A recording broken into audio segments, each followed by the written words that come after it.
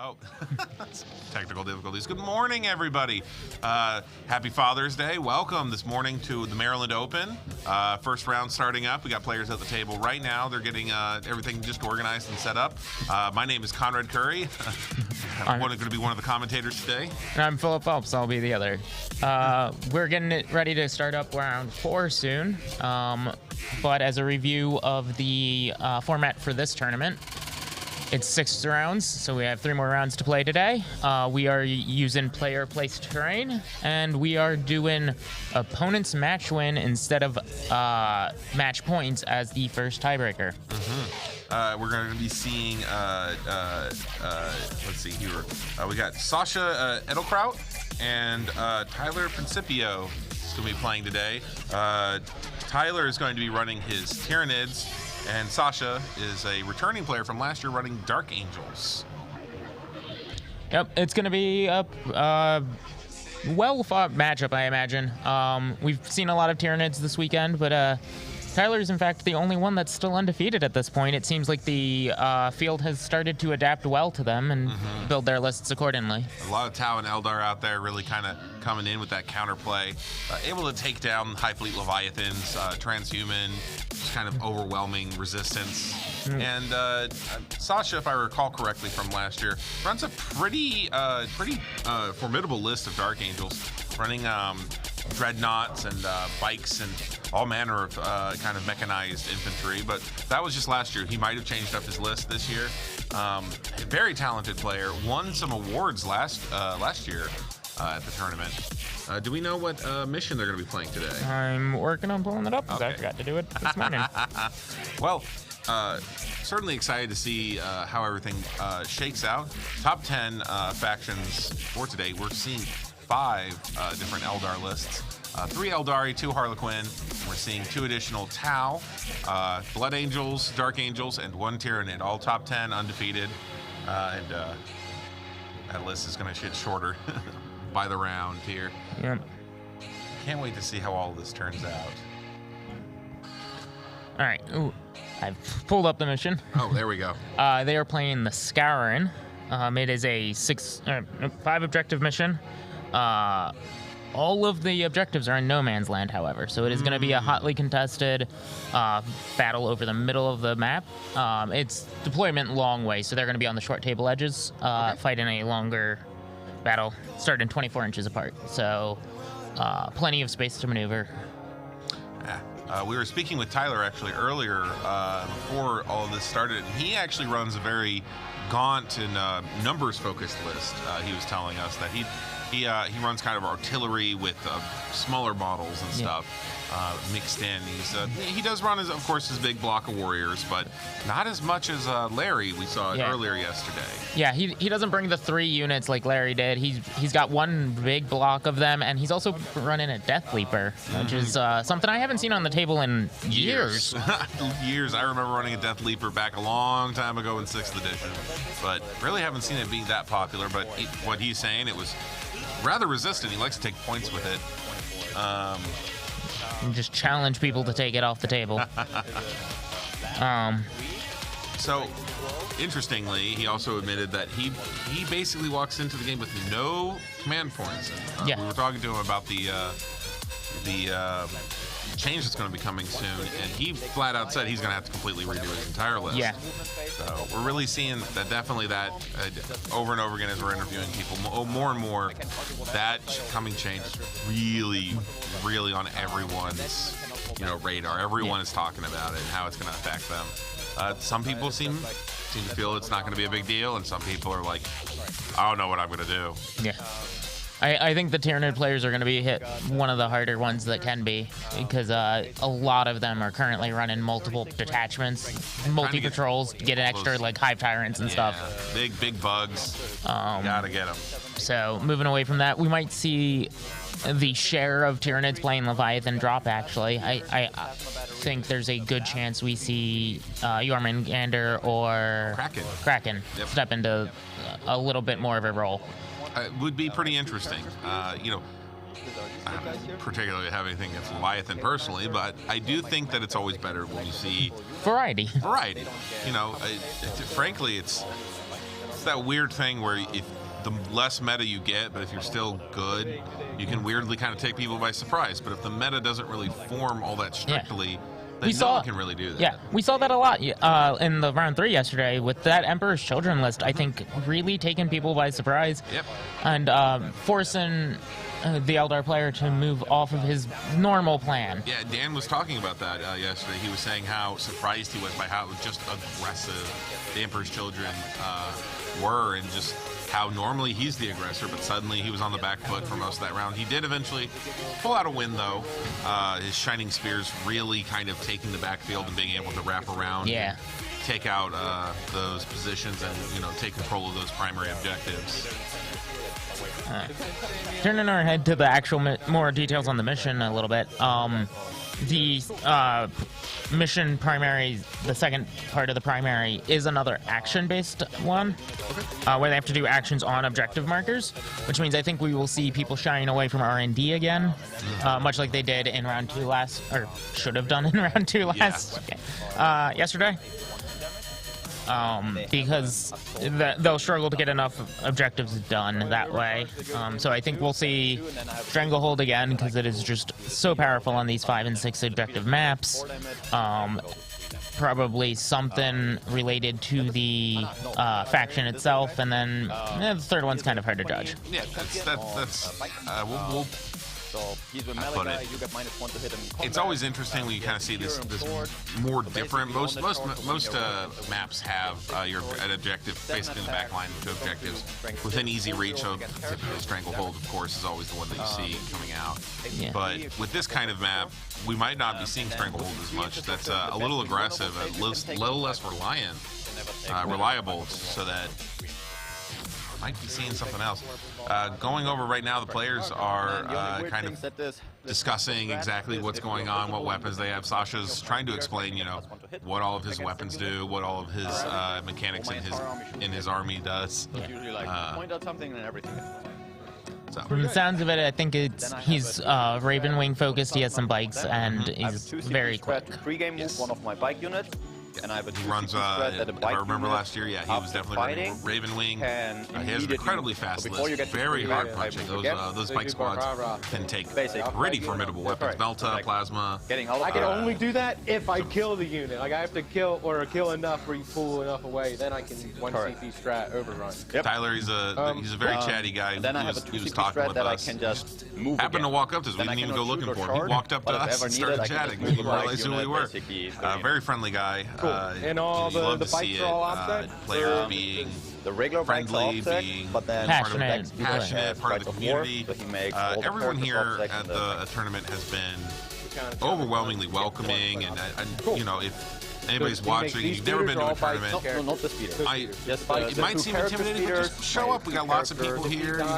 Most people aren't trying to be cruel or mean or gatekeep or anything like that. They're just friendly. They love to talk, and they love to see other people's stuff. And they want to see good games. And they love commiserating when their army doesn't go good. You should have seen it. Everything that's on the bike didn't go my way. It's okay. That's all over the place. So even if your first time, you're not going to you feel like you're not going to do well, it's okay. A bunch of other people that aren't doing well, Even the winners from last year aren't exactly doing great. Right. We were just talking about that it's such a testament to kind of just what an even playing field all of this has been. That the winners from last year even some of them aren't even running the same list. They changed their list. They changed in accordance to the whims of the meta, and still they're not in the top circle. They're not undefeated like they were last year. They're here. They're here playing. Patrick McEnany is I believe he's gone 2-1. I believe that's correct. And yeah, I did not see. Oh, he dropped. Oh, he dropped. Okay. Well, correct me. So he actually dropped out. Okay, cool. Yeah. Well, it is what it is. Yeah. So, you know, some people, they don't come back for the second day, especially if they don't do super great for rounds 1, 2, and 3. But Yeah, it's a long day to do if you know you're out of the running already. yeah, it is. Some people still, you know, If they're looking for the games, you're looking for the games. But I don't know how far away he was or anything like that. That's fair. I mean, if it's quite a drive, it's quite a drive. You know, I can't fault anybody that's coming. It's driving 2 hours to be here, and you know you're looking down the barrel of losses. Yeah, It can be I hard. can respect that, but you know, if you are in the area and if you're in the area of a tournament, I always recommend you just give it a try, give it a play. It's fun. Get those extra reps in against very good players. Thank you. Lists are in. So yep, we've got the lists. That's Scouring. today. Yeah. So yeah, looking through the Tyranid list, we're seeing it is Hive Fleet Leviathan again, but it's a little bit different than some of the lists we've seen. We have the Flying Hive Tyrant again, I mean, and of course. one Hive Tyrant that is on foot. What was it? 9? We also are seeing the 10, Narthro 21? just super efficient. But the Yeah, well, the things I'm like noticing you, that are a I'm little like, bit I just different that we do don't it. always see. Look It's got a at yourself. Pyrovore. Some long distance. Wait, no, Pyrovore. No, that's Biovore. Pyrovore. They're the flamethrower Yeah. monsters. Yeah. I love those And guys. some Raveners. Tunneling snaky Yep. boys that will come And- up underground. A Turbogon, which, you know, Big Mama. Big Mama making gaunts. So yeah, we're really seeing a kind of different list than yesterday. He was running a very where high you scan volume objectives and you of get- warriors. He was telling us about that, how he ran them in groups of 5 to Scan. try and kind of get around certain deflection points in the rules. Mm-hmm. Very smart move. And this time we're seeing almost a completely different list. You know, obviously the Hive Tyrant's going to be the same, but everyone runs a Space Marine captain if there's a Space Marine. So, Yeah. you know, Take one. but I'm excited to see this list. This will probably play a lot differently. He'll probably want to spread out across the board and kind of Sticky almost lost me that. use those bodies to kind of just gum up the works and just Yeah. be everywhere, stop any outflanking, just kind of Zone slow everything control down. a little bit. Yeah, Hold take three. control of everything. I just got Give stuck time for 'cause he had, those, like, the those unkillable higher, guy. higher value targets to get their shots in and avoid being shot themselves. What was your name again? Sasha? And then moving over to the Dark Angels, it is a Ravenwing Outrider detachment, so it's fast, it's attack focused. Armies keep killing. And he's got Brain dead some of too the last. standard stuff you would see in that. Lots of bikes, a couple Landspeeder don't have any Vengeances, Psychers? one of the more unique HQs that you can take as a Ravenwing in the Talon, Yeah. which is the No, I don't basically take an it that HQ much. It's very- Landspeeder. I get debated. So You know, he's I'll going to take be it a and then, like, very yeah, fast, I very got fast team. Or you can sacrifice a guy for 3 points. Those land speeders are really interesting. You can get them over models and stuff because of that flying ability. So there's nothing that's going to quite keep Sasha table from me, going you can anywhere get a he lot. You wants. can max out no prisoners. Outside of just If overwhelming I firepower, here to respawn player. at least. Yep. And he's even got a couple Dark Talons, the Ravenwing Plane. Oh, very interesting. 2, Yeah, I 4, kind of saw him 7, putting 8. something like that down on the board. I As maxed he out was unpacking his assassination. I box. have Yeah, 5 you can kind of see it characters. there poking out from A lot of psychers for a boar kill. Since you have no psychers, it's never. Most people have a psyker. they're discussing their secondaries right now. Yeah. Since Psyker, I believe Psyker, Sasha is saying that he's not bringing Psyker. any psychers. So it's Yeah, Sasha does not have any Psychers in his list. He doesn't have the Librarian or anything like that, 12 which means he can look at or the Witch is a possibility for his third. It's Especially assassinate. because so it's many- assassinate, but one you can kill Zonothropes instead of like the Death Leaper. Yeah. Warriors 3 or 4 wounds now. Warriors are 3 wounds, T5, 4 of So save. they're All the other discussing that, small and base he's stuff trying to decide is what is going to be four- harder to kill, is whether 4 that wounds, the Fireboards are Zoanthrope 5. unit of Psychers or the Death Leaper character. Yeah, as always, you want to be a little careful about how long you take to get your secondaries. I mean, obviously these guys are actually And how many kind of you give up for Bring really It Down? currently on the clock. I don't think we've 14 officially max? started. We are a little bit behind today. Speeders are 1. But I believe the 3-hour clock has in fact started. it has started? Okay. Everything else is 2. The 2 flyers and the 3 last 10 speeders. So these guys are eating into their playtime, of course, by discussing the secondaries. Very, very, But very secondaries high. are how you pop out. Win the game. Yeah, this is a huge portion of your points. So, shoot and then move, or just a double move. and you don't want to like take a pick that you don't understand what's going on. If they're like, I'm planning to do it for the witch, and you realize something that you thought was a psyker is not, that can really ruin your day. Are bikes considered vehicles? Are they? They are not for taking them down. For take them down. All right. No. 'Cause I was about to say, bikes are a rather interesting thing. I think they're kind of in that weird middle ground between. The take them down is not an inconceivable option though. With the Talon Master, and I think there was 3 or 4 land speeders, the 2 planes. Like, I don't know how equipped he feels to take them down, but there are a lot of targets that would qualify. Now, the nice thing about a lot of the Space Marine fast attacks, that's weirdly durable. They're fast. They're not as crazy. And bring it down. Oh, here we go. He is taking Bring It Down. No prisoners. Death on wings.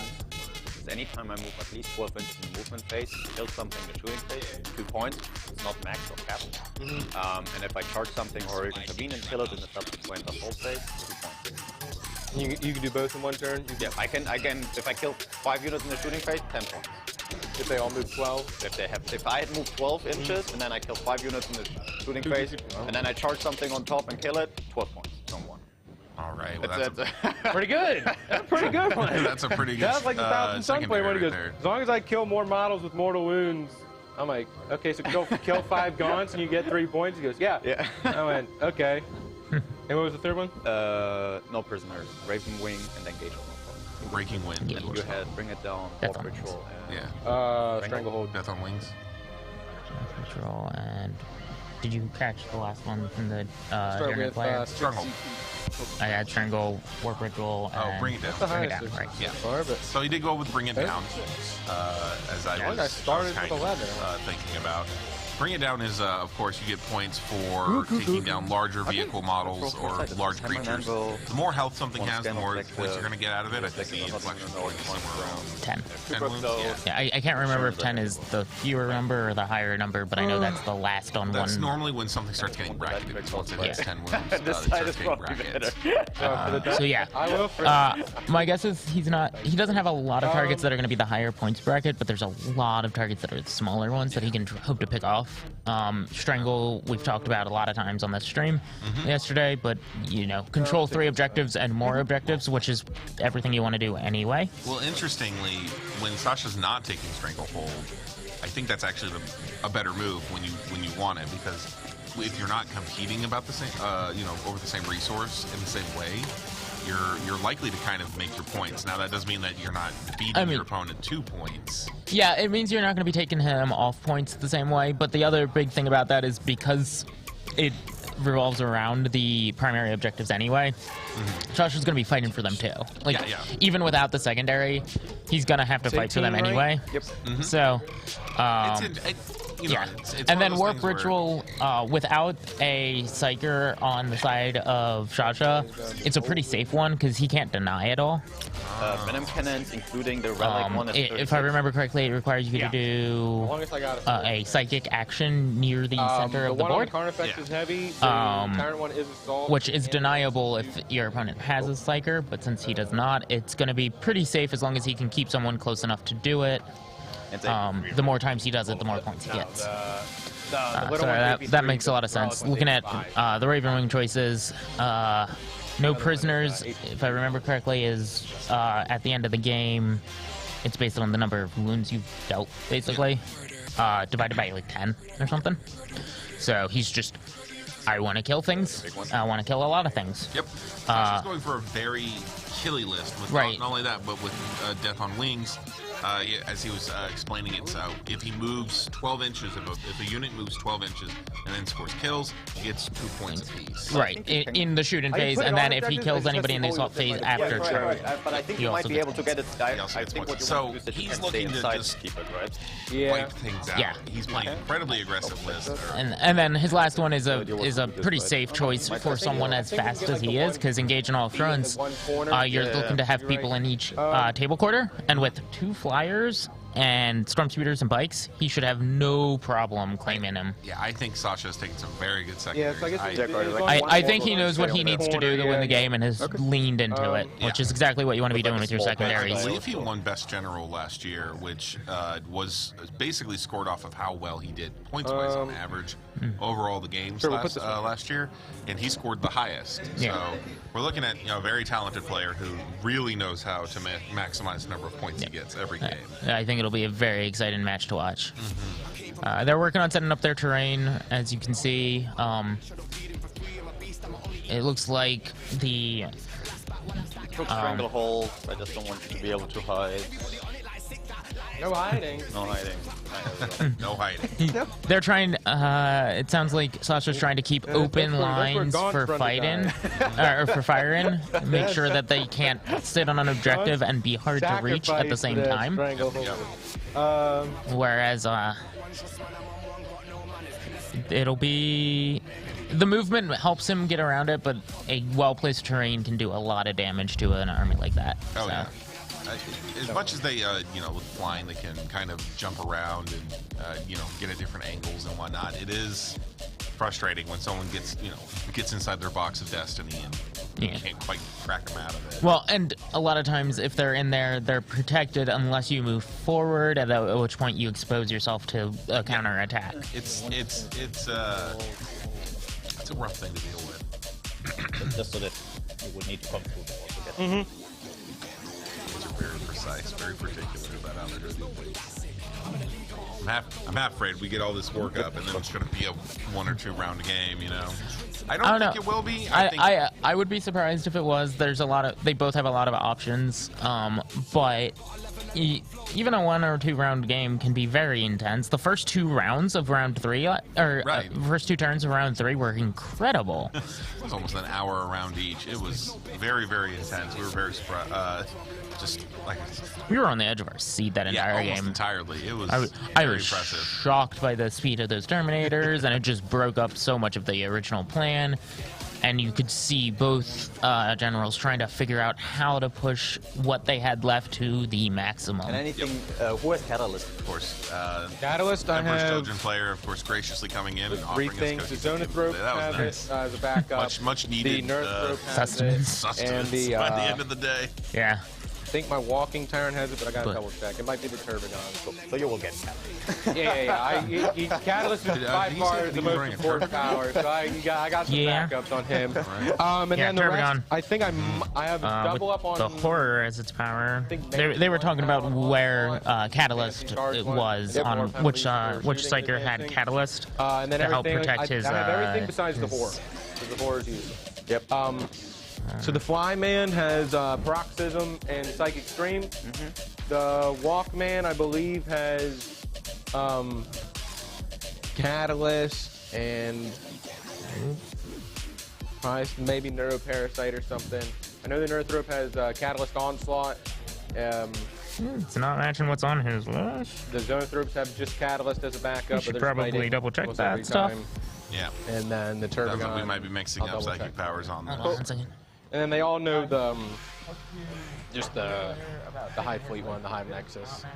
That's what does the Hive Nexus one? The Hive Nexus means I can pick a Synaptic Imperative and put it on a unit. Cool. Thank you. Our noble judge going off to make sure that things are in order. Just double checking things, Yeah, there sounds like there may be some confusion about who has what. It's and an easy mistake to make, obviously. The players just trying to kind of figure out small details about their list, but it can make all the difference if, this one unit shouldn't be having the power it has or something like that. He seems a little... Doubled up on one. I have 2 of 2. The Walking Tyrant has Onslaught, Neuroparasite. Yeah, it looks like he's correcting it now. Yeah. Okay, I think they're good. Yeah. I had to get his list out. This is why you bring extra copies. Yeah, well, sure. That's why I was just double checking my list. Yeah. They were just like. I know we're on stream. I'm like, yeah. That's why I was double checking for him. somebody coming in, he's cheating already. He's cheating. They haven't even started. He's cheating. Man, I just woke up. I haven't even taken my morning.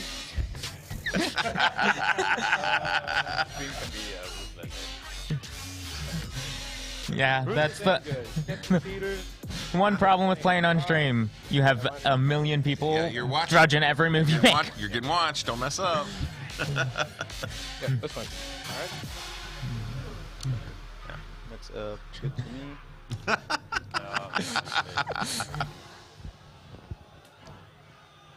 All right, yep. They're getting the train's out. They're making sure they have their deployment zones marked so they don't have to keep remeasuring it. And then we're going to see them start deploying their units and see what they do.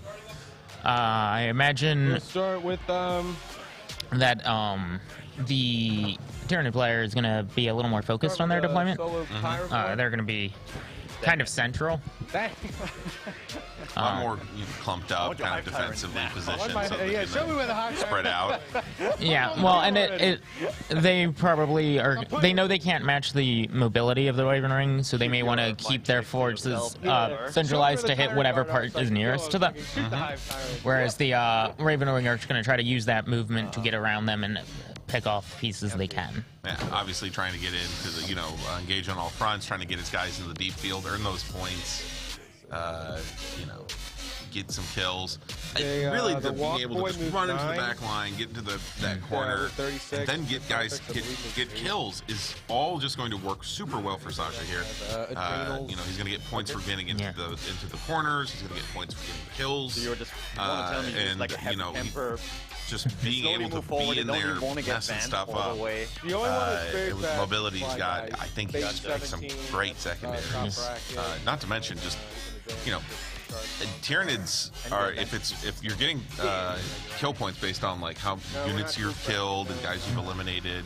Tyranids, they're not the toughest army, especially when you're not dealing with synapse creatures. When you're talking about gaunts and smaller things and venomthropes and whatnot, they're not the toughest, and you're going to get points for killing those. So I think once again, I think Sasha's really picked just the best secondary he probably could have gotten. And to be fair to Tyler here, he's also picked some pretty good secondaries. Yeah, I think they're both playing to the strengths of their army, which is what they need to do. And I think we can see that Sasha came in with a plan because he knew there was going to be Tyranid players here. They've been doing very well across the tournament circuits.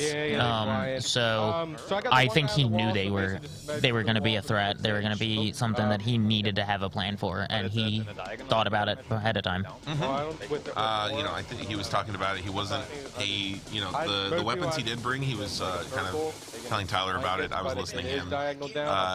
A lot of them aren't trying to get the highest damage, or sorry, not the highest damage, the highest strength. What they're trying to do is get good damage out so that he can punch through, wounds and more focus on trying to get through armor and wound numbers rather than just trying to punch down toughness. So he's trying to kind of get around that transhuman that can't be wounded on anything lower than a 4. He's just trying to get wounds in. And get as much damage out of each attack he can. So, on other news, just the other day, it might have been yesterday or last night, I'm not particularly sure, they actually released some leaks for the Chaos Codex for Emperor's Children, which was oddly fitting. Last night I got home and I read that and I went, oh, of course. Naturally, we see it right after a long Emperor's Children game. Oh yeah, and they're getting some really interesting new rules, noise marine update, getting mortal wounds in and stuff. Which is going to be a huge part of this. It's a huge part of the meta right now. Being able to put those mortal wounds out is super relevant. Yeah, and Space Marine, Chaos Space Marines have been really lacking that from their 8th edition codex onward. I think there's been some that they've released, some ways of getting them from Psychic Awakening and stuff, but it's not been a lot. Frankly, it's really why the Chaos Space Marines are kind of falling behind. As we're not seeing as many of the 9th edition mechanics in their lists as we would like to. Also, that only having 1 wound instead of 2, like every other Space Marine, is not doing them any favors. It's really not. So we're going to be seeing a really high quality uptick in Chaos Space Marine, so that's always good to see. nothing. They're just We're three deploying base warriors death spitters and 5 around, I units. believe Got that's, swords. what is that? I can't quite tell what that is. I think that was the Pirate War, maybe. That might be the Pyro War. I think it's a little small to be a Hive Tyrant. It's definitely not a Hive Tyrant. It's Yeah. far too small to be that. I like having lots of Yeah, I drops. want to say All it's my the buddies Pirate play Wars. AOS, and they're One of the playing- Pirate I want Wars. one drop. So it looks I like he want one takes drop. a couple Who goes first? spread across his Everything. I want detachments. All the drops. Show me your goodies. It's like it's nerve-wracking. Like, let me drop all the trash for like the first Yeah. 10 drops. Then we get to the real The, stuff. the Tyranid player has a lot of ablative drops, drops that lets him keep the more specialized units to react to what his opponent's doing. Absolutely. When you get to play with larger armies with weaker guys, that's actually kind of the advantage you kind of naturally get to have. Is the ability, of course, when we're deploying troops. You take turns. Each player puts one down, and then the next player puts one down. Obviously, the less important models kind of land first as you try to kind of fill up your slots, and then take your specialists and put them where you think you need them most. Of course, the longer you can wait on that, the more tactically advantageous it gets. They were just talking about a unique, I'm going to call it feature of the Dark Angel list that we were playing. He is almost entirely bikes and vehicles, which means they cannot declare charges through buildings. Only infantry can usually do that. So this terrain is going to be super important because it's not only will it be useful for blocking line of sight from shooting, it can prevent charges in a very real way that isn't always the case in a more infantry-focused army like Yeah, indeed. we've been seeing. Normally these rules don't even kind of show up because in a lot of ways, It's like the 3 Harlequins. the kind of big stuff that wants to get into melee You guys usually beat all the isn't a Tyranid vehicle. players. I was Most expecting a vehicles mirror match today. want to just sit in the back line and Y'all shoot. fucking Yeah. put 'em- Your put 'em average at- Land put 'em in Raider the dirt. isn't They'll put 'em really out there for back. melee attacks. They're a lame Right. horse. The thing you send in for melee is a dreadnought or a big monster or something Yeah. like that, and those kind of things can just punch their way through a building. All right, so we got Right. 27 down. But bikes, weirdly enough, yeah, you're right. Bikes are not really going to be able to get through those Windows. windows. Yeah, don't know if you ever tried that'd be to- some fancy riding. I don't know if you've ever tried to ride a bike through a window, but let me tell you, Doesn't work. It's not the easiest thing to do. You have a lot of experience with this? No. Okay. You sounded like you were speaking from experience, and I wanted to hear the story. There are stories that are worth telling, and then there are ones that aren't. And I don't feel like the worst thing I've ever done on a bike is worth telling on stream. But Then we may have to talk about that later, because Yeah, I'm now maybe. very curious. But But oh, we got the airplanes coming down now. Great Yeah. segue away from whatever thing I was about to bring up.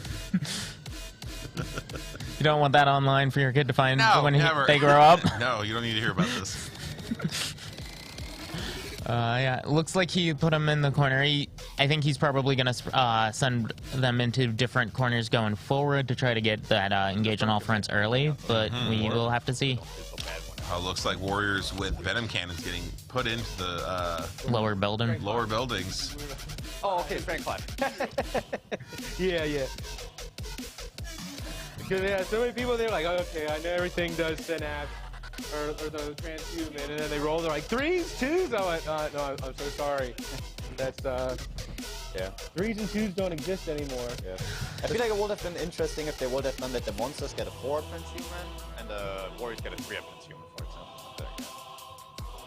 example. Like the rest of them. Yeah.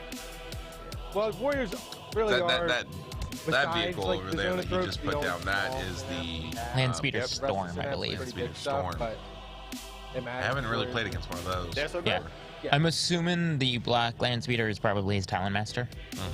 I can't Actually, tell we'll put for them on certain top. from Yeah, here, flesh but on. that would be my guess because it's Or the in such a vertical unique for pink distance. color. What's that? Yeah. The warrior. It's the big block of 9 in here. Yeah, we got We block don't of check, 9 don't check. warriors. I actually got flesh hooks. I was like, he doesn't have flesh hooks. Yes, we got the block of 9 down. All right. And there's the other storm. Goodness. Yeah, we're really seeing So some fast. rather impressively mechanized force coming out of the Dark Angels. Yeah. I say impressive more because I just, a lot of lists today have been very infantry focused. Well, I mean, we had the entirely foot-flogged Emperor's Children yesterday. Not that he needed vehicles. Yeah, I mean, when your Terminators can go 28 inches in a turn, maybe you don't need a vehicle. Yeah. I don't know, it might have helped at the end there. He was having a little trouble getting some of those units back into the fray. Well, unfortunately, like Dan was saying, his Terminators lost their morale phase, and there's a particularly dangerous Banshee Exarch that was in there that we hadn't realized what it was. Of course, we were kind of just surprised by how badly the Terminators had gotten socked. Makes a little more sense why now. Yeah, but... yeah. In hindsight, we actually know a little bit more. Oh, that was not the safest charge he just did. All right, we'll put the thing in zone thrope now. Unit of zone thropes up there. It looks like it's only 3, so it's a little less dangerous than I think some of the units we've seen of them. But that is still representing a fair number of mortal wounds in the psychic phase if they can get it off, which... Now, the nice thing about these land speeders is that they are equipped with some rather powerful guns on them. I believe, they've got assault cannons and other kind of heavy weaponry. So come with the Landspeeder's Vengeance have the Plasma Storm Battery, which will probably be bigger in those. Yeah. The Thunder Strikes, which are those bigger ones. I was wrong about what they. Storm Theater Thunder Strikes have Las Talons and Storm Fury missiles, so they're bringing some heavy weaponry to the table. Yeah. So what's interesting about that is he's going to be able to park these probably on these command points and just hold them and just fire from that position, and being able to kind of just hold his backfield with some long-range weaponry while he pushes those bikes forward is what I'm guessing is going to happen here. There we go. There's the Turvagon down on the table. Alright, I'm done with my turn. Are you familiar with how the Turvagon works in this edition? Because I haven't seen it. I'm not exactly. I haven't seen how it specifically looks out of this newest Tyranid Codex. I have known that it's come in and out of favor over the years, depending on just how exactly it plays. But typically what it kind of does is it makes units of Termagants.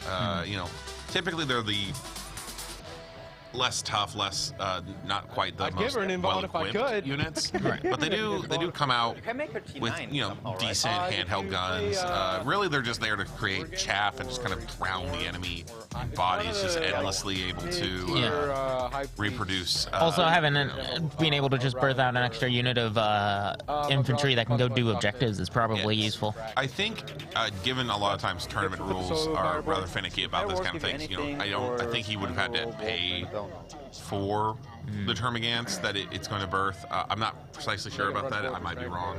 I do know that's how demon summoning works, is that you have to pay for your demons before you even come into the game. It's more of a way to weirdly deep strike. It's like pseudo deep striking. Coming out of reserves.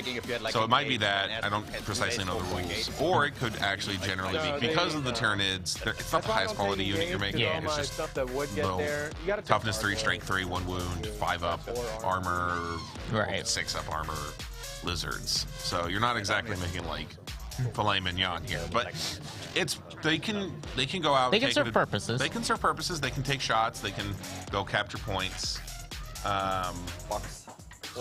And so they can always be useful. I'm not precisely sure what they do or how the exact mechanics work, but I don't think Turvagons have ever been terror is like an important thing. I think they've always been a viable option. And they are a psyker. So of course they can always throw a smite if nothing else. Yeah. And they are big, tough bugs. If they ever get into melee with you, they are tough enough to actually take a vehicle apart. And you're fast. You're like, let me just put everything on the line, in line of sight, and watch. See, I remember when the Turvagon got released, and it was you just had to take a Carnifex and do something to it to make it look like a Turvagon out of the pictures. Oh man, I hate when people just don't smooth brain and go on the line and tells you how old I am. Terrain. I'm not a bit. So we'll put. I can spread overload you. Yeah, we'll put. He getting the lookout, sir. Goodness, we'll put Flyboy there. Okay. Okay, we got Flying Hive Tyrant if I land down. my flyers right here, Look at how Yeah, many it's regular Tyranids are in lookout, that sir. little building. Yeah, Oh my god. Fires right there. What an angle to look at You it can, from. indeed blast me. Yeah, indeed. Sasha was actually complaining that he was going to be deploying last, and I think the Tyranid player's actually done deploying. Fires go big. At this big point, 60. he's going to get all these bikes in now. Yep. This is the advantage of kind of taking a lot of different units, is that now Sasha can kind of look at how the Tyranid player's deployed and make a tactical choice about how he's going to put these really fast units that he can probably sneak around back there and get that engage on all fronts early on. And also get in there with those Psychers and try to punch them out before they ever, overwhelm you with mortal wounds. As a lot of, he's running, I think, about 3 zone probes in that And then the unit. knights, obviously. They're going to be able to, put some real pain down. And 53 is just so. This is 53. 53 can take. Goodness. Demonstrating some distances just so they're aware and can plan accordingly. Yeah, go for it. I think I heard those planes can move something like 53 inches. Oh my god. If they work like most planes, they have a minimum movement, so you actually have to be a little bit careful because you can't always necessarily hover them where you want, and they can fly off the board and fly back on, but you have to do it quick enough to not count as destroyed. So. Oh well, it's as always with flyers, it's a little finicky. You kind of end up being in weird areas on the map all the time. They're never really, and admittedly, most flyers have good range. They're usually not, you don't want them to be too close. So it's nice that they're just kind of off in weird corners and shooting back at things. I think the only flyer out there that I would really classify as wanting to be in the thick of it is the Helldrake. Yeah, that's only kind of a flyer. And it's only kind of a flyer. It's just a weird melee flyer that the Chaos Space Marines have. But I like my horrible fire-breathing pterodactyl dragon machine. And they can do some fun things with the conversions on that. We were walking around and we saw a Thousand Suns player who converted one of those out of I think a Phoenix model from Age of Sigmar. Age of Sigmar Phoenix had been converted into a Helldrake. Very impressive.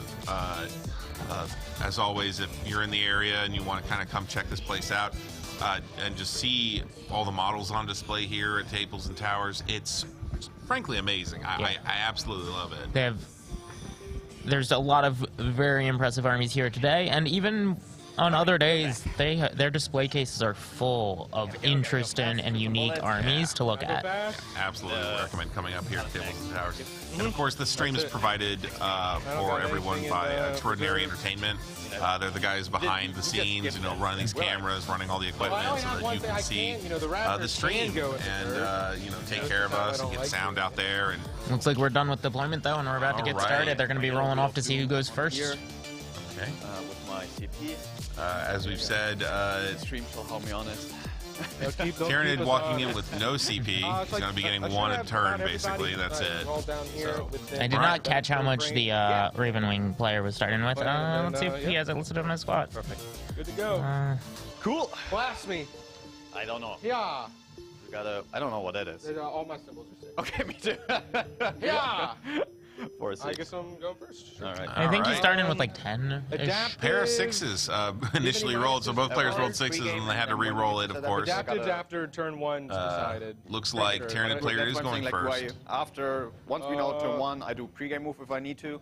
So I need to just know if I do it now or. Oh yeah, do your pre-game move because I'm gonna have nothing that in fact affects that. Do you have anything to like minus charges or no? So the Ravenwing players are getting ready to do a couple of scout moves, and Tyranid player was discussing whether he was going to do any adaptive physiology stuff with their, but I think it sounds like he decided they were not. I think, he was asking about, anything that reduces charge range or whatnot. Right, they have a version of their adaptive physiology that lets them get around that, which can make it a lot more consistent. Oh, yeah. Definitely something that Eldar players have to watch out for with all of their different kind of tripwires, and Tau players have stuff like that as well. Too mechanical for me. We'll give Photon grenades. I was thinking of for Tau. Warriors will get +1 reroll 1s. Carnifex will get reroll 1s from respective Tyrants. So Tyranids are going first. They're handling out some command phase buffs. And then they'll get started with movement. Pick 2 cast. Turvagon will give the Gaunts +1 to hit.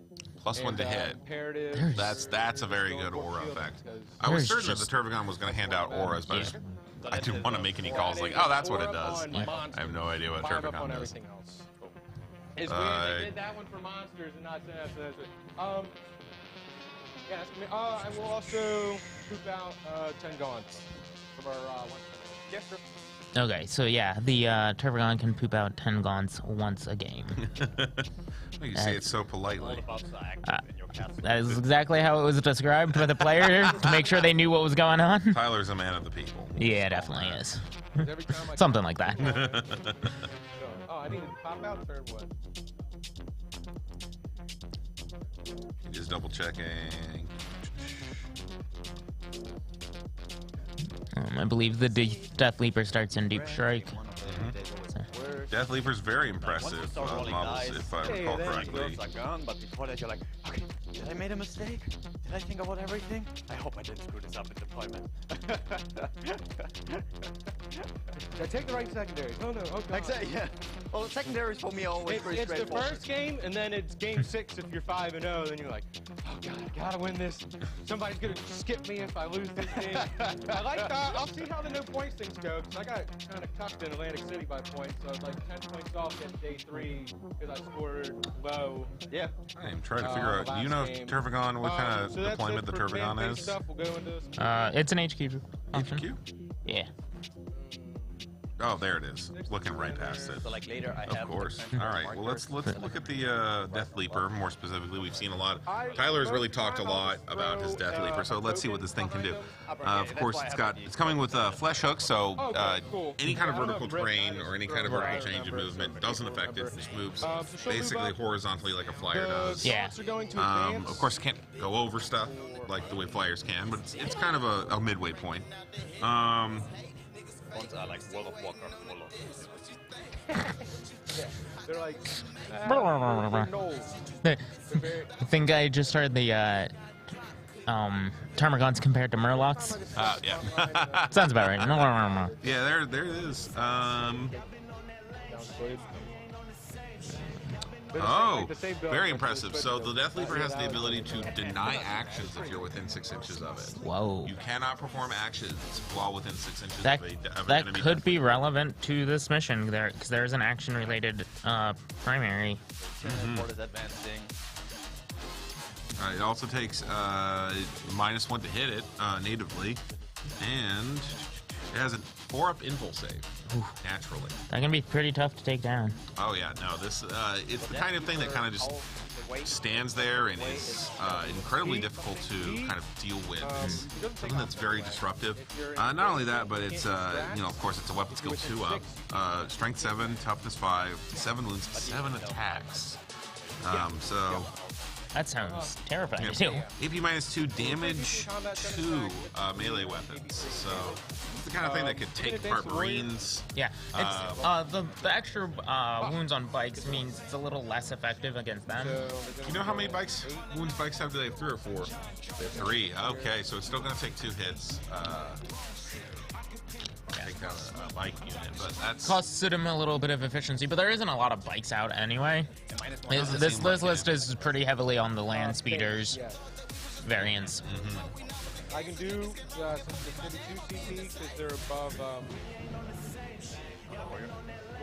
At 5 it's 1. Above 5 it's going to be 2 CP. Do -1 damage. The card effect just has it built in. Yep. And then nothing else really seems to be of note about the Death Leaper. Let's see about that Turvagon. I'm curious about what precisely what the Turvagon can all do.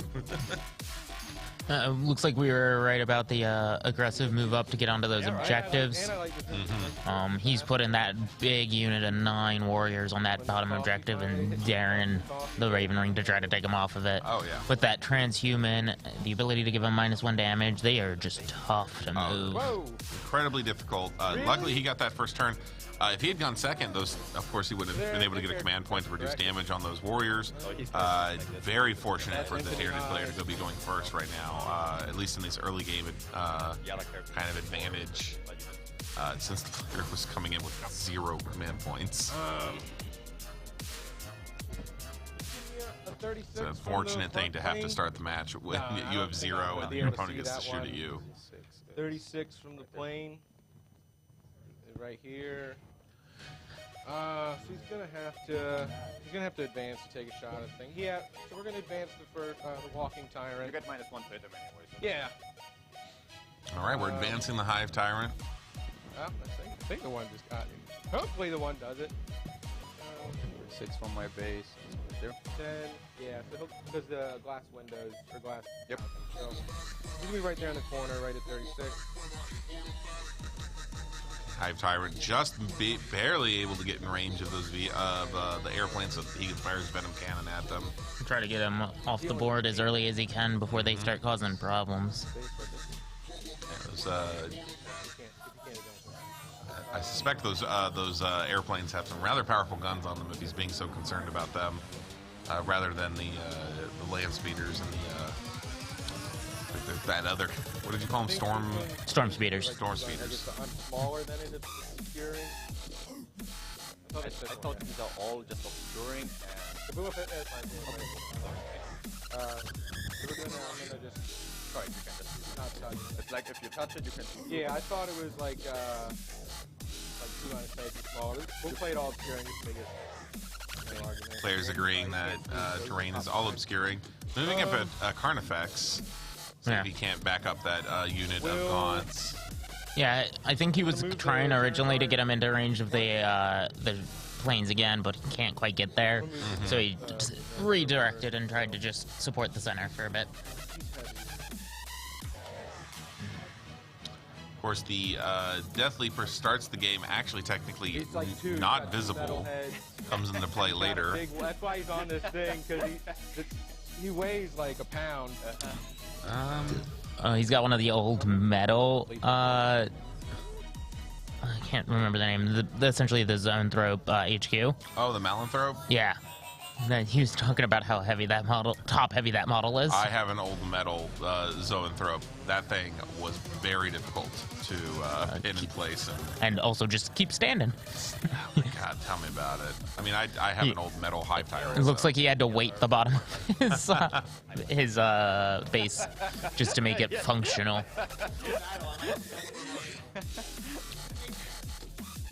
Okay, so Turbogon, importantly, is able to spawn Termagants. You don't have to pay for them. I think it's once per game, and it sounds like he already did it. Once per battle. It also can heal Termagants. Once per turn, you can select a unit and repair and give it back 2d6 wounds worth of its. Wow, that is quite a few of them. Yeah, it's rather impressive. Nah, I couldn't. I had to pull you have to back determine every these in your time command guard phase. didn't roll Yeah. enough on the advance. Yeah. Yeah, have to put them in solely within 6 inches of the Turbogon. Can't put him with engagement range. That's about it. Yeah.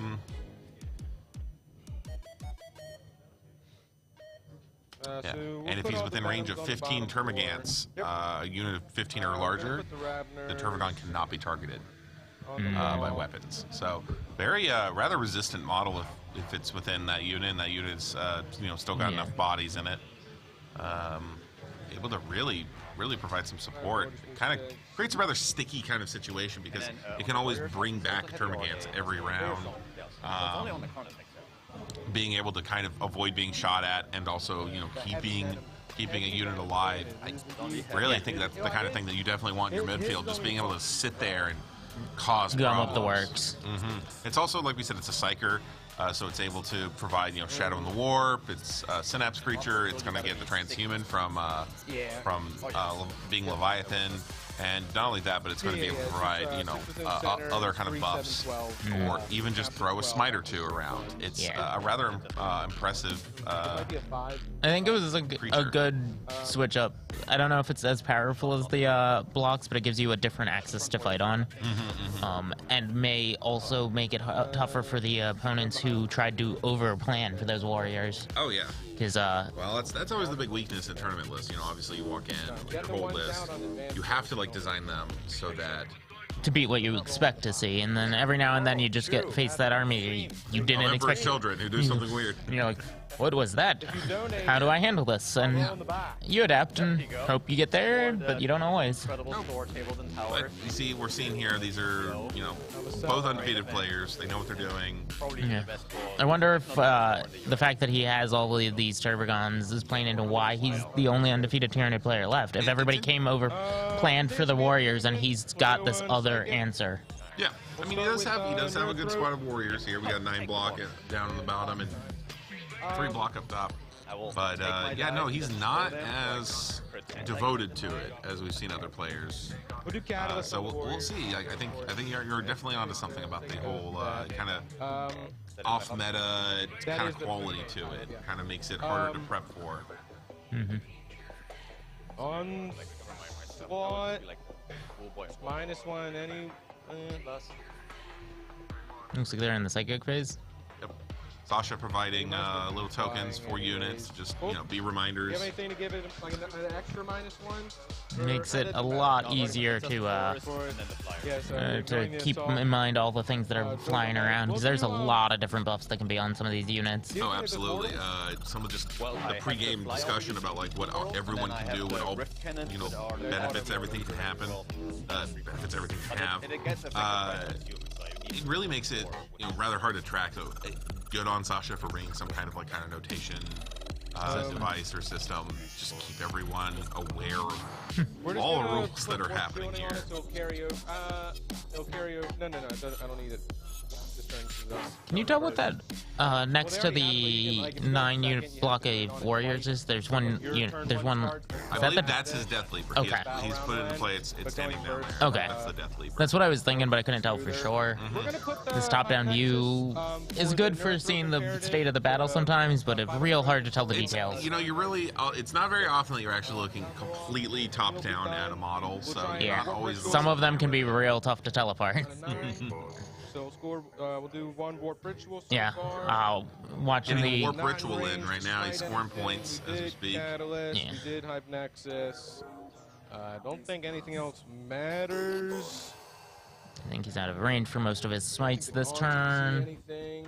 No. Sasha did play rather conservative kind of deployment. A lot of his guys are. That's one of the in back. advantages you can do with that kind of speedy list is you can sit back, deny them much on their first turn, and then just move forward because you have the extra movement to do that. Absolutely.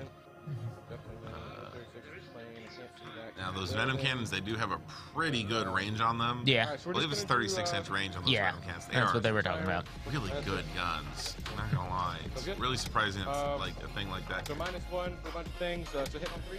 I'm just trying to take a look at. Sasha has some kind of command point counter right there. He just rotated. Can't make out that number though. So we got 3 and 8 and 5. So like a 4 from 1 will take. 5 damage. Go down 7. 5 damage from a single wound. Remember it's 4, right? Like all your Venom cannons are 4, but this one is 5. Yeah. No, 7. the small ones are 2. They're all 2. He's 4. He's 5. It's like this is worse. Right. Taking the command reroll to make that save and catches and pays off. He's at So 7. Now he's at 7. Okay, Okay, good. there That's we a go. much more legible number. Well, I also wasn't sure where the number was actually showing up here. I hadn't figured it out yet, but because I thought it might have been the middle. No, yeah. That's what I thought first when I looked at it. Now I see it. But no, it's that top number, and it's at 7. Plenty of resources to still play with. Yep. Strangle. 3 on Strangle and. I believe that is the end of the Tyranid player's turn. Yeah. He's ending his turn. He's claiming his Strangle. He's claiming his Warp Oh, Ritual. wow. I'm gonna scan this one first. We'll do it. Using his Death Leaper to take actions and get scans off. So definitely we'll scan that. Pretty much very useful for the Death Leaper. The Death Leaper has I believe a very high movement speed. Making it tough for me. I'll do it with the I just want to double. I want more a question then. Yeah, movement of 10. A Death Leaper can get across maps pretty easily and Yeah. just get in there. It's hard to kill. It's hard to hit. You know, I think he's just using it mostly as just an objective monkey, just to get in there, get his points. Looks like he's using the Raveners instead. They're a little safer because it has to survive the entire turn cycle. You don't complete the action till the end of your command phase. Okay. Oh, okay. Already a victory. Already. All right, back up to 8 command points. Rerolled on the Black Knights. Okay. We'll put ignore cover on. There's some of them to cover. Cover on Bronze. Yeah. The Cannon Master. Okay. Looks like he's got, looks like clear plastic, like some Yeah. like a projector slide or something. Makes a lot of Dry sense. or wet erase markers to denote things. That's a great move. Love that. Yeah. So let's move. So No.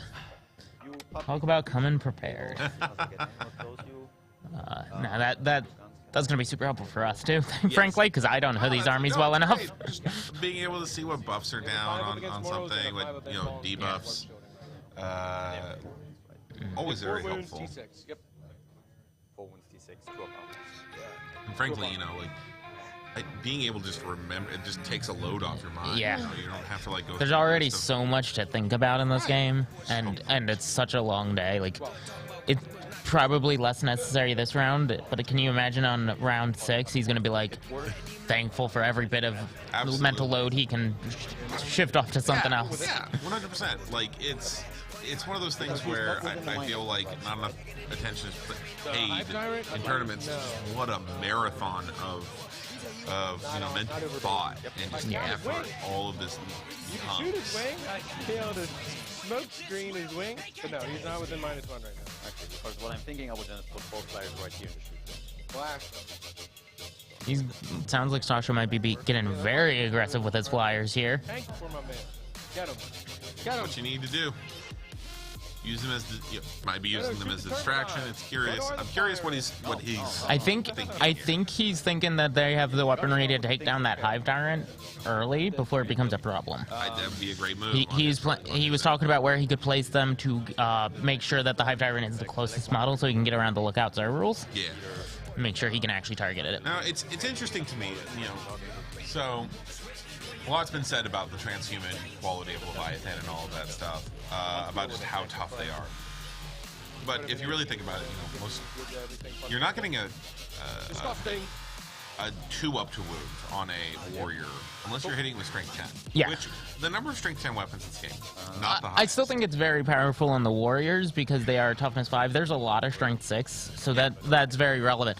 I think it is significantly less relevant on those large Carnifexes and Hive Tyrants, Yeah. because you are less likely to have those rolls. That being said, the weapons you usually want to be shooting into them because of the high damage will be those weapons, but I do think it's it is more impressive on the Warriors, which is why so many of these lists lean into it. And Sasha, yeah, like you said, taking a very aggressive stance with those If only they airplanes. didn't nerf Hive Nexus, I would have put Mortals. I would have put the 5 up against Mortals on him. So he's down to 11. Looks like he did some kind of flyover, but maybe those airplanes have some kind of bombing feature or something like that. I'm not sure if they do. I'm not very familiar with them. I haven't seen many of them in action. Yeah. Mortal wounds were apparently put down on that Hive Tyrant, so... Do bombs on Yeah. her. Yep. There's some kind of bombs. I want him dead. I want him dead. Usually some kind of mortal wound. This model moves across. That's my wing count for that. That's model. I'm gonna say yeah. Sure, go for it. It's a vehicle. Roll 1. Alright, down to 10. I'll take it. 2d3. God, oh no, I'm gonna put this dice. Looks like it was a D3 mortal wounds for when you pass over something. Yeah. Unfortunately for Sasha, he did only roll 1 mortal wound each, so he was able to put 2 mortal wounds on the Hive Tyrant. I mean, every bit counts when you're trying to take something that big down. Though. Absolutely.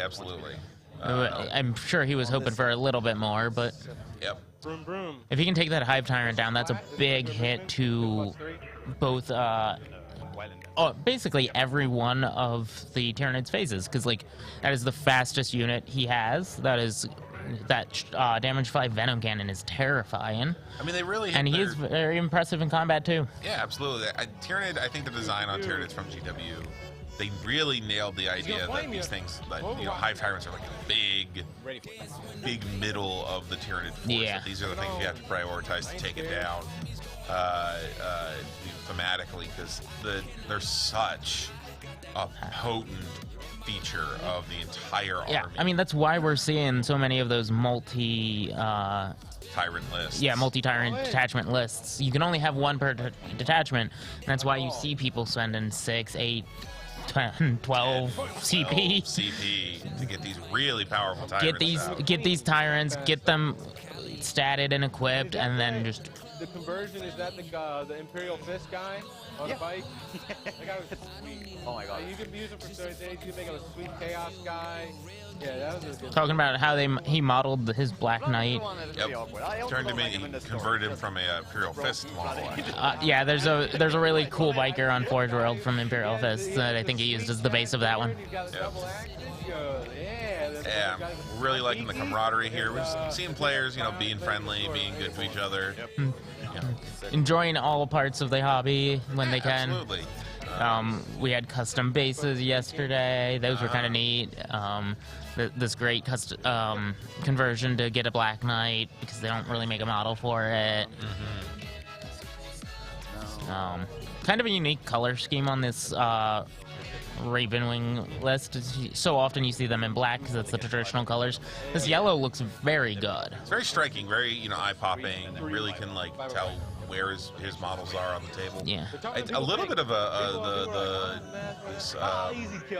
Storm Tempest, these larger vehicles. He's being aggressive with them, you know, moving them up, getting them into melee range. I'm kind of surprised by it. I wonder what he's kind of planning to do with them. I'm sure he's trying to contest those. He needs to contest the primaries at some point. Yeah. Like, he picked a very aggressive secondary set, but the same primary exists, and he has to find a way to fight over that, at least to an extent. Well, importantly, I think what he's actually going for now, I'm thinking about it, he's going for the 12-inch move to get a kill. And then Yeah. So he moved 12 inches, and then he's going to shoot into those, probably into those Termagants with all those guns. Yeah. Like literally my list is like, it's really hard turn 1 because I get the extra AP, I get everything extra, and then it's like, alright, now let's hope I did it. Sasha talking about how his army does run out of steam rather fast. Yeah. So he's trying to get as many points as he can in these early rounds, trying to punch just as hard as he can. Yeah. Maybe get the He's Tyranid taking a player. real alpha strike approach to this. Maybe a shorter game than we Might thought. be, might not. We'll see. We'll see. Sometimes these kind of fights, You do this very brutal first turn, and then everybody's just struggling to keep going, and that's then it kind of becomes a slugfest at the end, where you just kind of desperately crawling for every bit of points you can get, every bit of advantage you can muster.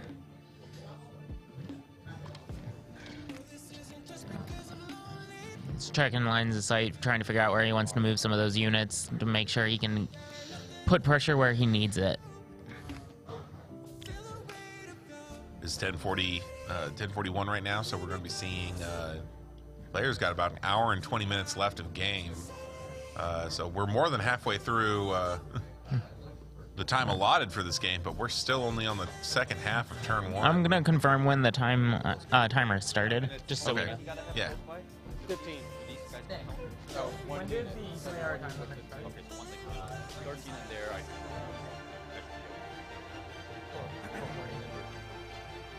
Okay, so we're looking at the end of round as about 12:40, so they do have a 12:40, couple okay, hours. so it we was still a have- little late started. All right, so not we do have very. a full 2 hours probably left of game, so not as bad as it was. Just double checking. If I kill something, I don't get the 2 points.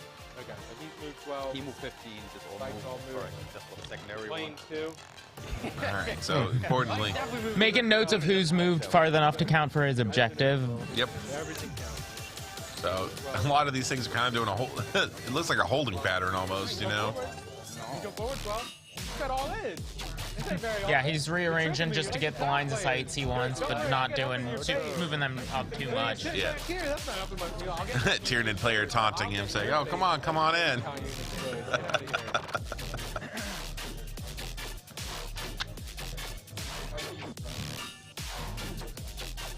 They definitely seem to be having a good time with it, though. Warriors will have targets anyway, so-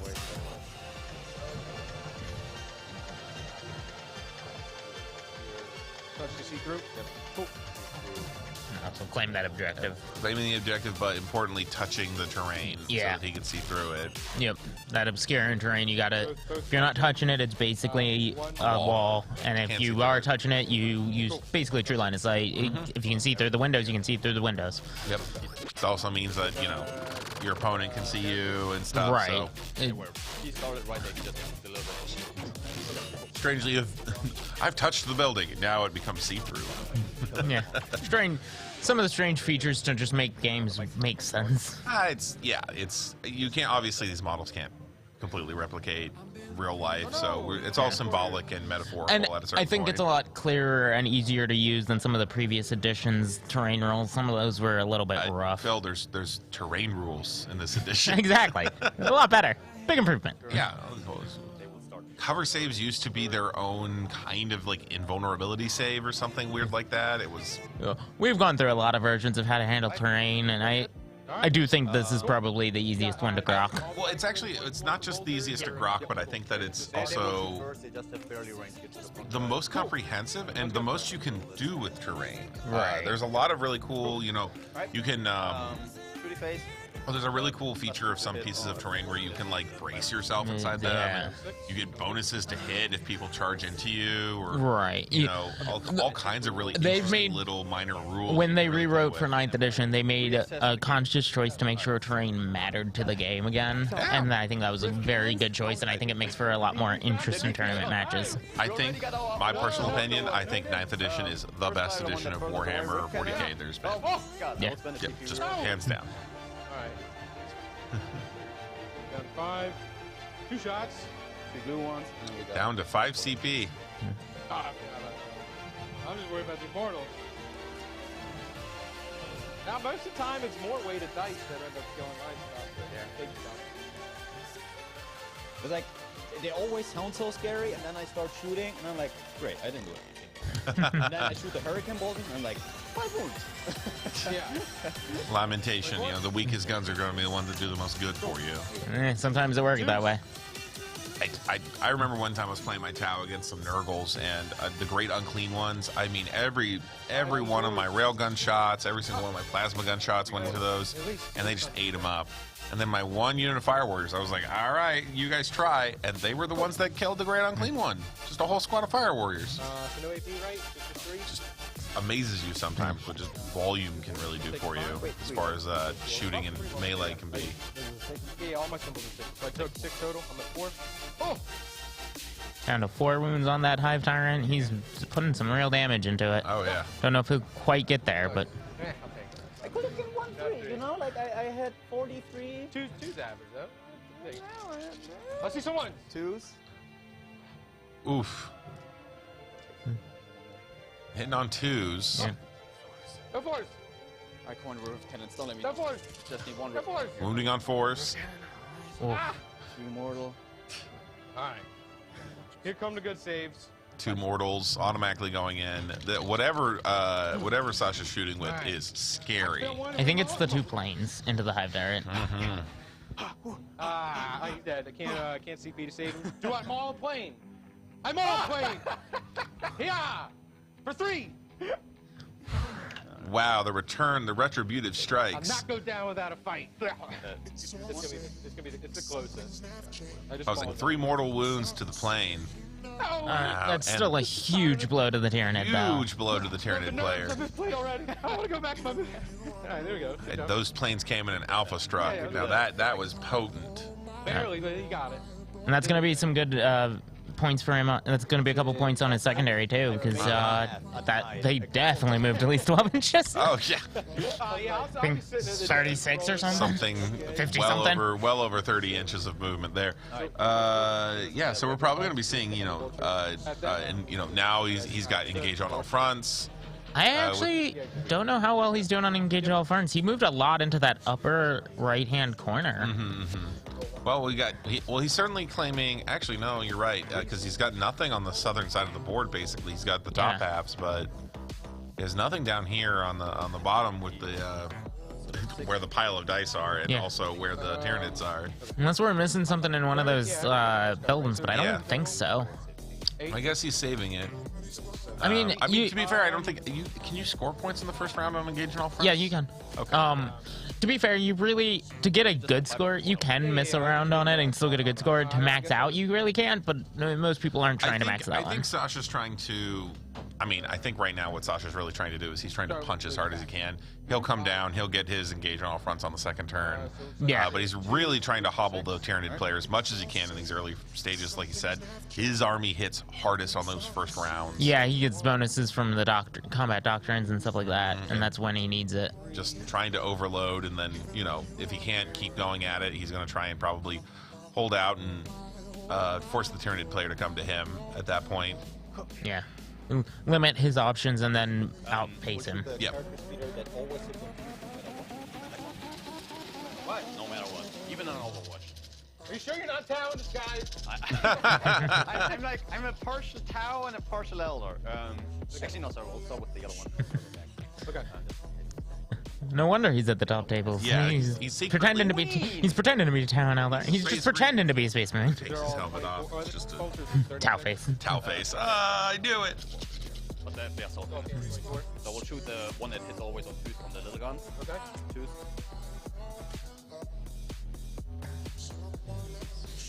Throwing a lot of shots into those Termagants, trying to just take as many of them off the board as he can. Doesn't matter. So it's AP2 with ignore cover, so just 5 points. 8. 8 again? AP2 ignore cover. Staying consistent. 5 this time? Okay. 5 Termagants down. Shooting the mummy, right? We lost And now, if he can get enough down, he can actually kind of eliminate that squad, obviously. If he can fully get the squad wiped, the Termagant can no longer heal anything. It Right. loses a lot of its potency. Yeah. It's already deployed its free unit of... 10, and they 10. kind of held back in the backfield. I think they're planning to use them to hold objectives and stuff like that. Because 10 Termagants aren't exactly the most punchy unit. no, it's not... Yeah, I think that's really the advantage of the Termagant is that it can deploy early on and just dump some Termagants down on the board. They can hold the back line and hold the back objectives. And Screen everything else out can- some deep strikers against armies that need them and stuff like Absolutely. that. Then just, you can move forward with whatever you're doing with the other stuff. Now, I would be surprised if that Termagant survives. I think that Storm Tempest right there in the middle, that's well within charging range. I would be Might be in trouble. So we'll shoot I think it would be next. pretty hot water. But we'll see. I mean, I think Sasha's going to be laying down with a overwhelming amount of fire. I mean, he here in the he second has turn. 5 different storm speeders in that area. He touched them; they can see through there. Like, and he's working his way through mostly the smaller land speeders right now to try to get those Termagants out of the way fast.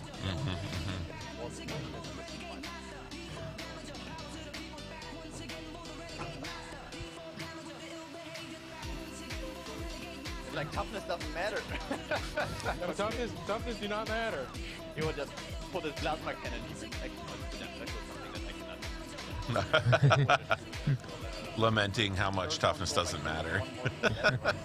I have strength 6 guns. I don't care. Doesn't matter to me.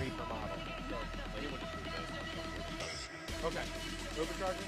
He always is overcharged. Okay. Cannot kill himself. So 8 shots on the guns. He got a relic plasma cannon. Ah, So plasma's on zone. So 2's on the blue, 3 on the colorful. That's good. 2 on the blue. The small guys are still in the pits, right? 4. So 2 plasma cannons across zone, so 4. I'll do the gaunts real quick. And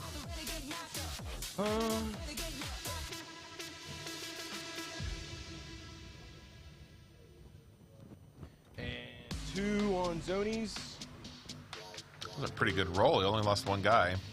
Oh. When I say good roll, I mean for the Tyranid player. He rolled very well. A lot of 5s there. it looks like he lost it. Yeah, it looks like he lost a zone thrope out of his unit though, and taking it down to that 3 line is very important. To get bonuses to cast when they're at 3 and 6. Yeah. It seems like a kind of a tightrope to walk. No how to put it? No redundancy there when you're only walking 3 like that. Yeah. Losing one zone throw, you lose your whole Alright, then I mechanic. guess we'll do that. Yeah. I don't know. It's inflection points are a little weird with Tyranids. I feel like really playing with their numbers and really odd. Well, kind of but specific they're in a ways. kind of weird place because if you don't go up to 6, those extra ones are just a point sink in some ablative wounds because That's true, yeah. they don't really have any other way to deal damage other than their psychic powers. All the way commit, all the way to 6. Do it.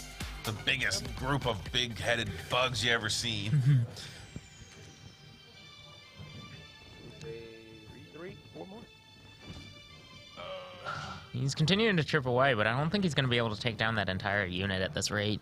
So, are these termagants? Do they have a 5-up field note pain right now? Is that what's going on? I'm not sure what the 5-ups Because a lot of these guns that should be hitting these termagants are getting stopped by some kind of 5-up effect, but I know that they have AP on them. Yeah. They are, And they're ignoring cover, too. yeah. So I don't know. something has really buffed these termagants to be rather tough.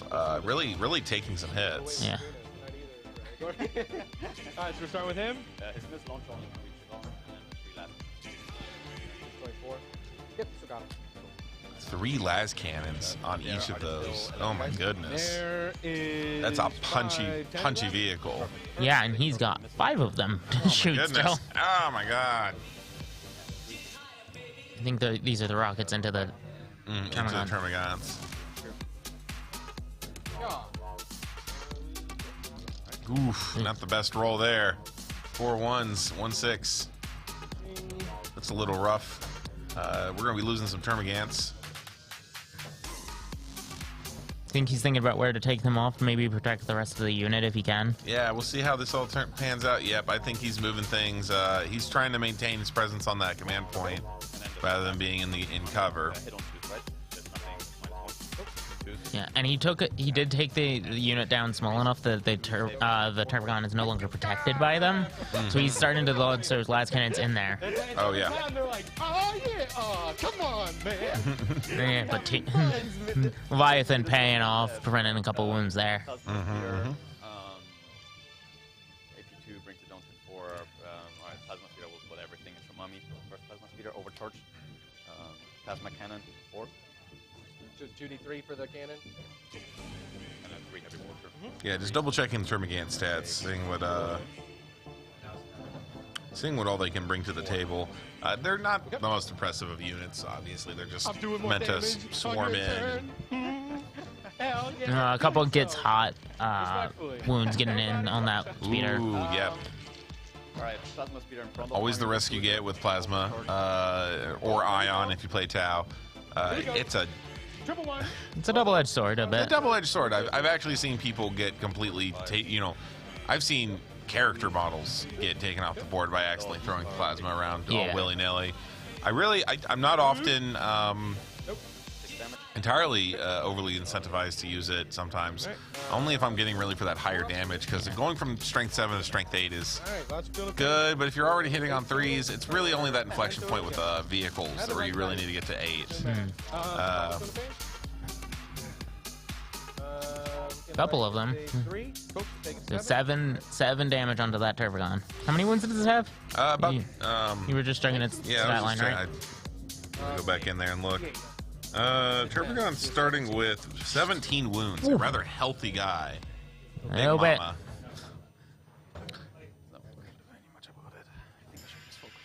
Does it have any regeneration? Let me double check Put that. everything into her. The first last cannon speeder. Okay. The one that did not move 12, and then we do the one that moved 12 last. Okay. So the one that didn't move 12. Shooting now. Okay. Nope, no regeneration. Those wounds are gonna stick. 2 success. And then 5 on the 2, 1, 4.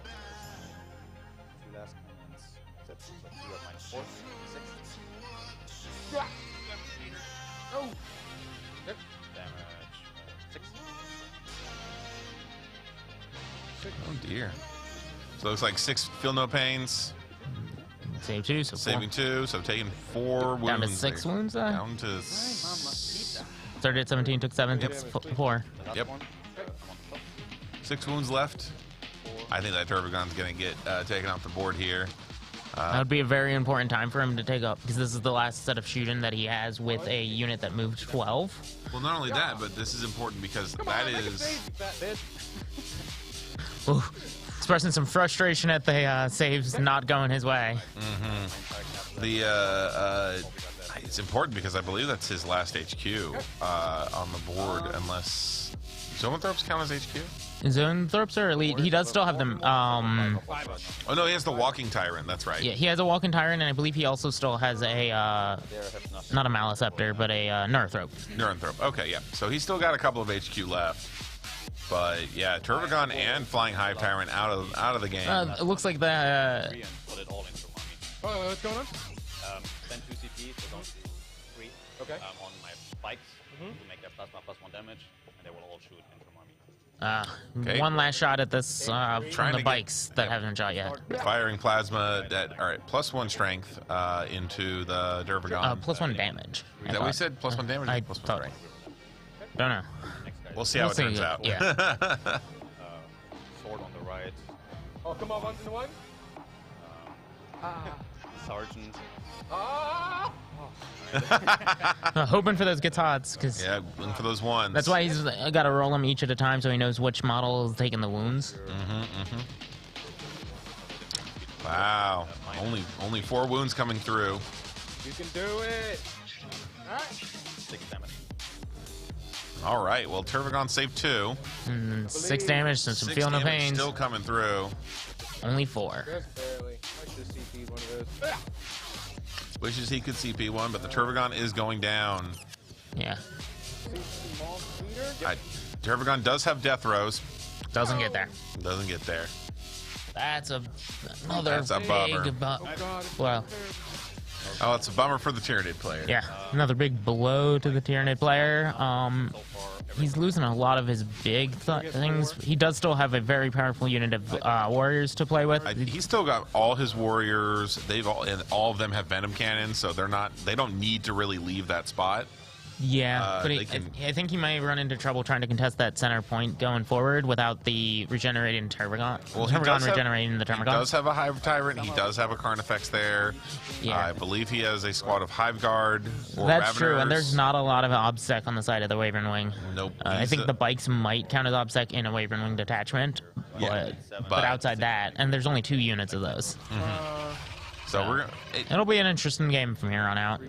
I mean, Sasha has done a lot of damage, but as he said, he's basically got to make most of his damage up now. Yeah, he's Right. Because after this turn, a lot of this punch is going to fade. Yeah. And especially once the Tyranid player, hits back, it's you're going to be losing out.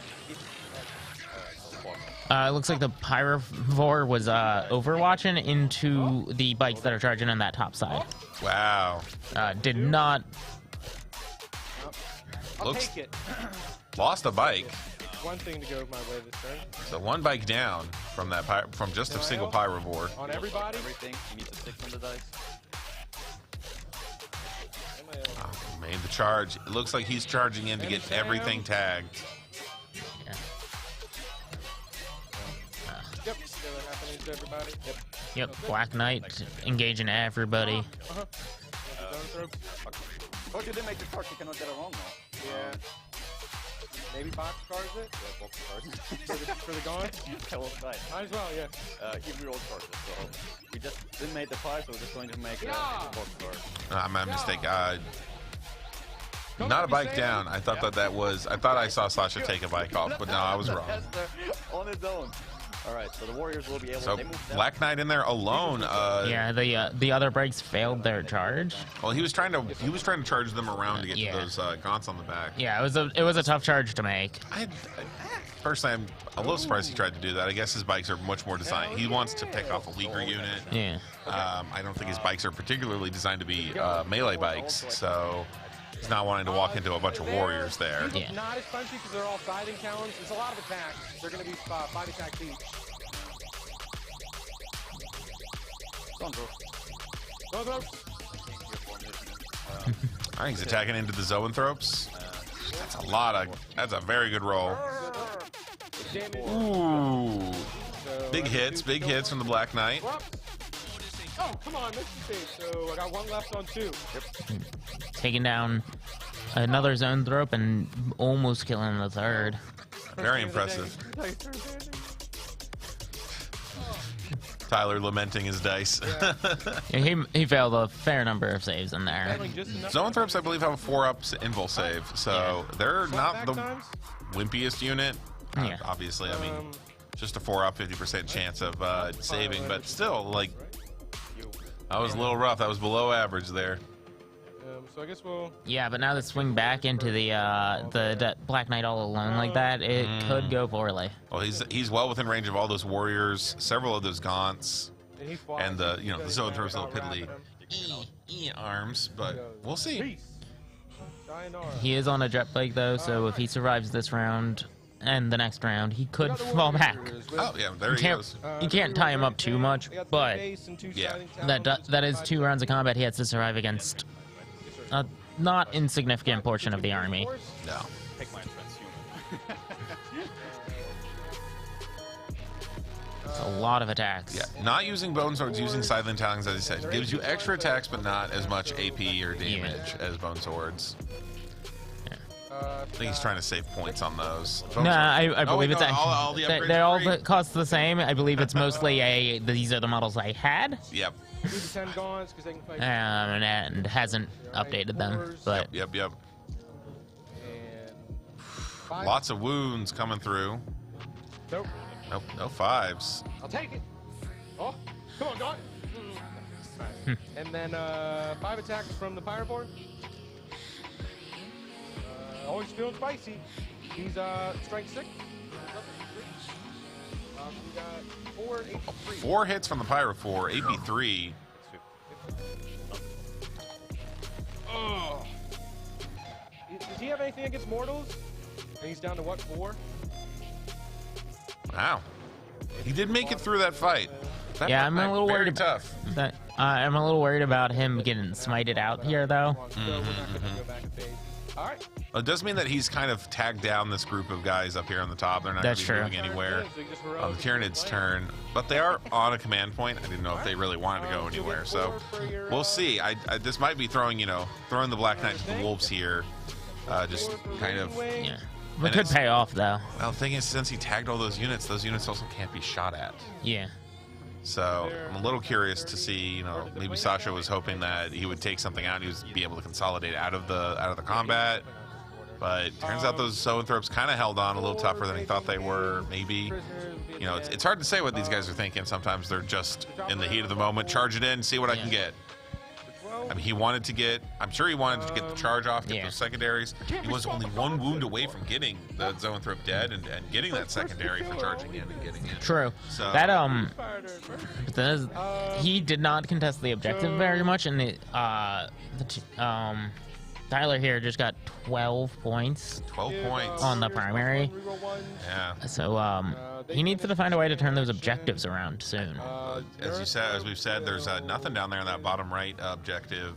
Sasha's kind of much more focused on eliminating those hive tyrants. Now he could make up these points. Obviously, 6-round game, you can really get much further in. If you just kind of table your opponent and say, "Well, I just take the objectives."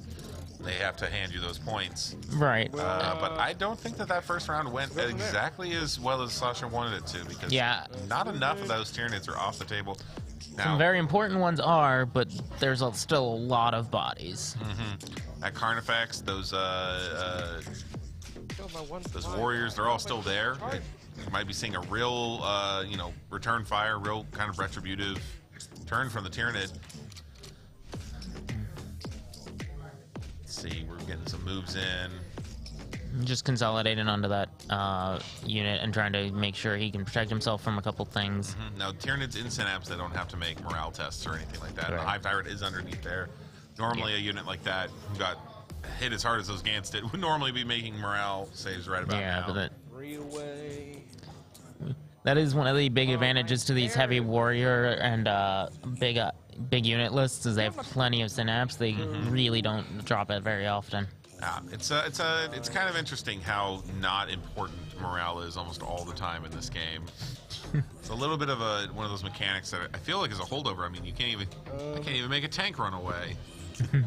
Yeah, I wonder if there's there's a little too much in the game that lets you ignore it. Yeah, I understand the mechanic, but too many armies are too good at not taking morale. I think there's only about, I'd say almost maybe only 6 of the armies that really care about morale that can be affected by it. Maybe a few more here or there. I think it's like Tau, maybe Eldar, maybe Guard, but even then Guard have commissars and stuff that can kind of ignore it. They're ignoring it. Comes at a little more of a cost than many, but it's still there. It's like a 5-point model. Yeah. So and Space Marines largely get to ignore it as well, and just never vehicles or low model units almost never get to worry. Yeah. Never have to worry about it. So if I was gonna say one criticism of 9th edition, I would definitely say that I think morale is one of the most underutilized features of it. That I wish kind of got more focus. Focus, but but like we were talking about last night with Eric here, sometimes a game mechanic that you think that's a little underutilized. I wish there was more to it than that. Might actually end up being a game mechanic that shouldn't exist. Yeah, overly defensive. Saying no feels a lot worse than saying yes. Yes. So morale I might be talking up a big game about how I wish it affected the game more, and then hate it every time it came up if you did. Every time it's like because I remember playing into the days of Warhammer Fantasy when you could. Back when you could play ogres and then someone could play their entire army of goblins or something, and you go, this ogre charges your guys, trigger fear.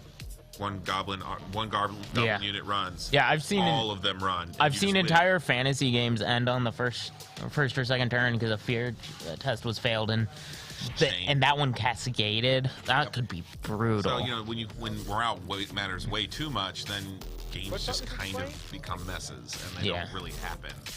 So I'm sure it's a fine line. I'm not. I'm not personally a game developer, so I'm not saying this from necessarily all the data points that. Yeah. I'm sure they look at a lot more of data than we do, and they have a lot more experience with it than we do. But it would be interesting to wonder if it should matter more. And it wouldn't feel good if your 500-point tank just suddenly went. I think I'm not going to do this anymore. Just leaves. Yeah, but there's something to be said about in reality. There's so much of historical battles, especially, and I think it was very true with the fantasy. That style of rank and file warfare was very morale dependent. Oh, absolutely. I think that in fantasy it makes a lot more sense to be worried about it than super space people who are hypnotized to want to kill their enemies more than anything else. And, that's fair. And bugs that are just mindless eating machines, and they're just extensions of a larger body, not really their own things. So they wouldn't really be concerned with self-preservation like that. So it's one of those. Depends on what you want to do with it. Okay, we're going to see some movement from these Raveners. Warrior's moving up to the center board. Again, using his incredible Leviathan toughness to try and just hold objectives, stand in the middle, be there, be aggressive, and getting points. That is one fast Death Leaper. Death Leaper moving up to the second objective. Like I said, last round, I think that, it would be good to kind of get it in there. It is a little vulnerable. There's a lot of that Raven Wing out there in the top right that can easily move down there and start engaging with it.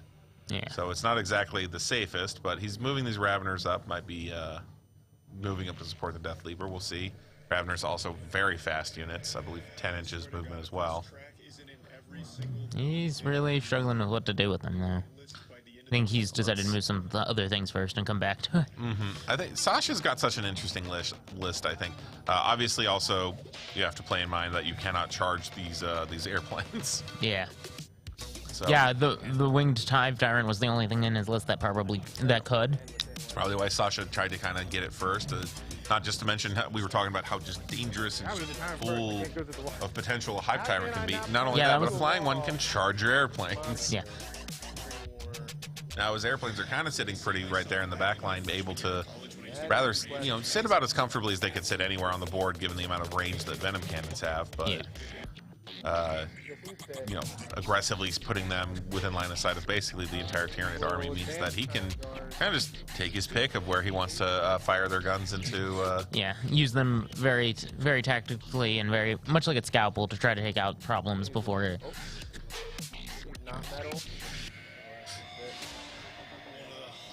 All right, moving guys in, taking cover.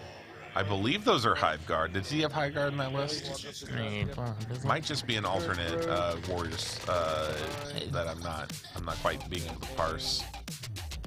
Everybody. I believe he left those Raveners where he left them, trying to kind of keep them in cover and away from things, but holding them on. I believe the it to be point. the Tyrant Guard. Okay, so it is Maybe. a Tyrant Guard. Yeah, he has a couple Tyrant Guard in his list, Yep. so that would make sense. Do they have the bodyguard rule? Oh, you can't tell. So there was a big change to the bodyguard rule not too long ago. Yeah, made it a lot less obnoxious, frankly.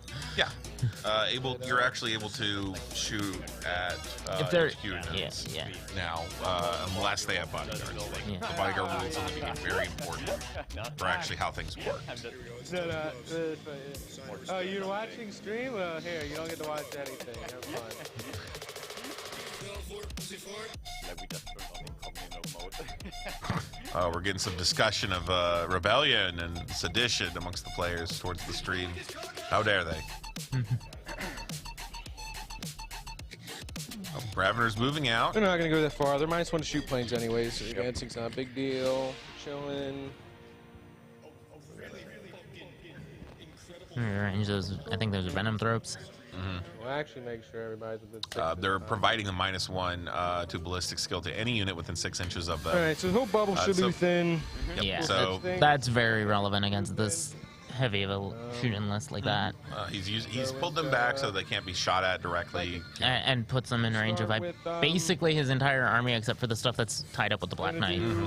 It's a very smart move by the Tyranid player to kind of just keep those Venom Thropes back there and keep them, kind of providing that benefit for his army. Ooh. One stone throw here. Yep. One time out. Go off on the 12. +2 for himself and inherited, so it's going to be D6 +1. As D6 a- +1, mortal wounds coming in. 6 mortal wounds coming into the Black Knight, killing it. Black Knight's fighting on death. So Zoning Thrope is done. Or nope, deciding not to. Yeah, I believe it's a stratagem. I think he decided the CP was just not worth it. Well, he's down pretty low here. I believe he only has 3 Look how it goes off. or so CP left. So Sasha's And then he'll do onslaught kind of on a back foot at this point. We're seeing the Tyranid player kind of come back with a vengeance here. So I have Cloud Stone of Pain and make an advanced charge. That's where you got the Feel No Pain We'll from. give His them- psychic powers. Yeah, that makes sense. I think it's We'll Catalyst. do Is it high Catalyst that does that? For warp shielding on them for an involve. I can't remember. I don't know the Tyranid psychic power super well. And his second power will be a smite at the plane. Smiting planes. No, Doesn't get there. I'll spend his CP to re-roll it. Come down, back down to 6. Yeah, I think he had more CP than we originally thought, Maybe. Yeah, it seems like it. but making a lot of progress on it. And 11, the big smite. Oh, big Big smite. Again, D6 Yeah. +1. Ooh. What's it down to? Down to 5. 5 wounds left on those airplanes. well, on the first one, On the first, yeah. one of them hasn't been plane. touched. Didn't have anybody in range to do warp ritual. We got all the buffs off. We smited. I killed through my fight. All right, that's it for that. He doesn't get a warp shooting ritual now. this time. He needed those psychic powers spent elsewhere. It Oh, looks like. absolutely. The pressure is getting put on. He's got to get these points back because he lost effectively almost 1,000 points, if not more, in that first turn. He's down basically half his army value. He's got to get something. Is it really that? How much is the Turbogon? The Turbogon, I think, is... I mean, he lost that entire unit of Gaunts. He lost 2 Zone Thropes. He lost a Flying Hive Tyrant. He lost Turbogon. T6, right? Yeah.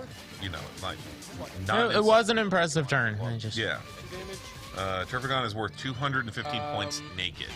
Yeah. So The other any one other on the other upgrades side he gave of the it, side, you know, same obviously Right. It starts to add it up. starts adding up. And the Hive Tyrant walks I in. can actually pull this up. The Hive Tyrant. Hive Tyrant's probably walking in. I'd say probably around 180 points or so. Boom. So maybe not a full 1,000. I think those warriors are probably a little So bit more. Turbogon came in at 215. The Flying Hive Tyrant at 205. 205. So And that big 400. Termagant unit was only 189. Okay, So we're looking around 600 points. 600, 700 points. Probably taking it with the Zoanthropes. So we're looking at, you know, It was an impressive- still a good chunk. Like, Yeah. we're talking a little bit more than 2/3 of his army. Okay, getting taken out in that first turn, and really not being able to do much back, you know, before that Yeah. to the Raven Wing. So really, the Raven Wing really taking the initiative there and really getting that hit, and he's got to make his points back. Yeah, that Black Knight was only 85 points, so that not the Only biggest. 85 points for that much? Yeah. Oh, that made its points back. So these two are gonna have to go. Speedy. Yep. And then everything else into them. There's gonna be the plane so got one cannon and taken one off the spitter not able to go. So table. it's gonna be 2 spitters, or 5 spitters and 2 cannons and bikes. So 5 spitters. Using the very, very devastating Death Spitters from the Warriors. They ignore the advance. And then +1 from the Tyrant. Rerolling 1 from the Tyrant as well. Not the best roll there. The rerolling ones from the Tyrant being very relevant. Yeah. Full house there. Strength 5, T5, Strength 4.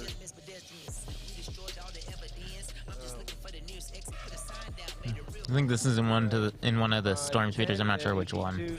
I believe he's shooting into the closest one.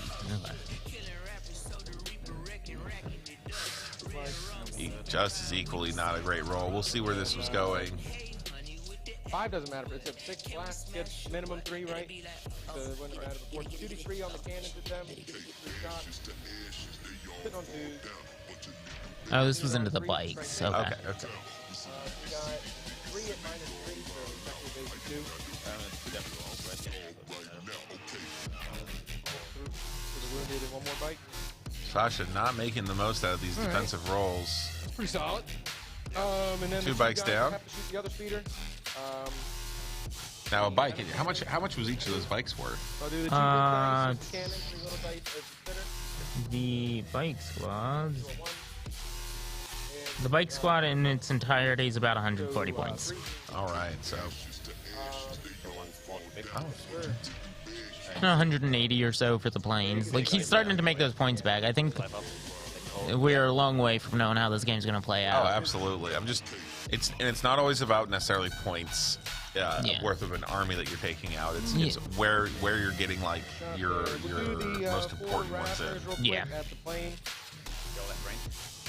But you know, you can kind of measure how an army's doing based on, you know, the comparative point value. Yeah, it have gives you a left little in bit of an play. idea of how much they have left to work with and what they can do. Yes, it's not always the best. You know, there are circumstances where that doesn't matter. You know, you could have an army that has got a lot of points sunk into anti-infantry style play, and they've all died, but the opponent has a bunch of, you know, knights, and all that's left on your side are a bunch of anti-vehicle things, even though you've lost Do the more 2 that points. can, and The points you one have are the at ones the you plane. want to have. Yeah, so, you know, it's not always a 1-for-1, but 3. It does give some perspective. I think taking those bikes off is very relevant because I think he may struggle to play the objectives. yes.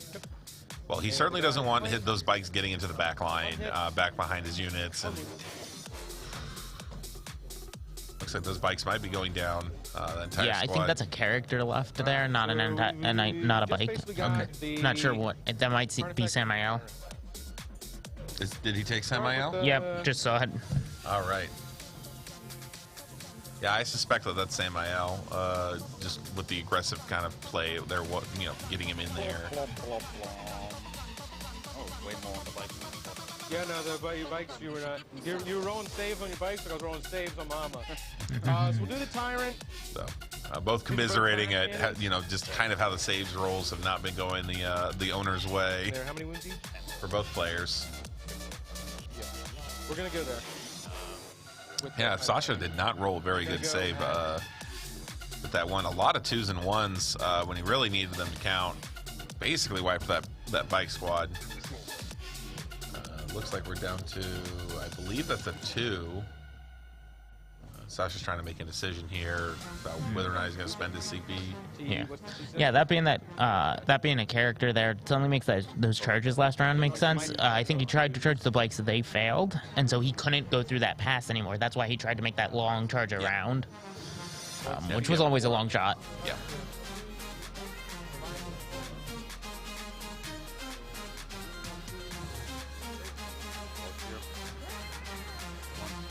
Damage.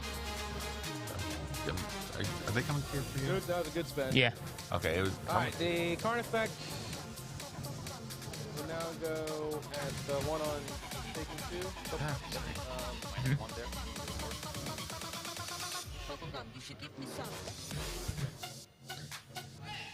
He's putting a lot of damage onto those speeders, but he's spreading it out a lot more than I would have expected. Yeah, I'm a little curious why he's spreading it out as much. Maybe he's just limited by line of sight. Yeah, some of it might be bracketing it. If you can bracket them, maybe.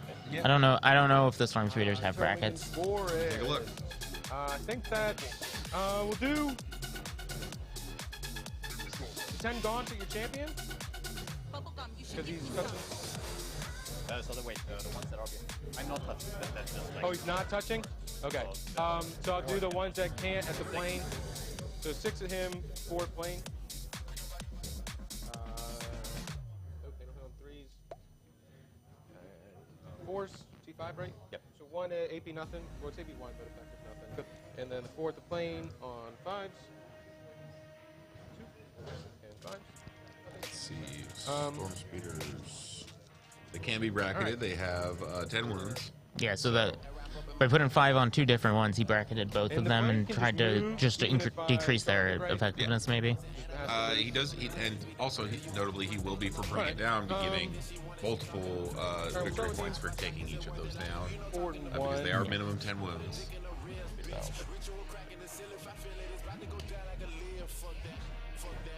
So. not that I wish you to fail it.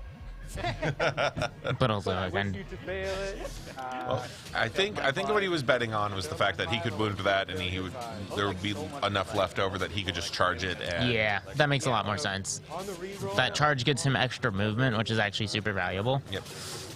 So he may wanted to avoid killing it just so he could make that charge. Yeah.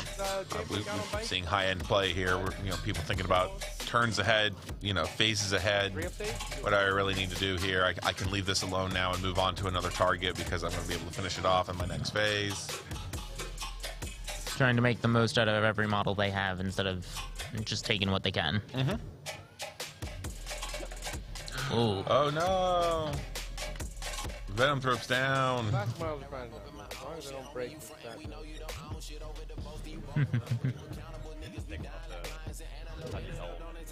We're seeing the Malanthrope, just how top heavy that old metal model is. Yeah, I'm glad we've moved away from the hosts, honestly. Yeah. Working with Peter was a pain. Well, not only that, but you had to pin everything because super glue never worked on them. It was just a big mess. I remember having to leave, computer models overnight to get the glue to really set on them. Yeah. You want to work on them, you want to hobby with them. You just can't. You gotta slow everything down and try to get it set up so Bone Sword will stick in the Hive Tyrant's arm socket. Yep. Back when I was a young man, I didn't own a hobby drill. I still don't own a hobby drill. Well, you don't need them as much anymore. Yeah, that's true. We've moved a lot away from metal, but when I was building Infinity, I really wished I had one. Yeah, no, Infinity. Use all metal models. All metal models. Biggest downside to that game. I remember when they came out with plastic models for that game. I was like, oh my god, I want that. We'll spend one on the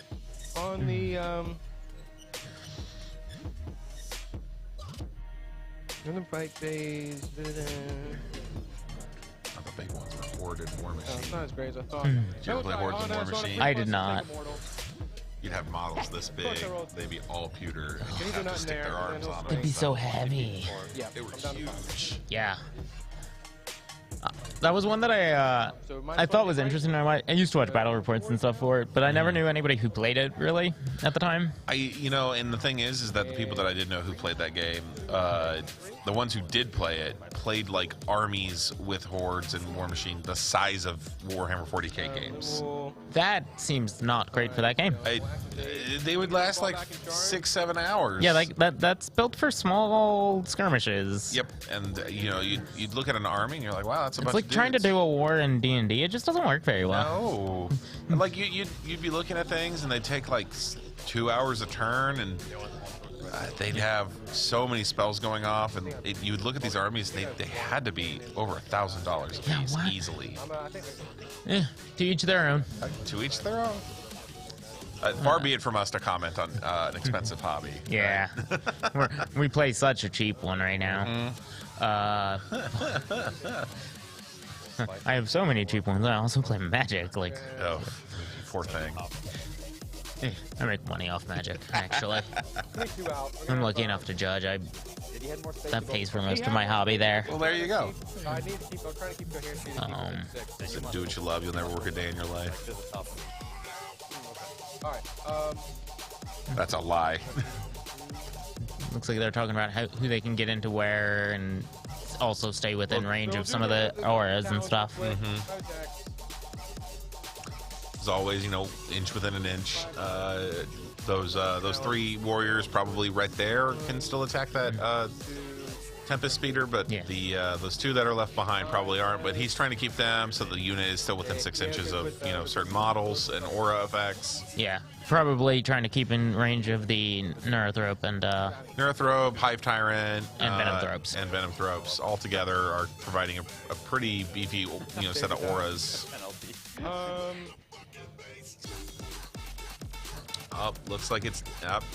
Came off the board. Yeah. Well, that's bringing down points right there for the Tyranid player, for Tyler there. But I could overrun 9 full primary. Talking about 9 full primary here. We will. We will go down to 4. Yeah, he's spending the CP for the overrun. He lets him move after if he's charged and is no longer in engagement range. Basically means charged and then killed whatever he was fighting. Yep. He's using that to get up there, tag those, We'll engage the 1 speeder. dagging a speeder to make sure that he has to fall back, or he can still shoot in combat. But either way, he won't control that objective come the start of his turn. Yep. This was a lot of what I was talking about with the Wavering struggling to play the objectives from here on out. I don't know how they plan to do that. Like, the single models, like the speeders, are not great at taking objectives. Yeah. I'm a little curious. He just abandoned that center point. I mean, he still holds 3, so like he doesn't need that one right now. Right. 3 for 2 damage. Looks like those Tempest Speeders are having some kind of counterfire or... Well, when he gets into engagement range with them, because we're still in the assault phase, Yeah. he does get to swing back. Okay, so it's just punchbacks. Yeah, Okay. he's. I thought it might have been some kind of like defensive fire or something. Didn't quite hear what Sasha said. I'll do it. So it's going to be 2 CP. Every wound I take on a 4+, I throw a mortal back at you. 6, 8 to 3. 6. I'm very dead. I can only take 5 wounds going forward. So we'll do 4 mortals to him. Do I explode? No. Mortal 1 wound to myself. Last spike taken off. I'm at 2 CP. That'll be it for. Looks like the Pyrovore. My I turn. think the Pyrovore just took that character model out with a charge. Bring it down. I'm gonna something, but I'll add that later. Yeah, you got 4. With 4 so far. Yep. Didn't do Warp Ritual this turn, but turn 1, so got 1 Ritual. Got 0 primary. I could have scanned, but I shot everything because I was like, oh, Sammy's gonna be there. No, I couldn't scan because it's a movement phase. That was indeed Samael. We just heard him, Tyler, talking about it. I think we had them backwards. I think Samael was the one that died, was the jet bike, and the Black Knight was the one that just died. Just died, okay.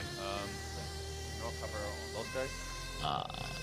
But either way, both of those powerful bike characters are out of the action. One of the 2 that will do recon cover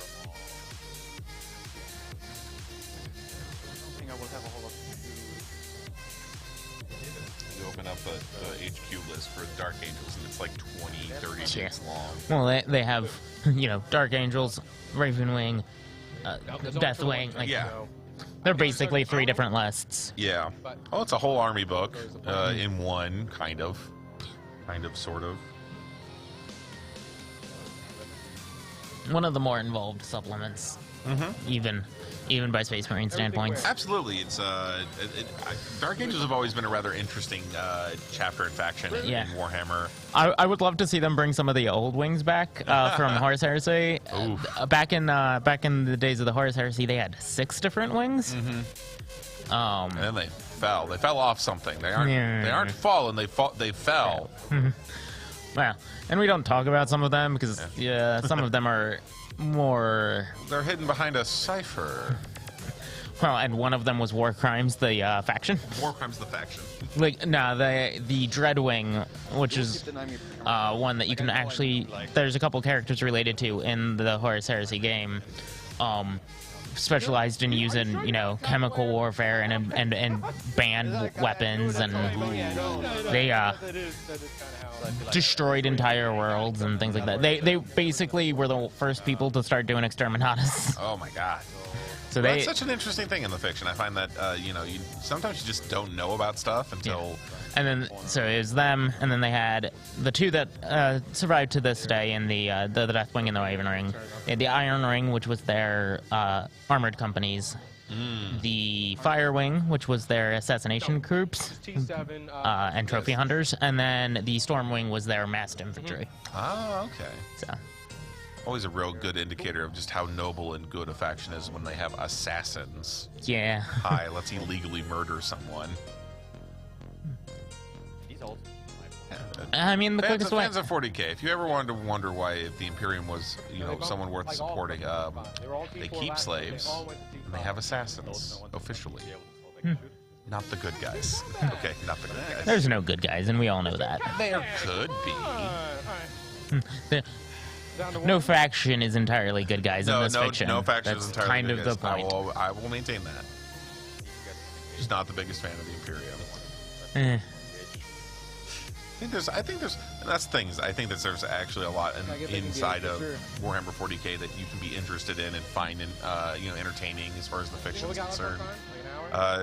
That's even outside of the standard Imperial kind of perspective. How are we at an hour already? Talking about the time remaining, they are We have a lot of people drop today. about an hour left a little more than an hour left in their round.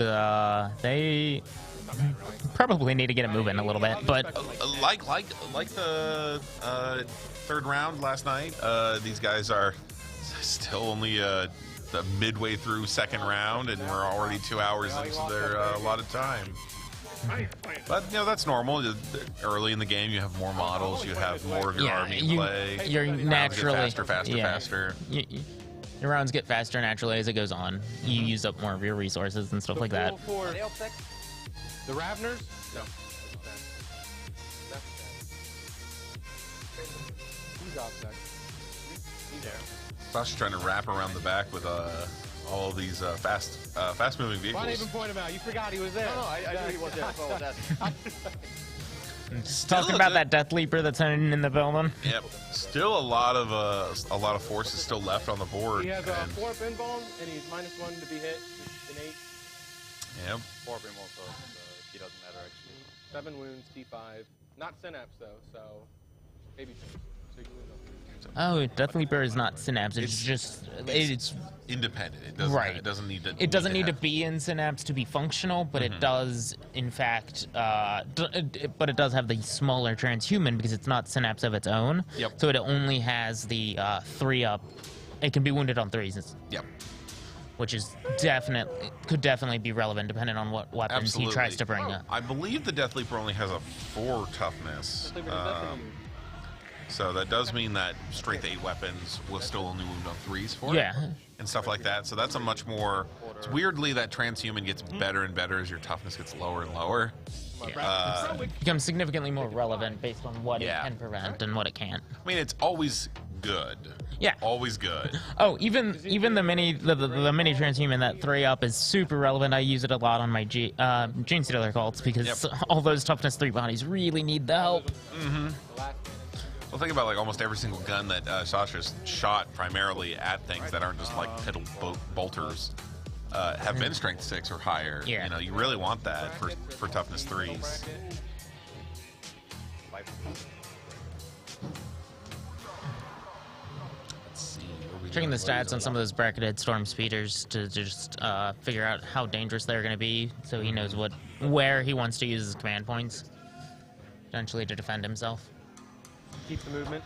It's an important consideration. I think sometimes people get a little bit too greedy with their aggression, and they blow all their command points on their attacks. And the game is designed that you're likely not to table your opponent on turn 1, and you know. Yeah, and I think you're gonna get hit back. I think we're gonna actually see a lot more sparing, but a lot more defensive use of command points following this change, because between getting them spread out over the game means you don't necessarily want to dump them into those big open-end gambits. Yep. And getting one on your opponent's turn kind of encourages you to at least think about it then. Well, not only that, but it also means that so importantly, you will never have a turn where you have 0 command points. True. So if you know, as it is now, if it's on your turn and you spend all your command points, you'll be at 0, and you'll be at 0 until your next turn. Right. Your opponent will be able to attack you without your command points. You won't have anything. This new change, you're going to get a command point at the start of your turn and the start of your opponent's turn. Means that you will never start a turn without a command point at least. You'll always be able to Barring use some it. mission special rules, obviously. Yes, but obviously.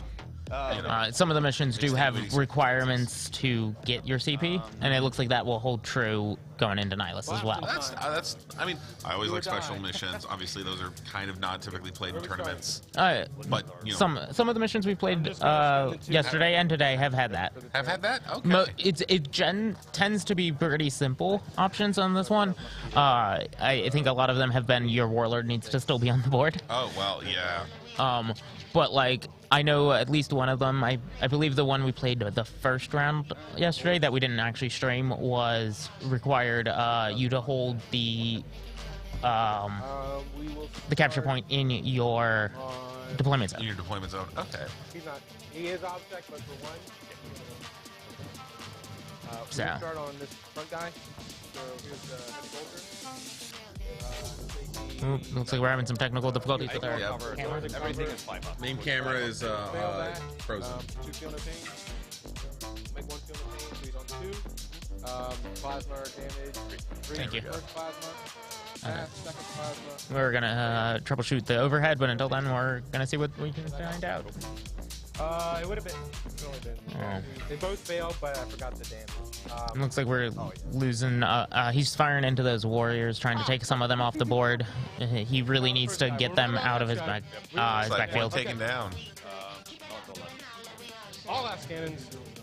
Straight to the dome. Sure.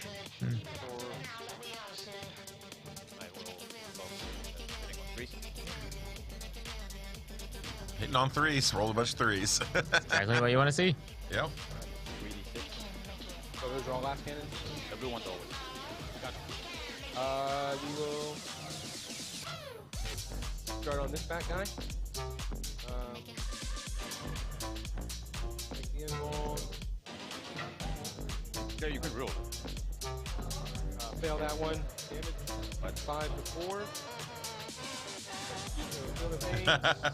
We got an appearance by Justin, tournament organizer's son, Justin.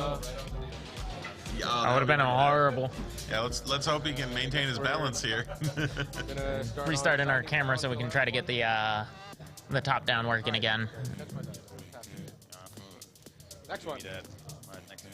Looks like he's making a lot of his invul saves on those warriors, which can be tough. Where are they, a 4-up or a 5-up on those? I believe it's a 5-up. 5-up. The missile pods are damaged. Let me get that Tyranid list out. Let's see what that is. I'll start with the 2 missile pods. I think it may have come from Thinking Power or something. Oh, okay. But I believe that's Catalyst is actually a 5-up invul. Okay, that's what that is. Pretty good. First last cannon. Fail. Only 1 damage coming off of that last cannon is disappointing. Yeah, a lot of these cannon shots have not kind of put in their value here. It's got those Storm Tempests just kind of backed up in a corner there.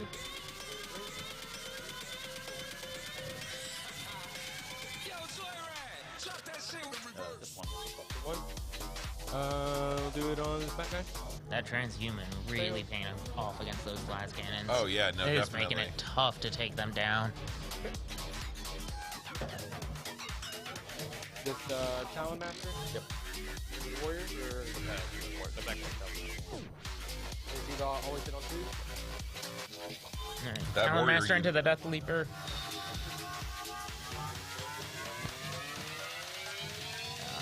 That Talon Master has a special ability that lets him ignore the -1. He's still hitting on 2s, which is very good against Very this. good. Wow. 10. So 2 Look on the at 2 that. side. So both for the pains. This is all 1 damage. So I took 1 so far.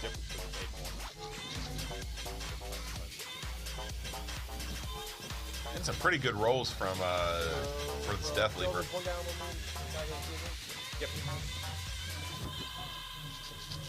I was incorrect. They were into the Warrior. Oh, they were into the Warriors. Okay. MVPs. Yeah. Those Warriors are just taking basically a whole army's worth of shots just to kill. And That's they why are. you're seeing those 9-man units pop up in a lot of lists. Well, they're toughness 5, I believe 4-up armor save, and then or 3. Is it 3? I believe it's a 3-up. That's a 3-up. I believe it is a 3-up armor save.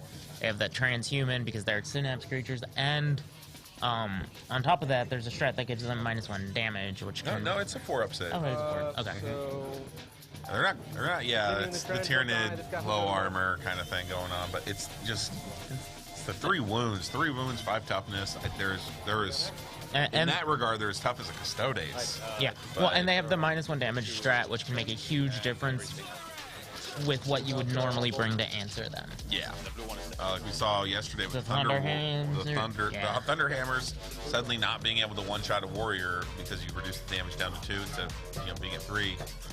Really, affects just exactly the What whole you can bring into squad's them. durability. Yeah. Sasha really bringing the pain here, getting some really good rolls. Yep. 5 and 5. Needing 5s, only getting 2. And then another set of 5s from the Feel No Pain, The getting trend 3. continues. Firing Meltaguns into the Warriors now. We're going all out here. Yeah, he's a little sad that one wound. He didn't quite get that last wound on that one guy, because that means he's probably gonna eat an entire Melta shot for 1 wound if it goes Yeah. through. Now we left the dice cam. No. Oh no, but it's back. It's back. It's Sasha back. just wasn't moving. Okay, we're good. Yeah, we're good. 2, 7. Oh. Let me check a bit. That's only enough. So just the 5. Just the 5. Woo! Thank God. I was like, no Death Sleeper. Oh, so that was 2 up. that Melta gun was into the Death Leaper because it doesn't have the range for the Warriors. Okay. Oh, there 2 it is. guys and 1 on 1. Yeah. 10 more damage. That was an impressive amount of shots into those Warriors, but them being Synapse also means that they are fearless. Yep. Where are we going with the 5? Incredibly tough. Just Anything that 6 guys. Oh, that no power wonder. forward- Just that power forward is- they're the thing to have right now if you're playing Yeah. Tyranid. They're the hot stuff. Yeah. Actually, wait, if the Pyro Wars.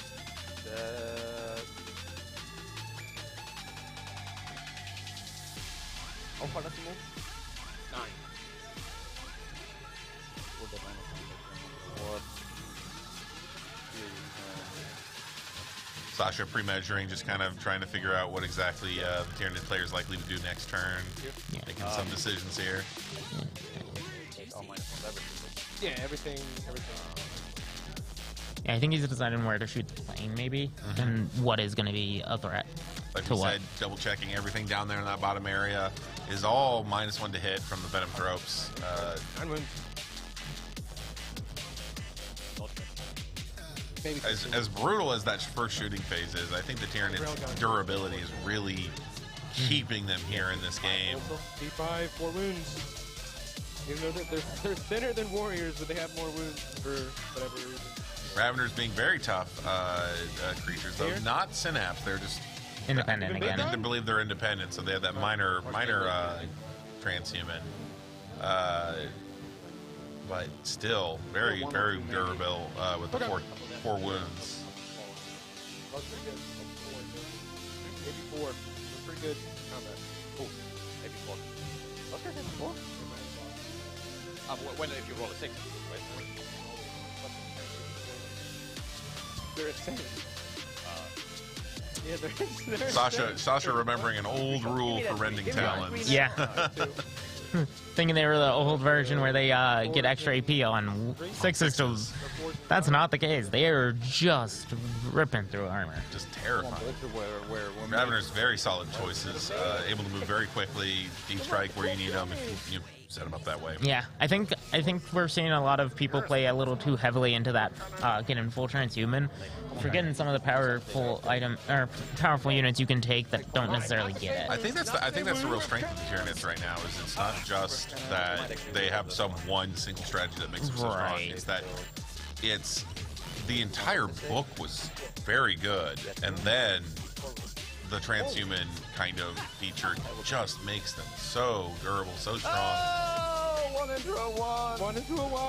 Alright, so 1 into a 1. That's because I didn't roll it in the dice. Looks like a plasma. I think that was a plasma shot that just give him back a mortal wound just now. 1, 2, kill the guy, 1 spills over. Yep. 1. 2 Raveners down. Yeah, he's debating which ones to take off the board, but he lost 2 and some change. I wasn't in synapse range anyways. So what? I wasn't in synapse range anyways, so that's what I was checking. They may have to actually take a leadership check. They may Leadership 4 or 5 only, I think, right? 5. What? Leadership 5. That might actually be relevant. Yeah! Let me double check. I'm just looking at Raveners right now. Leadership 5. Bring it on! Yeah, you really count on that Zynems to keep their leadership. Fight first. Fight first. Let's see. 2.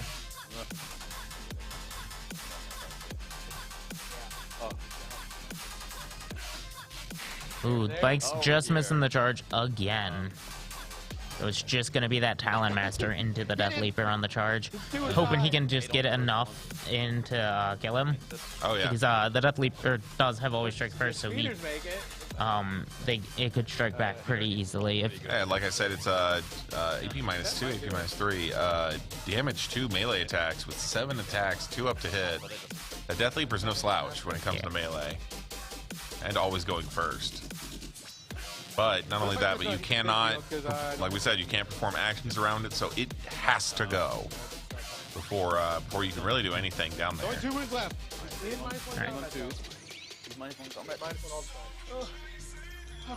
That the -1 paying dividends. Oh yeah. Oh no! I get 4.1 also. Just 1 damage? Oh, Oh, praise the Lord! Mercy be Lord! that -1 keeping him alive and making sure he gets to strike back. Stay on that point. The speeder. We don't pray at all. Oh, there's a few more attacks coming out, but they're not as likely. It's not the Talon Master pilot. Yeah. Fail it for me. This dice box! Alright, pass it. Tyler being very expressive. 3 AP3. AP damage. I don't know if they've moved up to the warrior combat or not. I think this is now kill the the guy warrior on one combat. Yeah. Yeah! He's taking models off. Does the character have bones? No, just my armor content. So we'll do Leaper. Yep. Hit on 2. Hell yeah! 1 Leviathan. And toughness. So 7, so 3. Hell yeah, Leaper, you suck. 1 at AP3. Oof. The Warriors.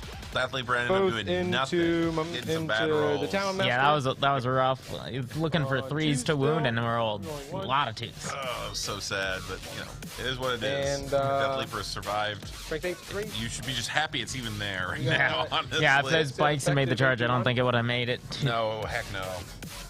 And 2 damage each. What? But he died. Oh, come on, guys.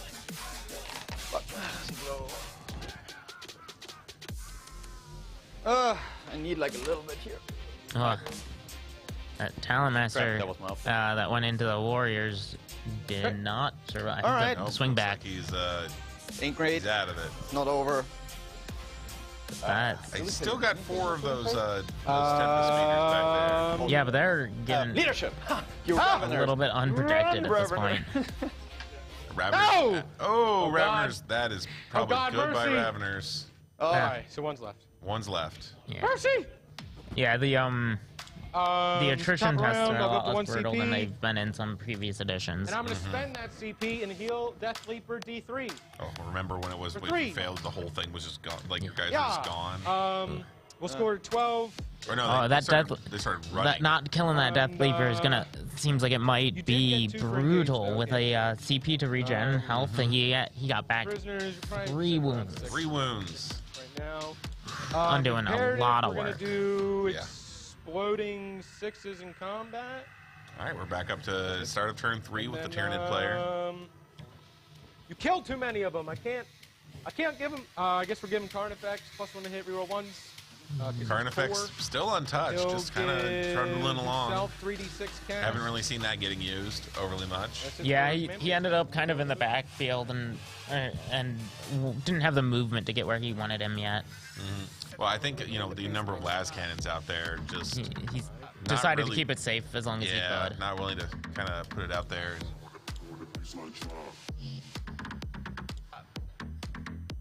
And put it, in, out in the open. We're seeing some movement here. I think we're getting those Venom Thropes. I think it's the Tyrant No, Guard. that's the Tyrant Guard. We're moving the whole thing out. All right. Venoms. Now the Venom Throp's moving up too. Yeah, it's looking. I would say I would put favor on the Tyranid player right Venoms, I now. believe, Yeah. is all. Now that we're entering turn 3. and- That second turn of shooting just didn't get done what it needed to get done, I No. think. Those Not getting the Death Leaper warriors- and not getting those Warriors off the table, I think will put him in a tough spot. Yeah. I can't Those make warriors it are to, incredibly touch tough, that. just so durable, absorb Yep. so much punishment. Warriors will stay in combat. Zone of Thrope down there. We'll advance. 2. I don't know. Thing is that I'm not particularly aware of the quality of the remaining units. We've got a little team of Gaunts up in the north side, and we've got some warriors also still up there. And down south, we got some more Gaunts, Venom Thropes, and 1 Ravener, and that Death Leaper. But But it's just so many more models and more units, frankly, that I think he's just gonna be able to They're gonna be out of play range, so all they're- of the objectives, whereas I don't- Sasha has to Good really guy. pick a Thank few you, and Mike. try to play those and hope That's why to you don't get touch there. other people's dice. I'm not particularly sure just how many points precisely Sasha has. They couldn't make it, so they're At just the gonna stay moment, behind I building, would not touch suspect it. he's got a decent amount. He's been playing his secondaries pretty His well. secondaries have gone all right, but I don't know even know if okay. he scored. I don't even know if he scored any Death Open Wings last round. Yeah, I'm a little. Yeah, because He had a lot of things that almost died. I almost would have said he should have just ceded ground to those warriors and just absolutely tried to trash the Gaunts and backline things. Maybe. Trying to shoot into the Venom Thropes maybe instead and not get distracted or bogged down by those warriors. But that's a hard thing. That's easy to say on our end, but those warriors were coming up the field at him, and that's not an easy thing to deal with. And they had tied up a few models and stuff like that. Like he could have really struggled to try to bring those forces to bear anywhere else. Yeah. No, Mr. Death Leaper, you're not getting exploding 6s. You suck. Baseline drop. Alright, they're staying in combat. He moved, he's staying in combat. He moved, they moved, he moved. Yeah. Gaunts. You can tell both armies are starting to get dragged down and take some serious casualties. The movement phase is going a lot quicker now. Shuffle down behind the building. Well, the 9-man unit of warriors is now down to 2. we'll see how that fares. Might still get taken out here by the Storm Tempests. And we still have a solid unit of bikes. We have we have another Storm Speeder down at the bottom, and 3 up the top. I'd say Sasha's still got a decent number, and obviously a plane down the bottom. We'll start the zone. Yeah, that's a Talon, not the Talon Master's down at the bottom, not another Storm Talon or Storm Speeder. Oh, okay. So Storm Talon. It's he's 4 down Storm there. Speeders up top, some mix of Plasma and Laz. I don't know which is which because. Hard to tell from this precise angle. Perspective has does good with the silhouettes, less so with the details like weapon choice. We'll put Catalyst on the Warriors. He's still got a majority of those Storm Tempests active. So Yeah, I think he's only lost one of his actual Storm Tempests. He might lose another in this combat. Yeah, I'm more concerned that he's missing out. I think actually most of Sasha's army is still kind of rather intact. It's the fact that I don't think he's been scoring points that I'm actually more worried about. Yeah, he has struggled to score points. I don't think he's scored any primary yet. Almost none, no. If he has, we haven't Including noticed that, he's lost some OBSEC that was on that, because I think the one Talon Master get up there had like a relic that let him count as OBSEC or something. So he lost that, which means he doesn't even contest that. Yeah. I mean, certainly he's on. I feel like he's on the back foot here. Definitely. But I think that He's staying in it though. He's doing what he can, and he's trying to make the most of what he has left. So. and just switch it up. I think it'll be a good end to the fight. It's just I don't know if he can do enough quick enough to get those points back. Absolutely. Yeah, we like having the 5-up invuln. I think the psychic powers that the Tyranids have been playing with are definitely. They're paying dividends. They're paying dividends. He's definitely getting the most out of them. That 5-up feel no pain. And there comes another warp ritual to try to keep it up his points gaining. Just try to build that lead so even if Sasha can start doing the damage he needs to do. Yep. He cast 2. He did 5-up, and he's gonna do psychic action. That's it for psychic. Shooting. Pyrobore, flame on flame. 1. Come on. 2 damage, down to 5. I guess Tyranid playing now. The Leviathan. And 1 or 2 and AC 5. Just my 5-ups. For 5 damage. Does he Pyro explode? War. Damage.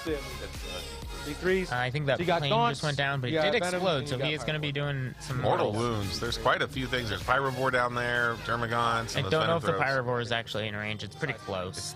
Yeah, I know. I see where it is. I just don't know if it's quite in range. Yeah, we'll see. On a 6 that explodes, each unit within 6 suffers D3. So here, Okay, so yeah, Pyrovore is in range. 3. 3 for the Pyrovore. Big 2. 2. Okay. Bing bang. And boom. Plane gone. Took Okay, the shot from the Carnifex into Tyrant. bikes. Yeah, that I think it has a relic venom cannon that does 5 damage. That's 5 terrible. damage on that Venom cannon. And T5 right? 3. We got 3 at effective AC 2. Just 5-ups. And it's damage 4, right? So it doesn't matter. Just 2 go down. 2 bikes. 2 bikes gone. He really wanted to get those into combat. Okay. The 1 Ravner will shoot a spitter at the bikes. Very good rolls now. Wow, look at those. 1 damage going in. Made the save. Combat, they can't shoot. Shot. They advance, can't see anything. Gone through scanning. Alright. Charges. Going into melee now. We're into charging phase. Yeah, these turns are going way faster now. Oh my goodness. Some more attacks into that Talon Master trying to take it down. I'm setting the Ravener in. Doing what he can down there on the bottom side.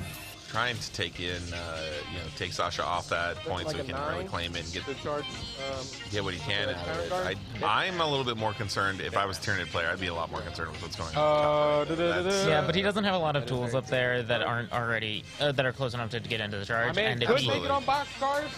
Currently, even with the speed of the Ravenwing, they're going to struggle to get to any of the other objectives. I think moving them into that corner like that has basically ceded the primary objective for the rest of the game. Almost nearly. No synapse range, no exploding sixes. Big sads. Two seconds, right? Support. 1 at 84. Yeah. So 1 at 84. Or 83 for 1 damage. And then we will do fight first, the Death Sleeper. 1 Leviathan. Death Leaper getting 4 hits and quite the opposite of how. Oh no! 3 at effective.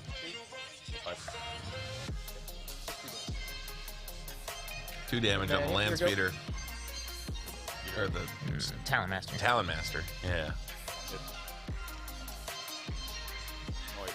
I believe those feel no pains right there.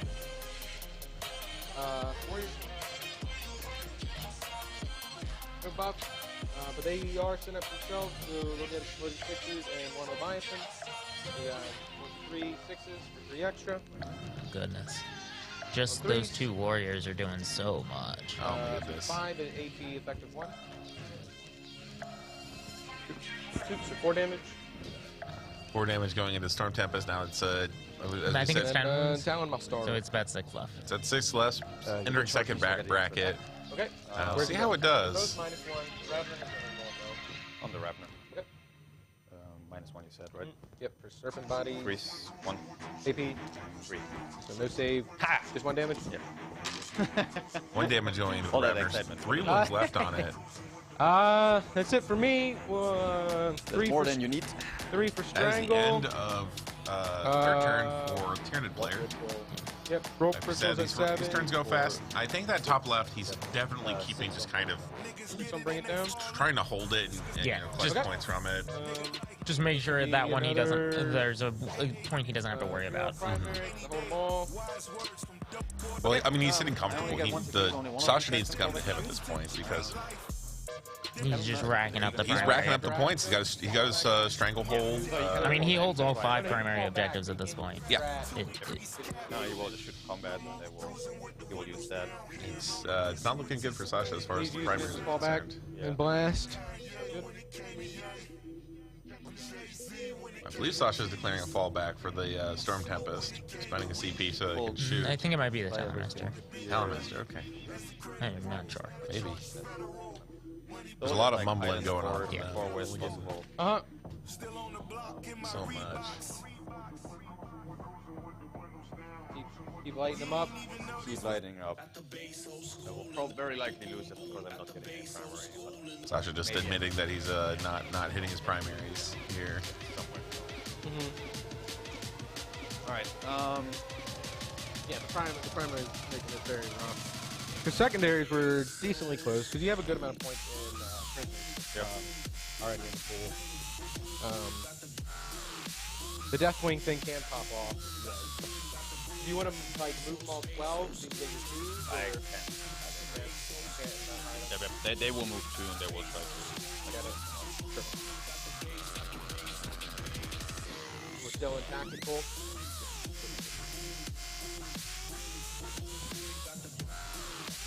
Hard decision making from Sasha here. He's trying to decide what he needs to do with the 2 remaining bites. He can shoot in combat there. Yeah, okay. Yeah, they don't have a lot of power left in that unit. I'm a little curious. I'm trying to. It's certainly a puzzle to see what Sasha does to try and get out of this. He's so far behind on primaries. I would love to see if he can pull this off, but I just don't see how he could. He's I don't have any obstacles. something like 30 points behind on primary alone. easily. Like the secondaries are closer. They were just saying.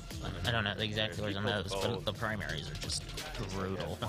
I think he's just trying to get in there and try and get some obsec down on that middle point. Yeah, because I don't think there's any obstacle on it currently for the Nids. They move on 2 sides real quick, so they're not decent amount of attacks, 5 attacks each, but still strength 5.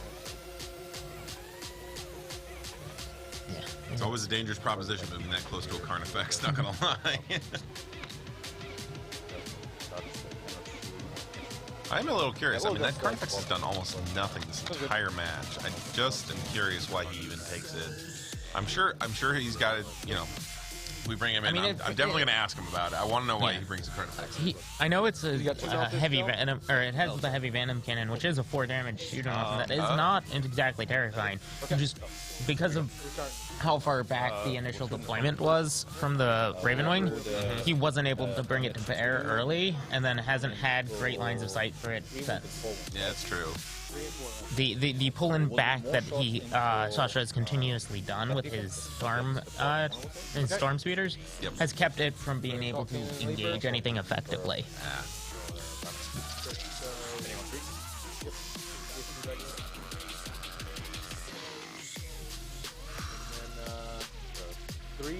Seen a lot of ones there. Fortunate amount of ones. Oh, the 3 and 1. No, not for neither. So the 3 at 4. Sticks them. Ravner. Yeah. Ravner down to 1 wound, but not enough. 2 Meltaguns into a Carnifex. You can shoot the 1 and the. If I fail, you get D6 plus 2. Yeah, he does have 3 of them. No, probably best bet. They will walk through there and they will shoot their bolters. Okay. 3. And bolter. How much? 10.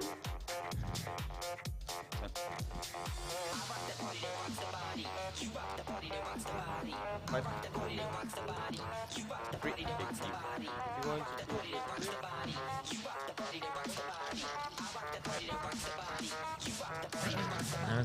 I think they put a wound on the Carnifex, maybe. But that was about it. No, I couldn't see you. Okay, so we'll shoot first. Don't have CP left, so we'll shoot the plasma guys first. The Warriors? Never, something, right? I feel no pain, I have an embalm. So no overcharge. Plasma cannonade, 4. Like 2 more wounds. Ooh. 3. Okay. 2. 3 damage, 1 2 damage. Alright, we will start with the 2 damage. We'll stick that one, the 3 damage. He'll fail, and feel no pains. Oh, you killed that one? So you can taking down another warrior, but it's 1 warrior just, down, but I think it might be too little, too late. Yeah, just the number of 3s that you just have to pull off the board and go, I can't. Those don't go through. My goodness. You lost on. You just gotta wonder what GW is, you know, what they were considering when they decided to make Synapse creatures transhuman. Oh, that last cannon only dealt a single wound. That's not what you want to see here.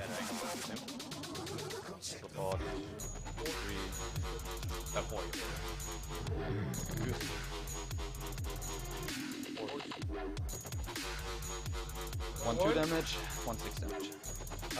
6 damage? D6 damage. Yeah. He's on kill 'em all! That last warrior just making all of using to die, just rolling those 6s on those invul saves. Fail mid game. You got to achieve it. Better. 3 2 damage. So the D6. Nope. 5. That is, I believe that is a dead warrior. So close! almost wasn't from this family. Just those four feeling speeders.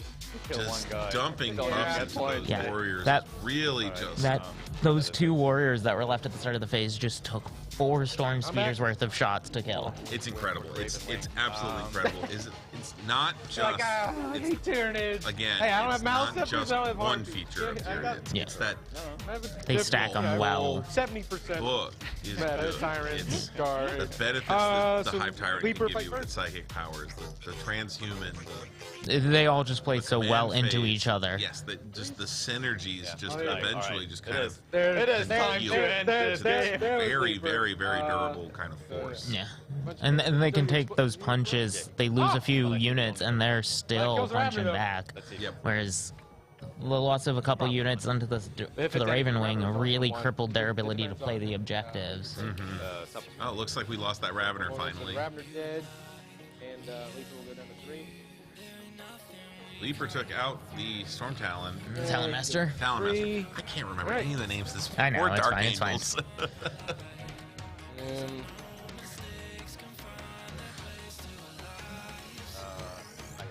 So all that's remaining We're on- for we're Sasha on here is 4 now? those 4 well, who'd you want to Storm Speeders and the 2 bikes You in wanna the go? center. Hopefully declaring OBSEC there for If you going, or- trying just to get that point, get any points on the map Sure. for primary Sounds good. here. Sounds like they're They might be talking debating now. whether it's going to be a game. Sounds like they might be continuing though. Good game, man. Oh, nope, they called There's it a there. handshake. There's a good game. I got worried when you blew tire out. I went, oh. That was... And then, Looks like we're going to call it for the Tyranid player. but He's the bikes. Sasha's It really conceding. came. The bikes failing the charge and then was. failing all the saves is honestly what did it in. Yeah, of course I was like, That was an this way I excellent can match. kill this. I am. And then you like gotta. I think you the cannot Tyranid just player run did a there, really like, good you job gotta bring claiming I that have middle to go round, back forcing with Sasha Tyrant back, dead, forcing risky, him it's a pain in the to ass kind of one have to Tyrant play on the through back wall. foot with So it was even though it's a 100% very the charge maneuverable failed, army. and then he rolled really He bad on couldn't make saves. use of it. But Couldn't make use of it. yeah, it's close as she does die, but normally she's tankier than that. That was a good move. I think you know the initial play Sasha I made wouldn't even- I'm an idiot. I wouldn't even hit 4 pinballs. just couldn't overcome how Oh. durable Yeah, that's that why the she didn't Tyranids feel tanky. I was can make rolling 6 themselves. saves. Like you look at the I made warrior it. line, First game of the day. T5. I'm getting my mistakes out now. I Preludes. forgot -1 damage. They're not. They that don't seem first like they're die. the toughest things. No, it all came down to that but charge. just And then The 2 different psychic powers you can lay on no them. primary, the whole coupled Yeah, the with- 5 up you had to involves bring with the 5 up something field here, no lines, coupled with just, things like, just with not the bikes, sticking. Yeah, You would have it charged just, me then almost turn 1. and it I was didn't like, help that Sasha if I was like, I every need now to and stay again Sasha back. would That's why I want like the take speeder also wounds failed from the those charge. Like I plasma want to have the shots. speeder so that you can't overrun me. Like he also failed the 5 and charge Yeah, here. you failed the charges. Players for talking line, about and it just- now. It Yeah. just went downhill. We'll be pulling like, I wanna the just winner have over one to objective. interview You're shortly. shooting We're is gonna have scary. him, You're hopefully top have him player here to from talk the with us. Ethereum. If we Not could as jumpy, not give me as- one moment, I'm But going you to hit speak better. with our I hit way better. You hit way better. our help and make sure that we Like can this get list them is in, really built to and, kill elderly. speak with him. Like I was like, How do you do in the town?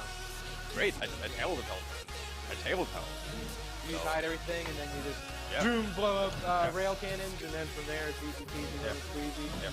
And like more than anything is, if they make the mistake that anything goes forward, I'm like, they can pull back. And now like everything. Oh yeah, that's huge. Yeah, And then they have the one guy with the fire gauntlet that can maybe try to punch a hole in something, but all my characters. Yeah, they've are called here. They think he's good at melee. Don't pow, get out of here. I don't care. No, it goes really like Tau can be a little bit dicey, but against Elder it goes really well. Like I can pick up with the bombs, I pick up the warlords unless they go in deep strike. Like with Elder, the way it goes, The warlock. yeah, there's just like 1 wound. I fly over and like, They're like, yeah, what, 2 wounds? Yeah. The warlock. correct. So like I fly over, get the warlocks out, so the jinx is gone. Swinging them And in. then just like I put out all the more. And then if they over commit to deep strike, I have managed to table them by turn 2 more than often than not. So they must keep enough stuff on the board.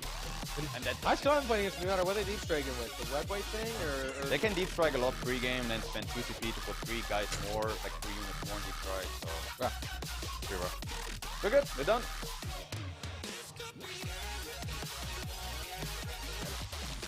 All right. Yeah, we have people talking to him to bring him over, but Sure. I think it was a very good game, and he played it very well. He pushed the Wyvern Wing back very aggressively and needed to. my shit is ugly. Anything that's good looking. I can give you something if you want it, but I suck at painting. Almost nothing. This thing? Sure, It's all up to him. He's Sure, we'll bring this guy. trying to make a decision about which one to bring up for us. Have the apple. Yeah, Well, you do we'll- want to, if players want to, showcase obviously their models, and some people have worked very hard and Yeah. are very proud of what they've worked on, and some people are just they're just here to get it done and get on the table. game, on the Yeah. table and play the game. This is a very tournament-focused stream, and it's important to recognize all parts of the hobby when we can. So Yeah. give them the opportunity to show off their work. And Absolutely.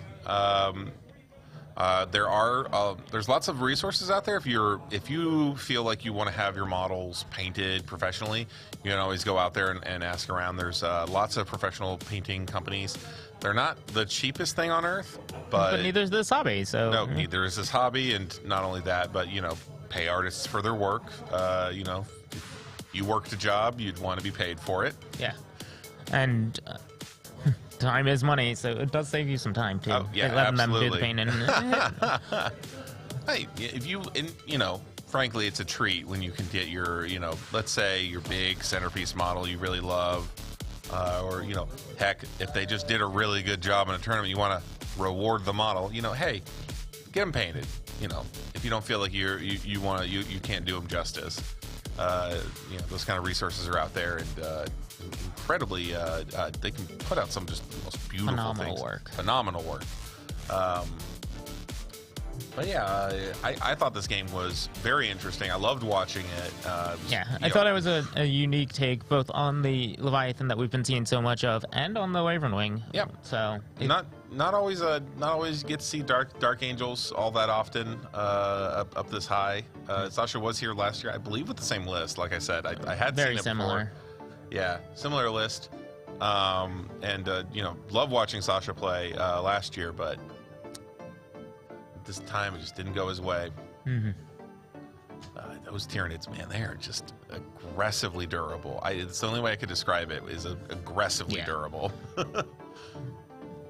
Players are finding ways to adapt, though. Like we said earlier, Tyler's the only person still undefeated with Tyranids. Oh, yeah. The Tau and Eldar have been laying into them. I think the Eldar ability to ignore that with the 6s to hit auto wounding has done numbers on a lot of these lists. And the Tau shooting phase is just impressive. I mean, it's what they got. It's all they've got. Well, and they have a number of ways to ignore invul saves, which I think does a number on the durability that we were seeing there. Because their armor saves are not the best on the Tyranids, but you get those feel no pains and those invuls stacking up, it goes a long way. I think just pure volume of shots too for Tau is another feature of it. It's high power, high strength, high good AP, consistent, and it comes through in ways that I think people just don't have an easy time resisting. Unfortunately, we haven't actually had a Tau player visible, and we keep talking about them so much, but there's a decent chance we see them later in the day. Absolutely. Well, we'll see. See what happens. As far as what exactly happened, I feel like Sasha might have had a better time if he had kind of tried to circle around and shoot at weaker units. That wave of warriors coming at him is just so intimidating. You feel like you got to deal with it. You do feel like you have to deal with it, but he just devoted so much time and effort into them and never made progress. He spent multiple turns worth of shooting. Yeah, that's laying rough into to them. deal with. That's rough to deal with. Couldn't. That being said, it's hard to move. He may have had trouble getting good lines of sight onto those. It's tough to say. It's hard to say. From the angle we're looking at it, we're not looking at it, at the lower angle, able to actually see through the buildings. Sometimes it just doesn't. Some things are more apparent from one angle to another, and not only that, but those warriors were in the center of the map. I mean, they had every angle covered. It would have been hard to get past them, admittedly. They were really dominating the board. Went to. Hopefully he does join us. These guys were in there for 3 hours. Some call of nature might that's fair. be happening here. So when let's see what's going on here. If there's any rankings have come in or anything like that. Yeah, we can check how the rest of the tournament is doing and see if anything is changed on that front.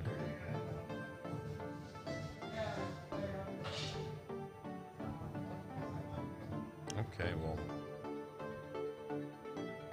just curious to see what we might be seeing up next here on table one. We do have a fair number of wins. We still have people unsubmitted for wins and losses now, and we are in the last 20 minutes of the first. They should be fourth pouring in. round. Yeah. Should be coming in any minute now. So we're going to be seeing who we're going to have next. You know, what choices we have, and here comes Tyler here, winner of round 4 on table 1. Hi. Yep. Yeah, sit right here. Welcome. It's good to have you. Is that your beautiful flyer that unfortunately got taken out? Oh yeah, table turn 1. I suck at painting, but you know I gave him a little bearded shield and he's gotta get repainted. Oh, I that's do like pretty the cool. shield work on it. Oh man. I do like the shield conversion on it. Yeah, this is instead of whipping you with the lash, he hits you in the head with a shield and rerolls ones, I guess. Excellent. He's got Devours still on him, but Devours are illegal now. Oh yeah. All my Tyrants had Devours, because the other one, the walk one, it was a flyer. I cut off the wings because I wanted a walking guy. But Well, how do you think that that match went? You know, when you look at it like from behind, like those Warriors, you had them packed way low, and suddenly they're on the from one angle to the other. yeah, Overrun was good there. We were talking at the end, right after you guys took off the mics, but it came down to him failing with the charge on the bikes. Yep. And Sammy being all alone was really bad. And they failed all his saves. So that was huge. And failing on the speeder, so he couldn't let me fall back or do anything. So he would have locked me up there on the gaunts. And then from there, just kind of went. He couldn't move out. I shut him down on primary. So. Yeah, I was watching it. I was just watching how he just had to pull back into that back corner constantly, just And trying I to messed avoid up those his Warriors. secondary because he's got to move 12 to kill stuff for 2. Yeah. Yeah.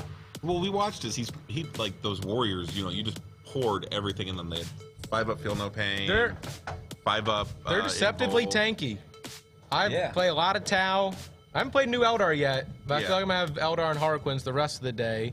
But with -1 damage, 5-up, 5-up, they're tanky. Oh yeah.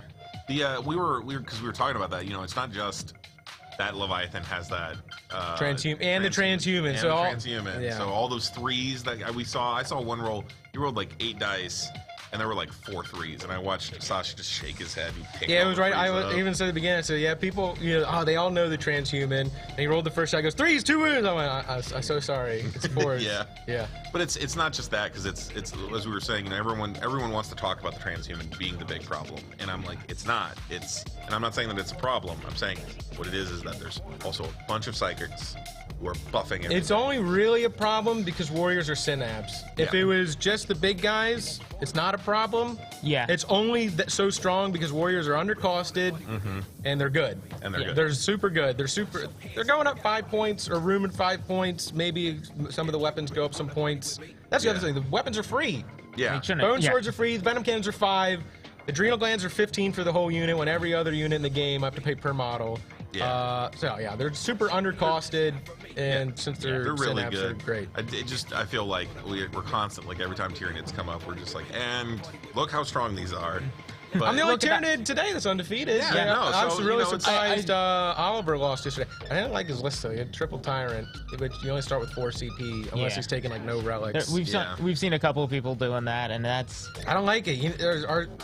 Our like 4 or 5 strats we have are good, so you have to take them. yeah. right. You need 6 is like bare minimum that you Yeah. can go. And with the new CP changes, like the whole list has to change because starting with Right. 0 CP, like I was telling him earlier, it's unplayable. Just one detachment, maybe 1 extra relic. Oh, not only that, but the Warlord's costing CP or. I don't even know about that. Warlord's yeah. cost- Warlord traits are gonna Warlord cost trait, CP. the first Warlord trait, and first relic will cost a CP now. Oh yeah, no, Rough. it's not just the you're going to Yeah, you couldn't even make that I think list. we are gonna Yeah. see basically no like no suits. multi-detachment. Yeah, no detachments and like no hero hammer. You're gonna have Yeah. like 1 good character, and then the rest are just gonna be bare bones. Yeah, you're gonna yeah. see. I think you're gonna see a uptick in a lot of utility character choices now. The ones Yeah. that don't need relics to do what they're supposed to. Yeah. The auras and the. So our Nerthrope's still great because Nerthrope's +1 cast, 2 cast. Yeah, like The synaptic You're link gonna cast see is more all of good. those and a lot less 2 of these. super smites that game too. Also, speaking of those, your psychics doing. Yeah, the good. Zonothrope blasting Sammy was great. I was really worried if he killed them all, then I can't put the 5-up invuln on the Warriors if the Yeah. Zonothropes are dead because you have to pick the unit for their imperative. Right. So him living on 2, because I failed like all my invulns on him. turn he targeted them, so I was like, oh god. Yeah, if if that these had die, dropped- it's gonna get real bad. It's gonna get rough. And you can't cheat because I'm on stream. We were listening in, you know, early on, and we were like, is that what his list says? We're like looking at the list. I knew I doubled up on a few powers. I just couldn't remember the exact word. Well, we were like, oh, I hope he doesn't mess this up in front of, because we had just gone through your psychic powers. We were Yeah, like, we had started talking about them on stream, and we're like, yeah, he's taking. Yeah, that's why I was like, let's double check the list. I knew I had 2 catalysts and 2 onslaughts. The rest just is gotta remember whatever. where they were. I just didn't know if I had the horror, which the Turbigon did, but it's never. Well, I forgot. We were talking about that. Right? I forgot that whole turn 1, she had a 4 pinball for my imperative, and I wasn't rolling it. I was just rolling like my armor saves and feel no pains. So she probably would have. I'm like, she's way tankier. I've had her tank like entire armies before, and it took 17 wounds. It She's tanked huge. most. It tanked 80% of his army after he Yeah. cleared the gaunts, but she would have been still alive. Not gonna. It would have just went. It would have went even better on my side and worse for him if she would have lived, because we would have regen the gaunts, all that good stuff. Luckily on the one Death Leaper Melta. I never make my invulns on Death Leaper besides against Tau players. He was just out for +2 damage because Death Leaper would have died, which would have sucked. It wouldn't have been a huge deal, but Yeah, he would have had a lot more. He would have been finally able to score a couple He primary. could have scored. He struggled could have scored a lot with the primary. The primary was rough. It's a smaller army, Yeah, and not a lot of obstacle on it. and he didn't really want to pop out because I don't have a terrible amount of shooting, but my shooting that does hit will just like pick up those speeders with the 2 cannons and the warriors. Yeah. Yeah, so he had to hide a bit. Like Carnifex, I was noticing, it had a venom cannon on it. Almost never got his. Yeah. Yeah, he just It didn't do much. His deployment was far enough back that you couldn't get in range That first turn. Carnifex never does anything, or it pops off. It's one or the other. But he's cheap. He's 103 points. He sits there in the middle. He's decent in combat. 5 on the charge, strength, something 9 or whatever. Yeah, like 9 or AP 3, D3 +3 damage. So he's good. If you know something that's not invulns or something, but he almost never does anything with all the invulns. So what would you have said that fight was your most valuable unit? Like, what was the one that you were like, this guy made their points, if not more? I mean, those warriors were so durable. The Warriors and the one Zone of Throat put in work. He killed Sam. He did 4 to the. He did wounds to both planes, I think. Now he killed Sam, and then we killed the plane, and then so he did a lot of wounds. But the Warriors are definitely MVP. See, I would have actually said not the Warriors. I would have actually said your Death Leaper did. Death Leaper is always MVP. He's like, I hide here. deceptive. I hide here. And he had ignored cover though, so normally I'd play him like super aggressive. Like, all right, you're out of 12, you can't shoot him, I'm in cover. But he can just, if he wanted to, he just ignores cover on him. But he's always great. -1, 4 invuln, Yeah. no strats. Oh, we saw Good that. where hitting. Good, consistent. Rolled a bunch unit. of 3s to hit him, and I saw Sasha go, He whiffed his first 2 turns. Yeah. Normally on average, I'm pretty close to picking him up in 1 round with on 2s, re-rolling 1 for Leviathan. But Death Leaper's great for 95 points. Yeah, 5 he's- obsec for a warlord trade. He's amazing. he's great. I was really impressed. I was like, I know he's not the toughest. He didn't do the most damage, but I think you actually scored like the most points with him. Like, He's tougher than you think as long as I can make some invulns. Like, if I can make 4 invulns. Always the challenge. Yeah, always the 50%. so other question for you: are you from around here? Or are you? Yeah, I'm right outside of Baltimore. So I'm Okay. like, it's a 25-minute drive, 30-ish if there's some traffic. All right. So yeah, I got Not done too at bad. 7 last night. I went home, played some League, chilled out, you- slept, woke up this morning at 8, got Dunkin', it's easy. Good weekend. It was better than I went to Atlantic City last weekend. I Drive. wasn't too bad, 2.5, and Yeah. I had another guy drive, but everything was expensive. They wanted $25 for like a sub. Yeah, I'm no, like, this Atlantic sucks. City is not a cheap place. I to did. be. I was 5-0, and I lost by 10 points to Tom Olong in the last round, so that was sad because I would have made day 3. Because then I lost that with a low score. It was like in the 50s. It was 78-68, and it came down to Death Leaper and the Nerf Throat failing a 3-up invuln and a 4-up invuln for the win. Because it would have been like an 8-point swing on primary, and I would have finished Warp Ritual. So that was a bit salty, and that was 10 points off of being top 8 for day 3. So.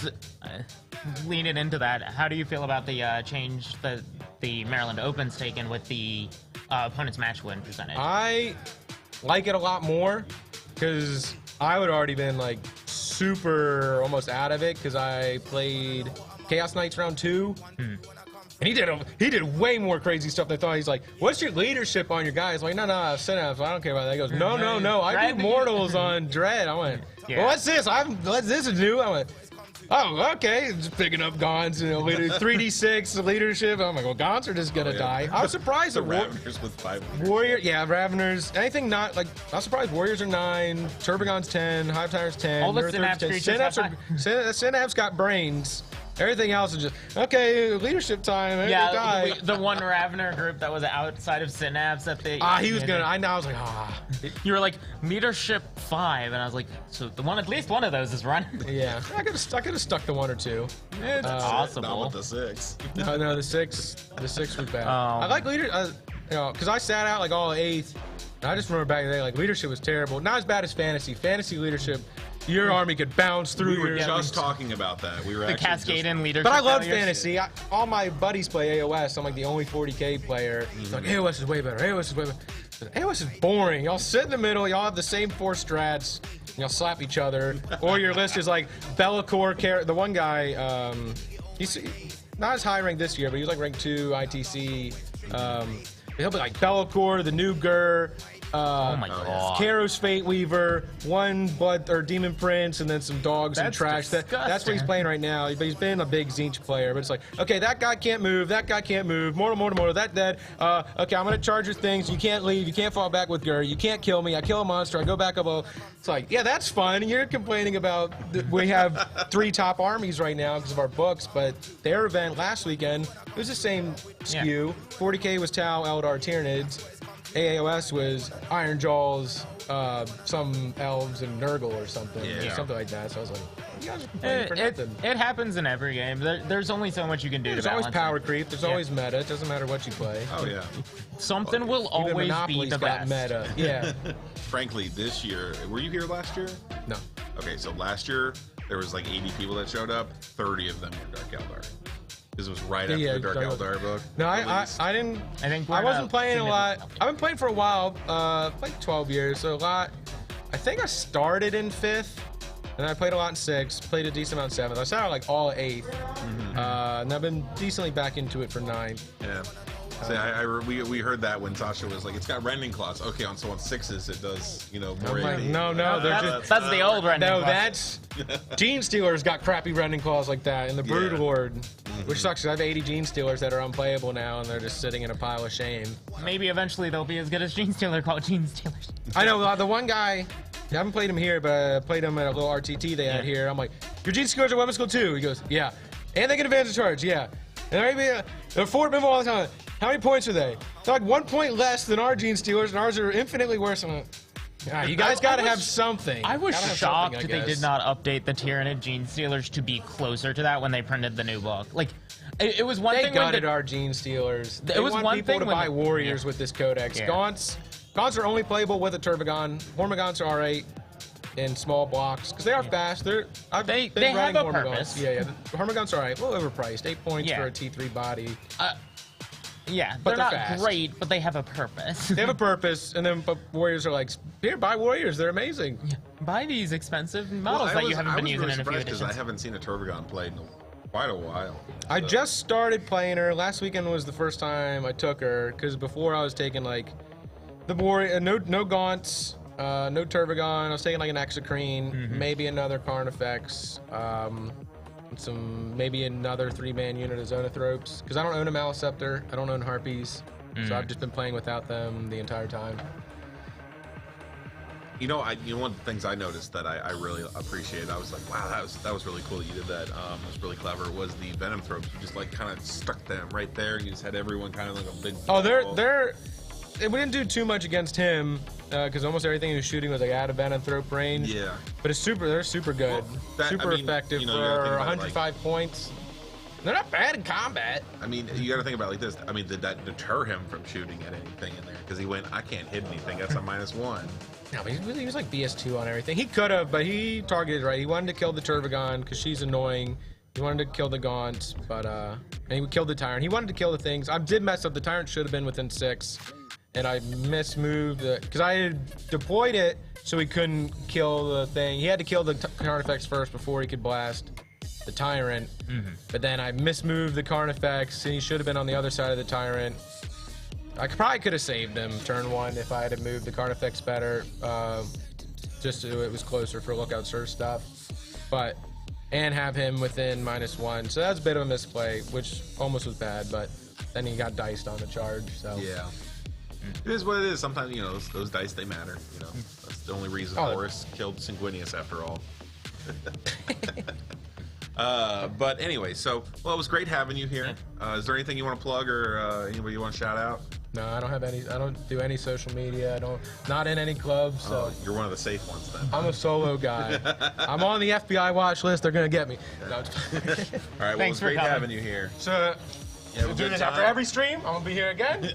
Well, we'll see. You might be on here the for table one. Yeah. Yep. You gotta get thanks, there. Guys. Have a good one. You have a great one.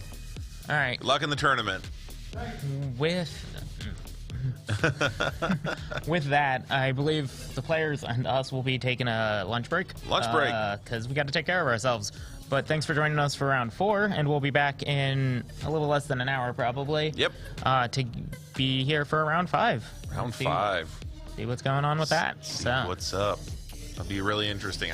Probably Eldar. I bet we're I was gonna just see taking Eldar. I was taking a quick look. There is 2 Craft Worlds, 1 Harlequin, the Blood Angels, and Tyler. All Still right, so undefeated. Tau out of the running then. Yeah, all of the Tau. Guess Yep. my prediction from yesterday was wrong, because I thought one of the Tau lists was gonna take it all. Well, it is what it is. You never know. Yeah. Alrighty, well, it was great. That was great round 4. We're going to be back for round 5 here in about an hour. So we'll see you guys then.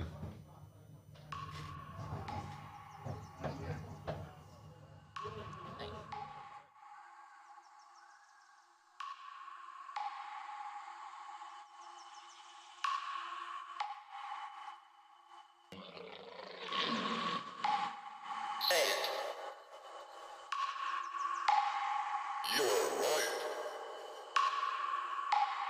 Sound. Wrong. Try again.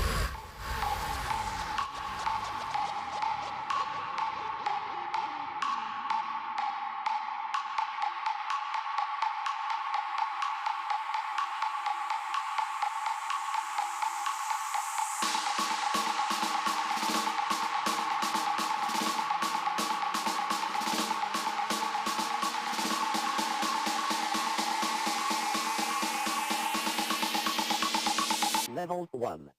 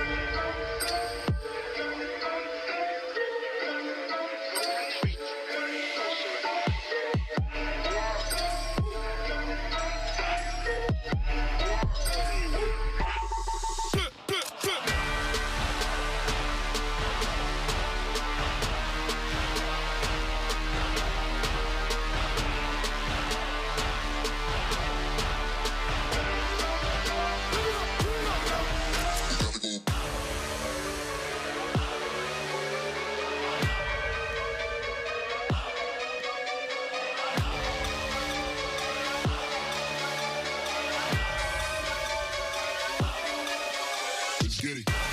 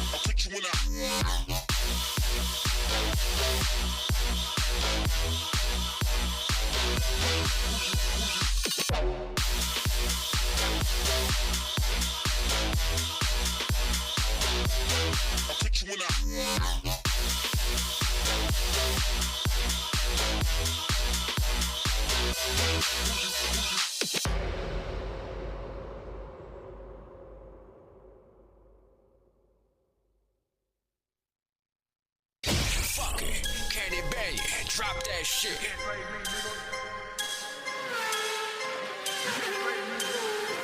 DJ effect.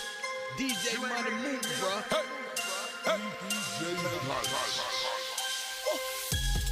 I'm such a problem. You cannot solve them. The chopper, the pistol, grenade, and revolver. I'm still a robber. I'm still a trapper. I'm not a rapper. Autobiography, this is a chapter. Masters or pastors. DJ Young JD. You can't slave me, nigga. You can't slave me, nigga. You ain't make me, nigga. Trapping and I'm rapping till I go fed.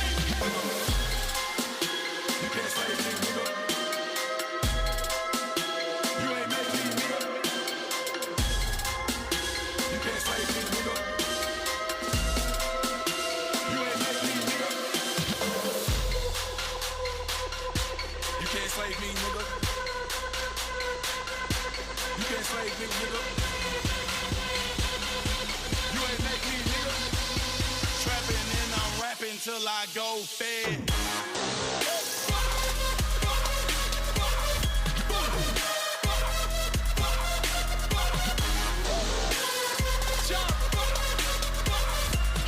Trapping and I'm rapping till I go fed.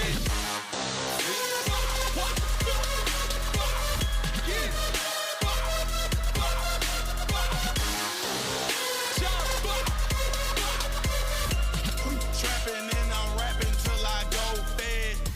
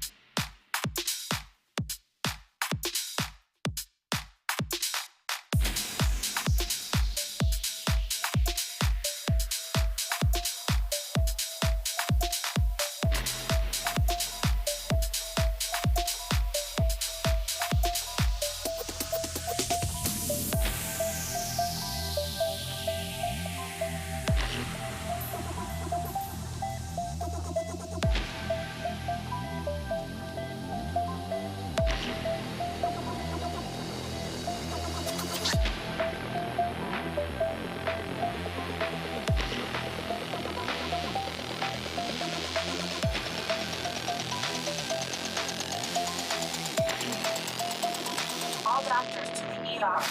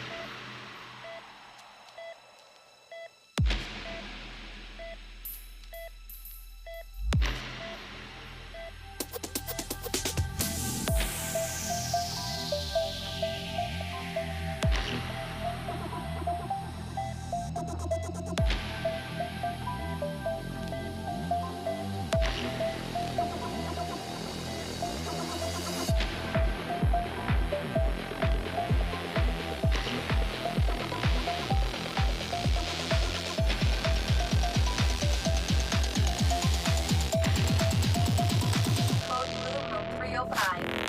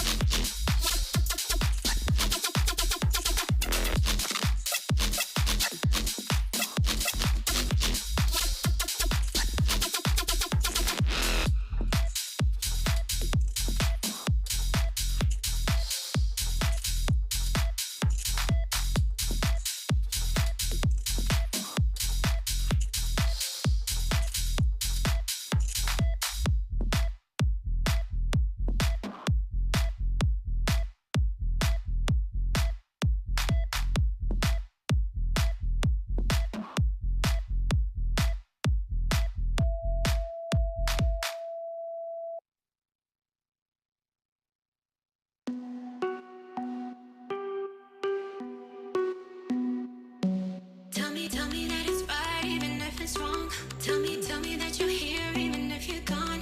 Tell me that you want me. Tell me that you need me. Tell me that it's right, even if it's wrong. Tell me that you're here, even if you're gone. Tell me that you want me. Tell me that you love me.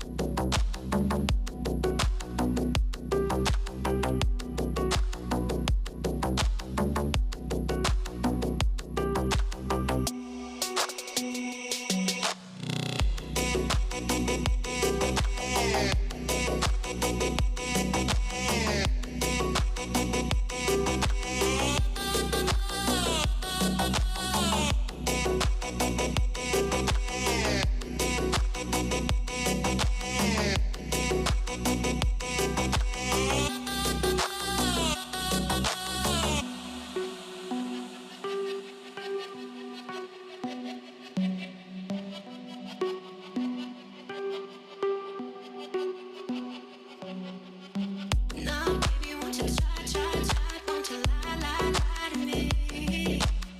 Ooh, baby, won't you try, lie to me? Now, baby, won't you try, lie to me? Baby, won't you try, lie to me? Now, baby, won't you try, won't you lie to me? Ooh, baby, won't you try, lie to me? No, baby, won't you try, lie to me? Baby, won't you try, lie to me?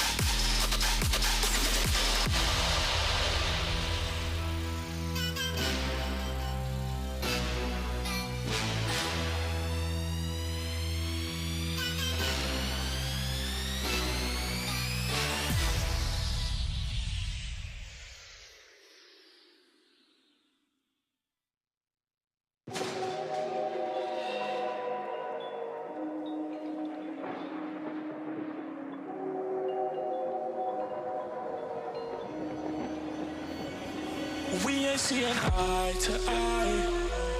Are you just to pass the time? You just wanna see me die, but I've been feeling so alive.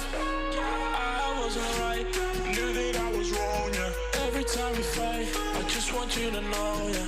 We ain't living right, we ain't living right, and I ain't going home if you want me for the night.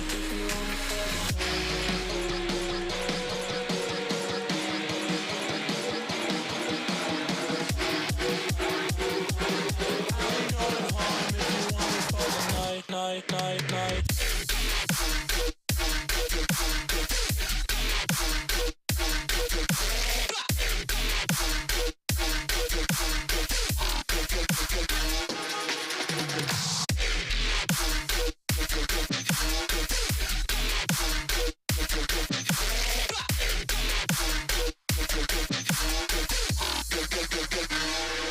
We ain't seeing eye to eye.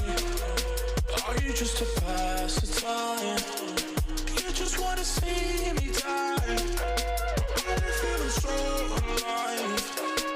I wasn't right, knew that I was wrong, yeah. Every time we fight, just want you to know, yeah. We ain't living right, we ain't living right, and I ain't going home if you want me for the night.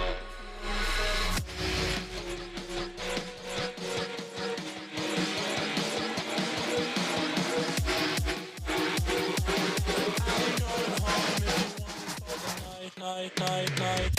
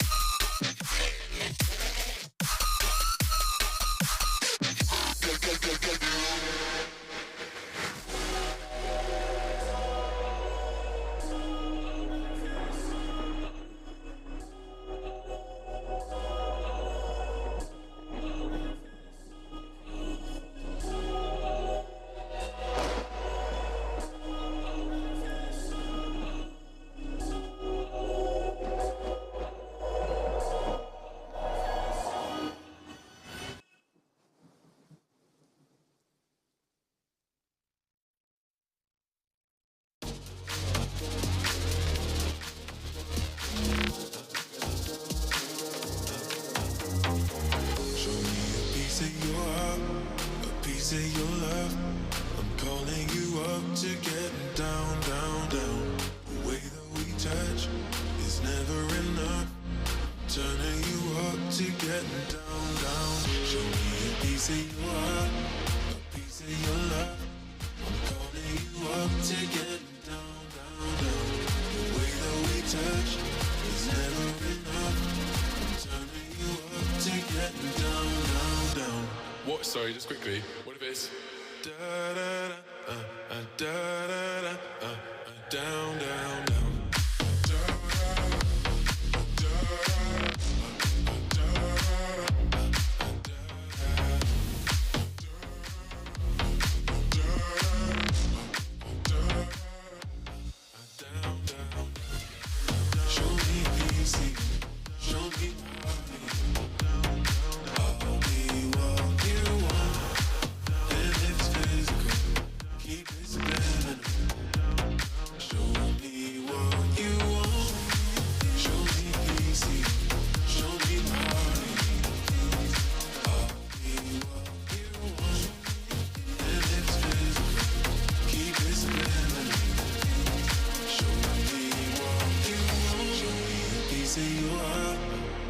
Say your love, I'm calling you up to getting down, down, down.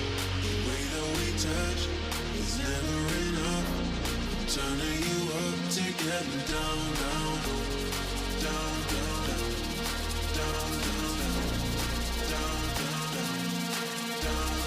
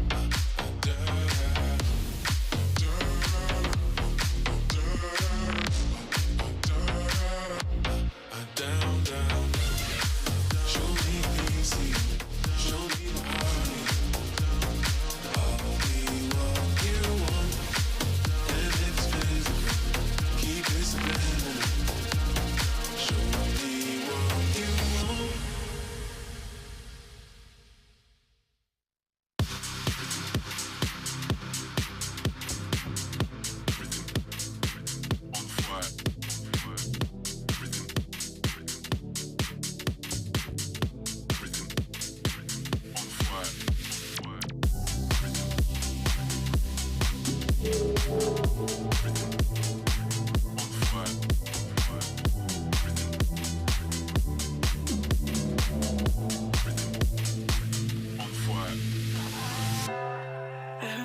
on fire, I can see. Just give me some time, hope you hear me. Everything's on fire.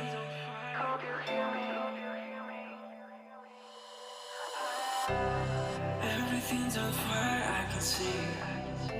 Just give me some time, hope you hear me. Everything's on fire.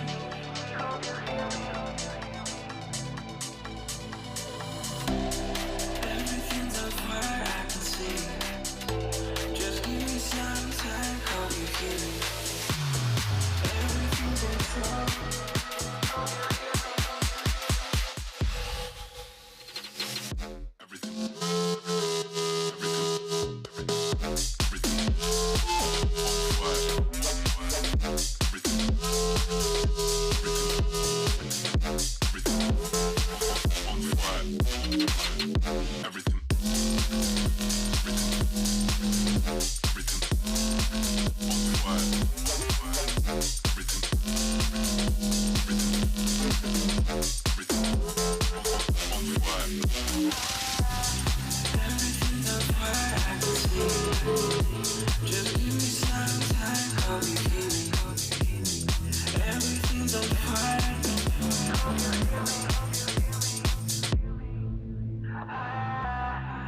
Everything's on fire, I can see.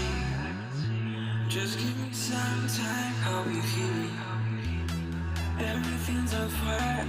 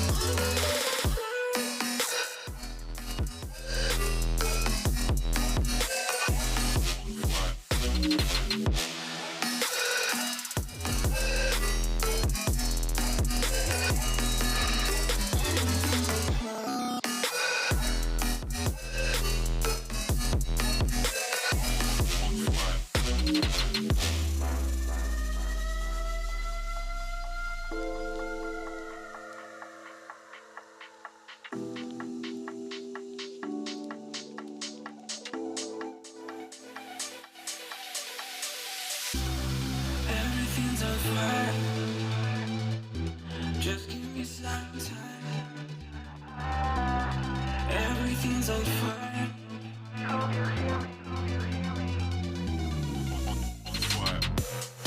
Everything's on fire, I can see.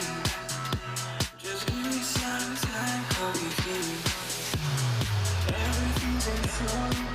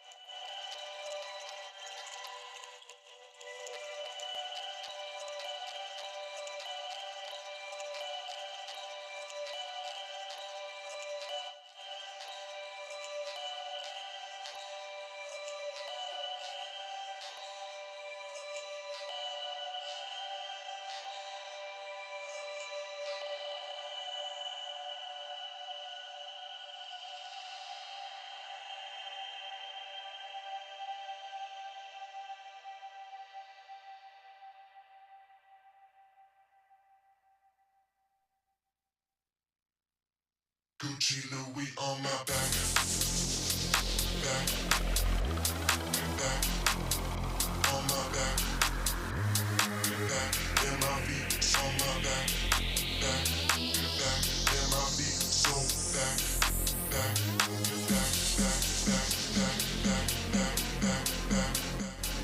Back. Back. Back.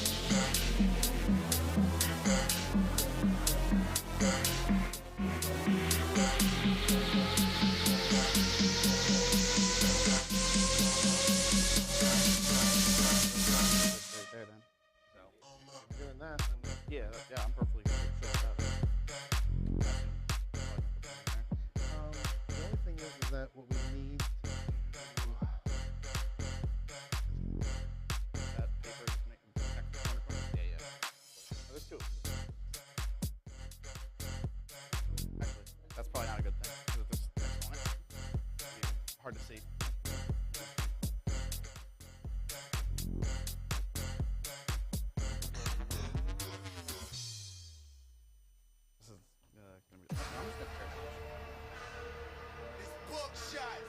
Shit about to get crazy, man. Yeah. All you motherfuckers, let's go. Turn the fuck up. All crazy motherfuckers, let's go crazy. Go crazy. Let's go crazy. Go crazy. Let's go crazy. I said, all you crazy motherfuckers, let's go crazy. We crazy. Let's go All right. All right. Oh, real quick. It needs to say round 5 up at the top. Yeah. Welcome back for round 5 of the Maryland Open here in Westminster. At Tables and Towers. At Tables and Towers. We have an exciting Eldar mirror match coming up. They're both on Eldar, though very different lists. Very different list. We got returning Dan Moscato for the Biltan list. Yeah. And Jared is going to be on Asuyani. Brad. Brad, what did I say? You said Jared. I said Jared. I'm Brad so wrong. Chester Brad Chester. is his opponent. He's going to be running the Hail of Doom list that we've heard about a couple times. It's buffs up the shuriken weapons so that they deal an automatic wound if you roll a 6 to hit instead of having to roll a wound. Yeah.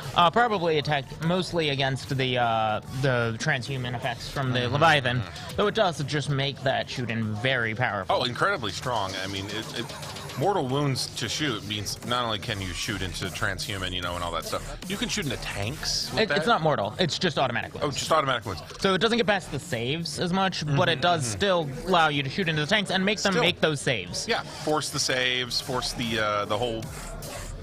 Most of these shuriken weapons still are at AP -1, Yeah. So making a tank take a 4-up save. Eventually, they'll fail them. Yeah. So, like, this is just good list, no matter what you're doing. This is good against Primaris as well. Yeah. You know, yeah. You're going to see a big change in just kind of how these two Eldar are going to be, like, kind of playing off each other. Although, I mean, Dan's no stranger to just the overwhelming, you know, Fortune Doom. Yeah, he's... Dan's bringing his pair, one on foot and one on bike. We're seeing 3 Psychers out of Brad. Yeah. It's going to be a pair of biked Farseers, both of them on bikes this time, and a Seer Council. He's got those Warlocks. Seer Council. I was talking about that yesterday when I was asking what is Seer Council. I went back and I looked. Yeah. And they are one singular Psyker for the whole group. Because my girlfriend, she plays Eldar, so I have an Eldar Codex at home.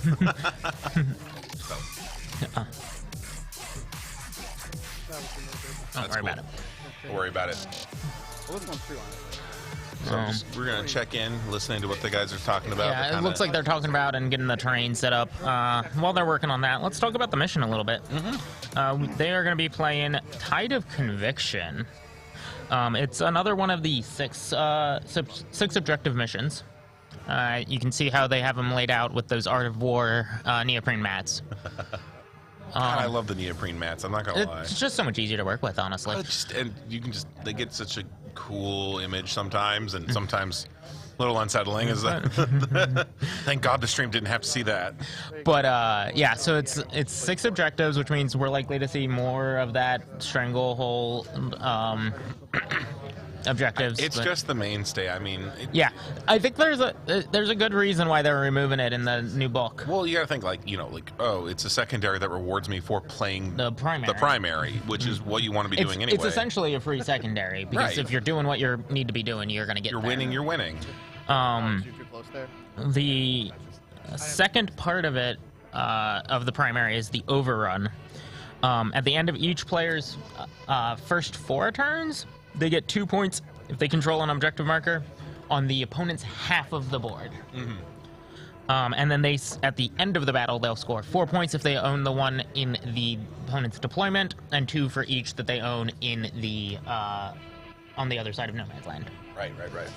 So again, encouraging them to get into the action and get across the map.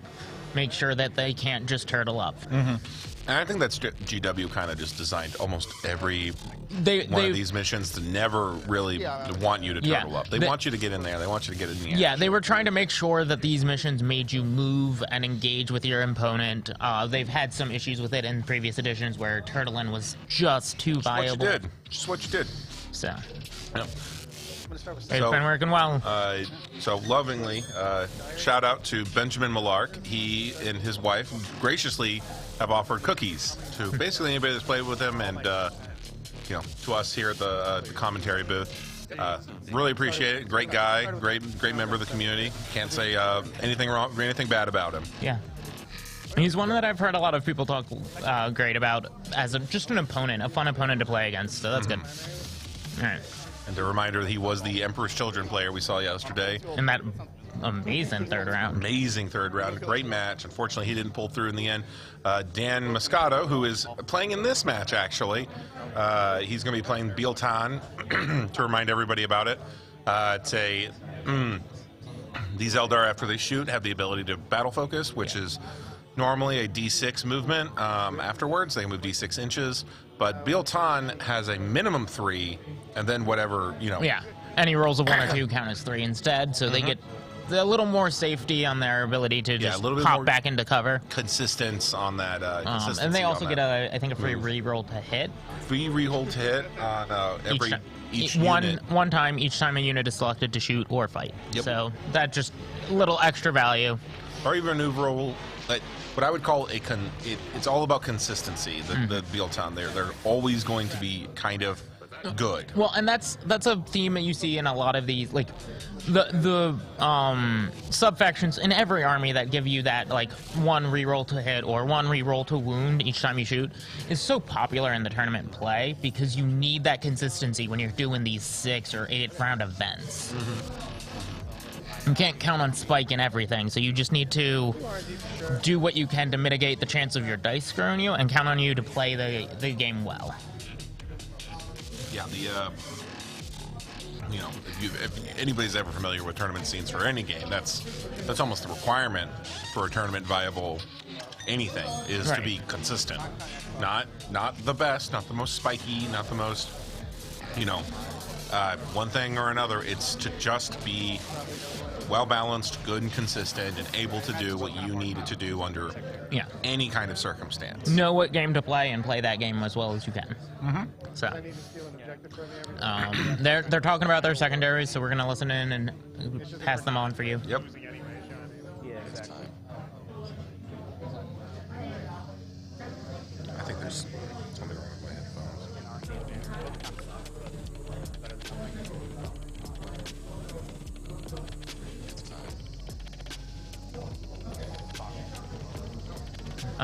They both have the bar, so they're going to be jumping around. That's going to be a... Oh, man. Barry Manilow's back. Tell you, that lady, she gets a lot of work in. Oh, 2 R&D, both R&D. Probably both Strangle, and I haven't heard what the third is.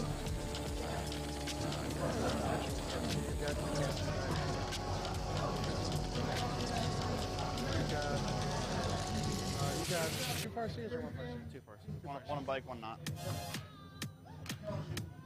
They're considering Psychic Ritual, it sounds like. And trying to figure out how likely he is to be denied off of that and things like that. Just debating on taking just a kill secondary, like a grinder or something like that. Depends how much slugfest you want to make this. Depends how much slugfest you want to make this. Depends on how much of a slugfest. All right, so Daniel, Kane? yeah, Daniel's taking Wrath of Kane again. We talked about it with the Aspect Warriors last night, where he tries to get a kill in melee and ranged in the same turn to get the most out of it. And I believe it sounded like the other player went with Grind Them Down, so trying to get those vehicles. Remember your big build? No, that's Bring Them Down. Yeah. Grind Them Down is kill more than you was done to you by the end of the round. Brad is trying to get more kills in each round, which makes a little bit of sense because he has some bigger units. He doesn't have as many like 5-man units. He has some 10-mans and stuff like that. So he's counting on the fact that a lot of them Daniel's units are small and he might be able to wipe out. Might take them off the board at a higher rate. Well, it's interesting because Wrath of Kane we saw last time we saw Daniel yesterday for third round. Wrath of Kane got him so many points by the end of that. In the first 2 rounds it did, but in the last round it was starting to struggle to get he got. Oh, he did get it on those his last Shining round. Spears kept scoring them. Right. So yeah, it takes a little bit of thought and planning ahead of time to make sure that you can do both. Because if you aren't doing both, you're not going to score very well. Yeah. You had me at hello. And I think he's going to have a harder time with it on this matchup. Excuse me, on this matchup because his opponent is more maneuverable than Emperor's Children, in a way, but he's able to avoid fights more. He doesn't have to rush forward as much as the Emperor's Children did. Well, like Dan said yesterday in the interview, he admits that his list is actually a very aggressive list. He wants to push up, he wants to be aggressive. He doesn't want to play on the back foot or defensively. Yeah, he was ready to push out and then had to handle those Terminators instead. But we'll see how this goes with them both trying to pick their fights. They contact in the other room. They do connect. They can.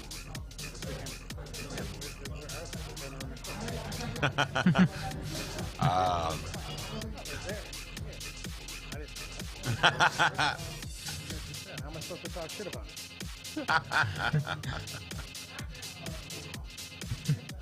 it? Don't know he knows we can. Well, they know he's mic'd. Yeah, he's mic'd. He knows. He's talking shit about us. He should have. Oh, yeah. He might have to come in here and interview with us if he wins. I'm not worried about fire. Oh, by the way, the Drake's in the Sanctuary.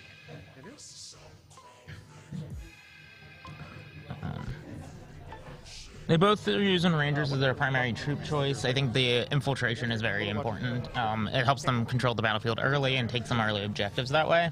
And it's going to be even more important on some of these missions that require you to hold objectives to get your CP coming up, because since you're getting CP on both turns, you're going to want to hold those before your turn even starts, potentially. So I think we're going to see even more of those coming up. Oh, aren't Dire Avengers considered troops? Not anymore. Not anymore? Okay. Not anymore. They are elites now. All Aspect Warriors are elites, or no Aspect Warriors are troops anymore. Okay. That was a change with the new codex. You can give them, I think you can give one unit of Dire Avengers OBSEC with Exarch upgrade, though I don't think either of them paid for it. Yeah, well, if that's the case, yeah, Rangers are definitely going to be seen, just Guardians, I'm sorry to say, just those guys, they can do what they need to do, but... They are okay. You see them a little more in Uthway lists. Neither of these players are playing them, but the Uthway has a couple of extra strats to really get their value out of them. Yeah. But in the either the custom Hail of Doom or the Bealtan, they really aren't going to do a lot, and that infiltration deployment can be so useful. Score OBSEC on really important points. So long as you get those Rangers out there into that midfield and get those points scored early, they can do a lot of work for you. They're just so valuable. There's no reason not to take them. I don't believe there's any tank. We see the Fire Prisms and the Wave Serpent coming back out, and the Crimson Hunter from Daniel. I don't believe there's any tanks in the entire list for Brad. Looks like a lot of jet bikes. He's got a number of jet bikes because he has Wind Riders in his fast attack. They're not the same as the Trident Spears. They're a little more shooty. They're I think they're kind of like Rangers, or are they closer to Guardians? I don't remember. I think they're a little closer to Guardians. Okay. But they bring a lot of extra shuriken shots, which is what he's trying to do. Yeah. They bring like 5 shuriken cannons per unit, because it's 1 per bike and there's 5 of them in each unit. So he's just bringing extra shurikens in there. The auto wound on that stuff, man. He's also bringing a unit I haven't seen in play in this game. I've seen it in another game, because it's also a Necromunda team. He's bringing the Corsairs. Corsairs? Yeah. Wow. Sky Pirates, yeah. Yeah, he's bringing a 5-unit elite Corsair unit, so that's very suicidal. different. I'm actually really not sure their role. I've seen people take them as troops, I've seen people talk about taking them as troops. They're actually a pretty cheap troop option. Yeah. But the elites are a little different, and I'm not sure what his goal with them is. I'm curious to see how they play out. Yeah, well, let's take a look. I'm gonna go pull it up right now. See what we can do with Corsairs. Eldari.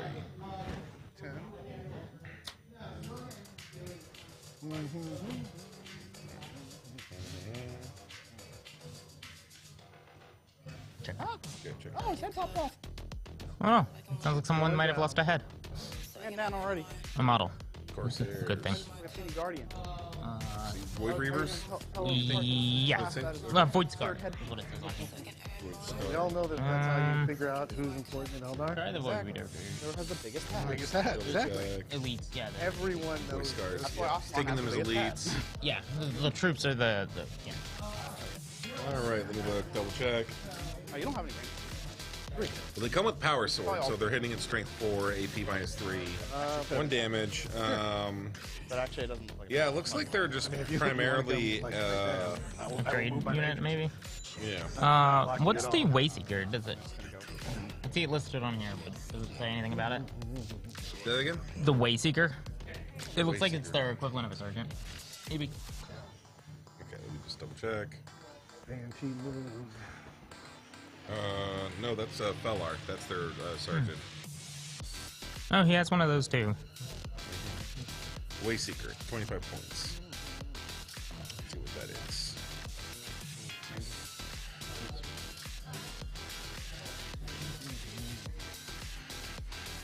Is a Psyker. Oh, so he's actually got 4 Psykers on the board. Yep. I wonder if... No wonder he was thinking about Psychic Ritual at one point. Yep. Having that many Psykers, it's they would actually be a great thing to use for that. Able to take Runes of Fate spell list. So Yeah. Looks like he has a Fateful Divergence is the one he selected for it. interesting. And obviously can always smite. Yeah. It's an interesting unit that I'm curious to see how he uses. 25 points for an upgrade for an elite just to add a Psyker to the elite unit. That's really good. I mean, the entire unit's only 85 points. It fits in there. Like I said, a lot of why I've seen people talk about Corsairs was not as their elite choice, but as their troops choice, because especially in Harlequins, and possibly because of minimum unit sizes, even Craft Worlds, they might be the cheapest troop choice you can take. Which at times can be relevant if you want to focus into other aspects of your right. army. It's interesting. We're seeing a very kind of, and obviously Corsairs, they have the ability. Anything that rolls a 6, they auto will. Yeah, I mean they're using shuriken weapons, same as the rest of or most of the army. He does have a few things that maybe don't. I'm just interested, seeing where they're doing what they're doing with their Pathfinders. Dan's definitely kind of swapping in and out, kind of deciding what he wants to do with them. Clearly a very important kind of choice for him to make here. Down on the ground, but out in the open. That's a little curious. Do Rangers have a particular resistance to being shot at? I think they might count as in cover if they're more than 12 inches away, something like that. Oh, interesting. Let me look. Let me take a look.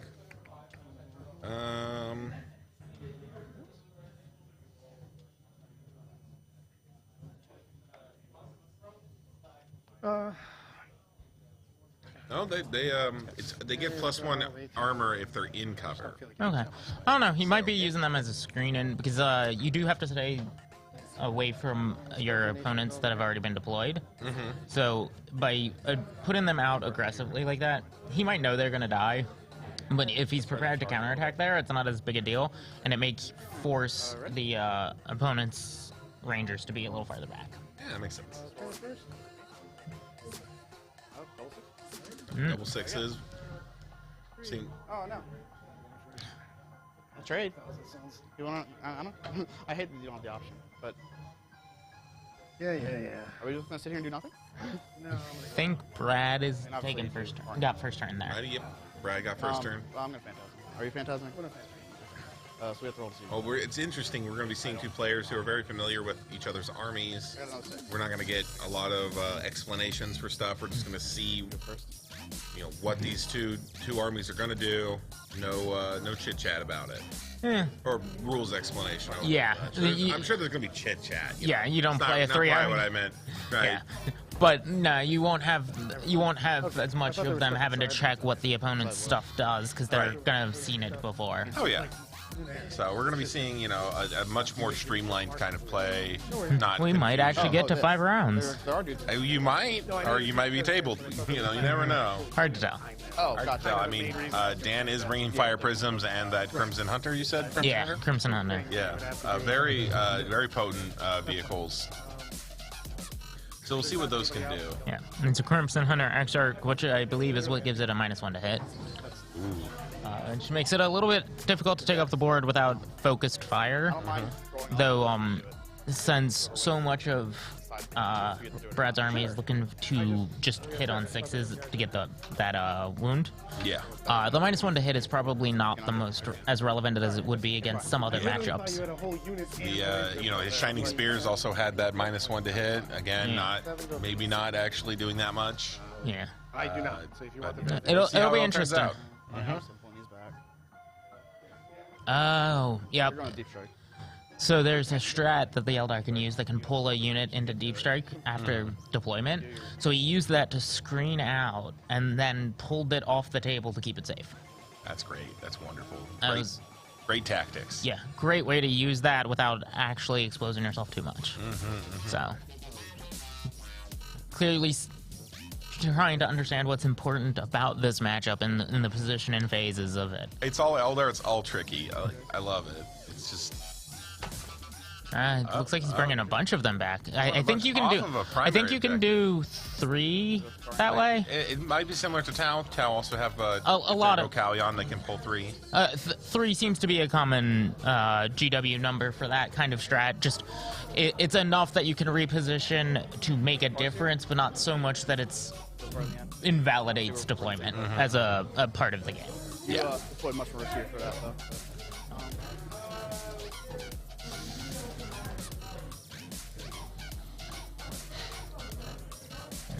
I think we're all right. All right, I think they're done with their pre-game actions, 2 tanks in them. and they will probably both start resolving their Strands of Fate Probably soon. will, but I don't know if I will. If I had my spiders there, I imagine you 100% would. They're definitely too far back. I made sure they're on 3. Real quick, we got to get our. Yeah, Fate. Yep, starting to resolve fates, seeing what they can manipulate going forward. Kind of it's similar to Sister's Miracle Dice, correct? Yeah, in a lot of ways. So the Miracle Dice let you save a number to use on any multitude of kinds of rolls. Rather than doing that, this saves a kind of roll that you can make. Masterful just never. Okay. So they function very similarly in that they help reduce that chance of randomness, but they do it in a very different and unique way. Notably, Very Eldar. Notably, the Eldar can never actually do it in a way that helps their leadership, which is one of the things that if you end up saving a low roll as a sister, you can do. Yeah, you can always So kinda save if you happen to get a 1 on one of your miracle dice, you just kind of sit it to the side, and they last throughout the phase. They don't regenerate as easily, but they last for the entire game until you use them. So you can use them as a way to make that unit that was basically dead to stake around and keep that objective or something like that. That's not bad. So, but it goes back to that whole talk earlier about consistency, and it helps make sure that they're very powerful in Uthway. We haven't seen any of them come up on stream, but Uthway gives all of their units a 6-up invulnerable save. So if you get saves, you can just be like, oh, that Melta that just hit me, I'm gonna 6 that save. There you go. And just it can shrug off a surprising amount of damage if used right at the right moment.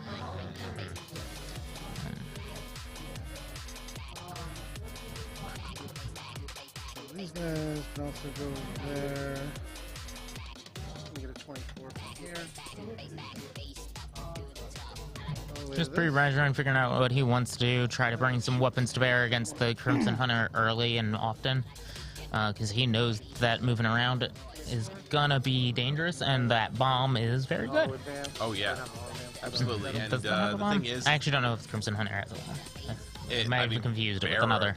Barapon or whatever has them. We really aren't gonna try to get that aim right, are we? It's Barroth. Okay. I know what it actually is, but that's the joke. Problem is, a lot of the weird B names I wanted to use yesterday didn't really quite work because Benjamin was in the game also. So I couldn't really use that. Couldn't go that angle very well. I don't think we kill it. Crush it. Yeah, lining up some shots against the Wave Serpent early to kind of cut down on the maneuverability as fast as you can. Wave Serpent equipped with a kind of a very tanky vehicle. You wouldn't think it by looking at it, but it's equipped with a lot of weird abilities that let it kind of negate damage and strength coming in from attacks. That wall goes by real line of sight. So maybe behind that wall. Always surprised. Opponents are always surprised by just how much punishment they get.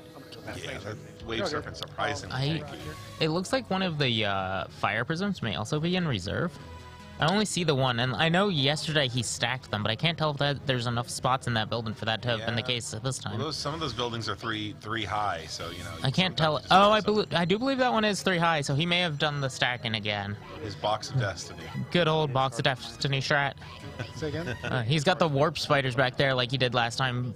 Probably planning to jump them back in again. And without the Terminators suddenly appearing there, he might actually do it. I'm actually curious. I don't know if Fire Prisms can actually deep strike or not, but if they could, it wouldn't surprise me. I don't know if they can deep strike, but I know they can come in from reserve. Yeah. They can outflank or something. One with big dice the other day. The other game was an 8 dice. So reroll made it, so. Even with -2, I should be on literally. What's that? You're like just beyond 6. Yeah, exactly. Always a fun thing, pre-measuring, knowing how far away things are. They're making sure to communicate about the distances so no one is surprised before they make decisions. I'm I'm going to charge that because it's definitely 6, and then they're like, nope, it's 7, and you're like, always well, pre-measure. It's a thing everyone can do. You're always allowed to do it. And that communication with the opponent is so important because those feel bad moments of just not agreeing on what the distance is can be so punishing Especially to your day. when you're at that clench moment where you're throwing dice, when you start throwing dice and someone's like, you can't do that. Yeah. I mean that's where it's going to be the most that's going to be where it's going to get the most heated. If you talk about it before you make decisions, before you make those rolls, you can usually cut off and have a much more pleasant game. Yeah. So Dan ever polite Dan Moscato, being very cordial and being honest about his intentions and what's going on. Yep. And they're both doing well on that front. I think they're glad to be there and just having a good game of it, making sure that everybody's on the same page. He's measuring out. He's going to have a lot of shooting done. It looks like he's checking if he can get his other unit of Windriders over there to get the shots. You gotta get the 9 to get within range. You gotta get the 9 plus 2 within the range, yeah. They're only 18 inch range once you roll 9 up. Yeah, I'm saying I can roll to here, and then I'm going to click it. Yeah. So, I'll just let you know you're not winning. Yeah. Over there. Roll out there. So, 18 is a vehicle? Yeah. Where your finger rolls. Okay. Now you go. Yeah. Where your finger rolls is at like 24. Yeah, plenty of range, and I'm going to use the auto to bounce myself back. Now you get barrel. I got 2. I can't. I still can't die. No, I mean you could roll double 6 and die. And then roll with it. Oh, squatter. That's literally specifically dice, so I don't eat it. Gotcha. Big homeboy out? Look, I think he's pulling that Farseer out on the jet lag. Yeah. Yeah, that's what they were discussing because he was. That could die from perils and stuff, and I was like, I don't know, it's got 5 wounds. Yeah, I think that's part of the advantage of putting them on the bike. I think they get an extra wound. I want to put the Banshees over here. So helps give them between that and the extra mobility, they can be a little more aggressive with them. Yeah, well, it's a weird way to get a wound and a toughness on a model, but you can do it. Put them on a motorcycle. Good. Faith, which is going to auto give me on this advance. Everybody will be fine. And this is actually true line of sight, so if we can, I'll move these guys up and just make them Banshees. Okay. So, 13. Just getting a lot of movement out of these guys. Getting this nice angle, we can see, just exactly what kind of wall that is, from this top down. Sometimes those walls, those half buildings right there, I always think for some reason that they're not that tall, and then you see them actually appear. And you're like, oh that's like actually hideable. Moving up tell why people can't shoot through those. Moving up some kind of melee unit. I can't tell if that's the Corsairs or like a Howling Banshees unit, maybe. I would suspect that those are Howling Banshees right now. Right? Brad brought Howling Banshees. At least 1 unit of them. Yeah. Okay. He's got 2 units of 5 Howling Banshees. Also Striking Scorpions, which I assume are in Deep Strike. They might be, yeah. I haven't seen them, but I also don't know everything that's in build-ins. Striking Scorpion's always an interesting choice. Really meant to be more of a meat grinder kind of unit. Coming in with a rather sturdy 3-up armor save. Yeah. And, not something you see a lot of in such a fragile army usually. Yeah. and being able to just lay in with just a ton of attacks. Really interesting to take. I suppose he planned on using them against maybe Gaunt Swarm or something like that, or Gene Stealer Colts. Something. But yeah, Striking Scorpions, I don't know if in this meta they're the most common pick. I mean, I think they're pretty good into Tau too. Like, I suppose, yeah. You have to go up and up. And also, get in. yeah. 105 points. They're not a ton. No. They do have the Power Claw. They do come in with with one of them carrying a Power Fist, which is always the Exarch coming in with that. They have him on the Biting Blade instead. Biting Blade, okay. Which I don't remember what that does. Well, that's it gives him more attacks. I'm thinking over here. It's like a big two-handed chainsword. Yeah. Okay. Ran back a long time ago when you could take allied detachments. I ran Striking Scorpions in my Tau army because you could. Because why not? Oh, I could put Space Marines in my Tau army if I wanted to. Yeah, the Battle Brothers. Battle Brother rules were very different back then. Yeah. Now it's a lot harder to soup. You lose a lot when you do it, unless you're very specifically built to be able to. Not only that, but you can't cross factions the way that you used to be able to.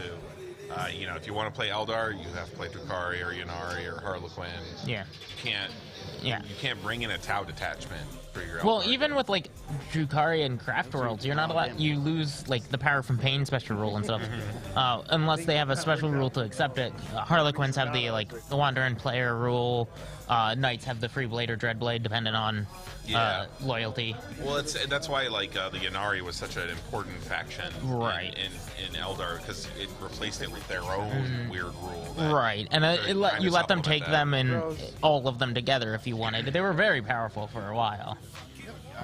They've kind of fallen off. I suppose. I don't know why I don't see Incarns getting played all that often anymore. Yeah, we had I think one Ynnari player this weekend, and he did come with an Incarn. I saw it. It was a beautifully painted model. Yeah, loved it. It's a lovely model. It's very well made. I think it's maybe next to the Avatar of Cain, the coolest looking model in 40K. I'm not gonna lie.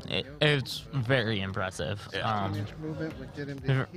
Looks very elegant in a very dangerous way, which is exactly what you want to see from Looks Eldar. like a spooky elvish demigod come into the world to hunt mess some shit dudes. up. Yeah, hunt some dudes. Just trying to stay outside of what you can shoot. You know what I mean? Right. Maneuvering, trying to stay away from the overall threat that is Dan's shooting phase. We saw that last time with his Dire Avengers just laying into stuff, and those Warp Spiders also very good in ranged combat if they can get up on you. Yeah. Fire those monofilament webs and take Yeah, you apart. this is going to be a very position and intense game the entire time. I imagine the movement phase might actually be the longest phase in every turn. Oh yeah. Because once you've moved, you kind of commit to what you're going to shoot and stuff like that. But there's a million decisions to make just on these movements. Yeah. With armies that these are, as always, Eldar are widely considered finesse armies. They are,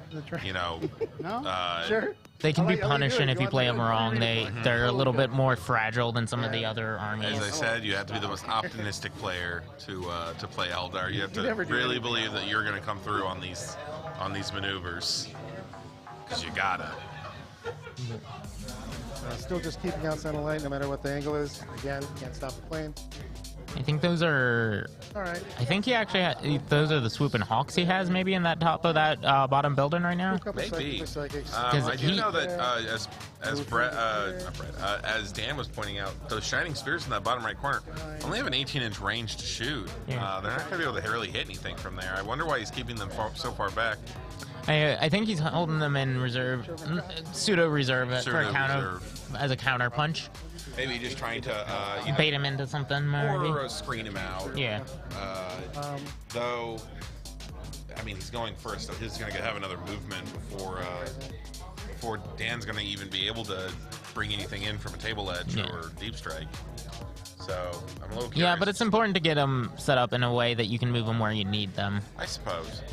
I imagine that move is not for this turn, but it's for next. Yeah, I'm not saying that he's doing a bad play. I'm just curious what the play is. Yeah. I don't know what that looks like he may have doomed the... it looks like it's Doom on the Wave Serpent and Fortune on the farther up unit of Wind Riders. Interesting. I'll Mike him. Couple of not that great at rolls. Yeah, he's struggling. Also forgetting to use the dice tray. Yeah. I mean, luckily he's using clear enough dice that we can kind of see them just from the screen. So. It's not the worst dice I've ever seen. But not that like white on clear dice that some people use. High contrast dice. Make sure you get high contrast. High contrast dice. Love high contrast dice.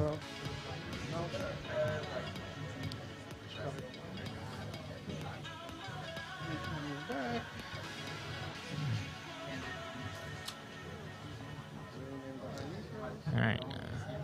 Looks like the Farseer did what he was supposed to and then battle focused back. Yeah, got out of there. Or I think that might have been a stratagem to do it in the psychic phase. Not entirely sure. Interesting. Hey, just the shenanigans, the utter Eldar shenanigans. Just being able to go in there, get involved with whatever phase you need to, whatever phase you need to, and get out. It makes for a very interesting strategy where you have to like know when to push yourself and when to give yourself a little safer. Yeah. Well, Space Marines can just kind of take hits. They got that high armor, they got the high toughness. They're able to just kind of go in there and be blasé about stuff. But Eldar really have to play with movement, make sure that you're out of reach, out of. I don't exactly know what that was that was shooting, but I don't think it did anything. I think he made his save. Yeah. All right, we're getting a big roll here. Bounce, and then we'll bounce. All here? Yep. Dan, appreciatively towards Dan, he has reminded to throw inbox. That's where they're going to be after they bounce in the building still. I'm debating on it, but probably. 6.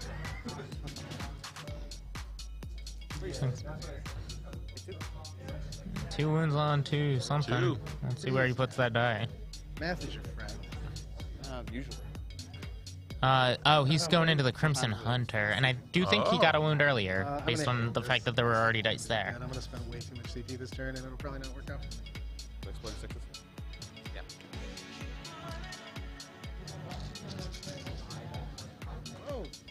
Whoa! Look at the that's sixes a lot of on sixes, that. and I think I heard exploding sixes as well. Exploding sixes. Look at that roll. Now that's a roll. Important to note that when you have exploding sixes and auto wound, it's the first wound is auto, but you do just get the hits as well instead of stopping your sequence essentially. So 2 AP1s, 7 AP3s.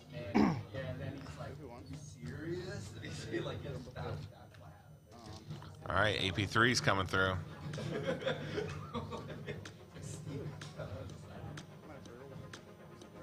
No. He has 9 wounds there. He has 9 wounds.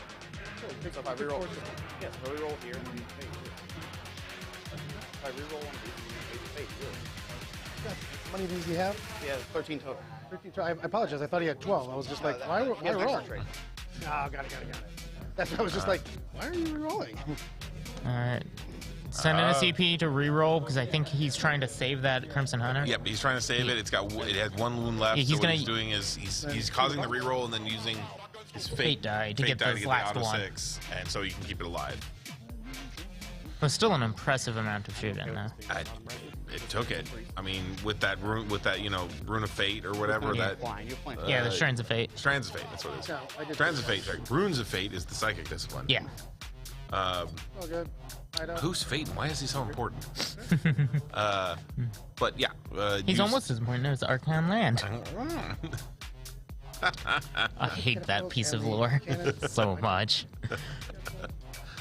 But yeah, so what happened there was the Crimson Hunter had 12 wounds on it, or 13 wounds on it, and had had saved once, and that was going to take him to 11. Well, it was going to take him exactly to 0. No, he had one more save to take. That's why he rolled the dice as he did. So what happened was that with that one save he made, he had exactly taken exact death. So what he did was he re-rolled that one die and then turned it into a 6 with the Strands of Fate, so that he could stay alive with 1 wound, thus keeping the airplane, the Crimson Hunter, in play. Probably forcing Brad to take one more shot at it. Yeah.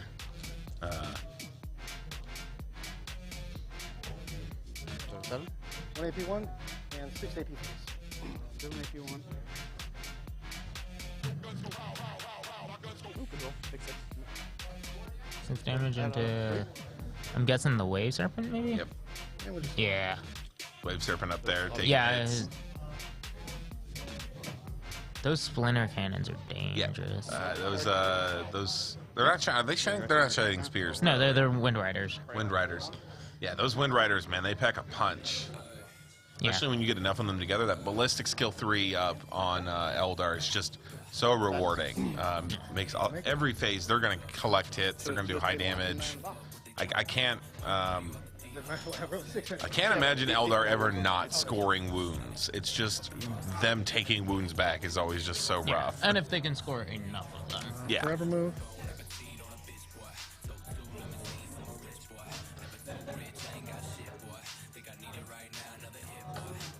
Are we charging in with Rangers? Are we going to get a Ranger punch out? I can't even tell if those are Rangers or not, but I think so. What have they ever done to you?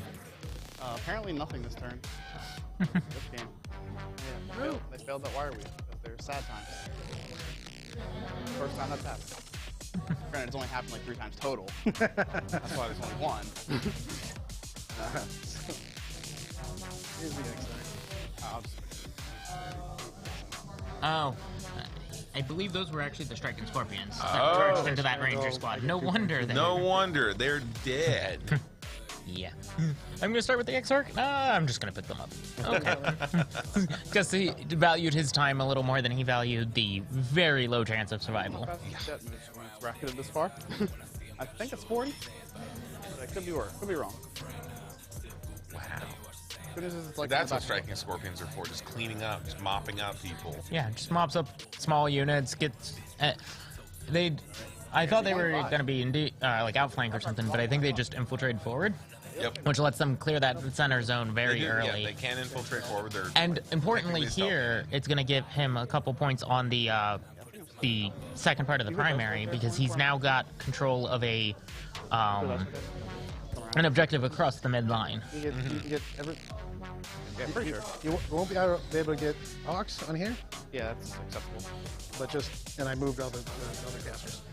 I think I can reach the guy on the bike. I can definitely reach that guy on the bike. I'm hitting him in the head. Oh, let's... Yeah, that's what I was trying to say. Dr. Man. Before you make 1, 2, 3, 4, 5, 6. We're talking about Eldritch Storm. I think you're looking at that again, because I was not impressed with it before. Well, and I would have thought if anybody was going to consider it, it would actually have been Brad, because he has those extra psychers. As Brad said, he's a little bit more kind of conservative with the way that he plays with his command points. He flat out said that he didn't want to use them all up early on and hold on to them. So yeah, I think he and really you can values get, his command points. If you are aggressive about using them, you can burn through them in the Eldar army. There's a lot of very powerful strats that are tempting to take. Yeah. And that warp storm is 3. 3 command points. I honestly believe it will probably never be used in a month. Yeah. 3 is so many when you only start at 6 instead of 12.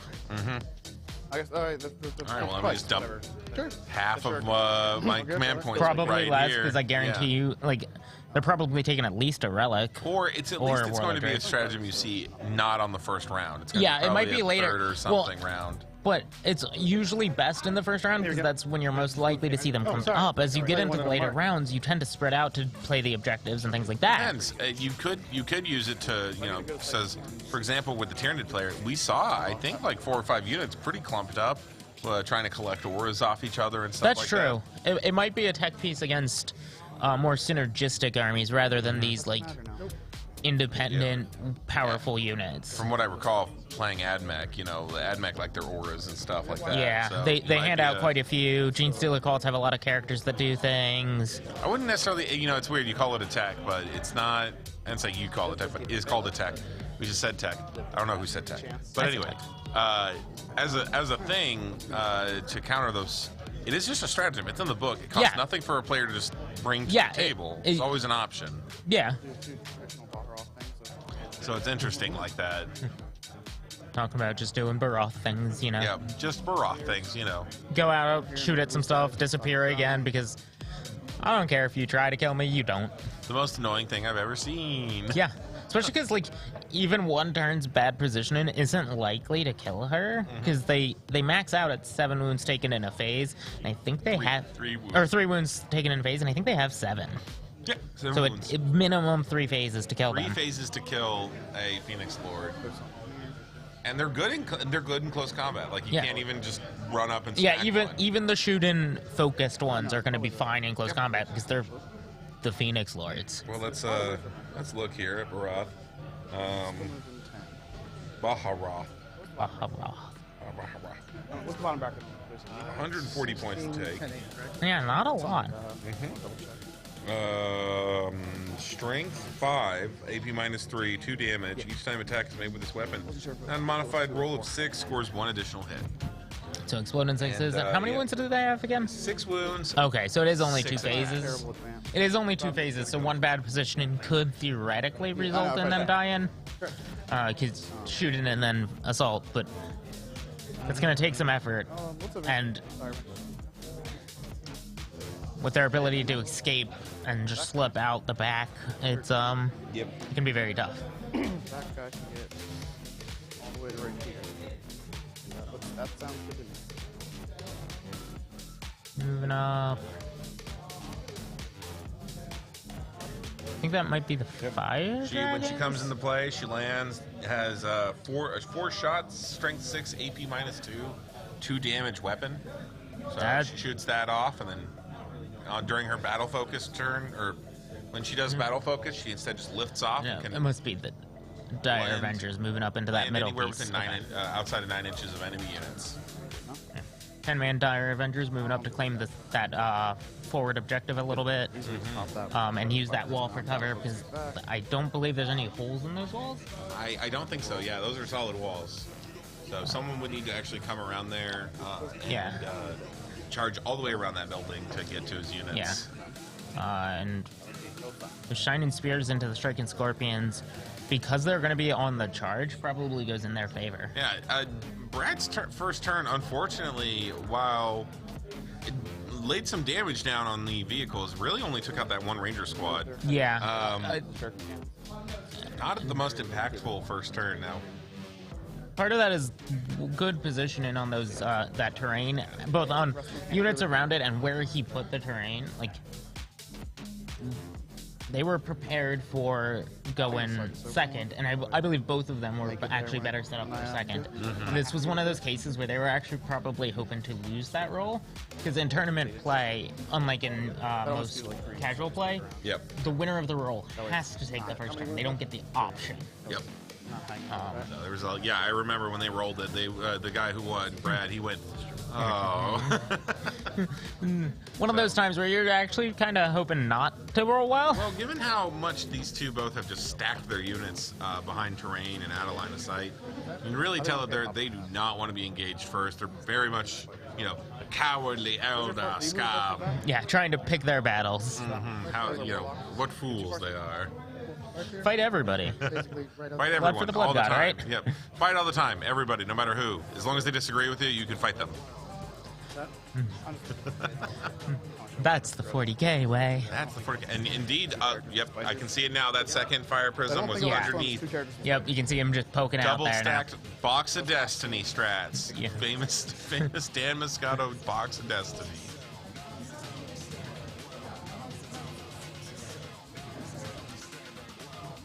Yeah, and when you don't get a Terminator suddenly appearing next to you, I think it might be more valuable. he at least gets to shoot with the both fire prisms this time. Maybe, if he can find line of sight. Yeah. I think they both can shoot at that. I think is that a Viper down in on the right side? I believe that is. It might be. It's painted quite distinctly. It might be maybe something else. But I think it's a Viper. I'm trying to see if he has any Vipers in his list. Also, there's the Ian of Howling Banshees. Yeah, he has a single Viper with Shuriken Cannon. I'm pretty sure that's I just want to make that. sure you. I know what you're trying to do. Just don't be there. Let me grab some dice. I don't know why. I'm just gonna. Well, the Crimson Hunter is in line of sight for all of those. Yeah, the Crimson Hunter has plenty of line of sight. It's going to be less effective than it might have been otherwise because he's down on bottom bracket now. Yeah, no, just barely, limping along. I'd almost at this point be willing to walk it up the table edge to keep it from getting shot down and bring it in later, try and do something, maybe a turn or so from now. I just used two face. But I think he's just trying to get anything out of it. You're like, I'm not. Yeah, I just rolled two fails, like two face like that. The Farseer takes 4. The bikes take 3. Goes bike. Rangers hits. Take 4. Lost a bike, some Rangers. I think the Farseer took a few hits. Like this Eldritch Storm is looking a lot more impressive than the last one. Yeah, this Eldritch Storm is really doing some work here.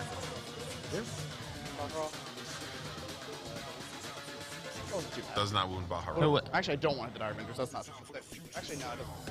Whatever the Dire Avengers shoot at kills, they kill anyway. So. I'm getting some value out of that Eldritch Storm. That I think might have been worth 3 CP right there. I'm not sure. It depends on.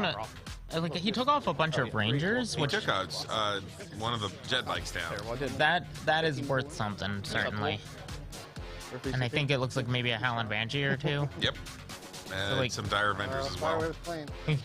He chipped a lot of squads, and that's probably gonna be worth it, but it's hard to say for sure. I mean, grand total, I think he landed like 10 mortal wounds or so, maybe a little bit less, off of 3 CP. I mean, 3 CP is a lot of CP. It's a chunk. I'm not going to deny that. I don't know what it's worth. It's hard to put a points value on it yeah, and stuff, but CP can really kind of. If it really, like, for example, Dan's used CP to keep that Crimson Hunter alive in a really kind of unique and clever way. So, just pulling all 4? Mm-hmm. Okay. And there's a lot that can be done with it, but there's, might as well spend it, knock some points out. It means, going forward that Brad's not going to be able to leverage as much firepower at him in general. Yeah. So, could make the difference. Even though it didn't wipe out a squad, it definitely, chipped at them and kind of kept them low for, I don't know, maybe a few psychic casts didn't, aren't going to come his way. But if he's not relying on those, Mm-hmm. Good where it is. Let's get out of here. Yep. I'm just fixing my pulls because everybody fell down. And a lot of issues with those models standing up. Well, it's the it's that piece of terrain edge. Yeah, that's why we right see, on the edge. You see right here, maybe Brad or Dan, has taken a piece of cardboard and ran it across the back of it. The back of it, just to kind of try and keep it stable. Into the scorch? You can't see the bikes. So one bike is sticking out. One bike's only sticking out because I just moved everybody to get him out. Remember, we measured this already. All right. That was the whole point of all of this. You know what I mean? I moved the guys as we. Well, I'm on the train, so I can see through this now. So. True, that's what I'm saying. True line of sight. I was already behind. We already. You know what I mean? I literally moved these guys. These guys got bumped when I pulled all the casualties. Gotcha. Okay. I did not realize that happened. I don't really want to shoot this spear. There's only 8 wounds there. Yep. 3 on the X. I guess I'll shoot half. Yeah, fuck it. It can't. It's almost impossible to kill all of them. So. You guys roll these 3 separate. Got a He's whole. Wow, they all- an interesting balance in that he has to do. He wants to put extra wounds on the Shark and Scorpion so he can kill them. But if he shoots too much, he loses the opportunity to get a kill in close combat, which is very relevant to his secondary. Yep. That being said, I'm not. Do we know what killed the Viper? Because if it came from the Fire Prism, that doesn't count. But if it came from like the Crimson Hunter or something, it would. Crimson Hunter is an aspect warrior. Yeah, I must have missed that. I didn't quite see that happen. 3, 2, 1. And I'm sure we'll figure out when they talk about scoring. Everything's good except for the Exarch. I can even live with that. Everyone's dead with the Exarch. Okay. I think I've heard that before with Howling Banshees, and then we saw Terminators just falling over. Yep. Well, we're gonna see a charge in now, I think. Yeah, and they do Mortals on charge, I think. Yeah, which is probably gonna not work. a lot for this world. Depending on how that one is worded, that actually might be a problem for him. How? If it's worded as if they're done in the charge phase and the secondary is worded as specifically in the combat phase, it may cause issues with his secondary. That's true. That's true. That's actually something that Dan might be aware of, might not be aware of. 6.6 field hand. One of his pulse flavors. It's curious. I'm gonna look that up. So there's 2 hits right there. It's 2s, flying, the 2 is okay. And then 4 star cannons.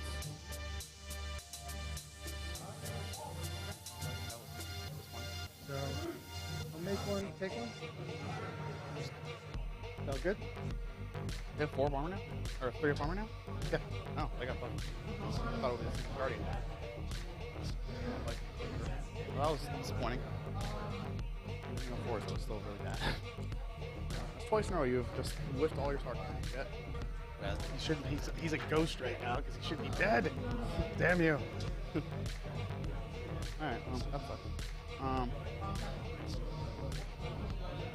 I see the white head. So specifically melee attacks. Yeah, just give me everybody that's dead if you want. I mean, I'm assuming you're gonna kill him in the first place. That's why I was just waiting. Don't know if I don't know if the mortal wounds from the Shining Spears count as that. Actually, no. That is a great question. I mean, it's only 1 point, so it's Well, not... if he got a kill with a ranged, it's going to be the difference between 4 points and 1 point. Yeah. Which is a very significant value. Yeah. Say again? So we'll have to see how it goes. I need to shoot him. Oh, he's battle focusing out. He's choosing not to charge. I'm guessing he didn't get the shooting kill then on the other unit, and is trying to get that. Yeah. He. You have nothing. Sorry, you have. That's the end of your shooting. I mean, he's shooting. So yeah, charge. Yeah, you can. I can still charge. AP2. So he's dead. Failed all. Like he's plus cover. Oh, okay. Exarch's Yeah, gone. you should have. Yeah, I think Baroth ended up getting the killing blow, which I do believe they still have the Aspect Warrior keeper. They are an Aspect Warrior, yeah. So they'll be fine. Not super consequential anyway. So charges. It's charging. Yep, Aspect Warrior. Yeah. So he still counts for that. Can do. I mean, I guess I can't end. I have to declare the Banshee, but I can't end. Or, no, I can go against the wall. Yeah, and I'll just heroic. Well, I mean, it doesn't matter. I still fight first and just hop away. Yeah. It's just. Actually, there was a chance I failed. But I was just gonna kill it for after. And I think. Oh, you only killed one last time. No, I'll just stay here. Yeah. Do you want me to roll it? What's that? You want me to roll the I want to see it. I want to see if you can kill like 10 of them. I heard you killed 10 Kroot with him. I did. I rolled with 1 fade and two natural explosions. He killed 7 Kroot. Oh, just accepted that he was going to kill that model. Pass the girl. I mean, it was like a single Dire Yeah, it was Avenger like or a single something. Dire Avenger or something. Like, he was just like, yeah, it's dead. We're not wasting time doing this. Very gracious in that kind of just, we're not gonna worry about it. We're just gonna pull it off. They both know how much they're gonna have to think about their movement and position, and they're trying to save the time for where it really matters. They are both being very smart about thinking about what is going to matter in this Well, game. it's just one of those things where we up till now I've never seen everyone's been like roll it out. So just the fact that both of them are just like, I charged this. Yeah, it's dead. Just I think pulls it another up. part of that is because they're on the same army and they know the capabilities of each other so much more. Like when you see something you haven't fought before, you're like, maybe it goes, maybe it doesn't. When you're like, yeah, I know why you took that. I have it too. Yeah, I brought it. It's We both deadly. have Parath. We know what it does. We know what it's capable. Such a good Phoenix Lord. Probably the most popular right now, from what I've seen. It's the kind of Phoenix Lord that you'll always get your points out of it. Yeah. Right? Like they're expensive. They're over 100 points. They're like 150, 160. Definitely points. a relevant cost, and an HQ slot, which means one less fire seer you can take, and things like that. 140 points. So it's worth a lot of points as a singular model. You don't want to lose it, and Baharoth is just always able to get out of there, be safe, get points worth of it, and just it's always a good All investment. right, looks like we're moving over onto the other. Onto Looking like turn we're 2. moving on to turn 2 or round 2. Yeah.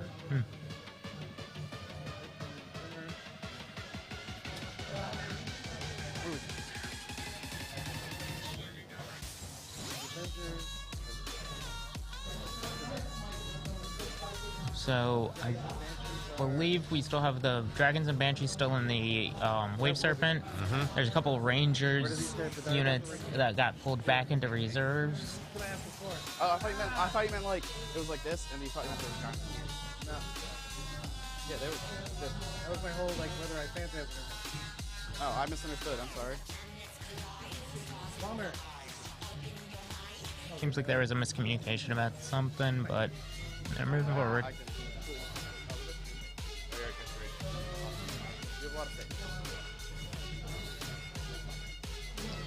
Resolving state fates to see what they got.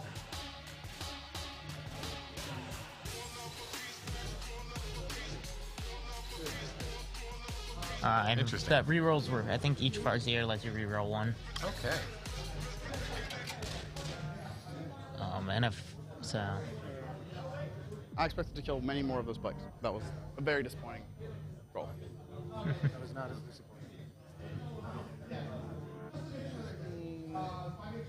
Shoot these guys along. I'm just gonna kill them in turn. I'm kind of okay with that because I want to make sure. I literally missed everything that I did in auto. That's fun. It's always amazing, we walk into these things and I think like, who's going to win, who's going to come out of this, and you just can't tell sometimes. Yeah. Like I look at things and I'm like, that's what this is going to be like, and then it just, players surprise you every time. I remember thinking that Dan was surely on the back foot, like he was losing against that Terminator rush. And then he kind of pulled through, and I was like, "Oh, maybe Dan will come out on yeah, and then the reserves arrived, and you're like, maybe not. Oh no, maybe not." And then it turned back around. So that was a very different game from this one. It was swingy because they were both being so aggressive. This one, the ability to fall back and the ability to take advantage of that terrain in that way, has let them trade a lot more carefully than they did in that game. So it's hard to tell in a very different way because they've committed so much less.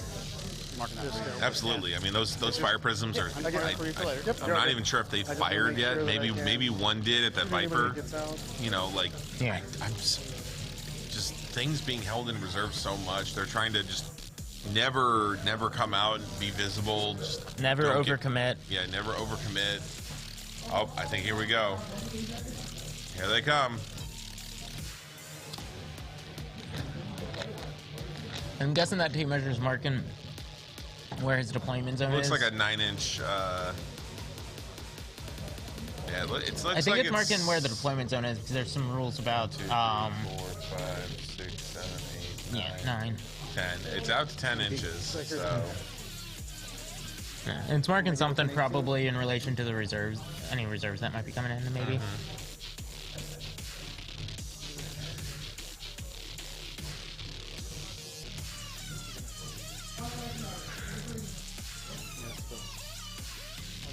Still in the die range if you want it. What's that? Still in the die range there.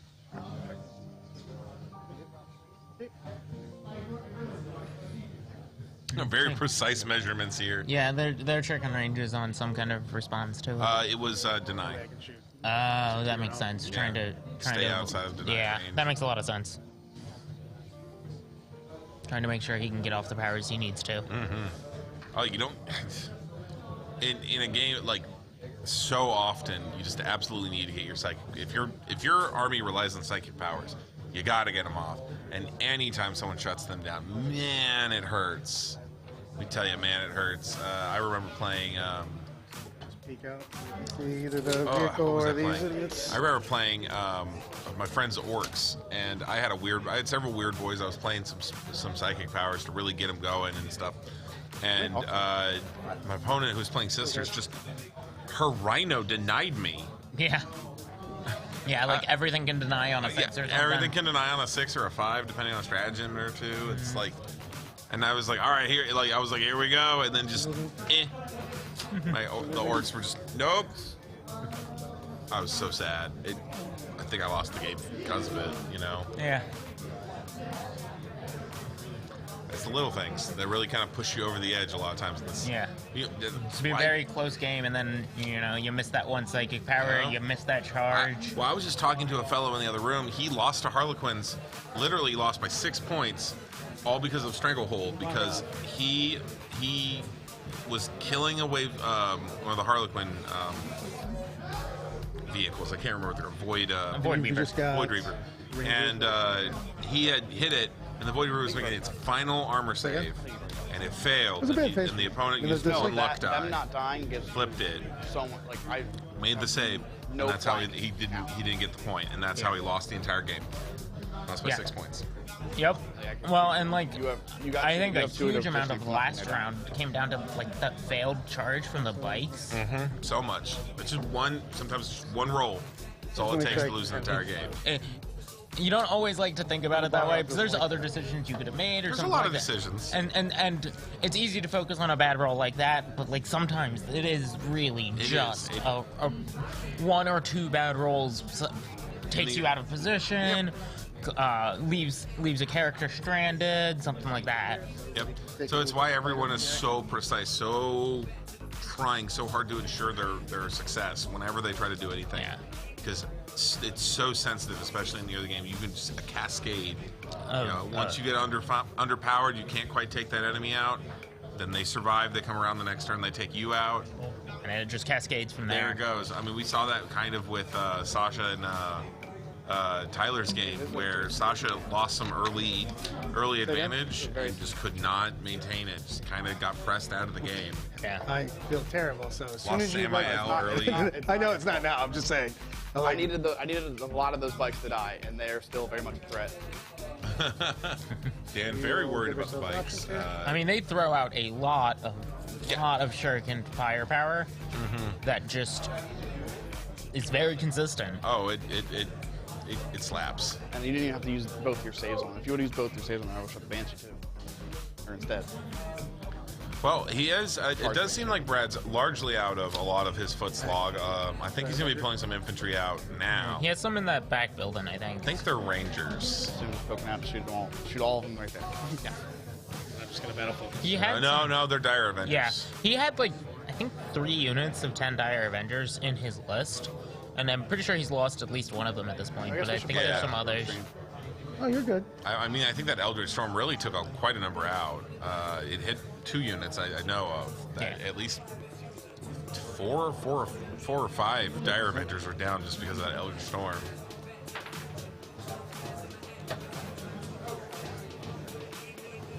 I mean, if you really think about it, 1 CP is worth almost maybe a model or half a model. Outside of this. In regards to combat, because a reroll is typically to kill a model. Yeah, or but honestly, I would something. view rerolls as one of the least efficient uses of CPU. Oh no, I agree. I actually that's why I don't actually reroll that often when I play. There are times where you definitely need to. It'll make a huge difference. Yeah, but absolutely. in general, I think you're going to do better off using it on things that are like +1 to hit or yeah, something or a like whole that. unit, or -1 to be struck or something. Yeah, you know? the -1 damage can go so surely far. kill those. Yeah. 100%. Like I think. Besides that, though, I think command points are hard to kind of really wrap your head around like how useful they are. I assume we're ruling I this think right. it even depends on what army you're running. Like not all armies value command points the same way. Well, and some of them value it at different points in the game. Yeah. I think there's going to be that's one of the big talking points. Some of the books are going to get hit very hard by the changes to the start in CP, even though the total amount of CP you get in a game is pretty close theoretically. Yeah. If you're in a if you're in one of the if your game goes to if you actually do the math, you're going to get an equal amount of CP. You're one less. Over. You are one 6 less. games. Yeah. Over 6 rounds. Right, but Because- almost every mission ends at 5. Yep.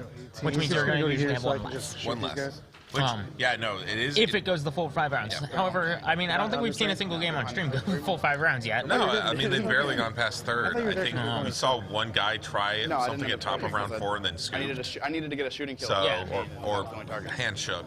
Yeah. Scooped is a magic term. Yeah, but we all pick up bad habits from that game. I flick cards all the time. I'll sit there. I'll be playing League of Legends, and I just have a deck of cards next to me to pick up and flip while I'm like waiting to respawn. It's awful. Terrible habit. You tear your cards up that way. But yeah, but like some of the older depending on, books like, that have what my more shots look ways like to at send those- CP on at the early, spears, on like I might actually just try upgrades, yellow charge into the corner. are going to be hit a little harder. Like they've made a big push towards having you buy upgrades with points now. Yeah. But some of the older books still have CP-based unit upgrades. Yeah. And I think those get hit very hard by that. I'm a little worried about stuff like that. Like, I think Space Marines have. I think Space Marines have a few of those. I believe Orcs have a few of those. Well, I'm gonna die next turn anyway. It's those early. Yeah, the early first in couple edition. first couple waves of the 9th edition several books had things that them. need to go away. Ever since, at the very least, Gene Steeler calls it. That's the first one I paid very close attention to that had him. Just debating Like on, Drukari can't buy. They have a advanced little bit of enhancement points upgrades there. on certain units. Mostly, they can take one like elite version of each of their troops if they have an upgraded, Catapults and anything that gets out of there. unupgraded HQ. So like, you get the Hemocytes if you have an upgraded Coven leader. You get the Trueborn if you have an upgraded Archon. Yeah. And those are points related, but they also like. 18 plus 6. I think the Army of Renown that just came out for them becomes significantly worse. Yeah. Because one of the big draws to it was it had a 1 CP upgrade for your racks that turned their 4-up poison in melee into 3-up poison melee. You put that on a big unit of racks, I'm not gonna run up all and they are willy-nilly, terrifying. Yeah. but I will That's really run up good. a little willy-nilly. They kind of relied on the poison combined with a stratagem to handle tanks because there's a stratagem that lets them poison non-Titanic vehicles. So like, I think that Army of Renown, which was already kind of borderline because you lose access to the Witches and the Cabal, kind of fall out of any chance of being the most competitive option with these points changes. Yeah. Sure, you can get one. Really. Oh, and that Crimson Hunter is gone. Yeah. I didn't see what you rolled. I mean, it was barely alive Yeah, anyway, it so limped it's through not the last- surprised, but. He was trying to get a little bit of value out of it before he did. It looks like it was the Dire Rangers that took it down because they aren't close enough to shoot at anything else. What was Dan's secondaries again? Wrath of Cain, Stranglehold, and R&D, I think. R&D, I think. I think they both took R&D. Yeah. Which I haven't heard any of them say they've done the action, so I'm a little concerned about that too. I feel like people taking R&D and not getting anything out of it this entire tournament. They're so busy shooting each other. That has been a fearless, less than impressive. I just want the OBSEC. These guys have stand It's firm. almost the reason you would take, Rangers or Guardians. It's just Yeah, so but they the can Rangers do keep the getting action. taken off so fast. Yeah. He's charging at them. No, I'm saying to the Dire Avengers. Yeah. I'm just wondering how. I guess if you, how you're gonna get on the objective. I just put shooting down. I guess you have to kill the user. They're probably that's the issue.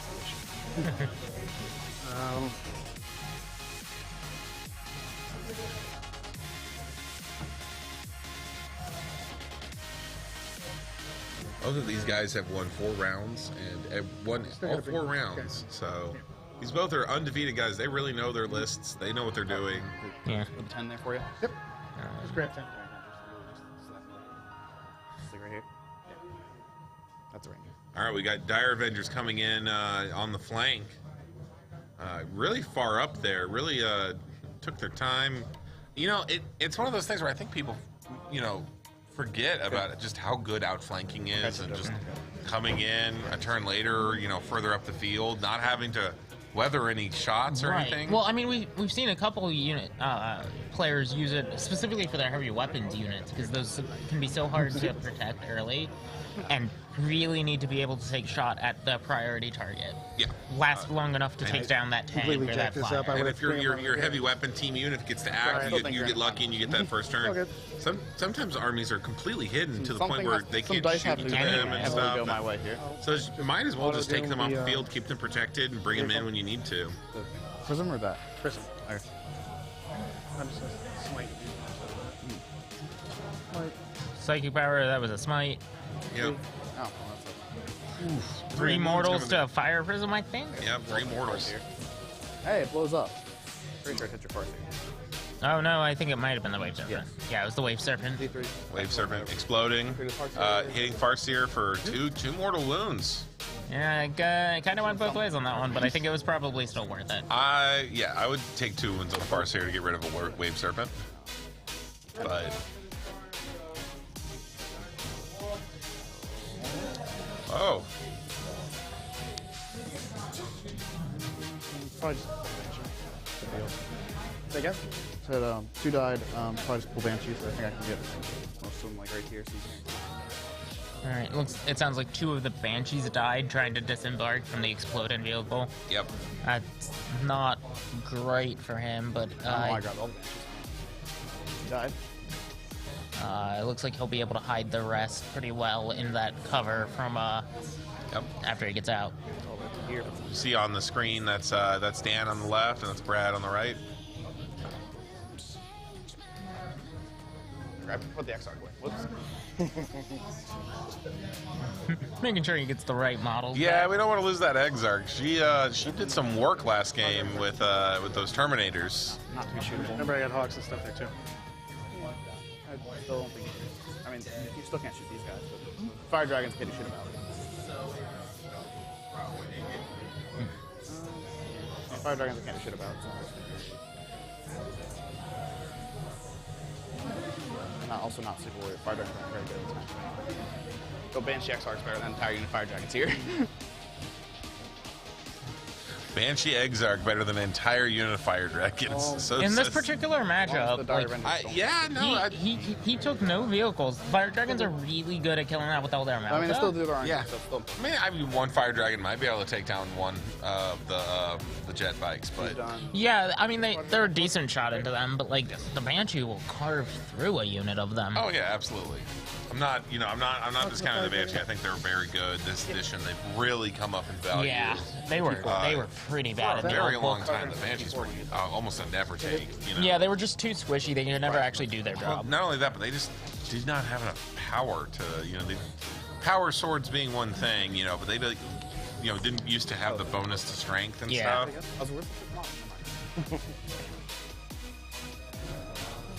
So 6, 9, 10, 11, 12. How do I keep?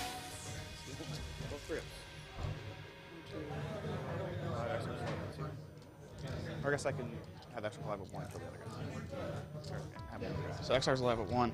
Yeah. So Banshees come in, their Banshee Blade gives them +1 strength and -3 XR's alive at 1. Still only doing 1 damage. However, on the charge, they get +1 to wound. So strength 4 +1 to wound on the charge. That's going to be wounding most things on 3, If some it things on charges 2. it- Yeah, some things on 2s. They are potent. I mean, You might even then, just run away there, charge but- into a vehicle. I guess Most vehicles better than that guaranteed. aren't toughness 8 are going to be wounded on 4s with that. Yeah. You know, that's not bad. Yeah. Especially when I believe they had 2, 3 attacks. I think they're 3. 3 attacks. Yeah. You throw 3 attacks, weapon skill 3 up on a vehicle that you're wounding on 4s, minus 3 AP. They can take. They can take most. Like they can take a rhino apart. They can take a predator tank apart pretty easy. Yeah. Yep. 3 more. Let's go back to the top down, please. Thank you. Oh, he has the bow. Okay. Yeah. I wanted to get a look. If you had enough, I will admit they only do 1 damage apiece. You need to get a lot of scoring hits, but Yeah. I don't want to oversell it. I don't want to be like, hey guys, Yeah, but but it's charge certain- your howling banshees into tanks. But Yeah, it's certainly a big improvement from where they were. absolutely, well, what I'm really trying to get at is that they are good. They are going to punch out. Yeah. You know, they're going to. Yeah, because I Going- think a unit of 5 of them is like 105 points. 90. 90. Tattoo this. I think I was counting in Exarch Towers If you in count, there. if you count an Exarch, I believe she's a 15. What does tattoo this mean? The powers get it up to 15 or that. Yeah. So they're shooting here? Yep. Okay, I don't know if heard that the. terminology before. I'm gonna tattoo him with bullets Hold in his on. face. Fair.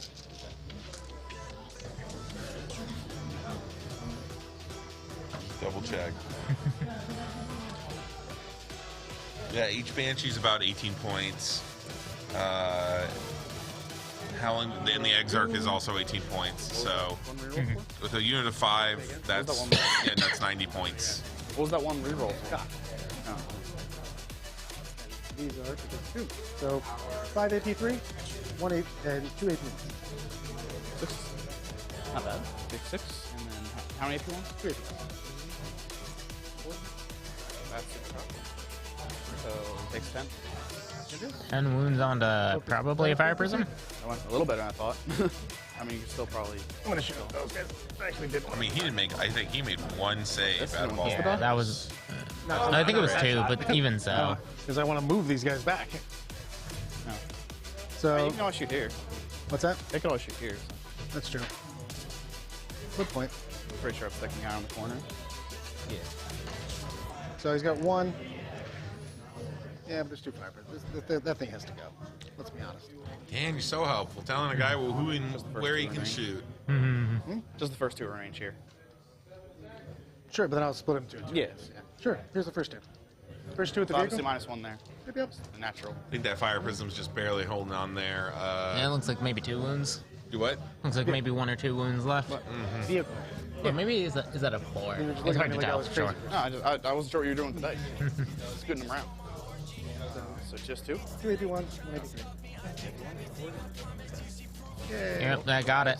Pair of ones, man. Slightly Those slightly snake out the guys are box. coming after him. Yeah. Same roll either way. And then into the bros. Fire prism off the map. 2 AP3s. And 1 hit. So 1 AP1, 2 AP3s on the bros.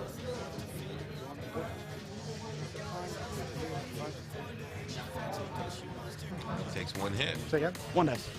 Can do. One of the Sergeant Spears has been removed too. Shining Spear's And out. then these guys.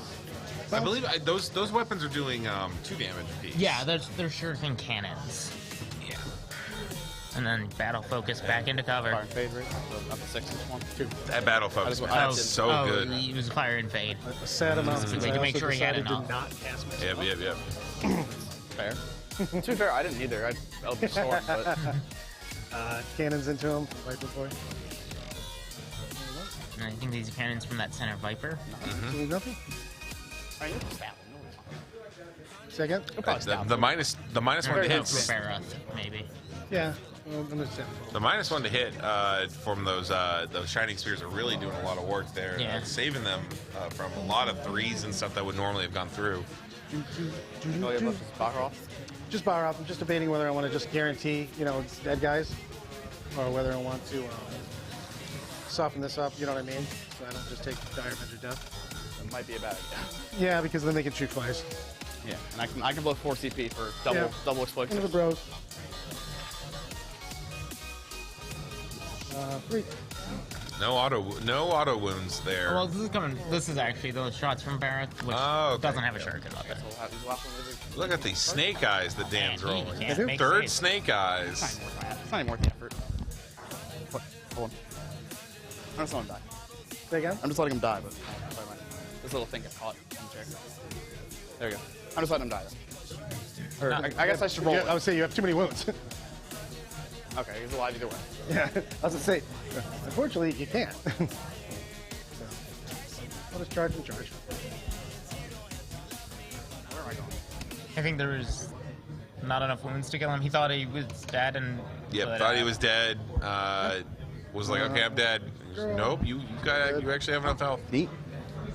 This is all, go. This is all tangled. Mouth, of course. Oh yeah, gets in there. Did you reroll it? What's that? It's that howling banshee Not exarch. within? I'll reroll if I have There was to. only 3. Yeah. Your base is, I'm literally I think- 4 inches away. Okay. Yeah. You're against the wall. Sorry, yeah. I was just like, all right. Okay. No, it's actually touching. Yeah, I'm saying if you're against the wall, you're Yeah, good. yeah. I'm weirdly going to charge you with the Vipers, with the Viper. Charging funny, with the Viper. It's an 8-inch.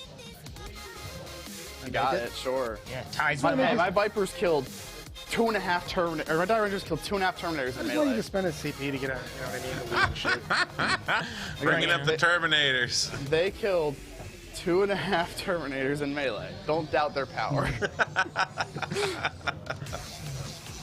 Uncle Baharoth.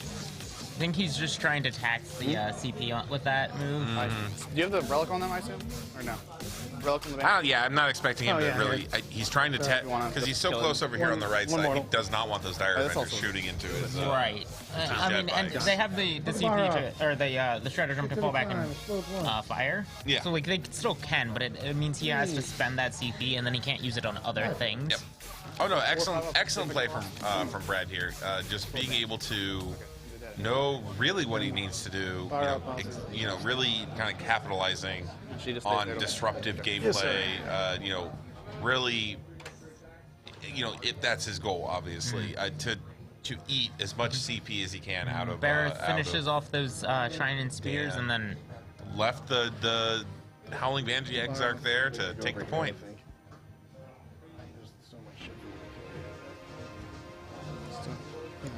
Rangers still have not made a reappearance, but of course that's There's two only girls. because Dan hasn't gotten a second turn. yeah. I don't like So that. we might be seeing them this turn coming into play. And I think we Taking have some to. I shots.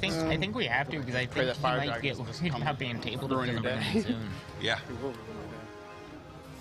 I've seen him do it. Behind still. Barrett falling back, ready to decide what to do back. next. With one attack? No, I think I got 2, bro. I'm pretty sure I got 1. But they might have got buffed. I think it's like Either way, they still hit on 6s. So it's like 9 actually. What is this, a weapon platform? It had 7? Talking about I it just as wanna burn a Viper's CP, stats in dude. That's all I combat. wanna Not do. that it's going to be all that relevant, but if it can take a model like I a hope you kill Walsh, one. I really do.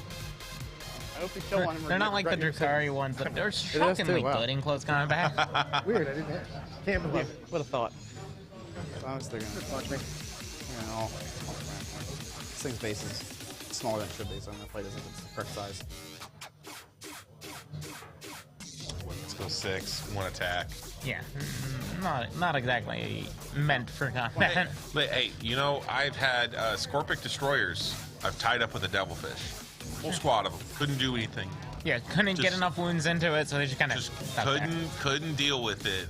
They were like, I can't get past this tank. Allowed my Tau to fire further downfield They and killed take 2.5 out some. Terminators. Classic piled in Fish my- of Fury technique. Oh yeah, I'm bringing it back, man. Even at night. They're old Chaos Terminators, but still.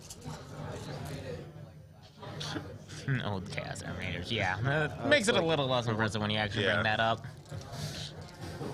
He got him. And 2. 2 wounds onto the 2 Viper. wounds under the Viper. So That enough to These Dire Rangers the doing 2, work can I in get 4? combat. Is it 2-2 or is it just the 2? I don't think that stacks. I think it's just 2. So just funny. 2 again. Also, you don't control that one. So. You didn't know. It's so funny to me that he's just. So grind again. Don't discount the Dire Avengers. They'll punch you. They're Like punchy. they did those Terminators. Grind, you kill. You get a bunch of 1, 2, 3, 4 for grind. I mean, yeah, that was a good turn for grinding them down. That was. He took a lot of small units off the board. That's what we were talking about with those choices. Fire Dragon off the board. Looks like Fire Dragon is lost their morale. He's out of here. Don't tell him how to live his life. He wasn't super real. I mean, he probably could have fucked that up, but oh well. He sticks up over the top. I think it's one Fire Dragon left after the morale and then a failed attrition test. I see that. No, he made the attrition test. Okay. Just I thought there was one 3 guy's that got out of there originally. That's all. There were, and then he just failed it, Spiders are so rerolling he everything. took one off. So the naturally. auto loss or failing the morale.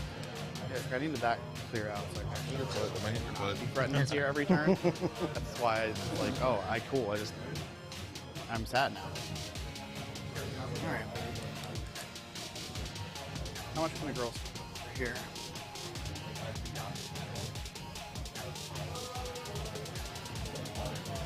An executioner. He can executioner. Say again? He can execute. You can executioner through the wall, so he can executioner that. Release D3, and then. Thinking about where he needs to move some things, and I think it's like where it's like we're entering stand second turn. Battle focus back. One right there. So make pretty soundly. Oh, it looks like. Oh, I think he's gonna try and warp storm again. That corner, dude. Do you think that? Or? No, I think he's actually using just normal psychic powers, planning to see. Inch closer to the Viper. I think that he's measuring to see who's closer for I was making smite. sure the smite was going the right place. Okay. I mean, I guess I can go here. Because smite is closest unit within 18 inches. Oh, okay. Eldritch Storm might actually be only a once per game. I do not know. Oh, okay. You know what? I bet you're right, because the Tau one is also only yeah. once per game, so. A lot of that kind of effect would be. So hopefully executioner. I mean, it would be way too many CP I kind of to have just to like. keep I mean, yeah, it's not like you could keep throwing it around, but not saving that CP so I can. But they're also the most do expensive. more Of render this. things, I think the probably Eldritch Storm is the better most play, I expensive. That style of effect. Well, the fact that it costs psychic turns from your Farseers is really like the important part of that. Yeah, that too. I wonder which one of these. Unfortunately, all the jet bikes are kind of colored the same. I'm not quite sure which one is the Seer Council. Here and like that. The Seer Council, I think, is on foot. It's on I foot. do just fall back. I don't remember them being marked as on bike. And they seem too cheap to be on I'm bike. gonna fall back and shoot. Can do. And what this guy's gonna do in a second. Just put him back Seer in the back. Council And then free to is side. only 40 points. I don't think it's on bike. Yeah, that's probably not on bike. Wow. That might be them in the bottom right down there, near That would make where sense. the die is, where Yeah, all yeah. the psychic cards are. Yeah. Admittedly. That would make a certain kind of sense. Yeah. Oh, actually, I want them on the Like Dire Avengers falling back. Probably spent the CP. I didn't quite hear if he did. Yeah. I'm gonna Spent CP do to. the auto battle focus, so I want them on the other side of the wall so they get back here. You don't want to do the battle focus. You only get 3 inches. Yeah, that's enough. Okay. Take it right here. You're fine. I just want to make sure you're where you want to be. You know what I mean? Yep. Just get the base. Good enough? Alright, yeah. Making sure he can use that Bealtan battle focus to get back into cover. Get out of there, get in cover, make sure that he's able to have his guys. Lost a gun. Gun down. Spiders. Model's falling apart, man. They've been getting a lot of abuse today. People moving them around, falling over. Well used. Well Like, used, oh, yeah, well loved, well used. Fire Prism Coming out. Oh, Good enough. Just poking out. Taking advantage of the measure from anywhere. Those jet bikers, they're peeling around the corner and just running. Then little fire prison comes around the corner. Do you have any relics? Oh yeah. You do. Okay, so I could actually just kill it. Let's see. Warp spiders really haven't been doing a lot this game. They've been kind of jammed up in there. I'm guessing they've been firing. They haven't made their big debut, jumping out, getting. Looks like he's looking at it now, though. He's measuring distances. Threatening a melee over here, psychic over here. I think I'll be safe there if we just come kill this Banshee. Barth moving over to fight the Banshee a bit. Try to take back that objective and a little bit of control of this game. Doom, but I need guide. I would very much like you to guide. going all out with the Dire Avengers right now. He's guiding Dire Avengers. He needs them to do some work here because he's definitely on the back foot at this point. Yeah, the number of jet bikes that have kind of come forward are get 3 inches out. he hasn't done enough to get rid of those. Yeah. Brad's really kept them, out of line of sight, out safe, waiting for Dan to kind of expose his flanks and stuff to kind of capitalize on it and move forward. Okay. Now it's not an angle. Should be fine. Yeah. Get in the first air into range for some powers. I know, I'm hitting this shit though. Yeah. The issue is.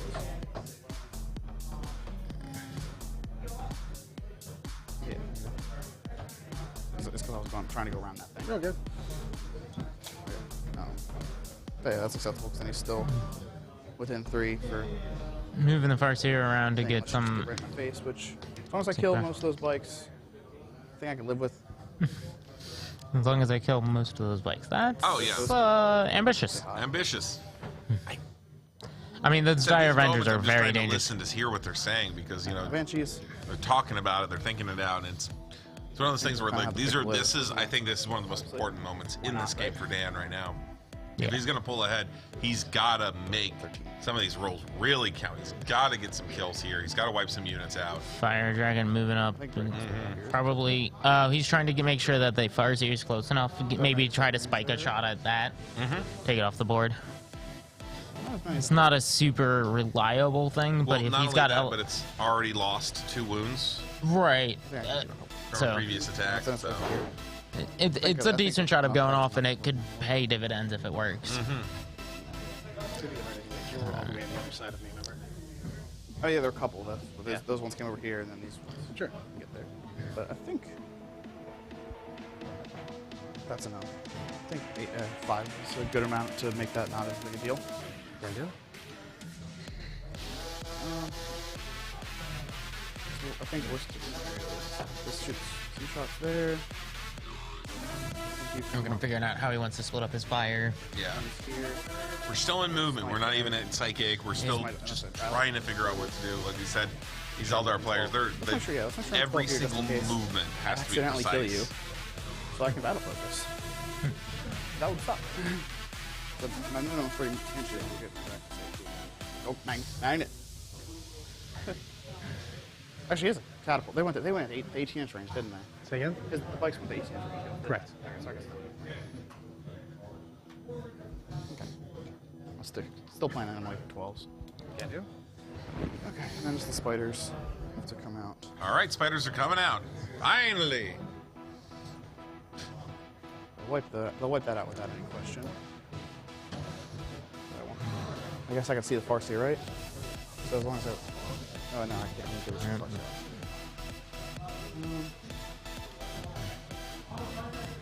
that's fine. They can wipe that out and then I'd already just... Yeah, that would be nice. Alright. Maybe next year.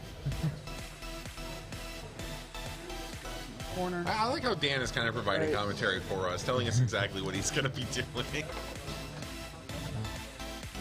Talking through his action. I mean, that's not bad. It helps Brad. If Brad wants to help him out, they're being very nice, and very helpful. It also makes sure that they avoid confusion over lines of sight. One guy's way too far. I want to shoot that. You cannot. Oh, okay. You have dudes all the way at the edge. Remember, they were all the way at the edge of the building. That looks so cool. I don't think I need them anyway. 6 in range? Sure. Or 7 in range? Not these things. This is fine. I actually don't have anything on my objectives. Kind of need Wait, no, it's good that I was further back. It's good that I messed that up because it meant I you get a wounded next right? The Banshee? Yeah, that's why I was... Keep your primary objective held down. Yeah, we learned that lesson the hard way last round. Yeah. So I need to do these 3 quadrants. Talking about his R&D. I really wish the Dire Avengers wouldn't just die if I did that reaction with them. But they will definitely just die to your Dire Avengers if I do the action there. Is there anything back in that house? Yeah. Oh, this house. I might just drop. Yeah, I think I'm just gonna drop that corner.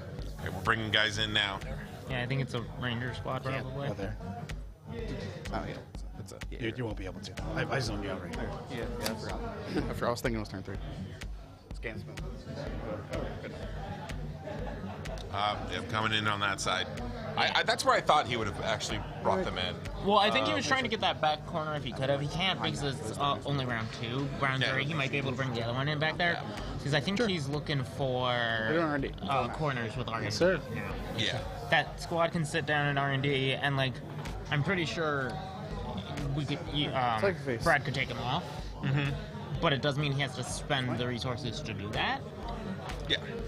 So he's trying to get something done. If he leaves those Rangers there, they're gonna get shot to hell by all of that right there.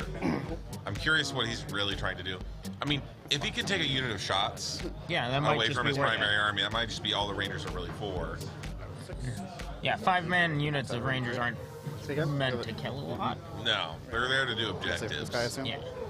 What's that? Are you gonna save it for him? I assume. Yeah. Okay. So whatever. Well, I've got another one for his. That was him. Oh, Baroth down! Oh, hurrah! Yeah. I've got 2 right now. Does he have any other powers? No. Sure. And I'm assuming you. Pretty sure. Yeah, you're fine. Yeah. Because he only moved an inch. I'm saying I know you had plenty of room. If you were in deny, I would have just pushed it back. I know.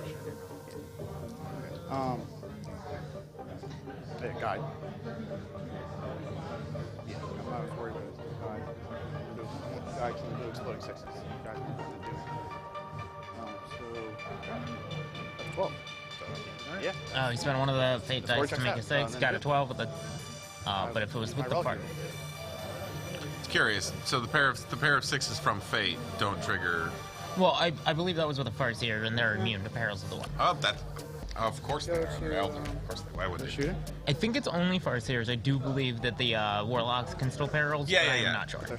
Oh no, my eye rolling was not to besmirch the Eldar. It's to go. Yeah, of course. What was I thinking? Yeah. The Farseer. They're supposed to be the best. It's okay. Yeah. They're allowed to do that. Yeah.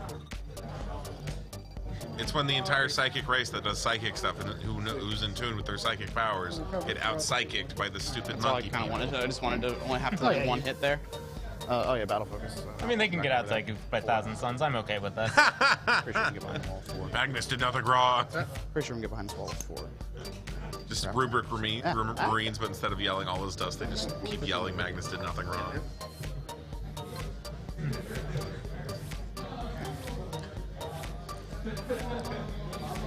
Who shoot first? That is a significant question. I think the answer is spiders because they don't have any other target. Or I guess just, All right. Yep, making the right choice. If your unit can't shoot anything else, make sure you shoot with that target, with that one first. Yeah. Most restrictive shots first. Firing his Death Spinner out. And I think I'm out of range. I was out of range for Shurikens, right? I assume it's beyond 18. So those, yeah, that's 18. Vector engine. Took out the Viper. Very important. Oh yeah, the fire prism. That was actually the fire prism, not the spider. Okay. It's good enough. Good enough. Good. Fire invaded, and we're battle focused out of there. Yeah, the vectored engines lets the fire prism battle focus. Sorry, I just had this image of an angry crab coming out of a hole going, nah, and then goes back in. It does kind of look like that, doesn't it? Just kind of from this angle. So 5 are in range here, and the other 5, or a 6, there's 6 guns because the XR's back here. I'll make -1 money. Here? Lightning fast reflexes or something similar. -1 to hit on that that unit. So this round started at about 130-ish. 130-ish. Yep. So we're at 3:15 right now. So we're getting close to being 2 getting hours close to in. yeah. They still have plenty of time. Yeah. Last year, someone that actually ran completely out of time. We ran all the way to the 3-hour mark. And they were still only on turn 3. And once again, it was that Necron player who ran, I think, had like 80 warriors or something. It just took so long to move them. Took so long to move them. And when they'd die, he'd roll them all out and stuff. Right, because you have the... Yeah, and he hemmed and hawed. Admittedly, I talked to his opponent. His opponent was like, the guy would hem and haw all the time and had 80 warriors. Yeah. It's one thing when you have when you're playing Custodes or Knights and you hem and haw about something because you have 5 models. You're like 5 guys. You can afford to hem and haw, but when you got 80 dudes, just push them down. That's the reason I put the will and didn't move the Hawks on that. play 300 guardsmen your entire 15 minutes on your chess clock is just moving dudes. You're just like, just move them. The jump. Does not matter. Literally done regular battle focus and walked My bad. off. Yeah. Sorry, I must have misinterpreted the question. Kill flanks and 3 bikes. That's all right, I guess. Really hope this goes well because not having guide. It's all good. I would have stole the objective. Yeah. I am top 4. Chair, can you get off me? 5.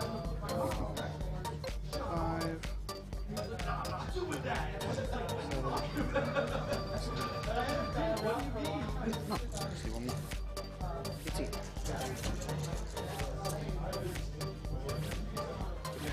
That's a solid roll. Oh yeah, I forgot. Okay. 3 explosions. 15 hits, I can live with that. Wish I had Doom, but it is what it is. At least I'm winning on 3s. So it looks like he got denied for both of his casts. Either denied or failed them. I'm not sure which. Yeah, he couldn't. He didn't. He has neither Doom nor Fortune going right now, which. Yeah, guidance. Fortune, I think, is the save move, but yeah. Yeah. Solid roll too.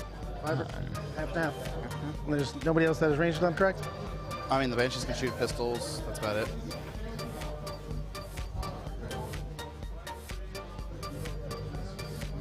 Fine with that, everybody can reach. Pistol. Fuck. Pistol. The Banshee can miss. Oh, Bill Tanner roll. Still missed.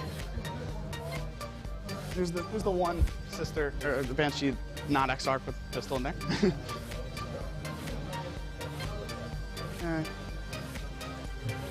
See how this goes as Banshee's just throwing pistol shots, trying to get anything he can out of this. You gotta do what you gotta do. Sometimes, hey, you never know. Sometimes that one pistol shot takes a guy off. That's what you needed to do. Yeah, it can make all the difference. Take your hits. Don't give up. Actually, I'm gonna kill a melee. Alright. Yeah.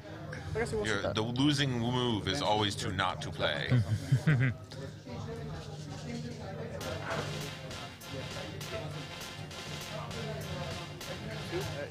Oh wait, no. He's saying strength 6. Yeah, I hit on 3. I mean, I thought 3 was his first. I wouldn't want 2. He has strength 6. 3. Sure. We got it. Well, I mean, that was kind of expected anyway. Wow. She's dying either way, so. Yeah, exactly. That Wrath of Kings.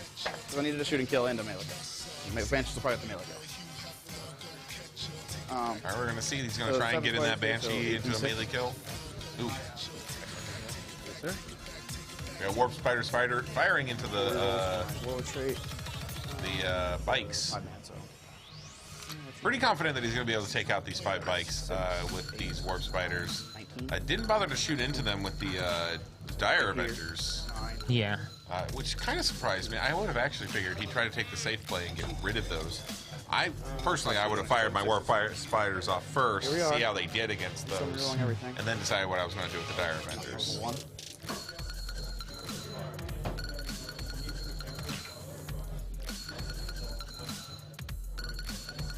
Unless I wouldn't have only gotten like 2 hits out of close second of that. But we'll see. I'm not as familiar with Warp Spiders. They might be more dangerous than we think they are. Yeah. So he's much more confident in how they're going to be. He is, after all, the person that plays this army much more than me. 5, 12 AP2s. 12 AP2 hits. That's 12 AP2 probably hits. going to do it. We'll see. I mean, one to be fair, they got 2 wounds each, That's right. and there's 5 of them. That means that he's got 10 wounds right there. Yep. Yeah, it sounds like it was 3, maybe 4 of them. It might be lower, because I know Guardians. 7. Yeah, Guardians are trash. It was 4 of them. Oh, wow. Alright. And leadership 7 means he's about 50-50 for the last one to run away. Well, he's within range of the Farseer right there, so he's going to be taking Farseer's leadership. So it's not guaranteed. Didn't do it. 3 inches.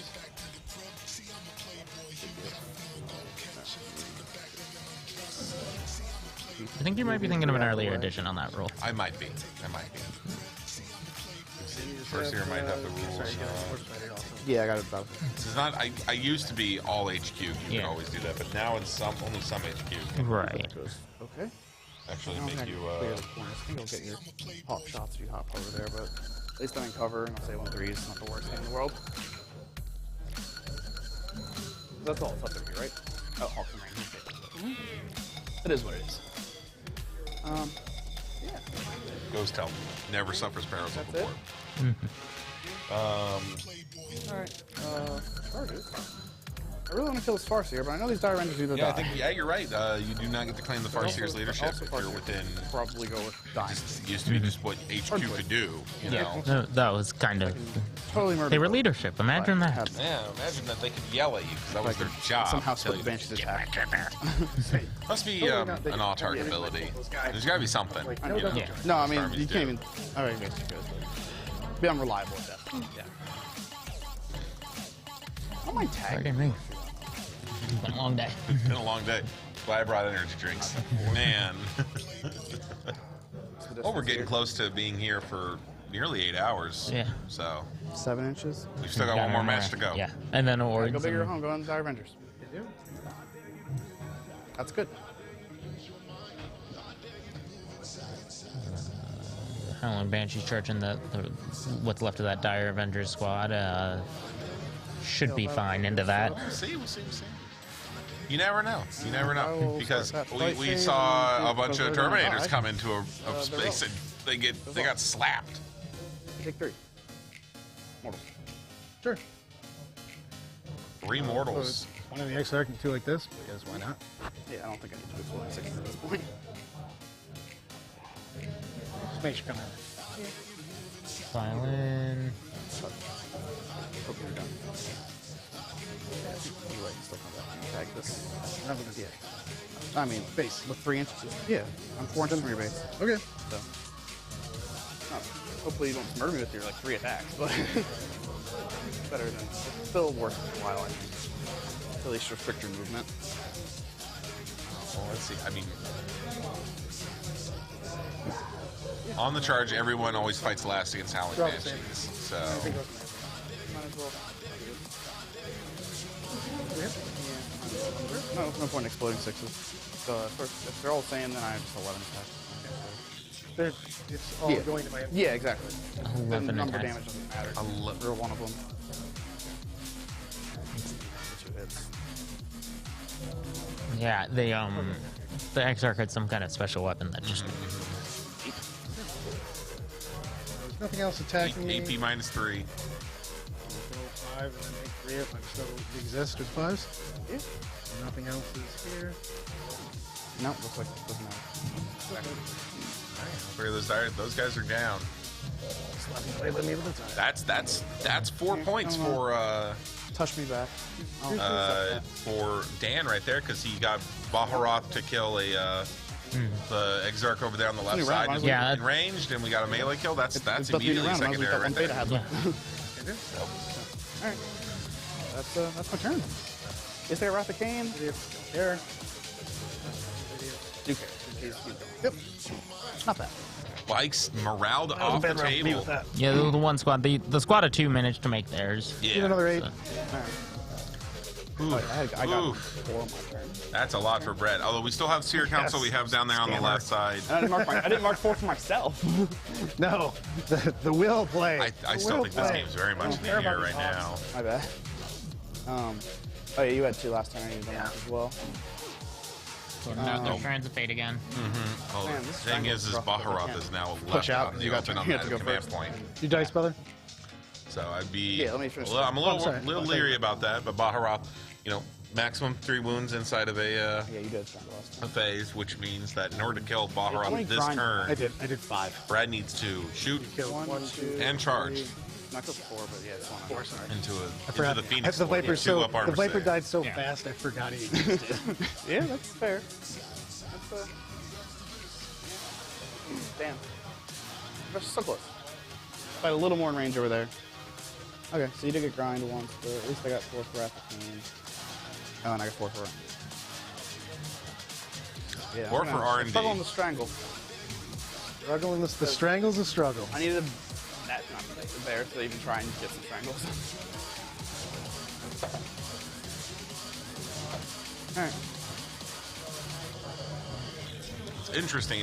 I think we're, from what I'm hearing, no one's saying anything too precise. but they're about tied with secondaries, and I think they're both holding about the same number of Yeah, I think primaries. this is a very close. This is a very close game. I normally would cast that on them. I did not cast that this turn. I chose to smite and failed. Failed to smite. That must be those swooping hawks. They are moving far too fast to be anything else. These are the good banshees.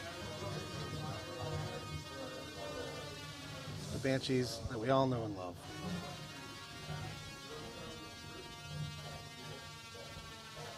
Remember to try to get a CP back this turn and not be the worst. Oh, yeah, I got my fate. You reminded me, and I just still completely forgot. Man, so much psychic. I think I take. I might need this just in case. So with these fate dice, are they trying to add up to a number? Or? So there's a chart. I don't have it pulled up, but And these guys- each number corresponds to a different I'm gonna type. go. So on the like, site of all I think these dudes 3 is and just for a drop fire psychic test. Avengers So when it's time. you roll the, I think it's 6 dice. Throw 5 Rangers in the back over there if you would. And you please. can save I'll just do my 4 of them. I think Okay. you can get right here. that already did this that one. Oh. So Oh, then yeah, they yeah, have a yeah. chart and they pick Yeah. where they There. want them. So And it's those a- are always 6s. Yeah. Okay. Well, each one where's corresponds the to fifth a guy? 6 Yeah. that you Yep, can have. yep.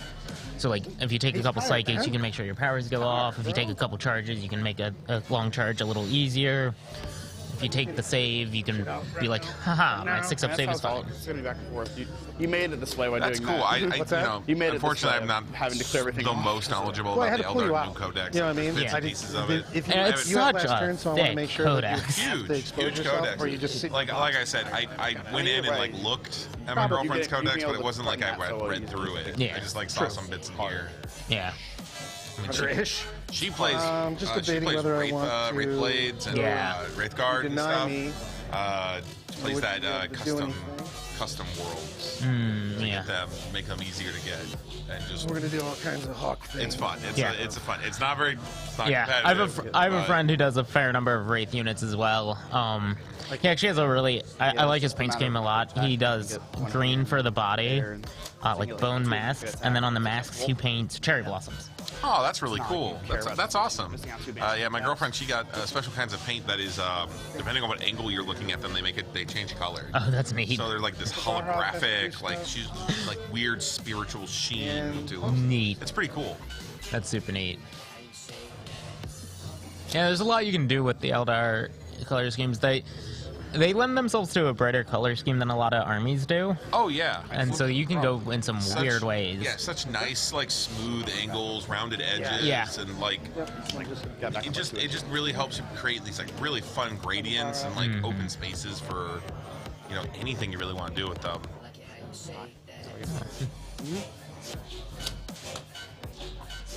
And where do I have to be at? You've got to back parse here up like 2 inches. To my wall, to the wall with 22. Window. Making sure he's out of deny range again. Yep. These guys. What's right? I'll pick them up. Is that whole Dire Avenger gonna? Yeah, put them there. And 10 Dire Avengers shooting at 5 Rangers. 5 Rangers. By Rangers, just pick them up. We're done. We're not wasting time doing that. Oh. The fact that they've saved time by doing that, I even think it's- thus You have to far, R&D there and there. I think that's a large part of why they're in a more complete. I think they're going to get a more complete game in than a lot of the matches Yeah. we've seen. just willing to just let things be like, yeah, that's a loss for me. I'll just take that. Don't even bother. It's by no means a required thing, and if you think there's a There's chance, lockout. make sure you It's roll back. it out. But Catch. 10 Dire Avengers are going to kill 5 Rangers, and they ain't gonna any agree. world where that doesn't happen, something has gone tragically wrong for your dice rolls. I mean, There's just to be fair, it can happen. We've I've seen it. Yeah, we've seen stuff like that happen. But it's not common enough see that it him, but- is often worth those No, you're fine. Yeah, I rolls. mean, AP It's just, I'm minus gonna 2, tag this assault Farseer, 3. stupid face. Those shuriken catapults are just gonna. I don't like it. I don't like his. Rip I him don't like apart. the cut of his chin. Yeah. We will make him the closest. Moving up. I think he's trying to draw a line of sight to the foot farseer, it appears. Yep. Making sure he's the closest so that he can also... Yeah, because I can just saw the Viper. Hello. There was nothing about a shoot. No, the Viper is gun stuck out. That's why I was able to shoot from there. Oh, got it. So you're saying before, Yeah, not delete it and then go. Yeah, exactly. Then I got you. These guys are literally going to land on top, I think. No, I'm going to land inside. I'm going to block you. Well, you can't really block you. You can walk in no matter where you want. So. I love that I'm just ignoring Baha. You're like, Baha, somebody else's problem. That's actually probably the best response to It's all you can do with Baharov. It's just you can't stop them. Which one are your Die Avengers? They don't exist on the field for you most of the time. It's your turn. My problem is that I don't like doing it, so I gotta drag one girl over here just to make sure I'm 18. I'm gonna get a banner for it made. It's just the problem with it is I don't like having it when I have multiple units of Dire Avengers because I'll fuck it up. Yeah, you'll forget which one's which. Right, and I don't want to have that awkward talk with my opponent, later on kind of thing. They're talking about one Dire Avengers unit can take an upgrade that gives them OPSEC. Yeah. And he's chosen not to take it because he takes 3 Dire Avengers and he doesn't want to have to track it. Yeah, doesn't want to accidentally, like he said, he didn't want to accidentally forget and then...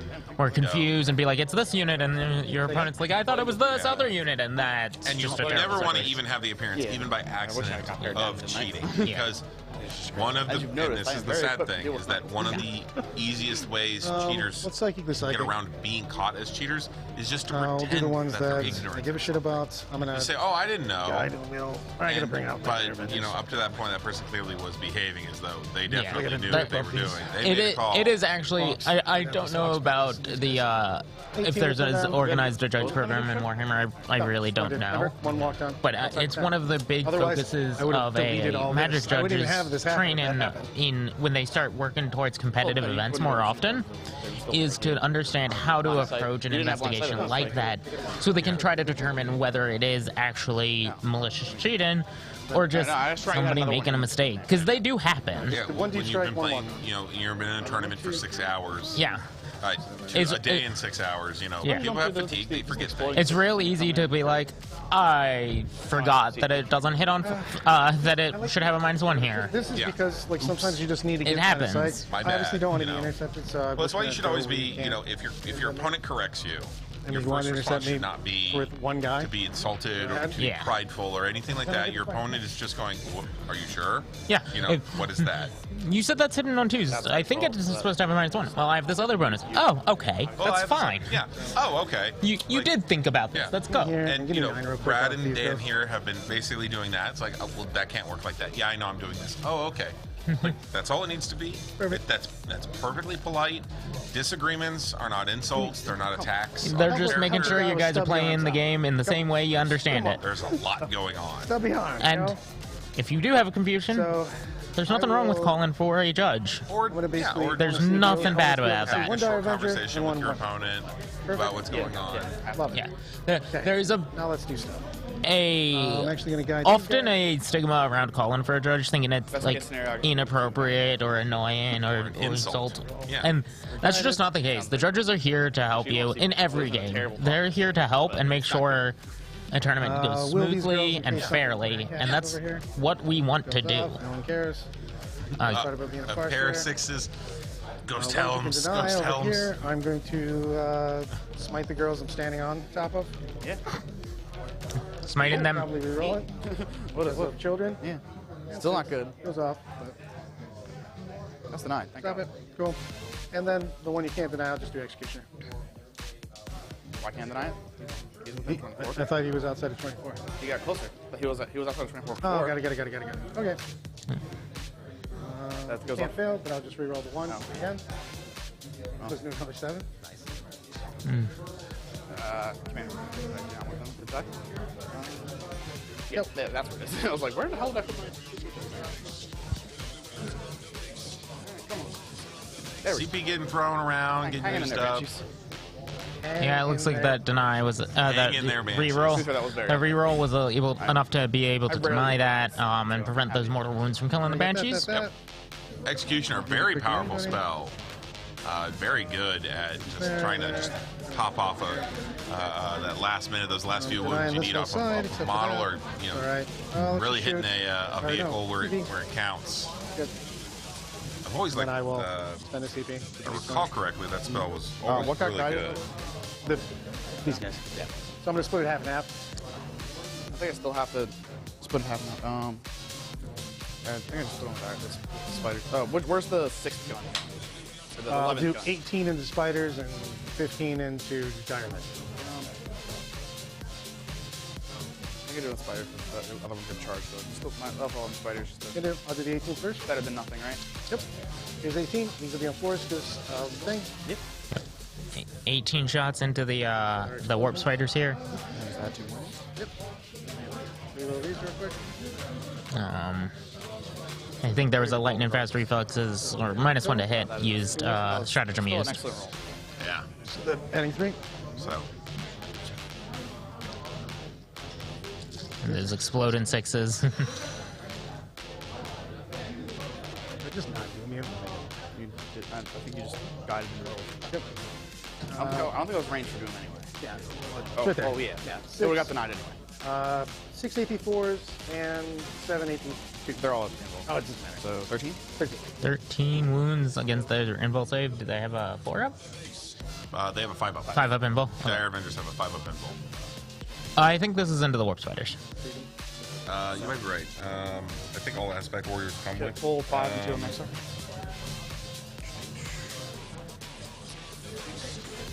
It looks like, yeah, it was into the warp spiders, and it looks like 5 of them got pulled off. Yeah, all aspect warriors have 5-up invul save. Okay. So, 4 Armor extras. aspects. Yeah. 4 autos, 4 extras. Okay. And then Sweet. So 4, 8, 12, 16. 16 wounds into the Dire Avengers. Because I exploded and I hit everything. Yeah. So it's 16, so it's 10. Yeah, I'm not sure that. What's the leadership on Aspect Warriors? Depends on which ones. Warp Spiders and Dire Avengers, I guess, are the ones that are important right now. 1 wound left.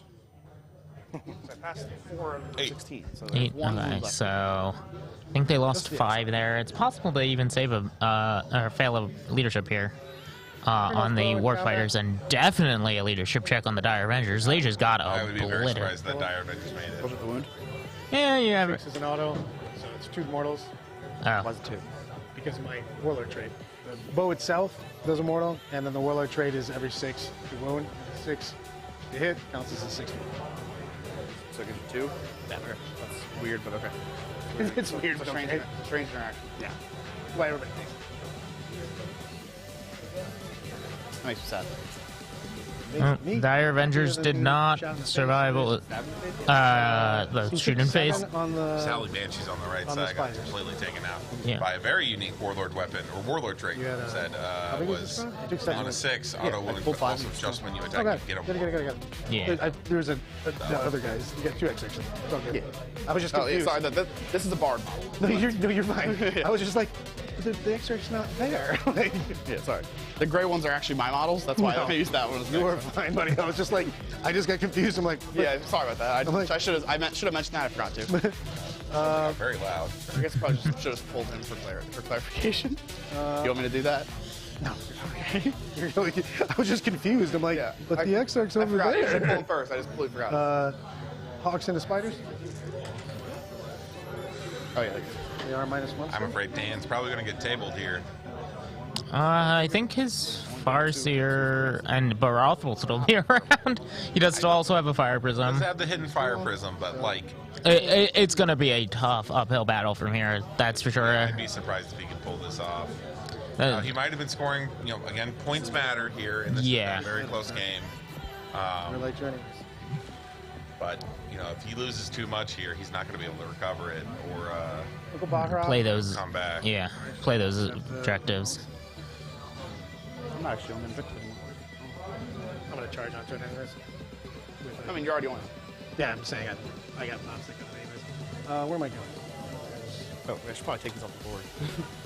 Just gonna recycle them in. Son of a bitch.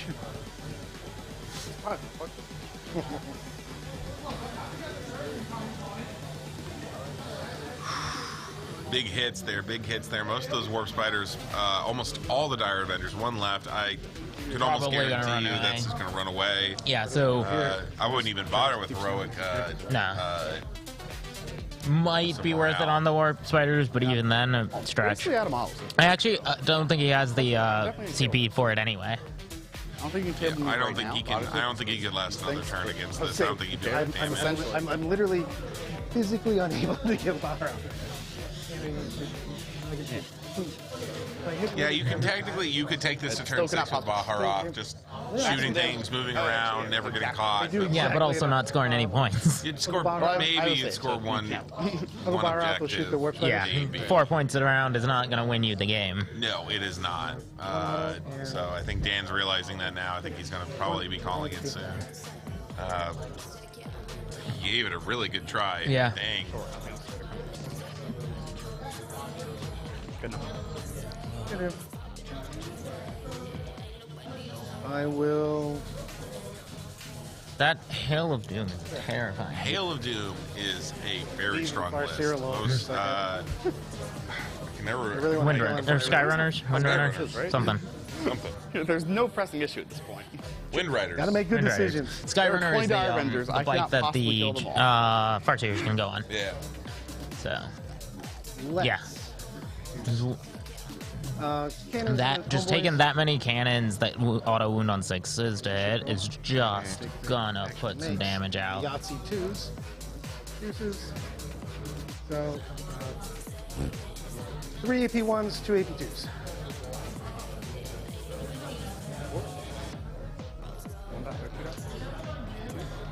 Alright, fine. There's one.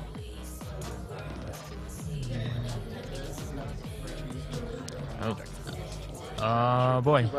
More warp spiders went down. There's only one of them left. He's probably running 2. Yeah. Just checking the rules. The Windriders, actually, it's only a strength 4. It's strength 4 AP minus 1. I think it's 2 damage though, which is the important part. It's no, it's only 1 damage. I feel like the Shuriken rule. Or they might be using some kind of Corsair It's all good. unit. I thought you were like, I'm like, it said it was Windrider, I like right? this man. Like there was a little bit of hope when that went decently. But that's about it. I'm not gonna lie. That's was, not the I was right back and page. forth on it because I just didn't. Oh, yeah. Windriders, yeah. I believe that's it called. It would have been What's fantastic. Windriders with Shuriken cannons. Like I would have actually had a chance. That must be an upgrade that I'm not seeing. Oh, yeah, there it is. Okay, so Yeah. it's one of the options. Yeah, spend a couple extra points. Sure. Well, they're about 10 more points than what they start with. No, when because Shuriken my plan was catapults. to focus on this side, but then like Yeah. I killed nothing here, and it was like that is I just can't move there because you're now you just come kill me if I do that. Yeah, let's look at So I those was like, weapons. oh. Let's So I just see. lose. We got It's gonna take me like 3 turns to get there. I don't think I'm gonna survive that long. To get there. yeah. 3 hits, three shots, strength 6, AP minus 1, That was rough, damage but 2. it is what it is. Yeah, impressive. That is strong. You're definitely more equipped to fight These other models, a unit of 5 worked out very would well with probably the cost you about 150 points, and Exactly. yeah. So that alone just Yeah, I think it was 3 slots of those in that list. And yeah, 3 squads of 5. And they're so mobile that you can pressure any part of the map you want to with them. I'm just pulling up their full stats here. Movement 16 inches.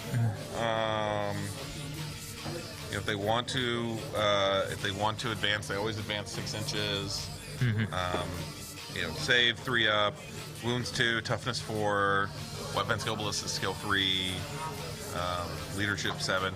I mean, they're only guardians, as he was saying. They're only guardians stat line wise, except for being on a bike, obviously, and having an extra wound and extra toughness. But That's it. yeah. I believe we're going to see Brad here in a moment. He's coming back. Hi there. If you want to show off your favorite model, you could bring up your model if you wanted to. The colorblind guy that doesn't model, did I ask him what his favorite model is? Are you just poking me now? I'm real close to the ground. We had the last guy that came on here. He brought a flying hive tyrant on, and he was like, "I hate this, but here it is." So, not a requirement. Just Were we if at you want least to. entertaining? How was the chat? It was It was good. Yeah, we were listening to you guys. We really liked how you guys just like agreed on what was going on. That's like my whole brand of everything. The game can be super high level and by intent, and I just don't want to ever win because someone forgot something or something. Yeah. Right. Because then you got a big ass asterisk next to your win. I won instead. because I tricked him. Right. Exactly. Right. So because Dan was up here actually yesterday because he won. He was at table 1 last Round night. 2. On round 3. Round 3. Round 3. Yeah. And Thank you he was playing against a player who brought Emperor's Children, and he had to explain entirely what Eldritch Storm did because the other guy didn't know anything about it. So at the table we had to. we got to see it again because I moved everybody up and forgot. Yeah. I was like, oh, I'm a little bit outside. I'm not going to do it on him. And then I took my first turn and went, I just moved everybody into Eldritch Storm. I'm gonna take some hits. Whoopsie, but I think I had to be there anyways. So it was just one of those things where, burn to your CP and I'll just kind of deal with it. We were frankly amazed. We were going over the stats for Wind Riders and stuff here, and just how strong for just 30 points you get 4 toughness, 16 movement, strength 6. The 2 damage is so good too on those cannons. It also for me, you see the English guys love the catapults. Man, that extra 6 inches of range. Tell everybody's 6 inches of extra. It gets you a little bit.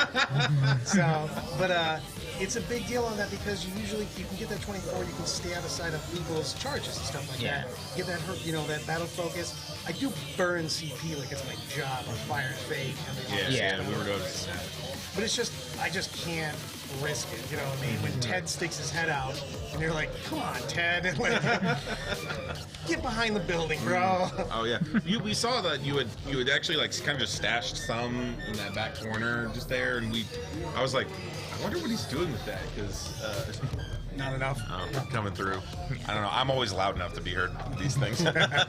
But you loud never. Me loud never. But we had noticed that you had kind of stashed them in. I was like, what's he doing with those? Because those aren't doing anything. But then you saw how fast they could move up the board. We saw how fast he could move, but he had the serpent here and he had to bring the prism out, and that's why I kind of was like, go over here, and then I had pre-measured already that from there I still get 24.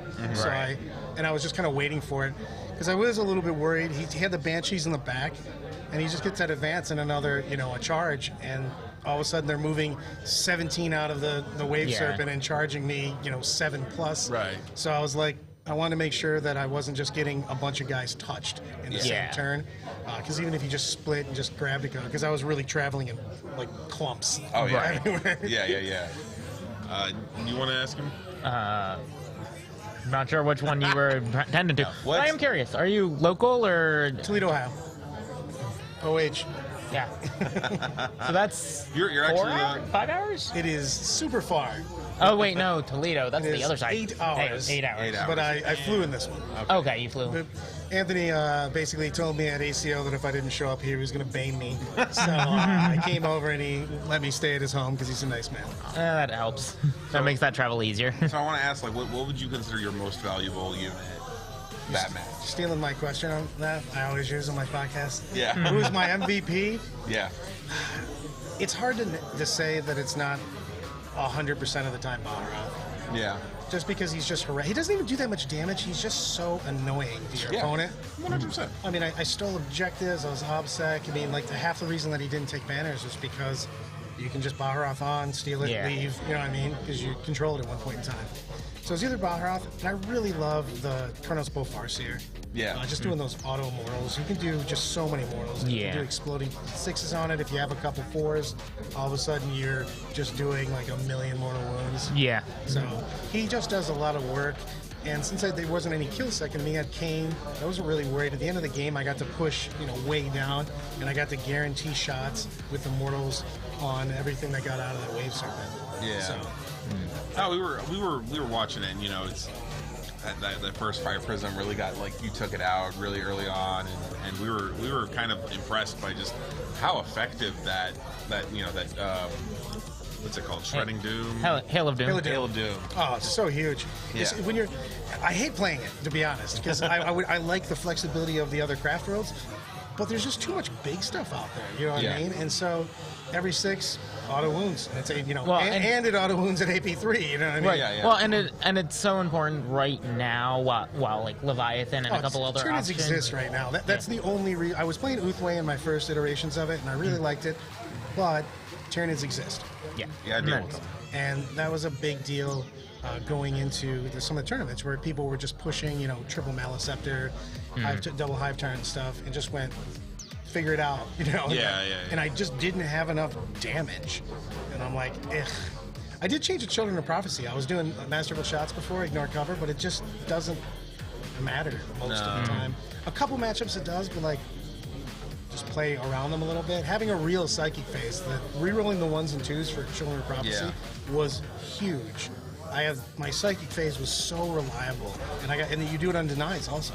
Oh yeah. So I got like a decent amount of denies went through. So I'm glad I made the switch. I was really debating it literally all week because I played ACO, I played Masterful and Hail, and then I played Hail and Children of Prophecy. I mean, just really came together that game. We were watching it at the midpoint about turn 2. We were looking at it, we were going this could be anyone's game, and then you just came in and boom. I pushed all this stuff out. I knew I was going to take a lot of damage, but I didn't because he had last turn. I didn't want him to be able to just sit and then come out and score a bunch of points. And maybe if my grounds go a little bit bad, and I was like, I'm willing to take some damage to put your army out because I still had a lot of stuff coming out. Right. So I was like, you can wipe Make out. him come to you. Exactly. He was going to wipe out 2 to 4 units, but I'm like, I'll pick up the army after he does that.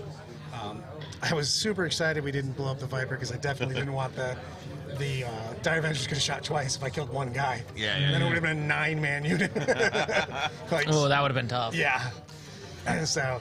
Yeah, and I will say, from our perspective, we have this very top-down, so we can't see anything inside the train when anybody puts anything in any of the buildings. Oh God, we had half our army. Yeah, we were like, I think he has this and this left. Between, I think both of us had 1,500-ish points of our army just in the one building at the first. Yeah. And then bounced out from there. Well, what would happen is we'd be hearing you guys, and you guys would say something, and sometimes it doesn't always come through clearly because you're talking real fast, you're trying to get your turns done. And so, or we'd be talking, we'd be trying to do commentary, and you'd point at the building, and then you'd point at something, and then a handful of dice would come out, and then the thing would disappear. We're like, something happened. Man, that was Don't scary. know what shot it, but something did. that was scary. Something bad happened. Yeah. Ooh, some people bleeding now. I did want to ask you about one unit that I haven't seen a lot of that I saw you taking was the Corsair unit. What do you usually use that for? I love the pirates. ARG, but you can put a caster in there, and I upgraded to caster, and I literally sit on an objective and cast the CP reroll, or CP reroll, the CP regen, and it allows me to do things like Eldritch Storm and still get my CP and stuff like that. And I ran a version of this where I had 3 Farseers, and I just didn't like being super character heavy. Yeah, I'd rather just have a couple more bodies. So I wanted the CP. I wanted. Yes. What? Yes. Yeah. So I just didn't want to have one more character. I wasn't ever worried about assassinating as much. It just felt like if I just had a couple more bodies, you can set on objectives, and one more character means I have to protect one more character. Yeah. Especially as the game goes on, because I have so much trash, it's hard to actually protect multiple characters. Yeah, no, that you're Eldar. Yeah. You get hit. You're just dead. You wear paper armor. Yeah. You get a big hat and a bikini, basically. Yeah. One of the oldest races in the galaxy, and that's still how they're rolling into war. Yeah, right. They put all of their research into the hats. That's it. That's it. Hat technology is the top tier. Yeah. Right. I mean, their hats protect them from perils of war. True. It's a pretty impressive hat. Manda Blasters do have a gun in their hat. Yeah. Well, speaking of Manda Blasters, I was actually he's taking Striking Scorpions. I love them. Just the one guy. The one. I mean, to tell you the truth, it's kind of like when people take Shining Spears. The unit is literally there for the Exarch. He has 7 attacks that auto wound on hits that explode in 6s. Yeah. So he's strength. He's doesn't matter with strength. You take the sword, not the claw. Fighting blade. Yeah. Yeah. So it's AP 2 damage. Good. It does work, and he forward deploys. So I can get them in a good spot.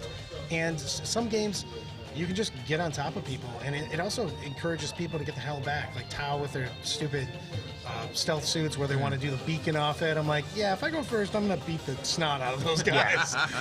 Go on, get. Yeah, I gotta say, I remember reading just a novel about the Striking Scorpions, and I fell in love with them. I used to run them back a long time ago in 6th edition when you could bring in, other armies. You could bring them in because Eldar were considered battle brothers to Tau. Yeah. So I'd run Striking Scorpions in my Tau armies.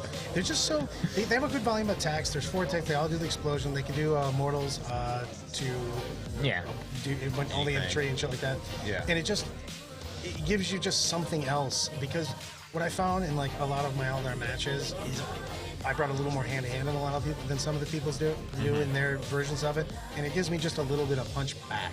Yeah. Because like as soon as people touch, like, while bikes are amazing for what they do, if you just punch them, they just disintegrate. Yeah. Like one attack apiece. You're just like, get away. Yeah. I don't know if you heard, but last night on round 3 against Dan, someone played Emperor's Children.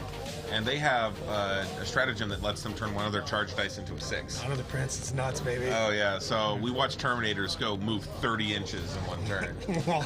So we were with warp time and stuff. Like, I was like, there's nothing safe on the board from these guys. Well, it's crazy. You have to have some sort of punch on that, because people just bring stuff in. I mean, Raveners exist. Yeah. I mean, it's like the bane of Eldar.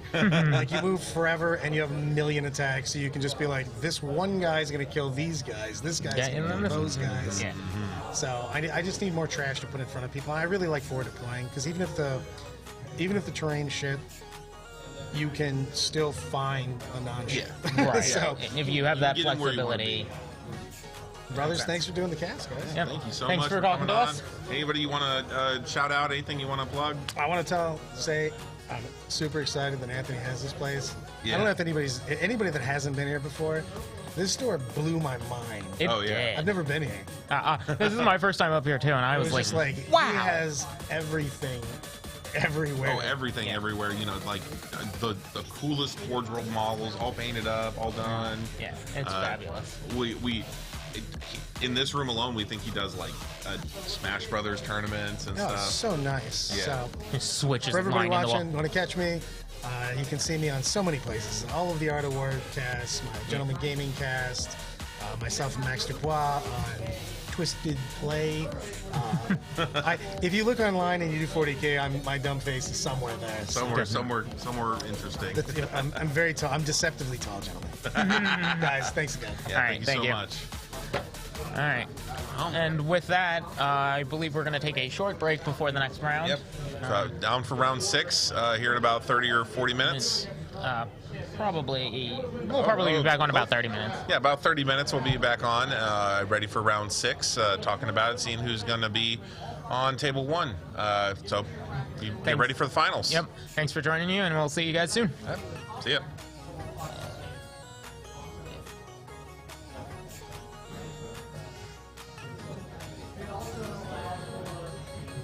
Once they figure out how to put us on break. There we go.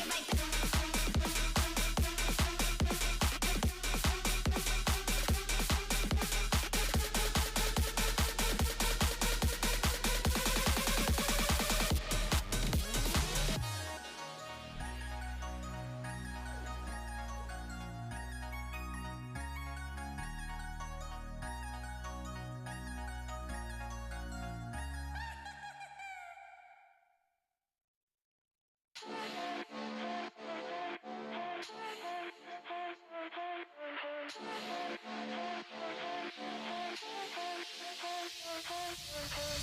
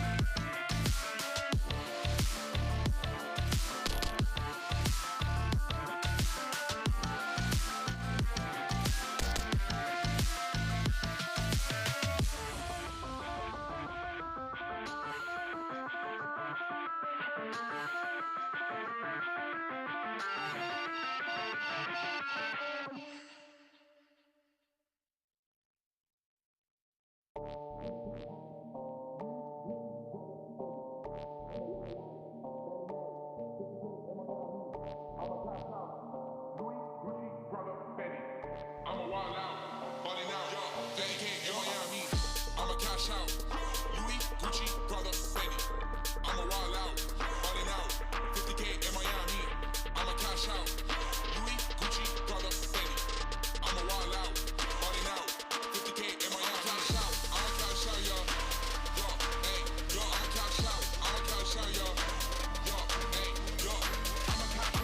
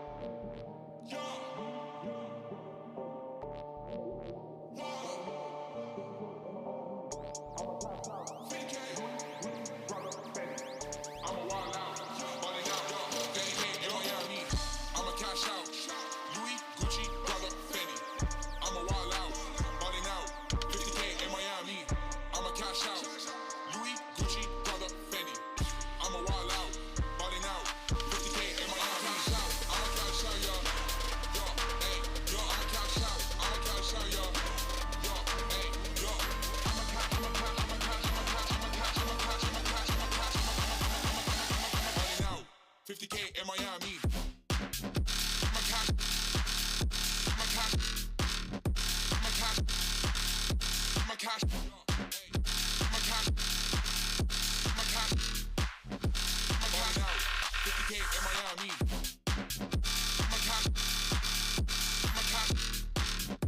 in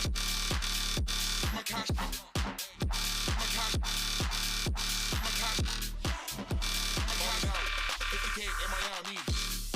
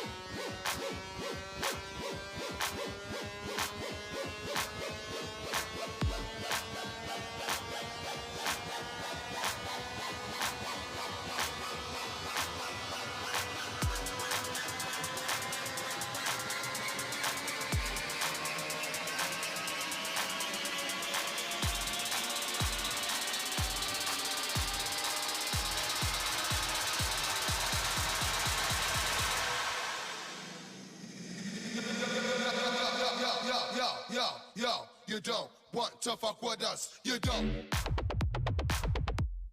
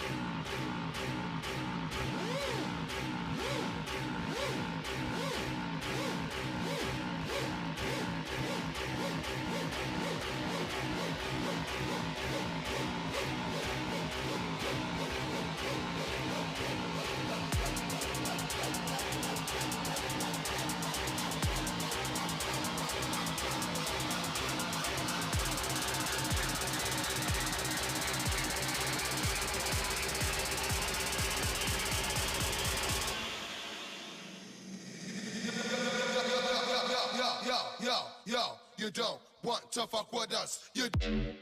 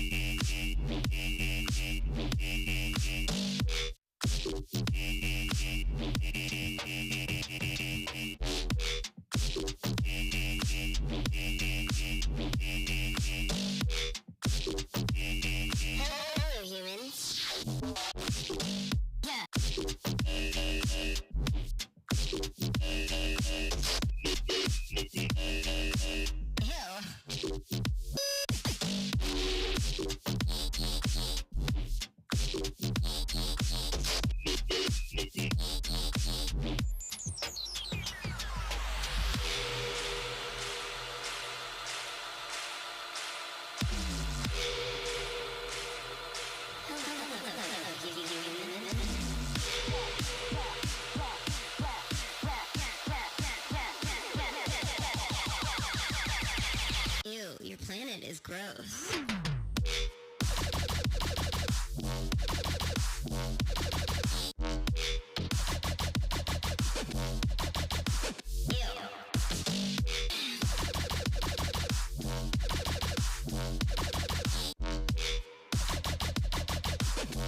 Your planet is gross.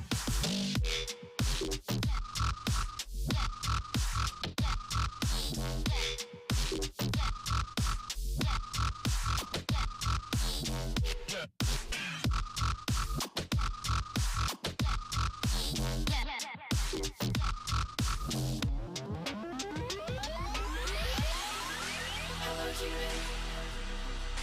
Cosmic child. Are you ready to ascend into the astral dimensions? You have discovered the realm of frequency and light. Beyond the edge of infinity. Welcome to the ring.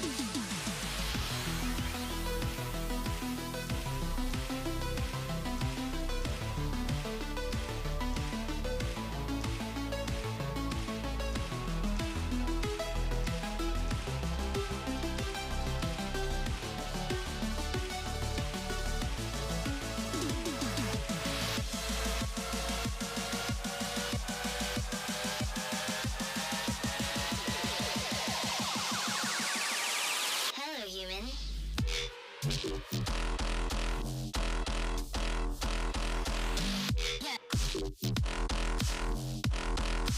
Hello, human.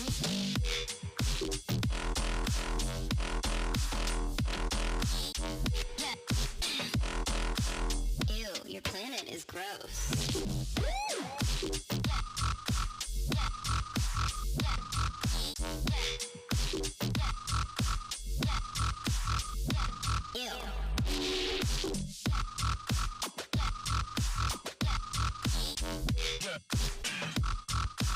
Hello, human.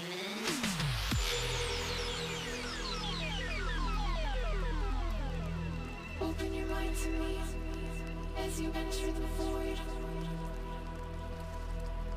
Cruising the multiverse. Dance with the colors of creation.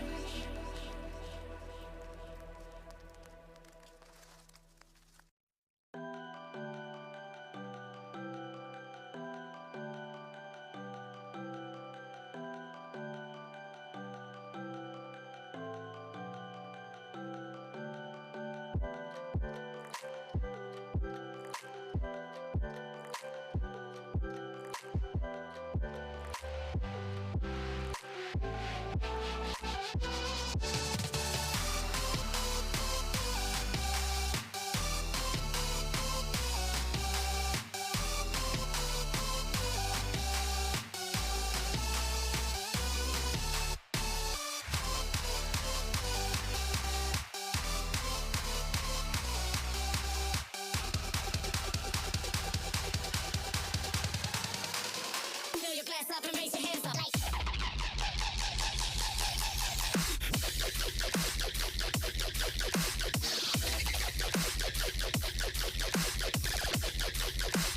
Everybody never gonna stop, we gon'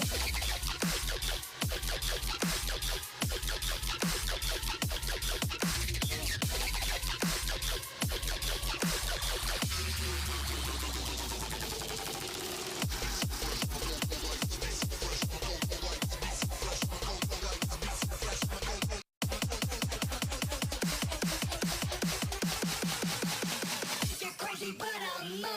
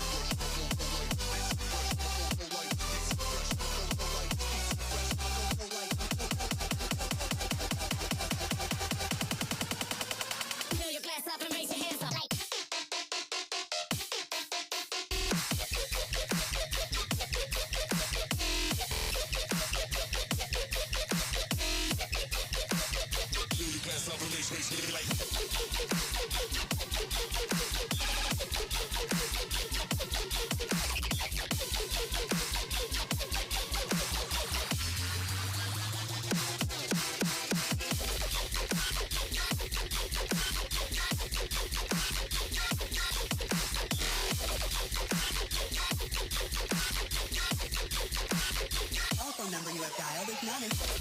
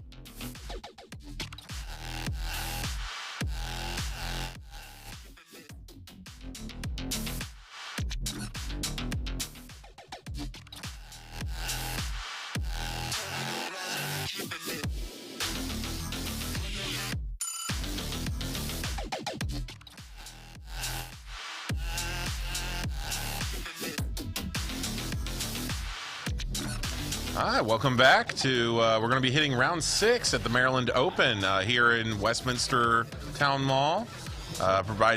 Space graciously provided by Tables and Towers. Yep, we're in for an exciting 6th and final round. It's going to be Harlequins versus Craft Worlds. Eldar versus Eldar. Yeah. See how this goes, guys. Yep. We're going to be seeing Brad Chester again, who was on the Hail of Doom list that we saw last round. Had him in here just a few minutes ago, interviewed him, swell guy. Yep, and he's going to be going up against a Harlequin player who got into the 6th round undefeated by winning his 5th round by a single victory point. Single victory point. It was, my goodness, quite the match, from what I understand. I only caught the end of it as we were walking around, but it was close. Well, let's see how things are going there. I'm quite excited. I want to see this Hail of Doom come up against some Harlequins, because I know that Harlequins have some really weird shenanigans when it comes to like kind of just avoiding attacks and getting out of way of things.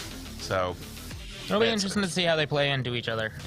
I'm not super familiar with the Harlequin abilities, but I know they are very tricky. I mean, the army list is only like 6 units. 6 units or something, so I mean, it's going to be they're easy pretty to low research. on the data, the different cards, but they can do a lot with them. All right. Well, we're getting our players mic'd right now by one of our techs.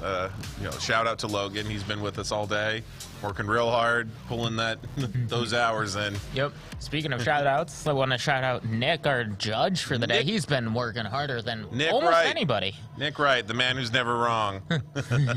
Single judge, and we are, unfortunately, due to space in, kind of spread across 3 rooms, which means he has to do a lot of walking. Yep. He's got his steps in. He got his steps in today, that's right. All righty, well, we see Brad, he's back in his old spot, and his opponent goes by name Jared Vale. Jared Vale. See, that's why I called Jared. I saw Jared's name in there earlier, and accidentally called Brad Jared at one time. But excited to see them. They're getting set up. I think they're. Will of Syrian, so Banners is not good. They're talking about their secondaries. They probably have the terrain set up already. We're playing a 5 objective map. Probably going to fight over the centers, but this one's a little bit strange because after they set up, I think it's after they set up terrain, they end up moving 4 of those objectives just slightly, so you can try to alter the map a little bit. Edge them around, get into different zones. Try to set yourself up to play the game you want to play. Oh, that's very interesting.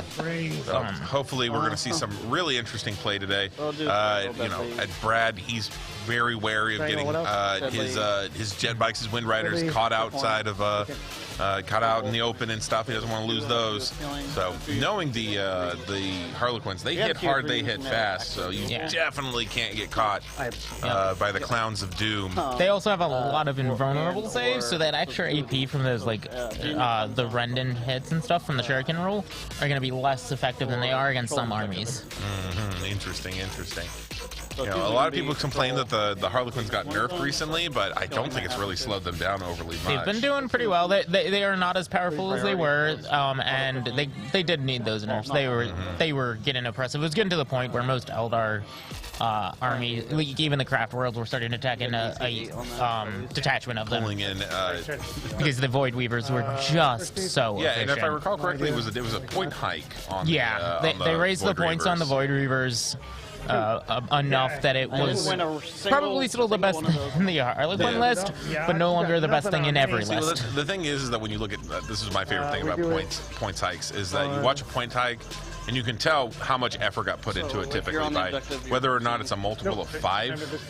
If it's just like someone's like 5 more points, you can just tell they were like, I don't know. They've been a lot more consistent about trying to keep them on multiples of 5 to make math easier. Like even in the new books, you can tell that they have tried to make at least the normal breakdowns of units to hit that 5-point mark. That's true.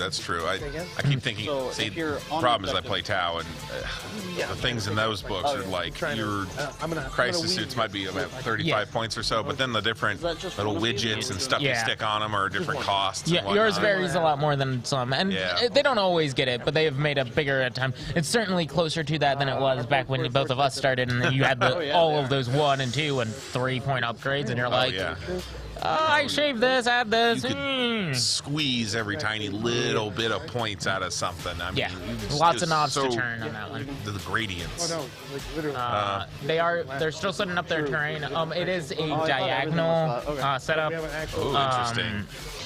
Where they have the entirety of one of the short table edges and about. You can actually touch and be cool with this one. And I'll do this, your board side. Something like. Board quarters are like this. 24 inches of the other. It's a rather interesting little map. It's a little bit of a strange map. Yeah. But it's going to be. You get 22, so it's obviously super easy. A little bit different, and kind of one of the deeper ones. That kind of little doorstop of a deployment zone. It's kind of what it looks like. It's rather interesting. Layer this up. This battle brought to you by Pepsi, apparently. Who knew? Just trying to make it so. Hashtag not sponsored.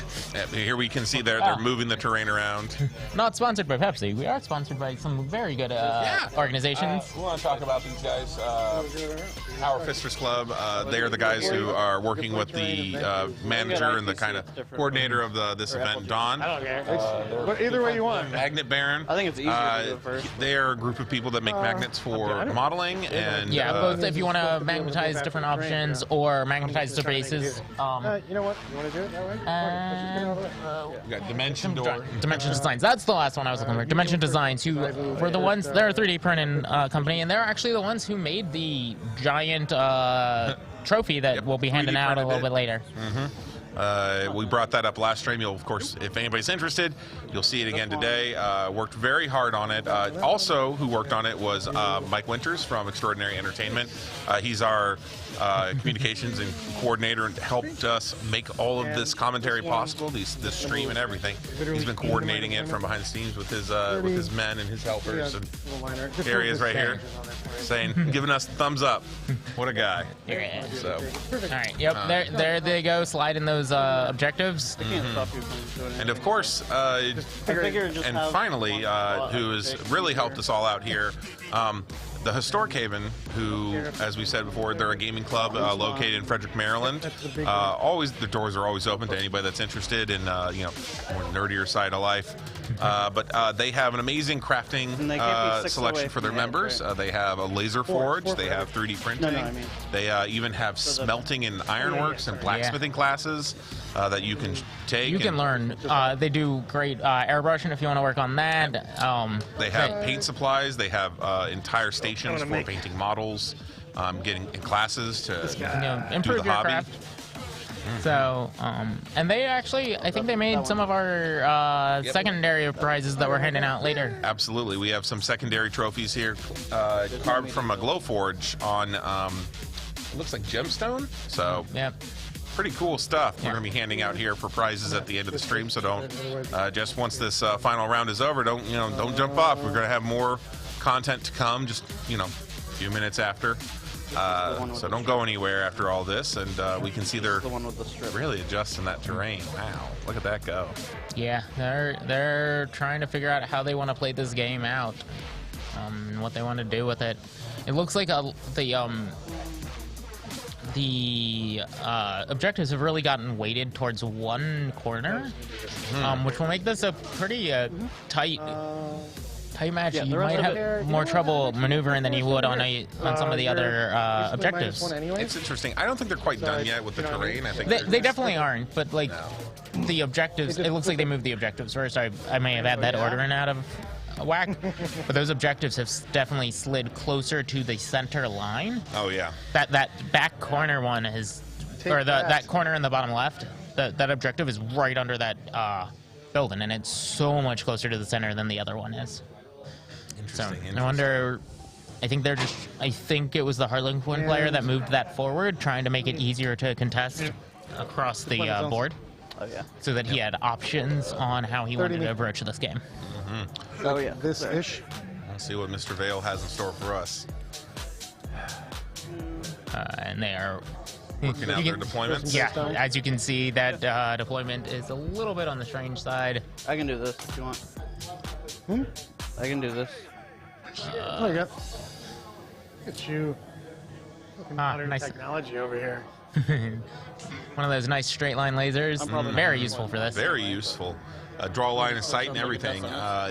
Just a great tool if you got it. I mean, I would appreciate it if you wanted to.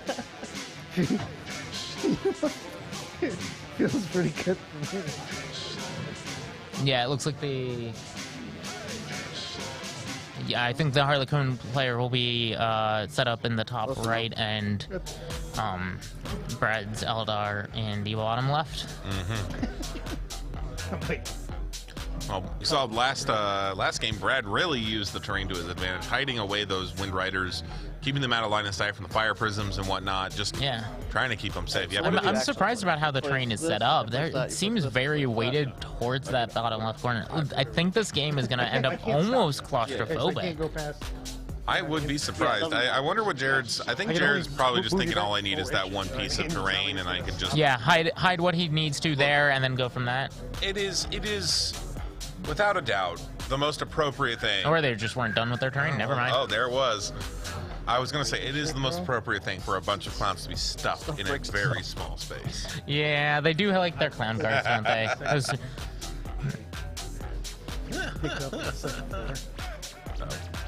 Oh yeah, here they all come. Here it all comes down. They're putting the train down. There was still a unit on the top floor, and I just didn't play with them for a while until I realized I'm like, damn it. Don't forget about your units. They do all matter, I swear. The number of people who forgot secondary objectives just do them. that was been a problem for a couple of our contestants. While we're sitting here waiting for a terrain to go up, let me go grab those one of those trophies, and we'll show them off here. So, if you don't know, the first place trophy is about this big. It's a huge golden heavy marine that got 3D printed by our friends that mentioned or design. Sorry.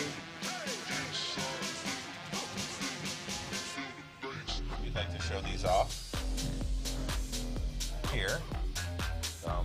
Can't swear on that. Good. I'm gonna do that. Is a best conversion? Yep. This is the best conversion trophy. Similarly, many of the other trophies are going to look similarly to this. We're laser forged at the historic Haven. And then I just deep strike them back here. How dare you? Similar How skills. dare you, sir? Similar things.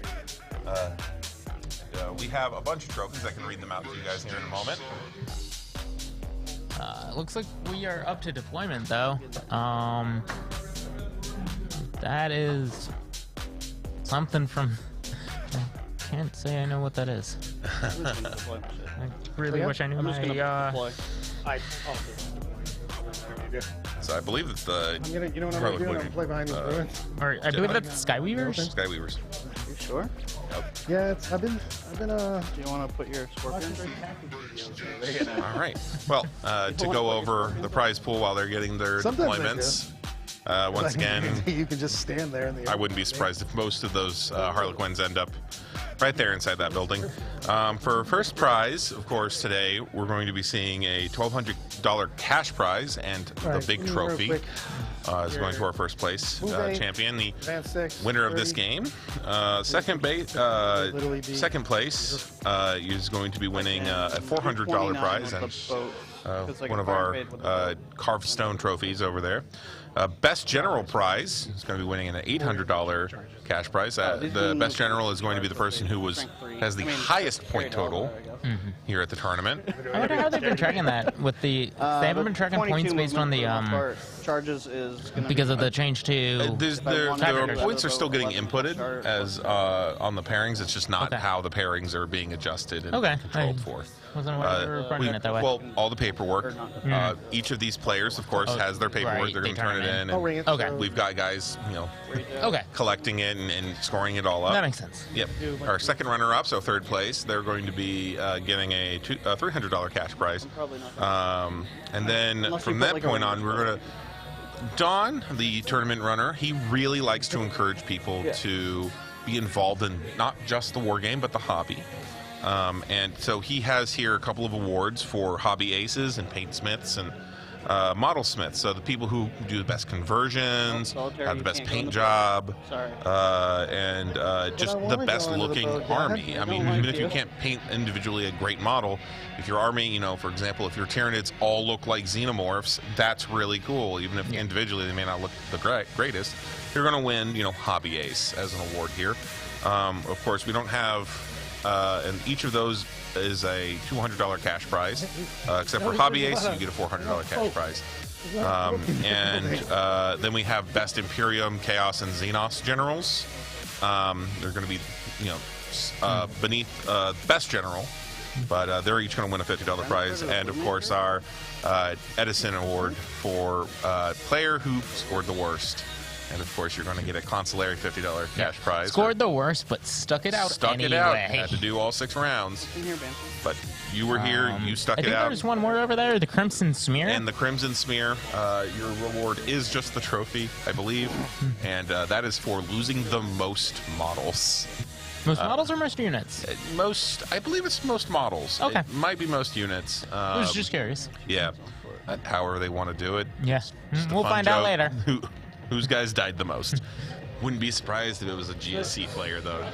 Just saying. Yeah, he had a rough run of it. He got tabled a few times. Yes, one of our GSC players, Eric Shiflett, who was on here yesterday, he has been tabled twice now, and he runs a very large army. So I would not be surprised if he might actually win He's probably in the running. I don't know if he'll get it, but he's probably in the running. Yep. So back here to the stream, we're seeing a lot of deployment. There's a lot of clowns behind that building. God. Look at all a lot of clowns behind that building.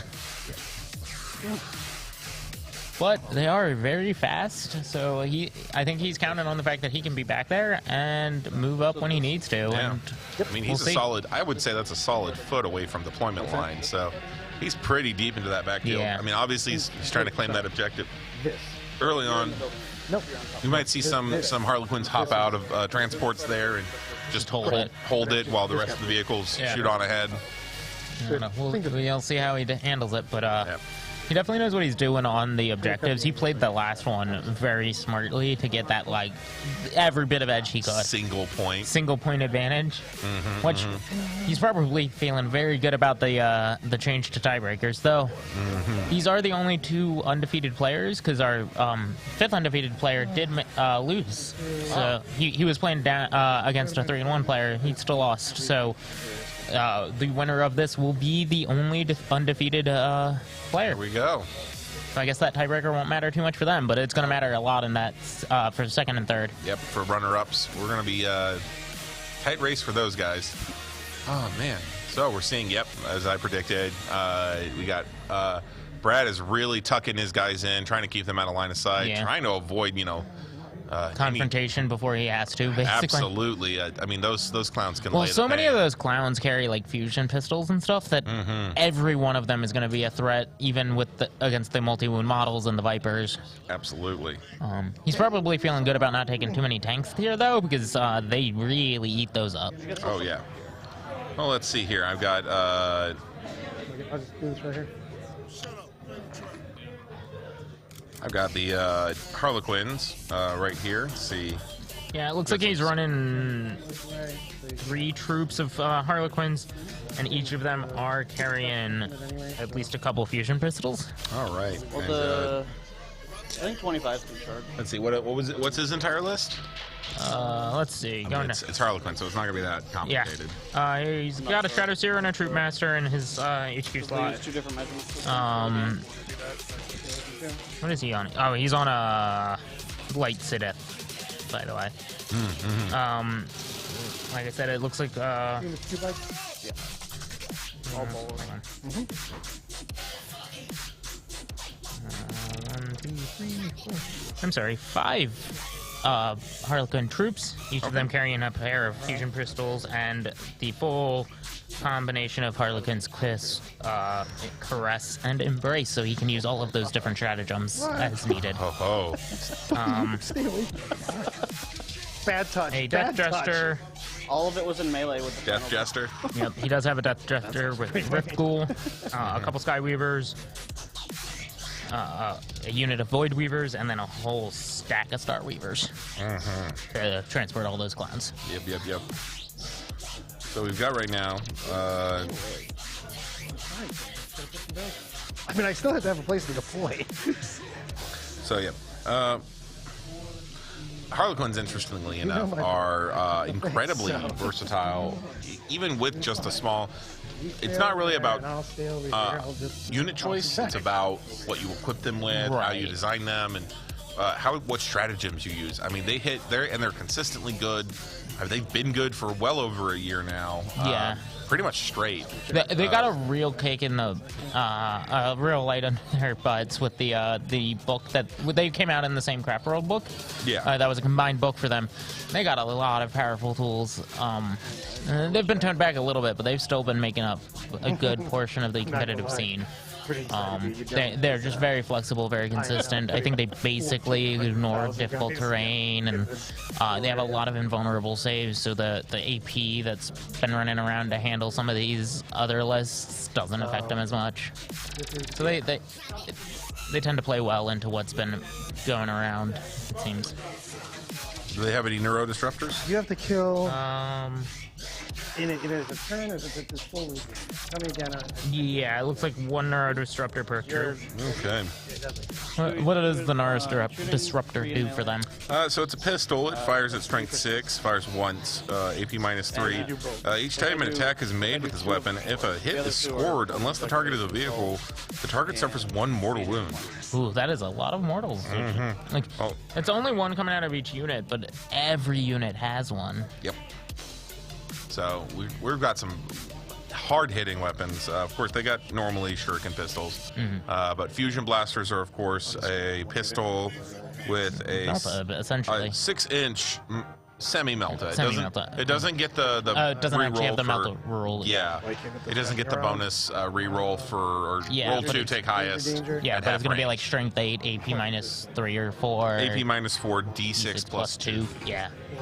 Very, very powerful gun to just be able to use so consistently, though you do have to get very close. Not only that, 8-inch movement range on all of these as infantry. Well, that's true across basically all of the Eldar armies. Oh, okay.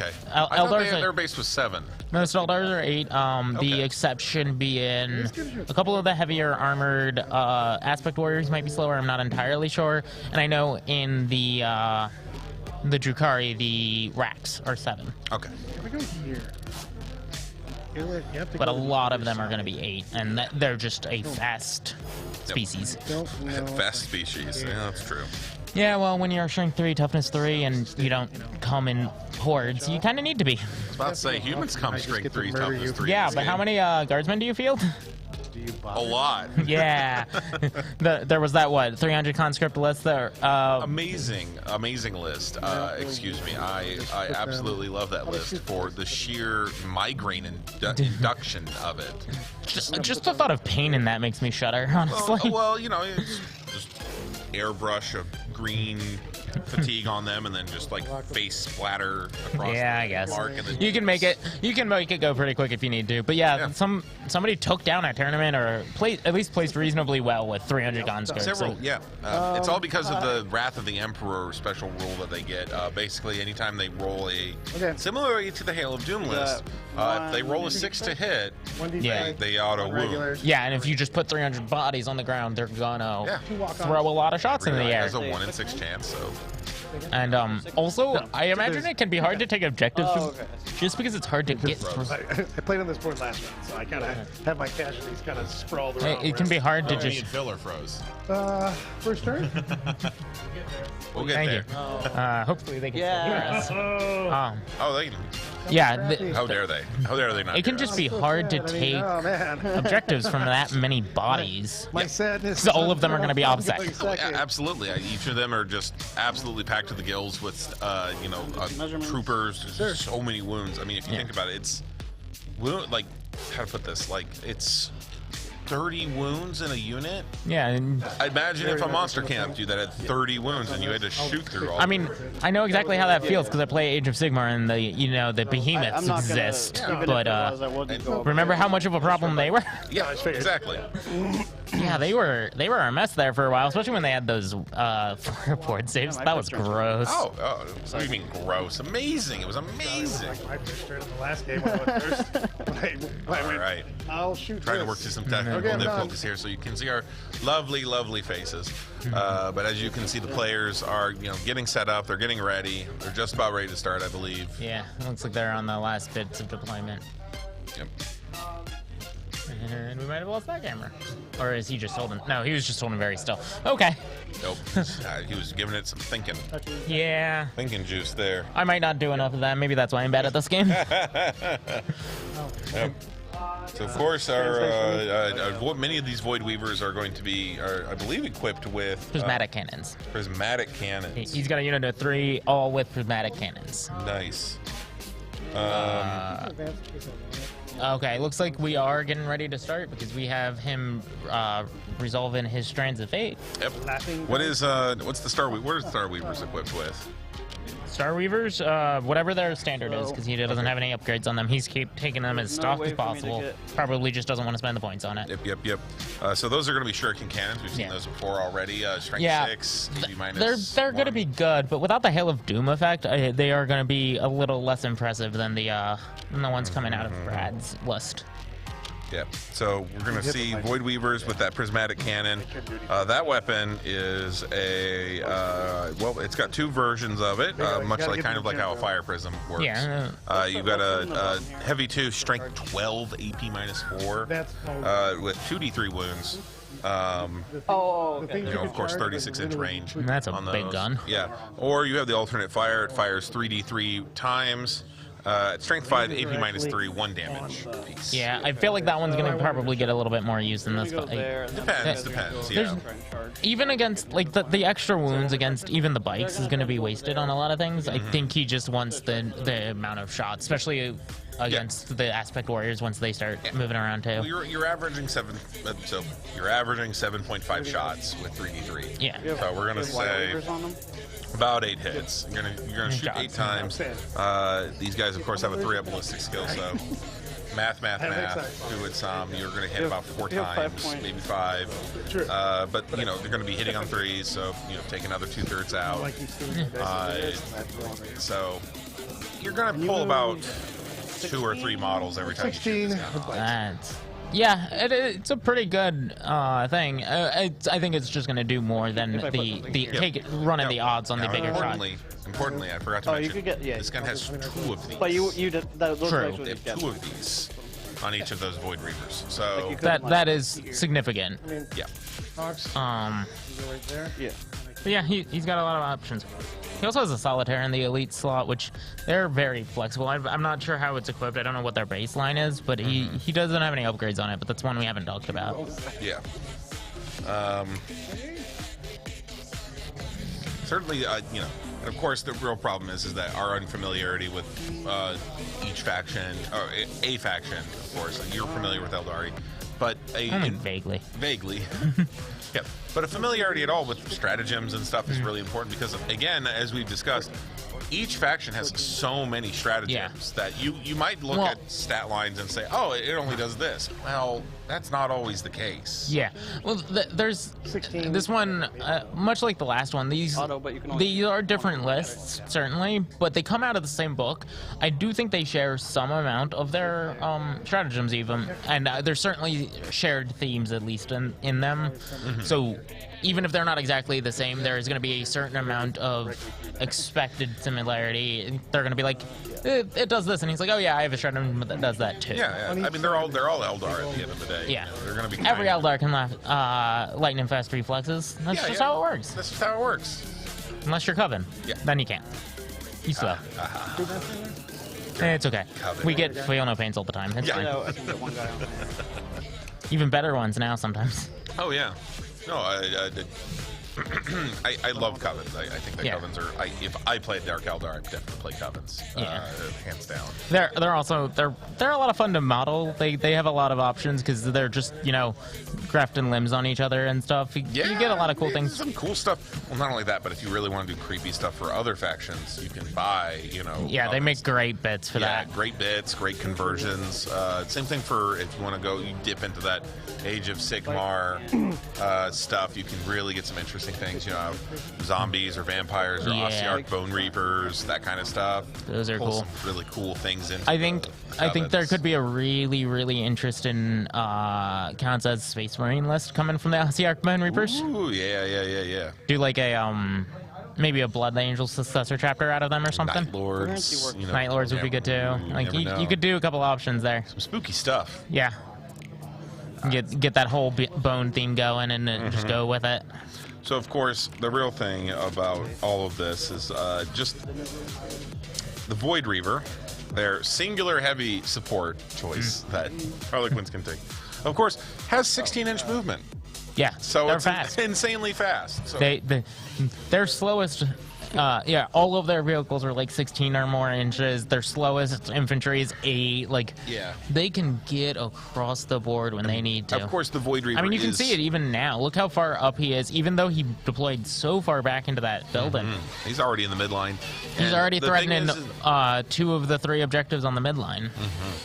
And the thing is that of course Void Reavers being, even though they are fast, we're talking about they are only wound 6 vehicles. If I don't stage, so Toughness 6 too, I bet. Toughness. Or are they toughness 5? Oh, they're toughness 5. They're like Venoms on that regard. Like do they have an invul save or something to keep them going? Well, they have. They only have a 4-up armor save. I'm certain there's some kind of extra effect that I'm probably unaware of. Like if I don't Luck of the Laughing God and all those other things. Yeah. 3 rolls and 3 That's dice true. and stuff. I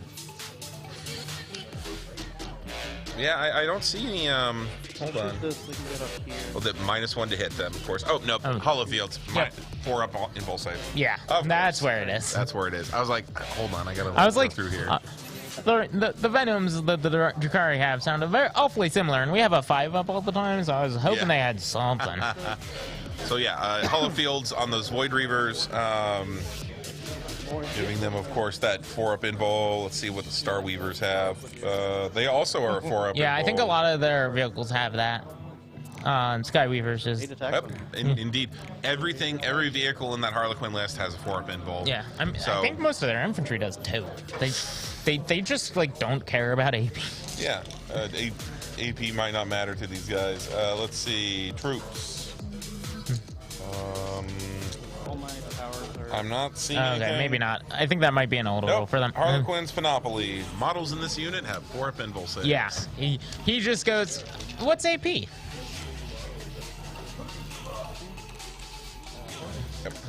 Basically, also faction-wide -1 to attack rolls against them. So deceptively tanky, very resistant to being hit. They have a lot of ways to avoid the damage. They don't take a lot of damage to kill, but they can avoid it surprisingly They're well. low toughness too.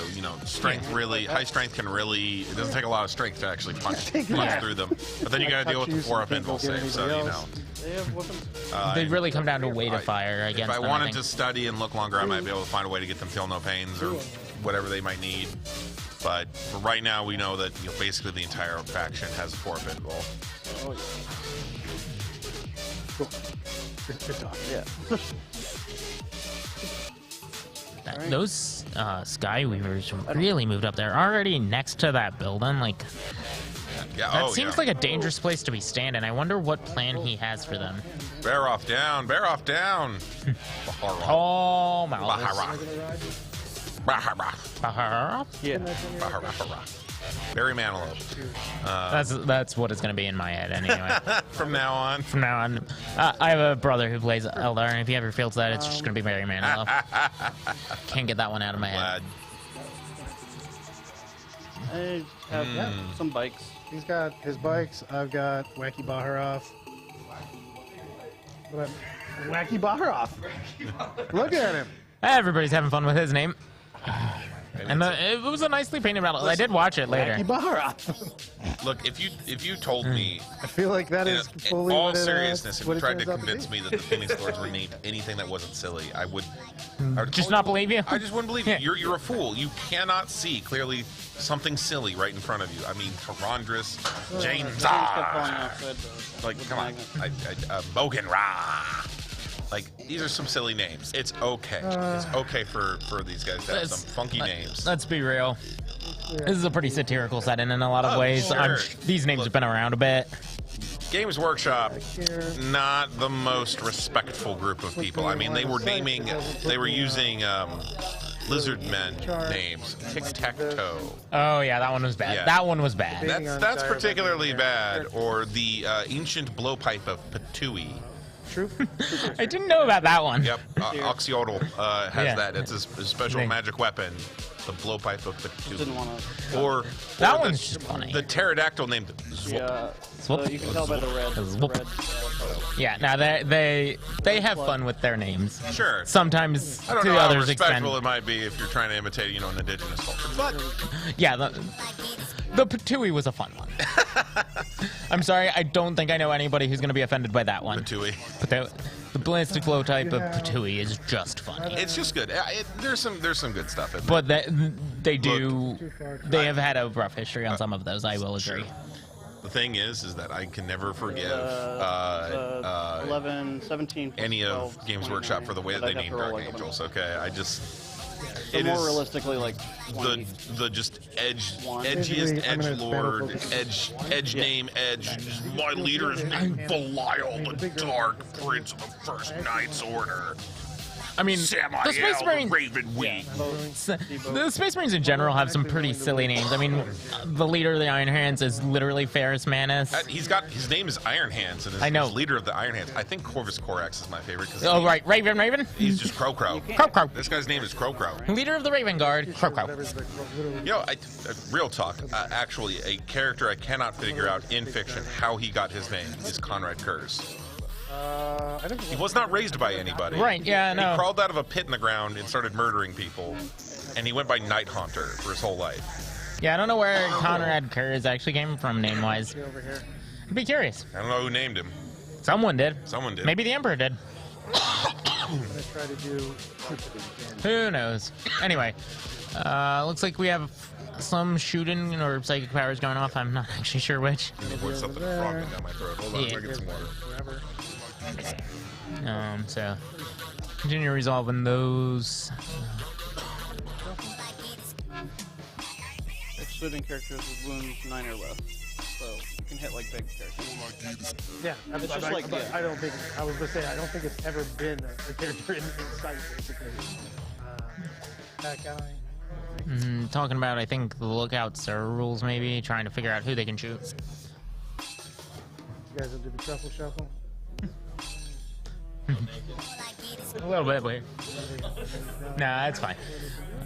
I don't know what's going. Oh, I think he's shifting some people around. He's joking about doing the truffle shuffle. That was a good movie. I don't know how many of you guys are, depending on our viewership, you might not be old enough to remember that movie. You referencing the Goonies here? Yeah, well, one of the players was. I'm gonna blame. I believe that would be Brad. Yeah, it sounds about right. Yeah, sounds like Brad. I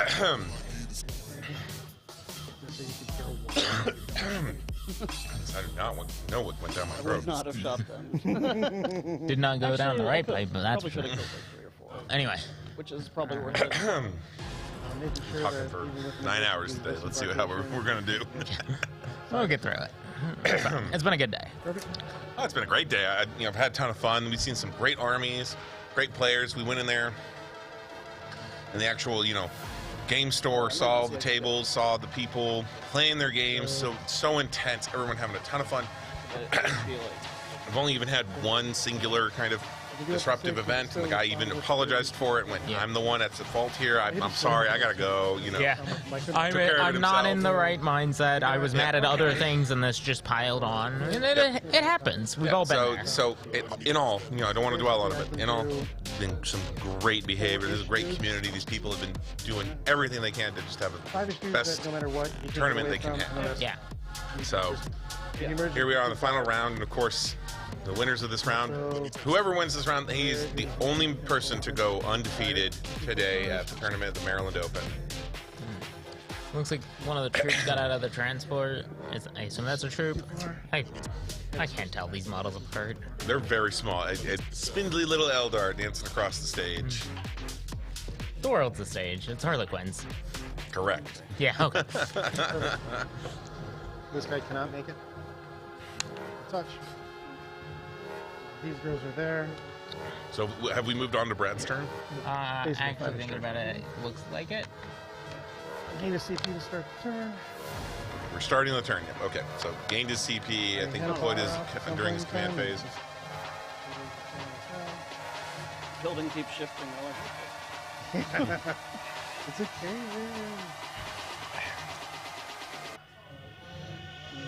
Fire out those 20 targets. We got Baroth land, Baharath. Doing their normal Baharath things of going up, being annoying, and then disappearing. Yep. For anybody that doesn't know what Baharath can do, they are a Phoenix Lord for the Eldar. 2-up armor save, 4-up invul.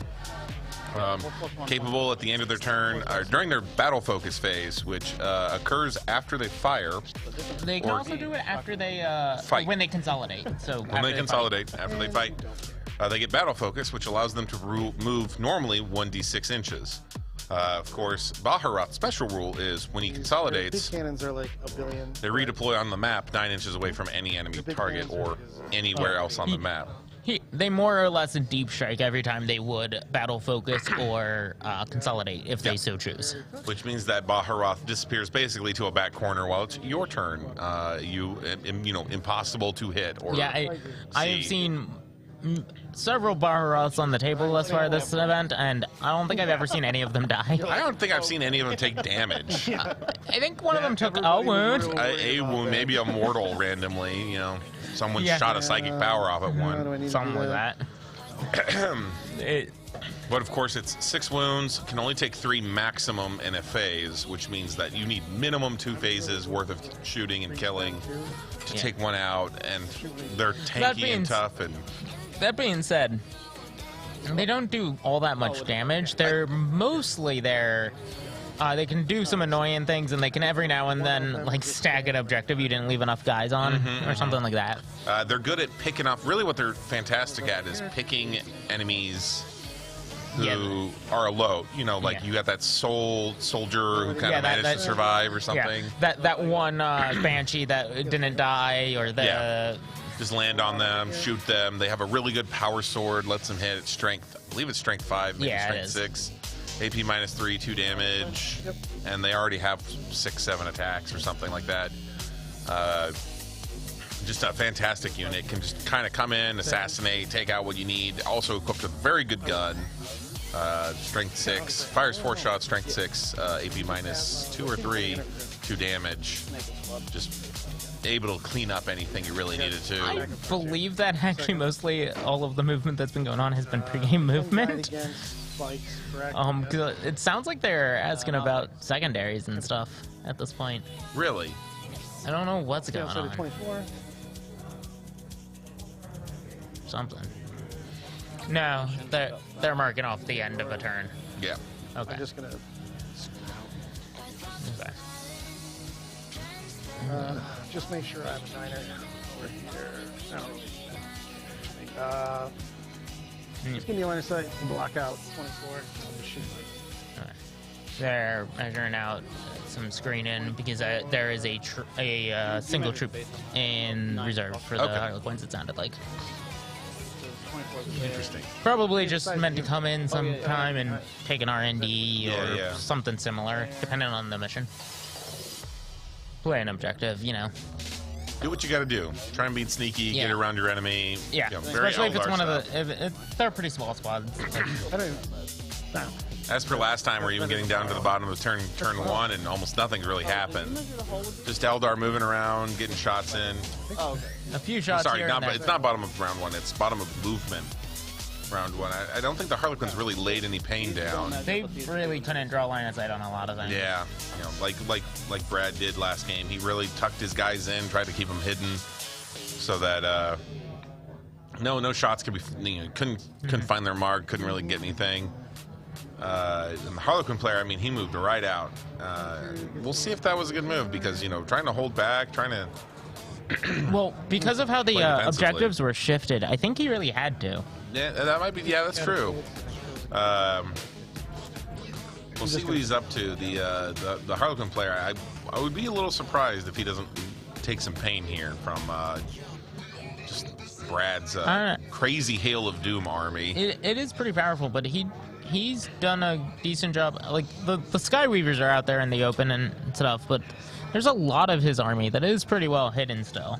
Yeah, I mean, outside of having some feels no pain or damage reduction, I mean, 4-up invul is about as tough as really anything can get in this game. Yeah, there's a few things that get 3-ups. Yeah, and then incredibly rare. I mean, it's like Gilliman and some things like that, and then 2-up on the Archon, but that one goes away. Yeah. Well, actually, there is one other thing that has a 2-up invul save in this game. And he is the most important thing in the show. That's Bakari the Gretchen. 5-man Hawk. Oh, yes. Yes. He's the luckiest Gretchen. The luck Gretchen, yeah. Well, he's the banner waver for That's cool. Yeah. The luck goblin. The luck goblin. The tired guy over there. I don't know. He looks a little battled. Haven't seen him on the table in a very long time. I haven't seen I think only like a couple of people brought orcs. Yeah, there was freebooters maybe and 3 orcs. 2 Goths and freebooters. Or something like that. Yeah. Yeah, fellow out here, he was running Squig Riders. Oh, there was at least 1 snake bites too. And snake bites, yeah. We got some Squig Riders. I think it was only 1 Goth. I think it was 1 Goth, 1 snake bites, 1 freebooters. Yeah. So, some interesting stuff, of course. Because I don't want to have to do this movement. Fortunately, you know, no one. The Goths could have taken him. I mean, obviously, you know. Yeah. Gazgul's a Goth, but yeah. We're gonna. I think Gazgul can actually been taken. You can take him in any. Yeah, I think he's Supreme Commander. He's a Supreme Commander. Yeah. He can be taken in. But I don't know. Can you take the standard? Does his standard bearer come with him, or is he okay? I haven't read through orcs in a while either. Well, if I could recommend anything on this stream as far as the fiction goes, if you want to read a book, I highly recommend Gazgul, Prophet of the Green Law. The entire book is told from Makari's perspective. Oh, neat. Yeah, it's pretty cool. That's an unusual perspective for that, and I find the Black Library does its best work when you get the less common perspectives. Anything from Black Library that just isn't some random Space Marine talking about random Space Marine stuff is generally what I enjoy. I noticed it a lot when I was going through the Horus Heresy series, especially. Almost all of the best Horus Heresy books are the ones that made sure to have a human, like Remembrancer or something like that, as a primary point of view character. We can get into media discussion about how important, point of view characters are and relatability. But anyway, so back to the tournament. Yeah, that's a discussion for another time. Indeed. But reroll hits. That's for our podcast. Gripe at GW's fiction. Gripe. That's a strange name for a podcast. Well, it's high up enough up there on the alphabetical order. Ah, that's the real reason. All right. Looks like there's some psychic powers flying around and then preparing for shooting phase. Yeah. Now, Harlequins, do they have psychers again? I don't believe he has the Troop Master, I believe, is a psyker, yes. Okay. And I think they can take a few more, potentially. Shadow Seer, maybe, is one. Shadow Seer is probably one. I don't know how much of that Sounds he's like running. The name of, Farseer. Yeah, the Shadow Seer is one. The Troop Master is not. Not. Okay. Okay, yeah. So it's just the Shadow Seer. Back with Solitaire, no. Yeah. So the characters, right? This one, yes, but he doesn't have Theta. But I can redeclare anyways, though, right? Yeah. I'll make it probably.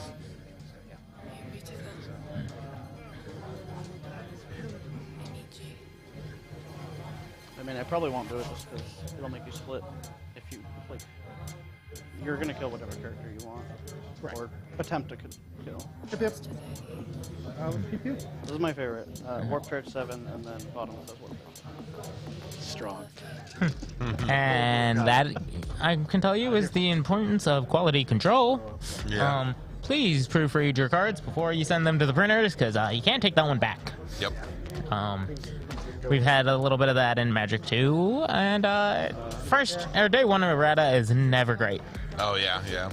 But it happens. Go by what the book is. Don't know which one it is in the book, but that's the way to go. Well, at least in this case. It cheeses me to no end that some rules, erratas for this game, you had to pay money for.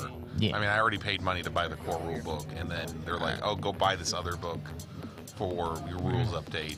I'm very happy with the data sheet, is what I'm really trying to get at. Is that Yeah, I the free really quarterly like- driver sheet, the free points updates now, those aren't in the General's Handbook this time. Yes. You do still need to get the General's Handbook for But then you for the new missions. I mean, the But guys inside. this time at least they're updated to include those facts. Yeah. Like in the past they've printed those and it's been a direct copy of the rules that was written in the big red book without all of the errata. At least this time they're fixing that. Good. I'm very happy about it. Definitely I just, you know, I think it's a little behind the curve, but that's kind of unavoidable. The production timeline just doesn't work out. You can't keep it perfectly up to date. Right. And now, obviously, in a tournament scene, you know, everyone needs to be functioning under the same rules, Yeah. same fun. Like, you know, you need to play the most up-to-date rules. I mean, obviously, for balance reasons, for competitive reasons, and it just irritates me. Oh my God, kind of on a moral level that we would see, someone would be like, in order to keep doing this, you also have to keep paying us to do it. Instead of being part, just making it easy on the community to keep up with these things, especially because some people So you hit on fours, but limited supplies. I mean, if you can't go buy the book, if your store sells out, how do you know what the rules are anymore? If they don't come for free online. They're making improvements in that front, though, so glad to see it. Yeah, I'm very happy with the data sheet. I'm happy when we get rules just for free online in newsletters and stuff like that. So good job, GW, changing that practice. Really appreciate it. Doomed thing? Yep. Let's do this. They doomed a thing. Something's been doomed. Something got doomed, and now it's getting shot by a lot of shurikens. Hail of Doom. Yeah, we're going to see it here, pulling those sixes out. Those sixes are, of course, auto wounds with -3 AP, -4 AP. I think it's -4. I think it's -1, -4. -4. Oof, oof, oof, oof. Oh, here. Well, the normal shots are -1 AP. Yeah, I think it's 3 additional, but I'm not 100% sure on that. It's so painful.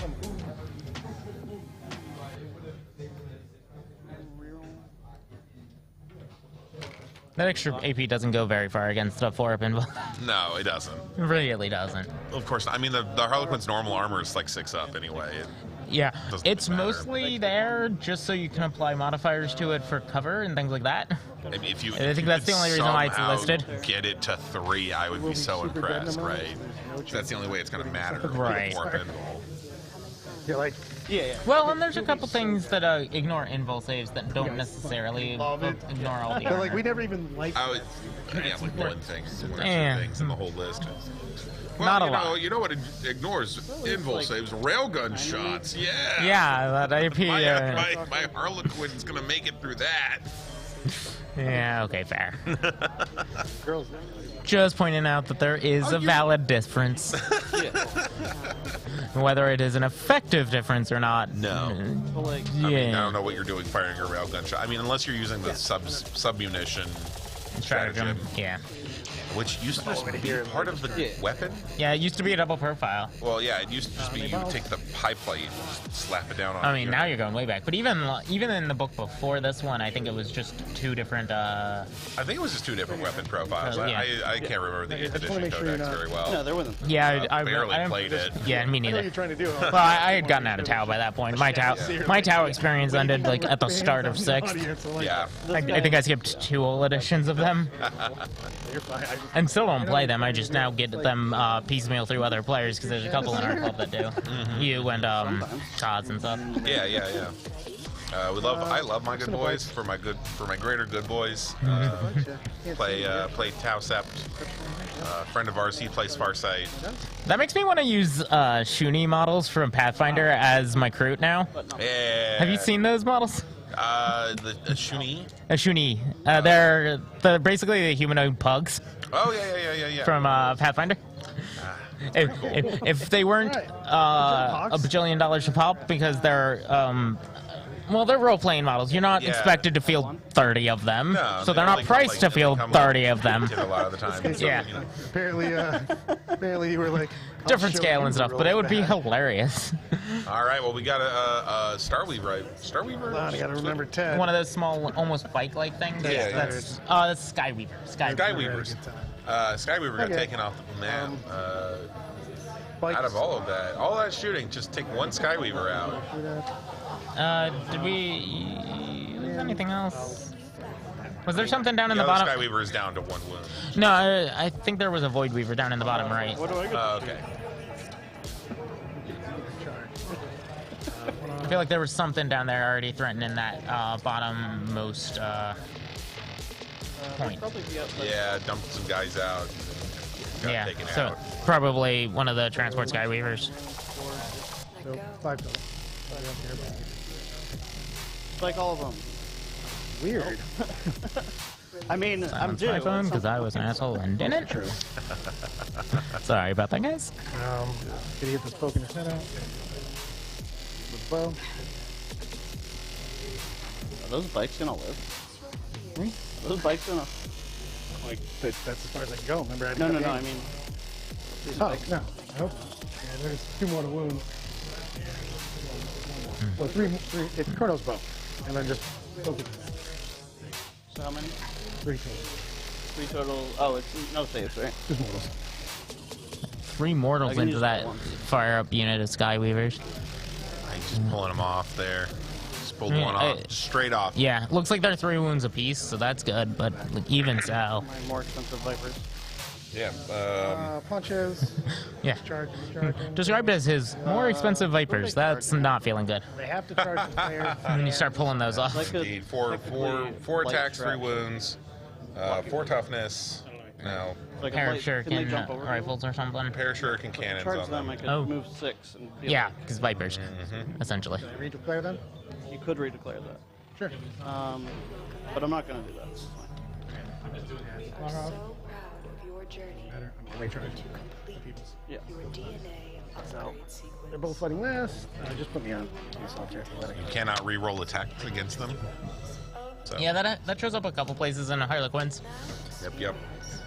It's a strange bit of rules they get. A couple other places have it, but they definitely have the most access to that kind of rule, Oh yeah.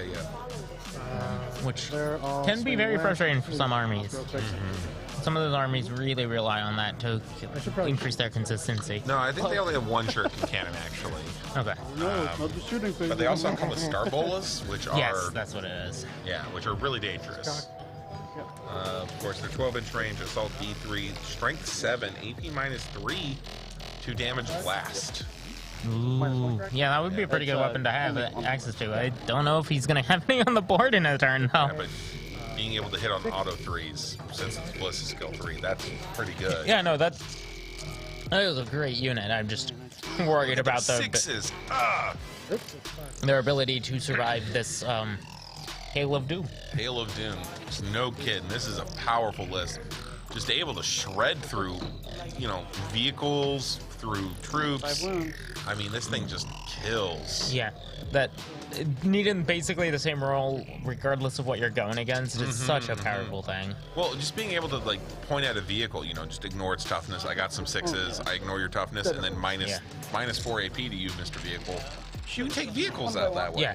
you Well, know? I mean, there's a reason that I think there was a grand total of 3 units in his entire list that didn't have shuriken weapons on it. Yeah. So strong.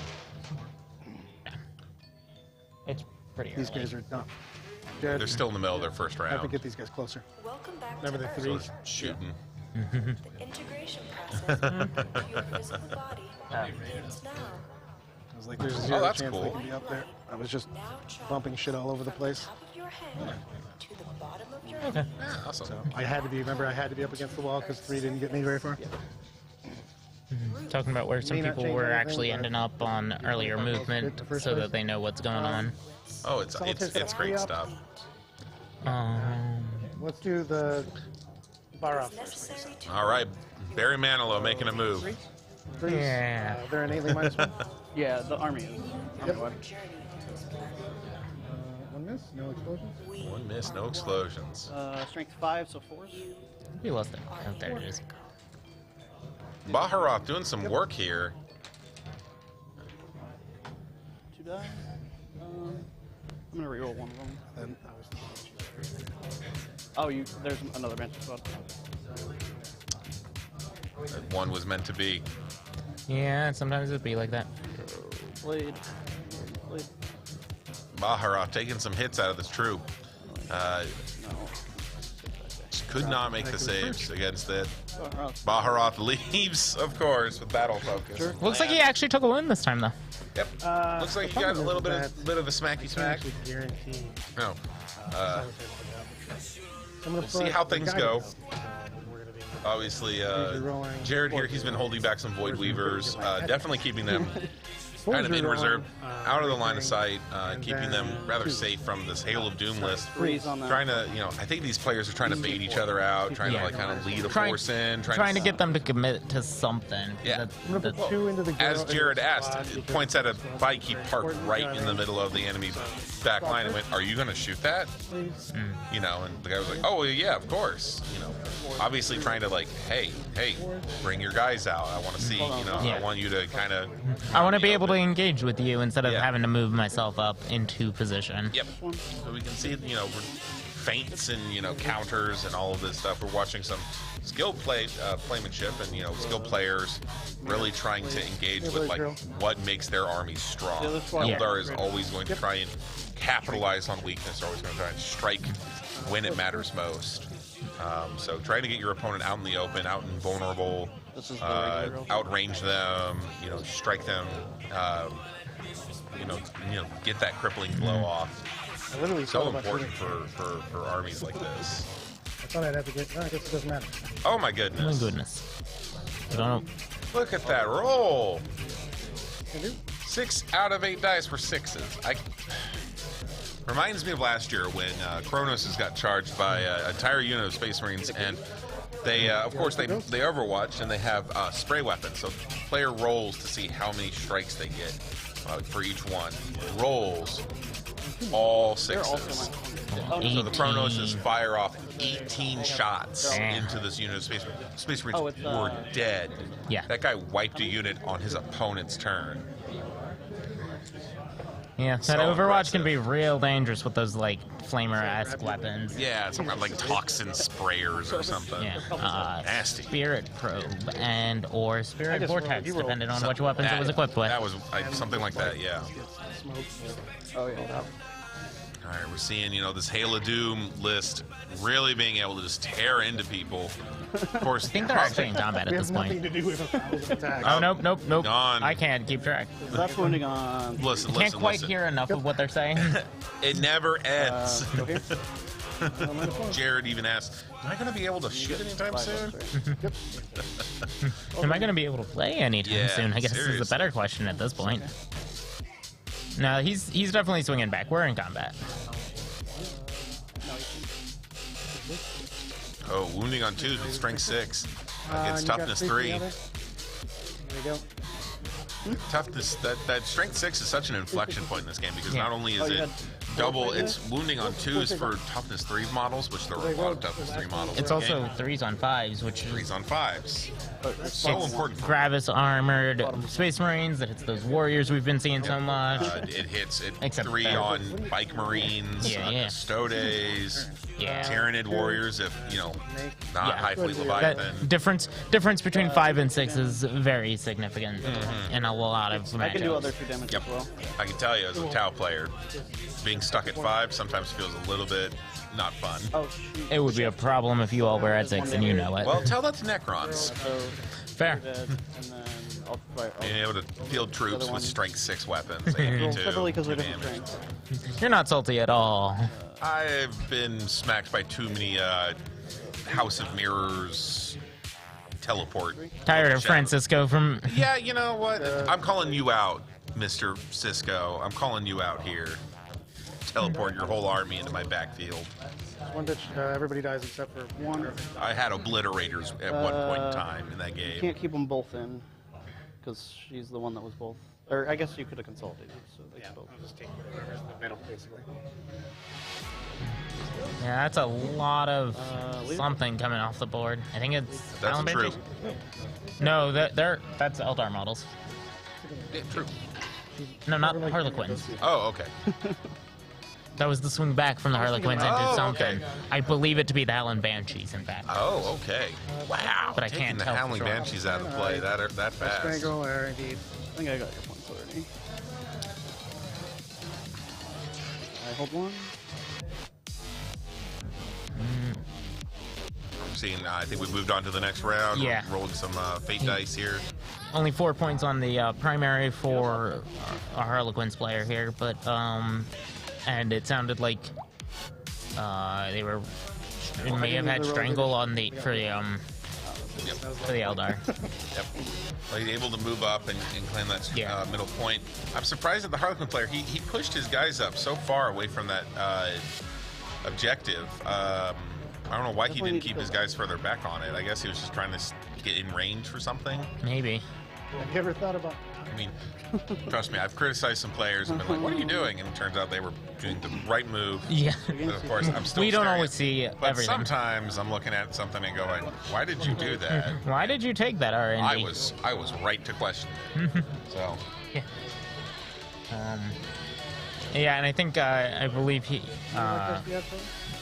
was also able to do one of the R&D activations. He did indeed take that. Okay. Which makes sense. Again, if you're not competing for another action, he has a lot of options to take it on. Yeah. well, that troop is looking like it's about to maybe make a sprint across that open field and really try and get in there into the melee. Of course, that box of destiny, we have no idea really what's in it from here. Yeah, that top-down it view looks- is real hard to tell. Yeah, but it looks like it's absolutely just brimming with Jam-packed. Eldar murder. So I think there's some dire Avengers in there and everything. So Certainly. we'll see. We'll see what the Harlequin player is able to pull out. Jared Vale playing Harlequins, and of course against Oh yeah, yes, two. Brad. Brad. Oh, Brad. I was trying to remember his last name. I will tell you, The just minus one one moment. is like -1 is like That's not sorry. I definitely should... Brad Chester. Brad Chester. Because I was gonna... Brad Chester playing Eldari, playing the Hail of Doom list, which of course, importantly, is so important right now because it's one of the meta-defining lists we've got. What it's able to do is it runs a bunch of shuriken weapons for the Eldar, which are monofilament blades that they fire out of these little catapults that can go through armor. So mechanically, what it's represented by is they fire, and anytime they shoot and they roll a 6, it just skips the wound step and goes straight into armor. And not only that, but it makes the armor even worse. It makes it go at -3 from already a -1, so it's at -4 armor check, which makes most armors just absolutely ignored anyway.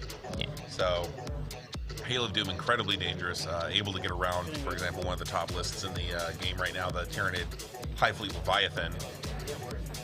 Really is an answer to that. Yeah.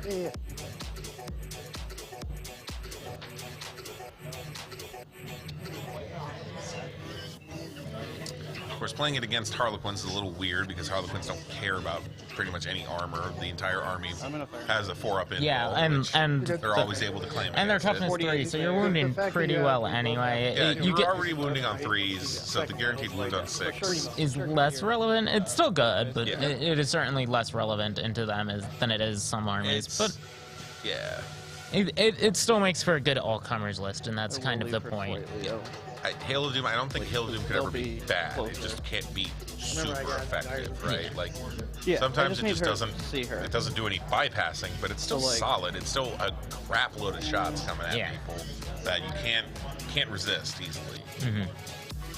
Like you said, force against vehicles, it goes right through vehicles. Yeah. Well, and it gets around a lot of some stratagems and stuff like that too. One Banshee's not going to do a whole lot anyway. I think it's only really countered by Feel No Pain, but even that just can't. I mean, that's keep up just with the another volume of thing. shot. Yeah. No, I need to hold the point. It's not worth the Banshee. Just shoot her in the face. Yeah, I'll just do this. All right, so we see Jared. He's pulling up his Harlequin, moving his Void Reavers around. trying to Friggin' eliminate lines when that they hit Banshee. I believe it's an Exarch still out there Yeah. alive. Very scary. 2 wounds on Exarchs. And we've seen it do some damage of the. The Banshees have. I shown love up. them. I love them to death. This edition. They've such definitely good. shown up. You might not even be able to draw the angle there. Oh, good. He's trying to peek it out as little as possible to get this line of shot fight up. Trying to. I don't. Do Harlequins? Harlequins don't have battle focus, do they? No, they do not. They have other faction-related rules, but I don't know them. They have. offhand. I mean, they get faction white board, so you can't complain too much. Which is not actually their faction special rule. No, they just all have it. Yeah. Common warrior. Common? Common. Yeah. Yeah. I mean, there's probably a few that don't have it in that list, but everything that's getting run today is involved. I'm pretty sure everything has it. Yeah. I don't want to say everything because I don't know the list the best, but hold on, let me just get my foot as far in my mouth as I can. Yeah. It's okay. You got it in there a while ago. The things I sacrifice, the dignity as I've lost.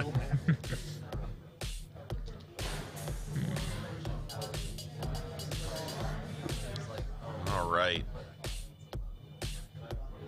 We got these Void Weavers moving down. It's Skyweavers. I believe they are the transports. Oh, yeah, you're right. Those are Skyweavers. It can be hard to tell from up here. This space seamster is coming over here. Okay, bro. My Galaxy Crocheter is up here. That's strong. So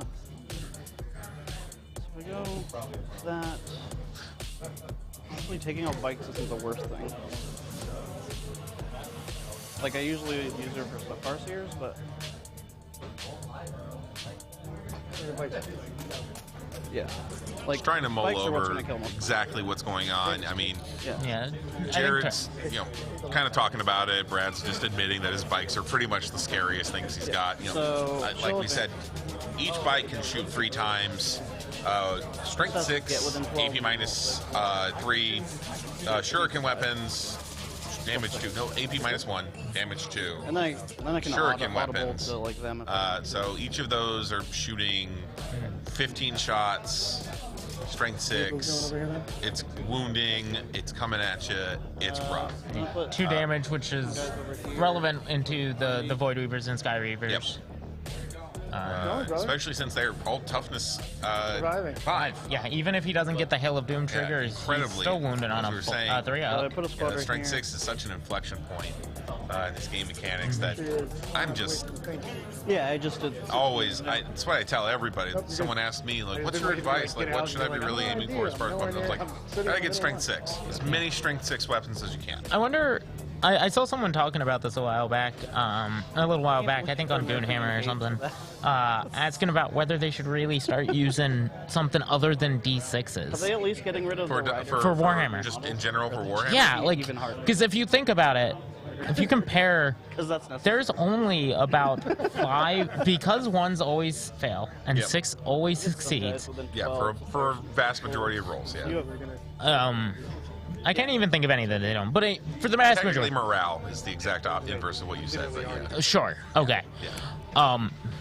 Either way, there is a very limited amount of probabilities that you can ever have a roll take. So, like, no matter how strong, like, there's just such a small variety. Like, the comparisons are not the same. Like, you have a Space Marine punching something and an Orc, like a Space Marine punching a Guardsman and an Orc punching a Guardsman, and are exactly the same probability of happening. Yep. And there's just, I'm wondering if there should be more ability to. I'm gonna let somebody. So this is always the interesting thing is that for one, the D6. I really want to know what makes the D6 kind of irritating as a tool of random number generation. Is that its probabilities aren't I'll probably do hybrid easy for a person to like mentally math out. Easy enough, you know, 4 to 5, 6, 1, 2, 3. Those are 50-50s. Only two. And then you go to Yeah, so 3s probably and do 5s. I think I'll do them because I think that this or a 1/3. And then, You know what I mean? So I go but down to 4. 2 to 6 is a very so weird. psychic- Yeah, it's not as naturally. Right. It's like a we don't- 83% Yeah, chance or something that like is that. exactly correct. It's 83.3333333. Just throw around the thing. And that's not a number our brains rock easily. Like we move into like a D10 where we would be working in a decimal system that we understand so much easily. Show me 83 on your fingers. You know, you're like, Right. I can do half. I can close one hand. It's half gone. Yeah. So like if we move to like a D10, those percentages would fit into our how we think about. So what you're telling me math, is there should be a tabletop war game that's World of Darkness. Huh? I mean, I have a lot of other issues with World of Darkness, but sure. Yeah. Well, you know, many of the didn't want you to pull the Warhammer 40K I mean, if I and get super lucky Warhammer over here, I Fantasy can fire role-playing more games are shots. actually D10 I guess I games. can't fire. Yeah, we played Dark Heresy for a while. Yep. And that one was D10, right? Yeah, that's D10. It uses percentile. Yeah, that was actually mostly percentile. That was a good system. Yep. But I'll fire. It's a game where you can get blown up a lot. That one's always fun. Yeah, we like did do that we did that a bit. You telling me you didn't like fighting a Orc war boss with a grab hammer? And Oh no, that was a great fun. I stayed in that campaign. Yep. Despite joining in a very awkward time to join that campaign. A fun time. Love to play Dark Heresy. Rolling wounds hasn't done me much. All right. So no, the 2 wounds. I won the model. Yeah. So 3 at -2, ignore cover. 3 at -2 rule. Ignoring cover. And then 2 more. You need me out of the control. And that counts as 10 guys destroyed, so you need to roll 1. Oh, Bro, right. Avengers. I forgot about that. There's one of the things that they Harlequins can do. They have I don't know if it's a strat or a piece of war gear, but they're what just happened here was twice the number of models basically for the purposes of determining the morale test. So he killed 5, and that is just you need a 1. You need a 1. Cannons from the boat. I don't care what you Wow. at that point basically. I'm not super excited about this. Oh, that's what I was. Those front dire Avengers just got absolutely wrecked. Wrecked. Exploding sixes, shuriken, just to make sure they die. My goodness.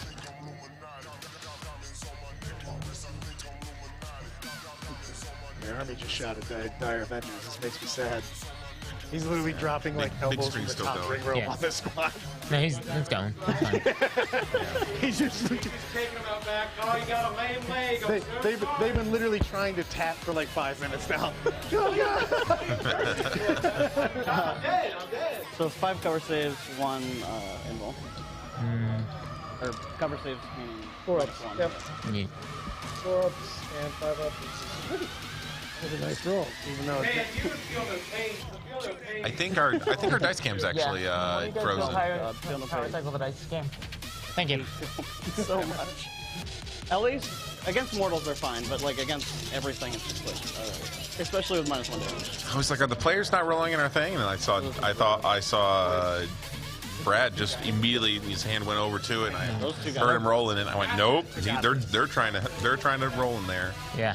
Just for us. We really appreciate it with our players. You know, they've been rolling mostly in that dice tray. They've tried. It's a hard habit to break. It's hard. Well, it is good policy to roll in front of everybody out on the board. It's what you're going to commonly see. It's what you're going to play mostly. So I can't fault players for doing what they're supposed to. they're used to. Yeah.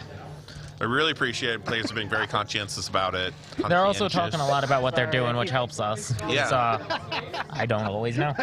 I love the fact. The best part about that, by the way, Jared, is you killed the squad with that shooting.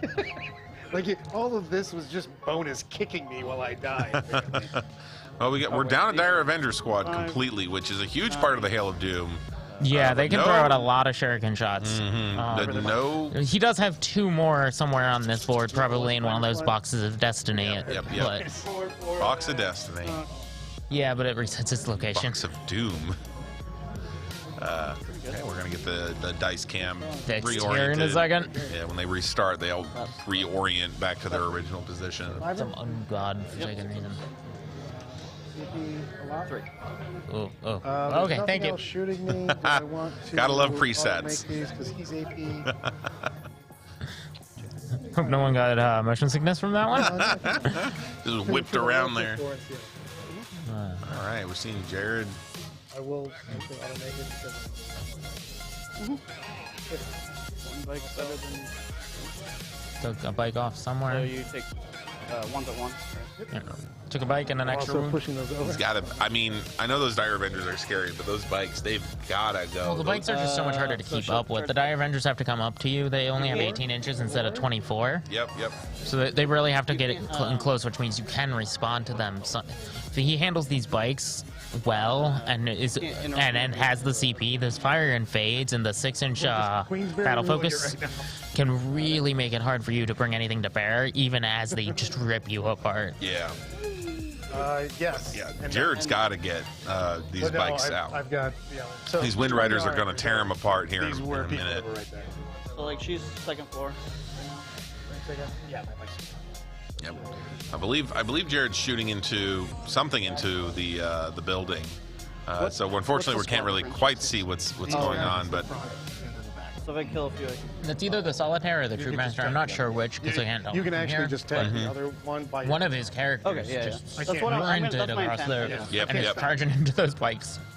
Oh, and they're gonna Pin him down. Try and get him. Do something to him. Do something. Get him out of there because those bikes they mean business. Well, the Banshees went in. Oh, we got another charge off. We got Troop going into the Banshees, I believe. Killed like 2 troops. Maybe some Dire Avengers. A full unit of Well, Banshees. it was also it was a combination of that and his rolls were just like I'm just gonna roll 3s, which doesn't hit. I wasn't super excited about it. So Earth. I'm not worried about your Rangers interrupting. Yeah, I imagine not. The Rangers interrupting is probably not the most scary thing. All right, all those hit. Solid. Yeah, Solitaire is getting ready to try to do some work into these bikes. Bikes or something that's down there. I'm not sure quite. We can't quite tell what's exactly going on down there at the bottom. Not hitting on 2s. I would not wounding on 2s. Not wounding on. Sorry, not wounding on 2s. Was hitting on 2s. Yeah. Not wounding on 2s. Almost lose the squad. Well then, that makes me sad. Actually, you could lose the squad because their leadership's crap. Shut your face. I think he took down 4 bikes out of 5, and as we talked about last game, those are Guardian leadership. That's only like 7. 7 leadership. So it's about 50-50. Yeah, consolidated into the bikes and further into. Yeah, into the other unit to tag it. Yep, tagging units, keeping them pinned down. Yeah, really but I moved important. You 6, so I don't can want those bikes getting away, getting shots off, forcing the player, forcing Brad here to, if he wants to get them out and still use them as shooting vehicles, he's got to spend CP. Right, which leaves him with less to use some of those more powerful strats like the double explode in 6s and or I think they can only do single explode, and I think it needs to be Dire Avengers for double, but even so. Still, Looting on 4s. getting him to draining resources with just those small little movements, the extra thought to consolidate up into somebody. That's Always what will important. make the difference at these top tables. Yep. As we said last time, Jared won by 1 point. Yeah. So this is a guy who will squeeze everything out of a That he fight can. That he can. Dude, I was gonna blast it. Of course, Harlequin's being just JP, what? There's only super 3. high quality Eldar. More of I mean, you already thought Eldar were high quality. Alright. And then you get The Harlequins. blade. Just able to lay in pain, just able to get work done with just even just these few All right, models. and 2, right? 2 minus 1. No, this is a minus 1. No, tried. So close. it looks like that troop wiped those Rangers off the centerpiece. You said those were Rangers? Yeah. Rangers, okay. That might have been remaining Alligators, but No, I think that unit is gone. I think it got shot off the board. I'm a little curious. You know what? I'm a little curious. Where are those striking scorpions? Where did those guys go?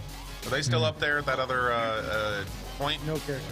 Probably. That's my best guess based on how the rest of this map has played out. The striking scorpions last game, I mean, didn't get the most. They got a ranger squad killed. Yeah, they got a ranger squad and then got responded to pretty well. Pretty hardcore. So they But didn't, we I did think- a ton of work out of them, but I think striking scorpions would actually be really good against harlequins. Yeah, they a lot have of attacks. Yeah, just enough strength to kind of get that edge against them. What do they hit on? But not needing not needing a ton of AP. Just laying into them. I think the striking scorpions might be a really good. Yeah, that might be why he's playing them back a little bit more, knowing that he can use them that way. Trying to get him to commit across the board and then make sure he can get that charge off without risking too much return fire before he does.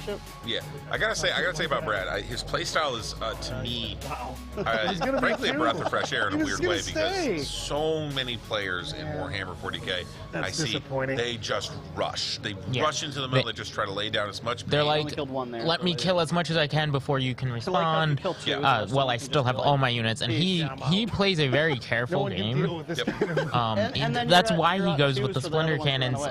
A lot of lists are doing double splinter rifle. Yeah. Or shuriken catapult. I'm sorry, I was talking in terms of Tricari there for a second. Shurikens. On those Wind Riders, he goes with the cannon for the extra range, so he can actually try to outrange charges and make sure he doesn't put himself in too much danger. Yeah. He's taken a careful approach to it, and it seems to have paid off. Oh yeah, he's definitely getting the most he can out of all of this. Just like I said, I'm just very impressed. He's very willing to just hold back, hold his position, keep his guys safe. He's willing to play out to 6 turns. That's the kind of mindset that says this game doesn't need. 5 turns. Right. He's willing to play out to 5 turns. Willing to say, hey, I don't need to win by turn 3. I can win by turn 5 by letting a couple of my other units take some hits, units I don't think I'm going to get a lot of value out of, and then responding, and really kind of pulling people in, kind of. I'm literally going to deal with he's playing a beautiful game with Callion. Yeah, I was like, this is why you like him, isn't it? He plays Callion correctly, even with Eldar. It's just he's being. You're just a Callion fanboy, and we all know it.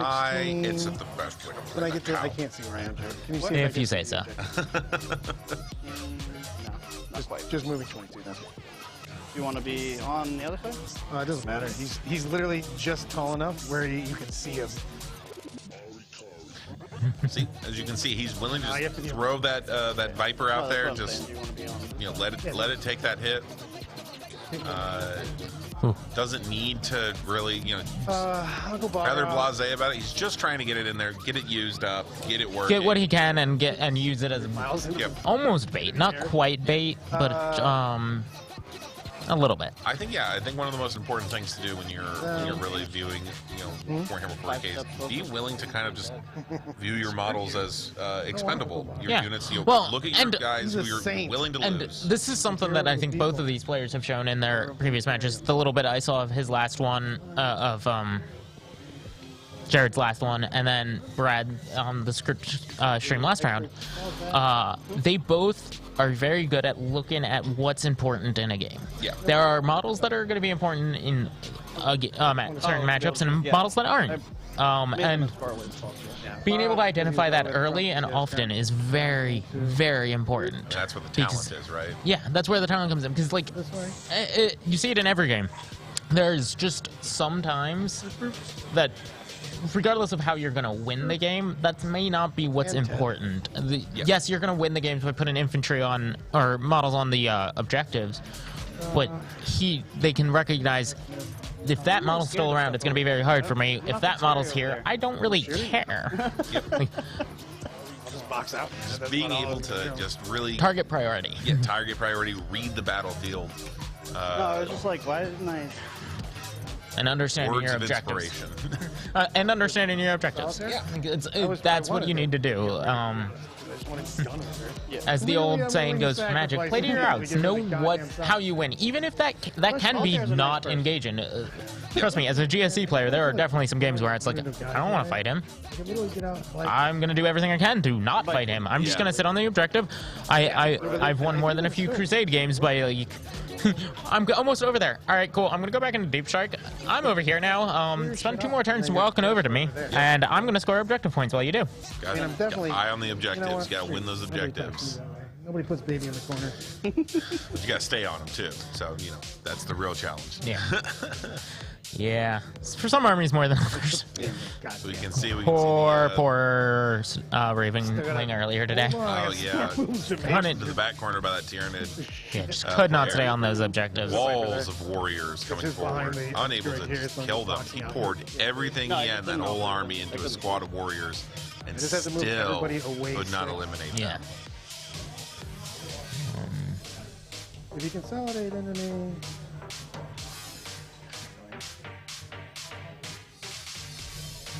I mean, I'm just really good for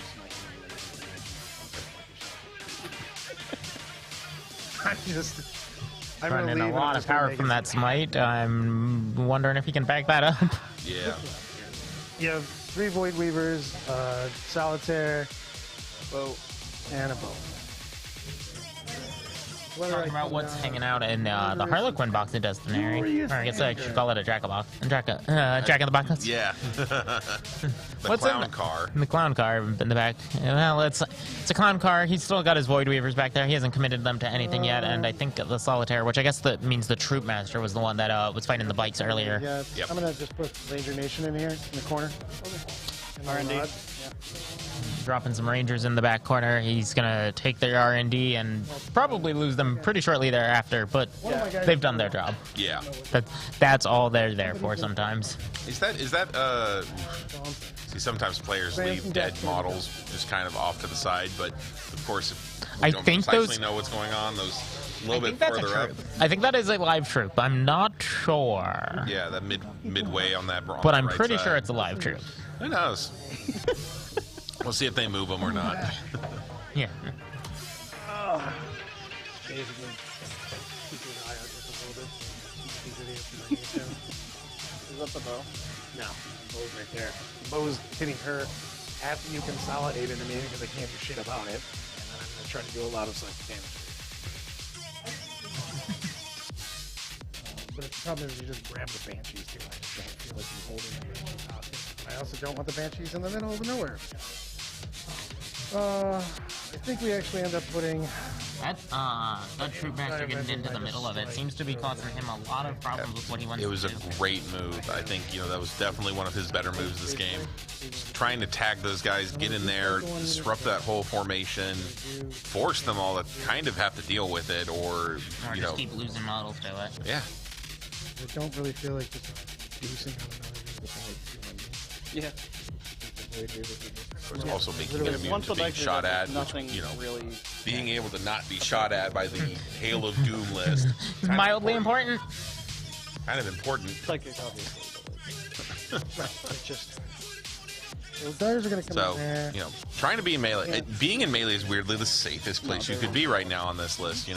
Not being out in the open, being forced to kind of engage, be engaged, be in fights. You don't want to clean out your opponent on your turn. Obviously, you kind of want to wait till your opponent's turn to clean them out. Old strategy that Incubi actually used to use, because they were so good at murder, that what you would do with them is you wouldn't play them at full strength, because if you play them at full strength, they'd kill everything. They'd kill everything on the charge, and then be just standing out in the open. Yeah, because in some of the previous editions, you couldn't do what the Troop Master did, where they consolidated into a new unit like that. No, just be stuck out there. Yeah, you'd leave them hanging out in the wind a bit. Yeah.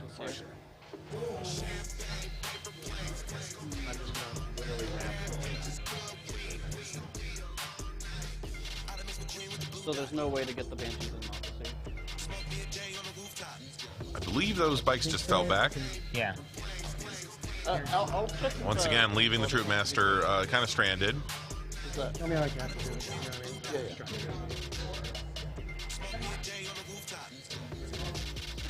Oh yeah, I think you can do it. But like, if it says I can go anywhere I want, then I could like go 6 inches. You know what I mean? Yep. Checking out stratagems and cards, see what you can do.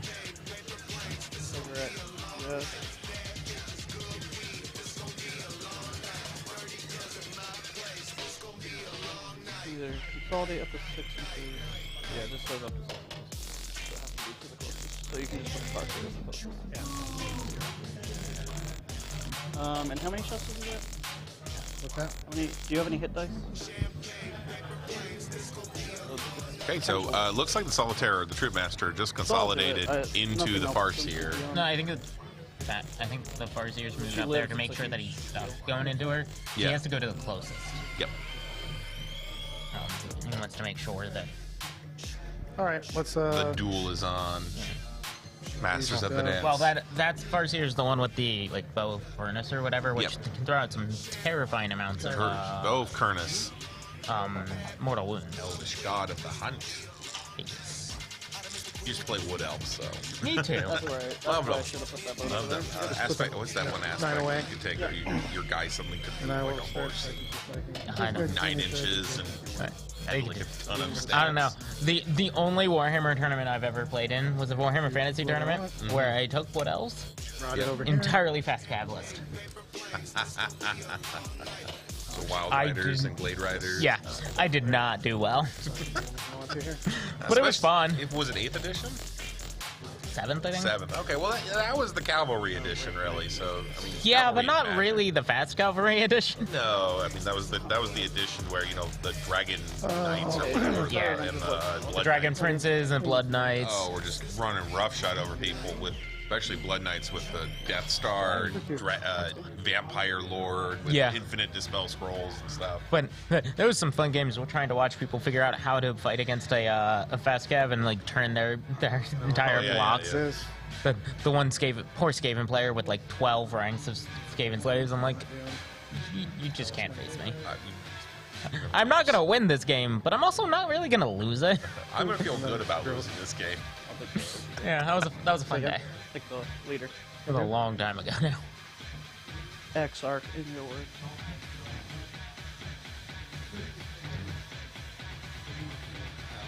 Did I say get one for starting the turn already? Yeah. You were at 4 on my turn. I'm gonna spend one to do an extra psychic power. Oh, did you want to fall back and shoot? Oh no, there's nothing for them. There's nothing for them to shoot. Yeah, it looks like that boat harness. Looks like the bikes just fell back, didn't spend any CP on shooting. Yeah. As he said. Yeah, well, he's stuck in combat with the Farseer. And the Farseer, so it's not like he can shoot it anyway. V3? I'd say auto die. It's V3 plus V3. Oh yeah. Okay, we're losing some So troop she's down members. to 2 because I did 2 to her with smite. Psychic phase is really getting punishing. Being able to If you don't die to the basically bow, without I will be sad. impunity, just You have being a able wound to. die, right? You have a wound die. No deny the witch coming out of the Harlequins here. Oh yeah, I do. Because I'm the like, Shadow yeah, Seer's it's too right far there. away at this point. What are you gonna do? No, I got a quicken over here. But it looks like that I did not the do Troop my Master's war down to ritual. 2 wounds, which Okay, means that bow of Kurnos has a very high likelihood of getting that auto wound. Those mortals Might be nearly guaranteed thanks quicken to guys with the Strands of smite Fate. because I'm not sure what he has in as reserve. Brad said, if he does not get killed by that bow of Kurnos, he will be very sad.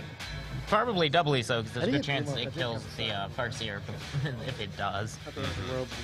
Oh, absolutely. True Master, just blender of them There's only 4 dudes there now, right? Yep. He can't shoot the boat, right? He can't shoot the boat. Right? No, he can't shoot this boat. He can shoot. I can shoot down here. Yeah, they did point to that troop on the side. It is a live model because they were talking about what Garoth might be targeting this round. Do this. We'll shoot these guys at this boat first. And just find out if So we've got shuriken cannons, cannons, right? Shuriken cannons firing. Oh, the number of 6s. Very That's painful. going into that boat down there, I think? That boat Yeah. down there in the middle of that capture point. Oh, the closer of the 2 boats. I almost lost it in the capture point. There's a lot going on in those. I thought you were doing hot. No, that's what these guys really are only going to go in here, and I'm going to shoot the hearts in here. So total, other ones. So where is this? Literally right here. Under there. See, they overperformed a little bit. There's 2.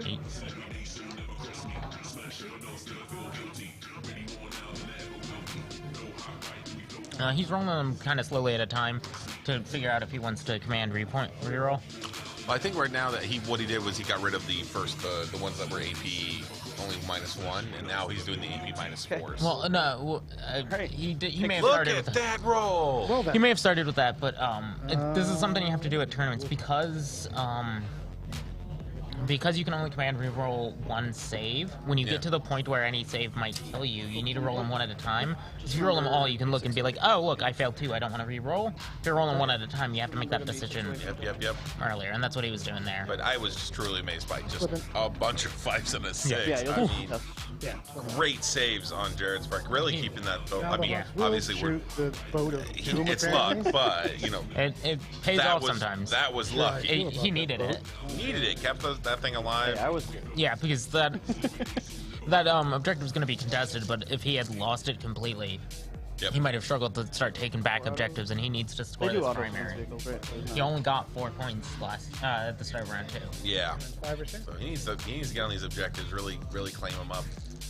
Unfortunately, he kind of made once again that aggressive move up front. Kind of played into, I think, into Brad's hands, just being able to now kind of collapse in and take apart a lot of what the Harlequins have here. Now there's still the clown car in the very back. There's a number we're of still kind them of still waiting up for there. some stuff to come out of that.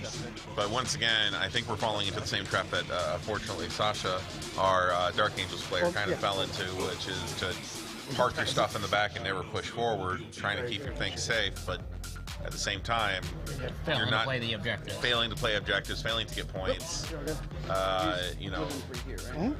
Not being alive to even score is another quite the issue. Looks like that one went down. I took a whole shooting phase from. Something hopped out. Double down I'm on not my sure what that is. Yeah. Stupid CP expenditure. Screw her. I have done a lot of stuff over here to this girl. She also murked an entire unit of bikes. I mean, Troopmaster's still alive, even after getting hit by the bow of Kurnus. Hits. Yeah. Oh, no, there it was. There There it it was. was. It's just like, if she lives, Yep. this guy's dead, and that actually might win me the game. Well, I kind of want to. The problem is this isn't a set. Also, I can just move 6. Yeah, I like that. There's nothing to relocate to. So Uncle Baharat's gonna go back up to his perch. I'll shoot those girls because it's literally the only thing I can see. So force. Only hitting once. Oh, nothing. Oh yeah, his gun strength 6. Oh, strength 6. Never mind. But he made the invul save, but that wasn't the point. He wasn't trying to kill anything. He just needed to shoot so that he could battle focus. Yep. Oh. So I'm gonna make this fairly weird. So I'm gonna do half and half, squad and boat. So I Did go. you R&D? What's that? You R&D this turn? Oh yeah. Did I get my CP from my spell? Right? You didn't do that. I didn't bother with the spell. Okay, let's go. I don't remember who has it. The squad back here. Yep, it's Corsairs. As he said last time, he's got Corsairs sit on points just so he could do warp interrogation. I was just about to say. I feel like I have. Or warp recon, which is so I gotta do a what split. I don't remember the name of the power, but it gets extra CP generation. extra CP generation on the command point. Just has a unit of Corsairs sitting there with the free, it's not free, it's 25 points, but that Psyker that comes with the unit. Strong. So, You're not -1. oh, cool. Gives you 1 extra hit. 2 extra hits. So, there Look you go. at the ones. Oh my goodness. I mean, just complimented him. It was That's crazy good better. roll. Oh, yeah. Just turned right around. Sir. Okay. 4. Could have been better. I'll use any rerolls if I need to.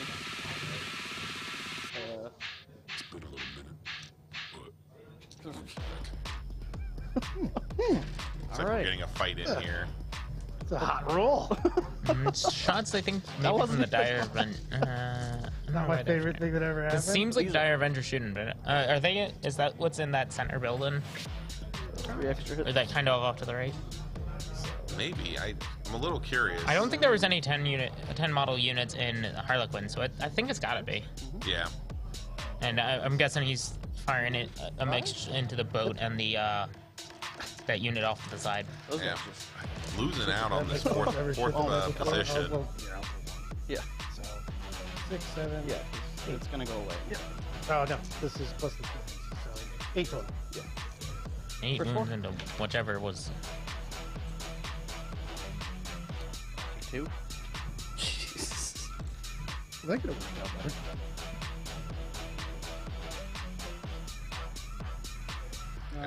R&D, I got Strangle again. All right. And Spirit Weaver is really sticking in there. Spirit Weaver? No, I'm wrong about that. It's Star Weaver? Star Weaver. Yeah. Sky Weaver. No. Sky Weaver's the bike. Star Weaver, you're right. Star Weaver's the transport. Void Weaver's the heavy sport. Oh my goodness. Yeah, they're not the easiest to keep straight. They're very thematic.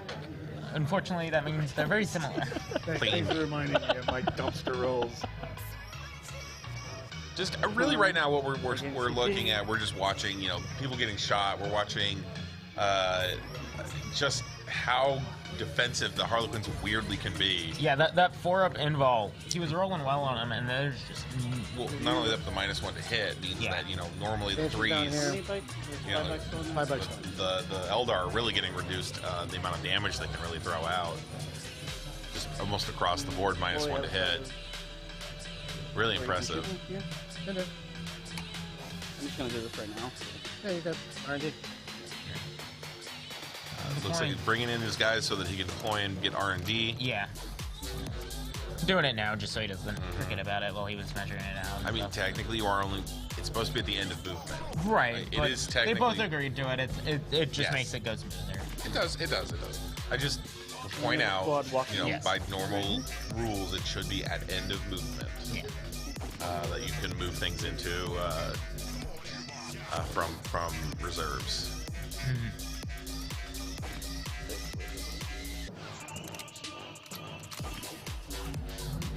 He's being very cagey with his units. I don't understand how that wins him the game in the long run. Yeah, it's not exactly the most. Well, you know, this is. I guess he's trying to get those. I guess he's trying to take the Dire Avengers and then move up. Harlequins outside of their boat. Yeah, top of round 3 here. We're seeing movement. Movement phase from the Harlequin player. Top of round 3. I mean, if he can wipe, you know, Brad's army off the map. I mean, he could have uncontested. You know, it's that whole like if you can get uncontested for, you know, the final 2 turns, you can get a bunch of points back. But even then, But I haven't really seen him demonstrate any real possibility of doing that. Yeah. Go squad. No characters, just yeah. Um, I think he's gonna go over there and murder them. Just want to walk in front. I do enjoy he's going to go over there and murder them. Yeah, I'm not sure what that is, but whatever it is, they seem pretty confident. It might be the Solitaire. It might be the Solitaire, or maybe the Death Jester? That seems unlikely. The character is pretty long range. He's kind of more of a ranged character. He has a decent melee weapon, but he's mostly a long ranged character. Can't really do anything about showing up with that. We got a troop coming out, coming into melee with those Dire Avengers. Just advance their minimum. It's gonna be a rough time for those Avengers. Yeah, those Avengers are even the 5-man troop of Harlequins can lay in some pain. Yeah. But the problem is, troop masters are way too expensive for like a reroll thing. Like 75 points without a weapon. So yeah, no, that little group that I was pointing out earlier, that was a group of guys that were just standing there. I wonder if they came on from the table edge at some point and just... Yeah, maybe. Probably got ignored because they weren't the scariest thing. Brad trying to poke off those Skyweavers. Starweavers. I'm just gonna go in. Sure. Just trying to get things over here. Yep. Just give options because dice can go bad. Clearly.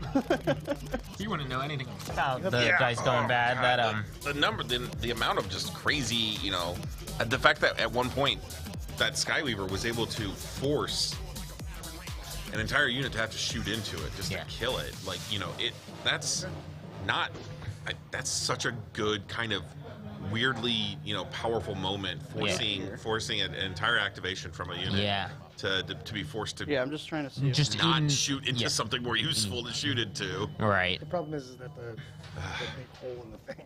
It's amazing moments like that. Like I was saying when we were having lunch, you know, there's so many moments in tournaments that I wish we could see. You know, the number of times we've been in games where something amazing happens. You know, just the most glorious moment in a game. You watch a guy just, you know, I walked in there, I was talking to some guys, you know, he was talking about how his Orc Warlord fought off 30 Gene Stealers on his own. Yeah, you know, or the most terrible moments where you're like, yeah, this guy's gonna be fine, and they all start transport, they're no fine, and you get 11 people out of a transport and 8 of them die. Yeah. You know, just the most tragic moments, you know, great tragedy, amazing heroism. I could probably get the and those moments are only held by 2 guys. Just two people playing the game in the tournament, watching these little models, you know, fight to the death for them. And it's something, you know, only you and another person get to share. It's poetic in a way, and I love Warhammer for those moments. We got him kind of adjusting this Void Weaver, getting everything kind of good and set up for him. Void Weaver, this guy, I can never tell. The weird Eldar boat or the weird Eldar boat? Is it the weird Eldar boat transport or the weird Eldar boat heavy sport? Yeah, say that again 5 times fast. Say weird Eldar boat. Weird Eldar boat. Weird Eldar boat. Weird Eldar boat. Weird Eldar boat. You can do it. I believe in you. Your powers of enunciation are amazing. Well, I couldn't kill 5. Yeah, I was involved with Peter long enough. 10 Avengers didn't kill 1. Didn't do 1 damage. 3? Yeah, 3 mortals, and then we roll up. Roll 1. Shards them. No. Their lead 9, right? Shoot them 2 shots because you're more than Ooh. No. No. I'm not really sure what that was. I'm not sure. Those dice were landing very fast. I didn't see any more models come off though, so it must not have been anything particularly impressive.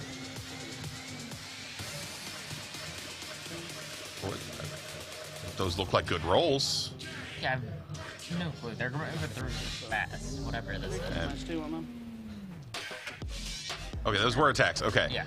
I'm like, what is happening? Wounds at -2, I think. My goodness, they just did that so fast. The void.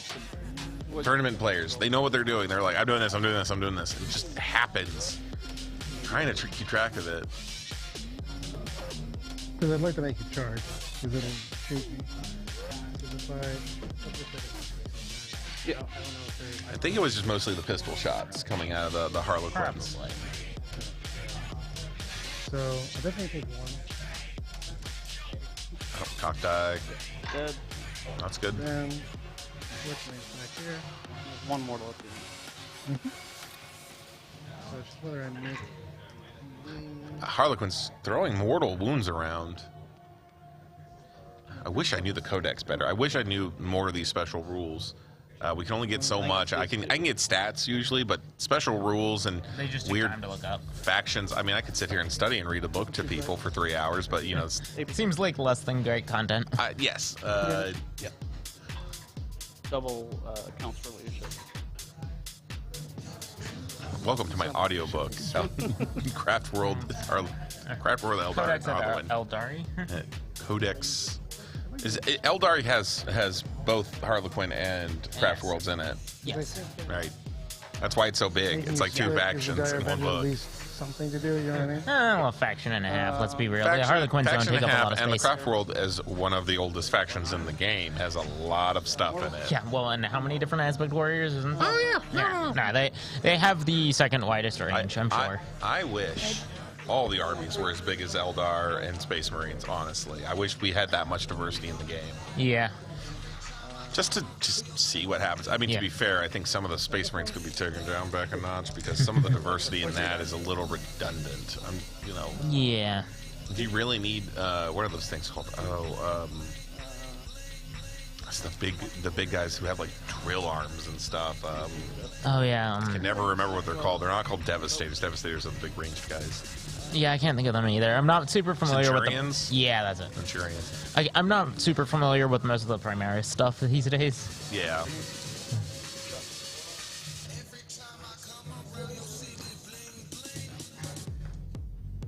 I didn't roll that. Cock die rolled into a 1. That's always sad when you see that.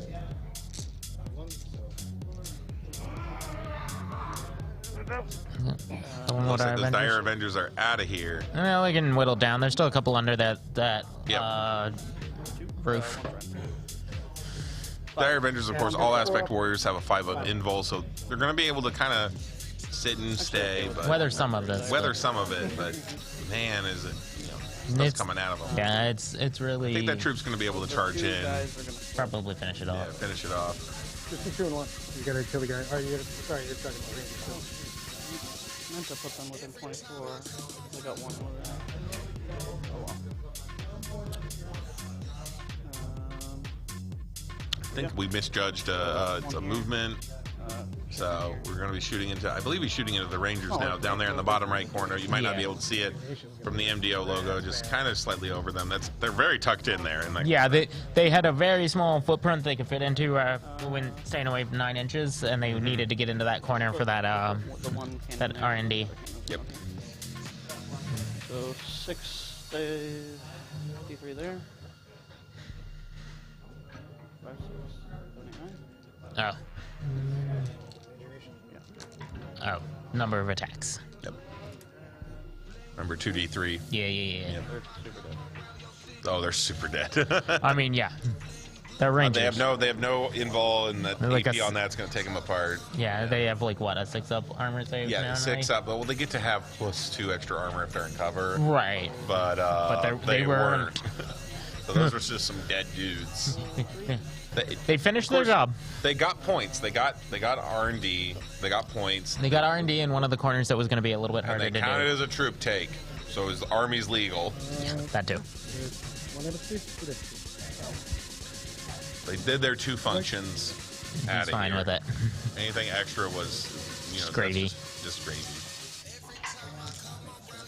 Ooh, we're losing bikes here. Over here, fusions. Now so the Harlequins can fire off the top of these. Yeah, all of their Star Warriors are open top, so they can fire from inside. Right. That can be a very powerful thing. I don't know how much the Harlequins make use of it, but one of the things you can do in Drukhari, and you could do in these if you needed to, you fire the unit inside of it, and then if the if the vehicle has a weapon, you can then fire that one and use the fire and fade from that one, getting you some extra position in that way. Yeah, it's pretty rad. So fusion pistols off the top, basically melta pistols, as we described at the very start of the stream for this round. Shooting into that Viper just absolutely just demolishing. Yeah, Vipers are only like 5 or 6 wounds. Yeah, they're just bare minimum, like each of those minimum are doing 3 damage. Yeah, their vehicle only barely a vehicle.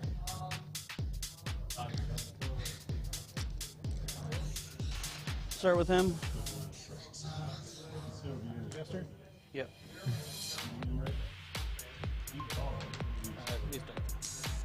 Two mortals. Can do. Oof. And there Bikes goes are the rest of the bike. Nope, that's it, all of them. I think there's some bikes still in Box of Destiny. Yeah, that was the end of that unit. There is a few bikes back in his deployment zone My still. God, you think the Harlequins are done, and then they just melt something. Yeah, they can throw a lot of damage around from some of their units, and and now suddenly he's got 3 objectives. Yeah, he's making a play of it. I forgot there was a good time. It'll be interesting how to see it ends up from here. He's playing very cagey with those Void Weavers in the back, so I'm excited to see them come out eventually. I might be eating my words, but he played them. He held them back, kept them out of line of sight, and now those heavy support are going to probably come barreling out this next round. to just absolutely start laying waste to what's out there. Whatever. He's now in charge of 3 on turn 3. He's in charge of 3 points. He has now basically put down the gauntlet and said, "Hey, I know you were in control of this, but now you got to come take it from me." And he's taken a lot of his fastest units off the board already. He's that 1 unit of bikes. He still has the Farseer. Everything else is going to be foot slogging it. Yep. And of course, I believe I we guess 2 believe are Farseers, those but yeah. striking scorpions right there. Yeah, but they're not the quickest. Not the quickest. They 8 may inches. Still 8 inches. They are still 8. I wasn't sure because I know some of the heavy armored stuff. I think they used to be 7 an edition ago because they wore heavier armor. That's true. Let me. I'll go double check that. I've always As long as you taken do 2, you get 3? Yeah. Okay. It's pretty strong secondary.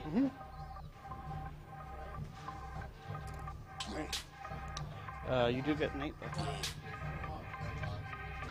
You're right. 7 inches. 7 inches on those striking scorpions. Yeah, that. For some reason, the Eldar paid for that 3-up save by losing a speed of. I don't know why. Yeah. You'd think the most we're one of the gonna most get, like, advanced races in the almost galaxy would equivalent, make armor that secondary. ran for you. Yeah. You'd think, but apparently not. Apparently not. Full plate is heavy, no matter who you are. Well, I'm going to drop these guys. This quarter while I shoot, and I can let you kill them afterwards. It's okay, I think the Incubi loses plenty of movement too. Oh, yeah. Yeah, but just think Makes about sense. what you're down. I mean, they're basically the same thing, aren't they? I mean, don't get me. I love Incubi. Bullshit. I think they're like some of the coolest Total looking models. nonsense. In Oh, they're this so game. good. The new versions of them are so And good. there's Drazar. Oh, that boy looks so great. Just absolutely baller.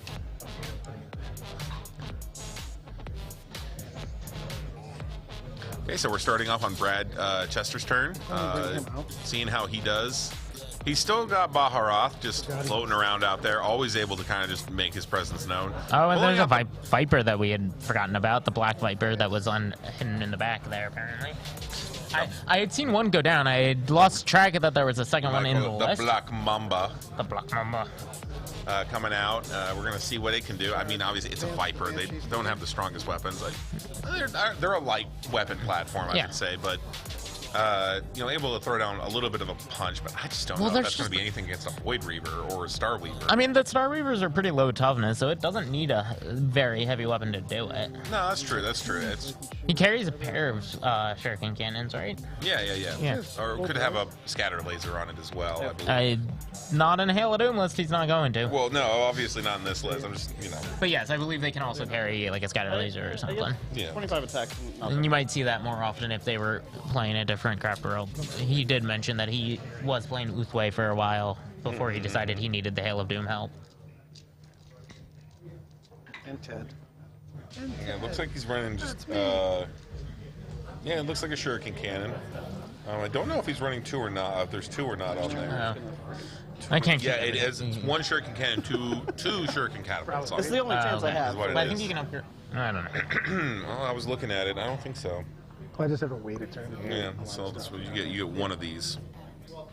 So it could come with a missile launcher, Bright Lance, scatter laser, or star cannon. Okay. Or a shuriken cannon. That's probably what's on it. That's just your 5 or 6 minutes. 5. I was really hoping the Troop Master lived. Yeah, that Farseer with that bow of Kurnus has really, over the course of this tournament, I think, really gotten some value out of it. Quite an impressive relic there. Just being able to lay in some mortal wounds whenever you need them. Just take on out a top problem. of smites, Yeah. Make sure The fact that the smites, kind of soften things up and then you're able to just take them out with 3 mortals. It's that's a painful combo. Here they come. Here come the Wind Riders coming out with their shuriken cannons. Again, very scary weapons. Strength 6, AP -1, 2 damage. Consummate mid-range vehicle destroyers. Just able to take into things, or heavy infantry just taking them on. Very much the equivalent of like a Space Marine heavy bolter or something like that. Running around with heavy bolt, like 5 heavy bolters. Yeah. Just and not to mention auto wounding with rending and auto wounding on 6s. Yeah. Just very dangerous. Looks like he's been pretty aggressive with Baroth. I think he's going to go and try to take down whatever that was that wiped the lower bike squad out. Yep. With the understanding that if it doesn't work, he can kind of disappear. Bringing in some Dire Avengers here off the board edge, I believe, kind of coming in with an outflank. Very dangerous. Yeah. Once again, tricks coming out here, holding things into the last minute, and then, coming in for that hard hitting strike. Striking Scorpions are probably going to wipe that troop. Oh, striking Scorpions coming in. It's a new strat. Very dangerous. Run off board, new strat. Yeah, about as Here they effective come. as probably trying to fight them, honestly. Well, that R&D, scoring that R&D, that's I mean, yeah. what you got to do. Sometimes you gotta sacrifice a unit. Like they can't, basically. I'm not gonna do it. Yeah, I'm just saying. I have more. I'll move the lady. I can make it like a 4 instead of a 2. You guys be able to take this vehicle. In case I need to. Whew, man, I can feel streaming all day. I can feel it by now. Just make sure she's outside 24. It seems like that Shadow Seer's back there in those, with those Void Reavers, trying to keep out of the Deny the Witch range. Shadow Seer being that far back has really made it so that that Farseer has basically been just able to do everything, unopposed, unchallenged. This guy. Really, Doom in a single model. Yeah. Doesn't always feel great, but sometimes you gotta do it.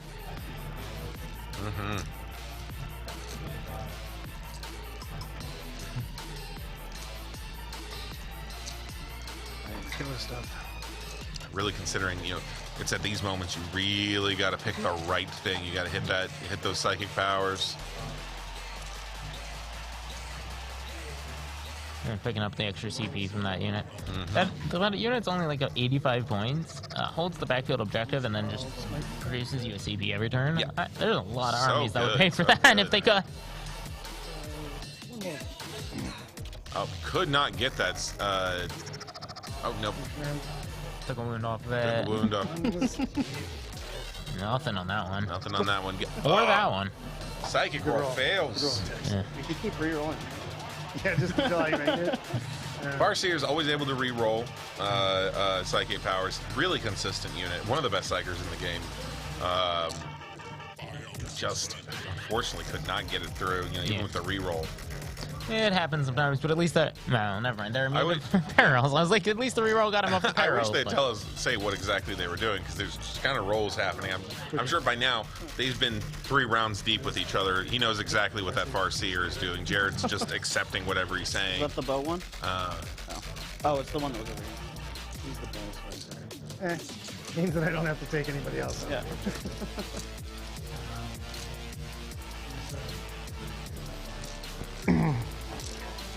Nothing. All right, let's start shooting. Moving into the shooting phase. Nothing. All right, let's start shooting. He's doomed. We're good. We're at about 7 o'clock. Running close to about an hour left in game. yeah. I think maybe a little bit less than that. We did start this match a little earlier than 5 o'clock, I believe. So we're getting close. Oh yeah, if you go back. We're probably in our final third of how long this match is going to last. Yeah, but these turns are getting quicker. Oh, like yeah. they Yep. naturally. I think Speaking they. of, those Mr. guys do Judge, that. Nick, Catapult. how much time's left in this round? You did An hour? All right. What's that? Yeah. So we got an hour left. So says the judge. All powerful Nick Wright. Where's here to here because I have nothing else to do now. I know he was going to Yeah, encourage take all the that. top tables to do that. Yeah. Yep. Pistol Do shot. you know if while they're you using run a chest clock? back. There's nobody else that can They shoot. have I been can shoot informed to from do here. so. Okay. Dies. They're moving fast enough. Yeah, they're going fast. I'm not worried. Yeah. Explode and kill a Just hawk. curious. It's fair. They do seem to keep up a nice pace of play. Yep. Kick save There are here. some other players who need the slight nudge of a chest clock. I When think. we were finishing up round 5, we were walking around seeing who was left, and there were still several games still going up to the last minute. So The first like couple it's not unheard of for people to really fight things out, really go to the very last. 2 guys every time. Very last bitter end, or just MCM. slow MCM players. was the same Some one. people, they got to check rules. Yeah. Or They got or a Josh. Just hem and haw. Hemming and hawing and joshing with each other, that always happens. I mean, that's part of the fun of the game. That happens, especially if you're a casual player and you're used to being casual. You can always take your time, flip through your book, kind of look at your abilities, read your spells, Think about it. After, like I said, Chaos Space Marines, for example, can always take one of the infernal spells with just a CP. So every time I do it in my casual games, of course, I flip open my Space Marine book and look at all my psychic powers and kind of scratch my chin and go, I want that one. Catapults and cannons? All right. Actually, two, because the 3s, they're still good for you. So, 2 wounds from him, and then cannon. There's 1 down. What's that? Caddy? Yep. Leader takes 1. And 2 autos on the homeboy. 2 autos. These are 2 down.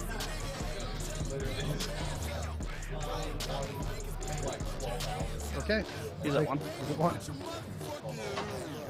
Brewmaster at 1 health. I believe it's Truthmaster Solitaire. Someone up there with multiple wounds. Just to make it, I will do a couple cat pistols and then do the Tony.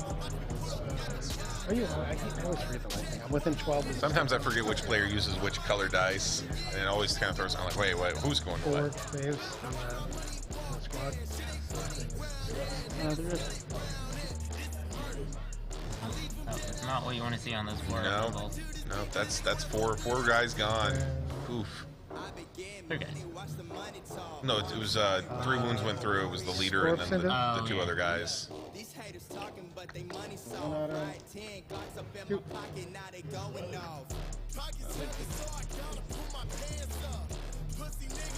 Fortunately, having that 4-up interval save, that 4-up interval save makes it so that the auto 6s really don't matter as much in the sense that that AP doesn't really quite go through or really impact things. It's still only a 50% chance that any one thing will save a wound. Yeah. That's always rough. Yeah, it's not the highest save that you can see on a base troop, but it is a consistent one. Yep.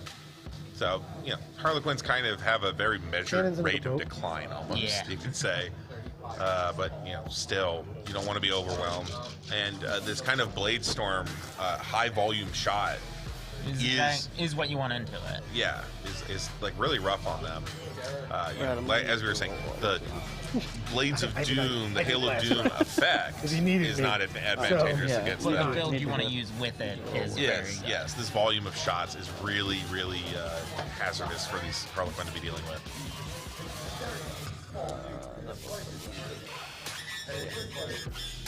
But with some good rolls like that, I mean, Jared might really pull through this. Pardon me. Yeah. How dare you? Yeah. Oh, that. You haven't had that Monster Energy drink. You know what happens when you split? I started my day with a 5-hour energy. Ooh. These guys are dying, damn it.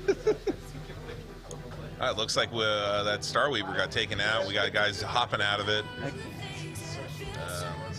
Making sure he stays in range of it. Can't deploy what, more than 3 inches? Yep.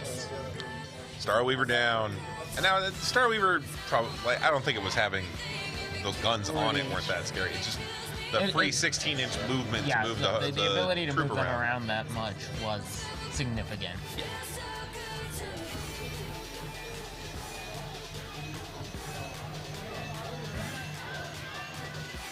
Everything's gone quiet. I think we're adding up scores.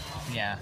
I mean, obviously, we still got a charge phase here, and I'm certain we're not done shooting. I mean, this is Hail of Doom. I'll shoot the flash. Whenever you think you're about to be done. Yeah, my guess is I haven't caught what all of the secondaries are, but if one of them had like bring it down or something, they were probably just marking that off. Yeah. Oh, I could put you outside of 12 though. I did that. Yep. I just was making sure you're outside of 12 just to make it harder. Hawks. Hawks, I don't know what they're firing into yet. Yep. Well, he said hawks. He's firing. The hawks are firing. I don't. Yeah, I don't know the target yet. Yep. 6, 7.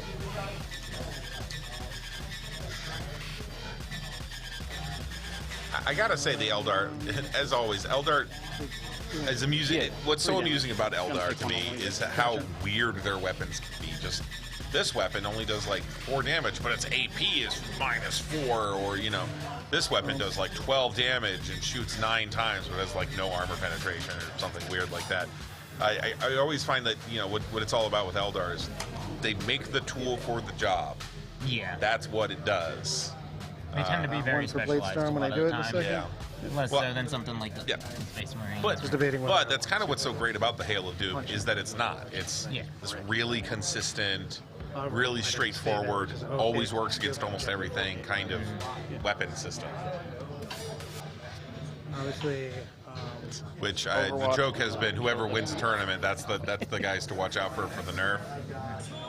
So I'm sure they're taking this more than just this tournament into consideration. Well, absolutely. At least, God, I hope so. You never know with GW, I'm sure, but. Yep. Well, once again, either way. I'm glad they're making choices. Yeah. That's the important part, I think. Yep. I think I do half solitaire, half reading. There are a couple that are, well, actually I pulled the guy that was within 12, because there's one guy sticking out here. I mean, you could have been. Yeah. So I'll just do the half. That the half. The half that's they're both going to be within 12. So this is all. Yeah. 3's exploding. I'll make solitaire -1. Can do. The 4s. Hitting on 4s, solitaire is providing a -1 to all this. Really seem to have done a lot of good. Not the best roll from those Dire Avengers coming in there from the north. 1, 2, 3, 4, 5, 6, 7. 8 wounds coming into that unit of troop. No. I think that wasn't enough. I think that's basically just it's not the wing kicks No, solitaire. Oh, okay. That thought they were cool at life. The corner that tricked me. Shadow, I did not see it.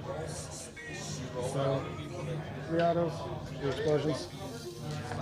3s. They're already dead. They're dead. Yeah. And there goes the. There goes them.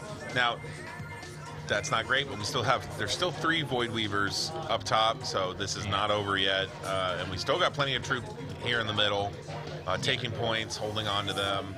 I believe there's still... There's something down on that bottom right. Yeah, there's still something on the bottom right, but I think it's going to get charged by Baharoth. Without knowing more about what that is, but it is sitting there, I think, on 1 wound, so there's a good chance that it falls here. Look, I mean, like we said at the start of this is what Baharoth's for, is to just pick one guy off when you need to. Get out there, there's one guy. I'd like to make sure I kill these chicks, but...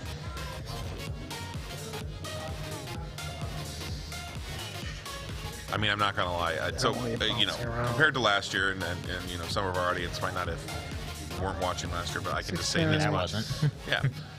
This year, I'm so glad we mic'd our players, because last year there was a singular mic at the table. We sat down near the dice tray, and you could really hear the dice roll. But the players were not easy to hear. Yeah. Oof. Yeah, we've learned some lessons. Oh. I think we'll learn a few more after this one, and maybe be a little interesting. I believe that. What was that? I've got Oh, here? Yeah, and I rolled a 9. I could run away. Huh? Okay. I'm close enough where it's a roll. Okay. Just don't bother. Don't burn so CP. you're autoing there? So What's could I that? run away here? What's that? So if you're autoing there, can I run away? No, here? I'm saying I rolled a 9. Oh. So he's too close to bother. I'm within you with your roll. That's what I'm saying. Don't bother. So just pile of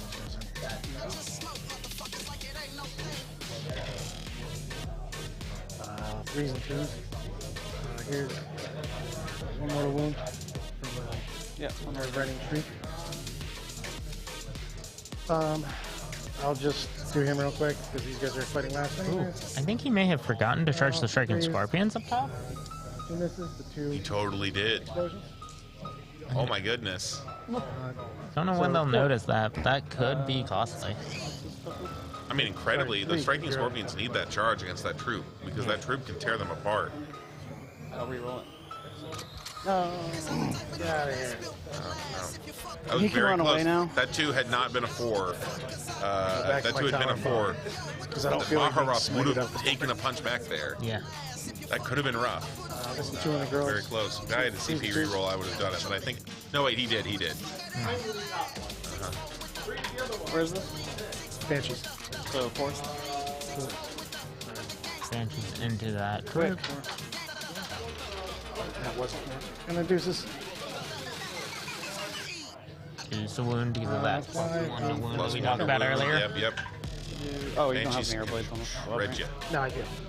Oh, but it's all, you rolled it all. You're all involved. Right, because you're not 2 damage. That's what it is. You said 10? There we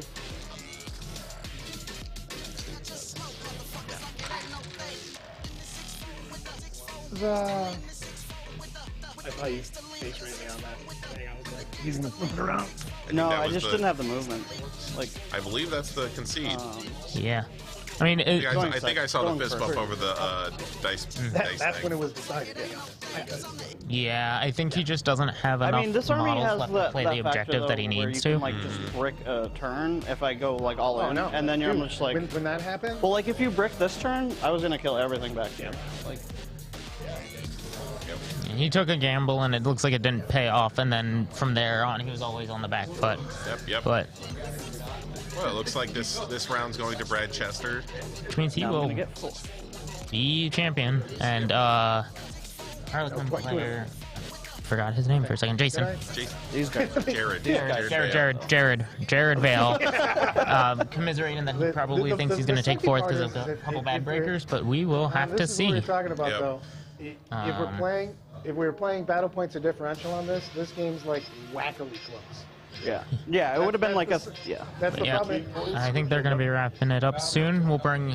I would have scored like 5 We're going to be jumping straight to. Are we going to do an probably interview, like or are we going to 5 jump straight to? Because I wouldn't have had to We've play already, it. kind of talked to Brad. That's I'm true. sure if he wants to, he can come in and make a couple of comments about Literally this game in just- particular. Yeah, we might Obviously. do that because I think we might have a couple Also games give him still a to- chance to bring in, a model this time. Yeah. Well, it'll also give them Well, the a problem chance is to at finish the up end some of of the the other story, games it's so that just we can do like like runner drops and stuff. Because I'm not sure everything's done. Absolutely, we're going to be covering, of course, that. And I believe my we're gonna be first covering round the opponent award drop. ceremony. So my tiebreakers are and everything here. Although he won, so it kind of balances out a little bit. But yeah, so once that's all over and taken care of, we'll of course be back on stream after the interview with Brad Chester, and we'll go from there.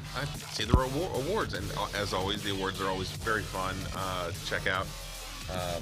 Give us one moment. They're finished. Yeah, they're all done. You can get Brad and remind him to bring his A model. good model. Yeah, his centerpiece model that he wants to, if he wants to bring in.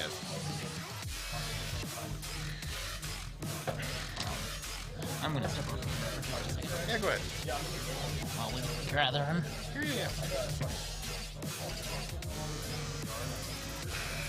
That was quite a match. I really enjoyed that. I hope everyone watching, if you were watching it, you kind of were able to kind of see what we were seeing.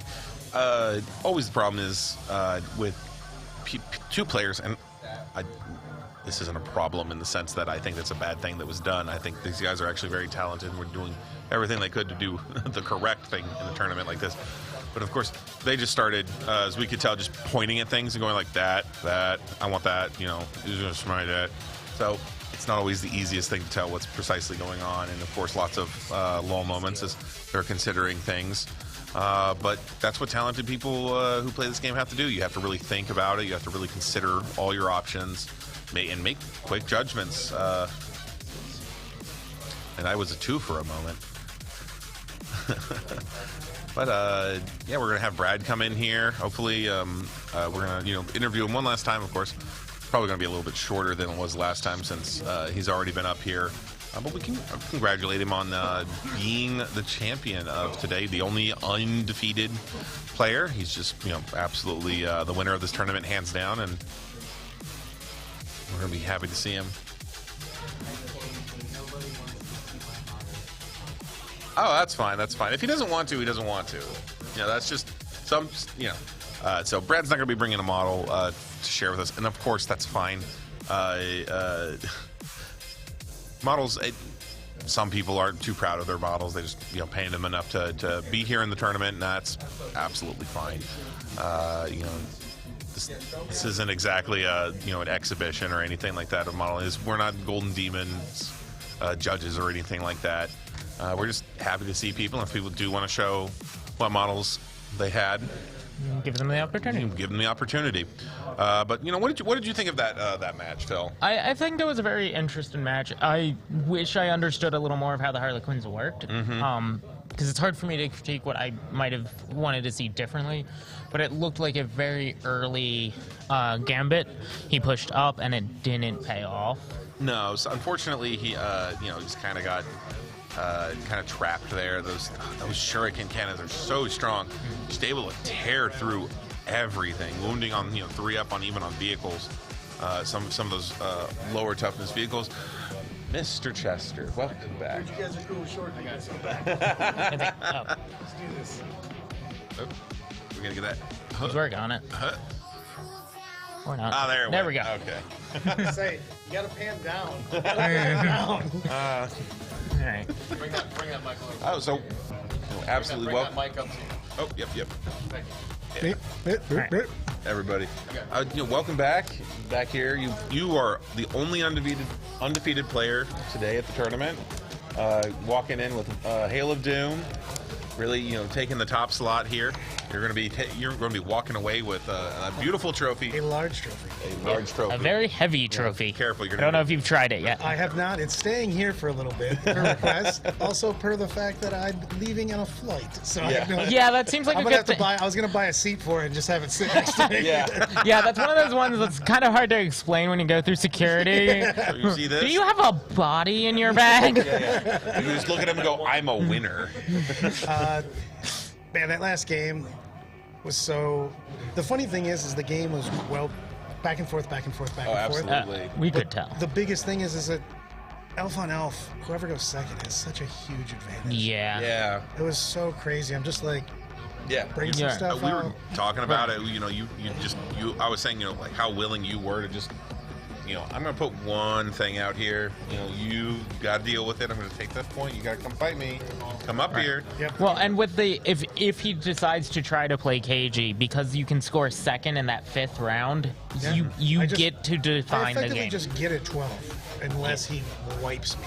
Right. So it's such a big deal for that second turn. It would have been the same with me. If I had to go first, I would have probably been like, I would have had to be way more aggressive because he effectively gets an auto 4-point lead. You know what I mean? Yeah.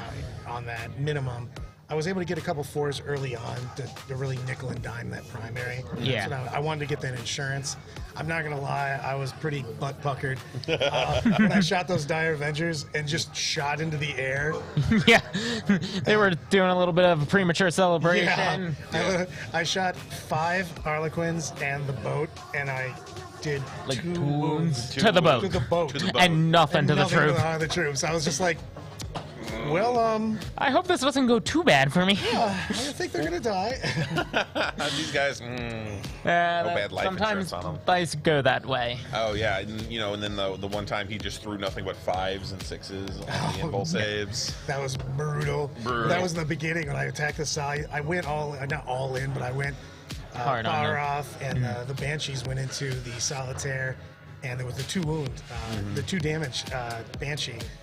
Guided up, and I went into that with the troop, and I ended up barely scratching the Solitaire and killing 2 troops. 2 troops. I was like, You know, That was not what I expected. we actually noticed at the very last turn that the striking scorpions, you kind of just didn't charge them into that troop at the very top of the map. Oh yeah. Yeah, I think you I just was like, forgot. I didn't think about it. Yeah, I was like, Yeah. The thing is, I kept him there because I was worried the whole time. We talked about it afterwards. Jared was saying that he thinks he should have pushed up into the right, which I thought kind of he was going to do. That's why I had the layer, and then I thought I was going to have to go over here, and he kind of just did the other way. Yeah. So the scorpions were kind of just playing euchre the entire time. oh yeah. But I was okay with it because I still got to clear that out at the end and just finish everything off. We were talking. We were actually thinking about like what kind of function the striking scorpions kind of play, and thinking they might actually be really good against like troop Harlequin. It's a lot of just because of the auto wounds. I love playing them against big stuff. To be honest, it doesn't work on vehicles, but like any monster stuff, you can just go. Here's 7+ hits, maybe. Yep. And 2 damage AP2. You know what I mean? It just Goes a long way. Yeah. So, and I like it's just the autos into people, especially things that are hard to wound or Right. and all that. So It's another thing leaning into trying to avoid like the transhuman style effects. 100%. You just don't want to. I don't want to have to. I want to skip the wound stage. Right.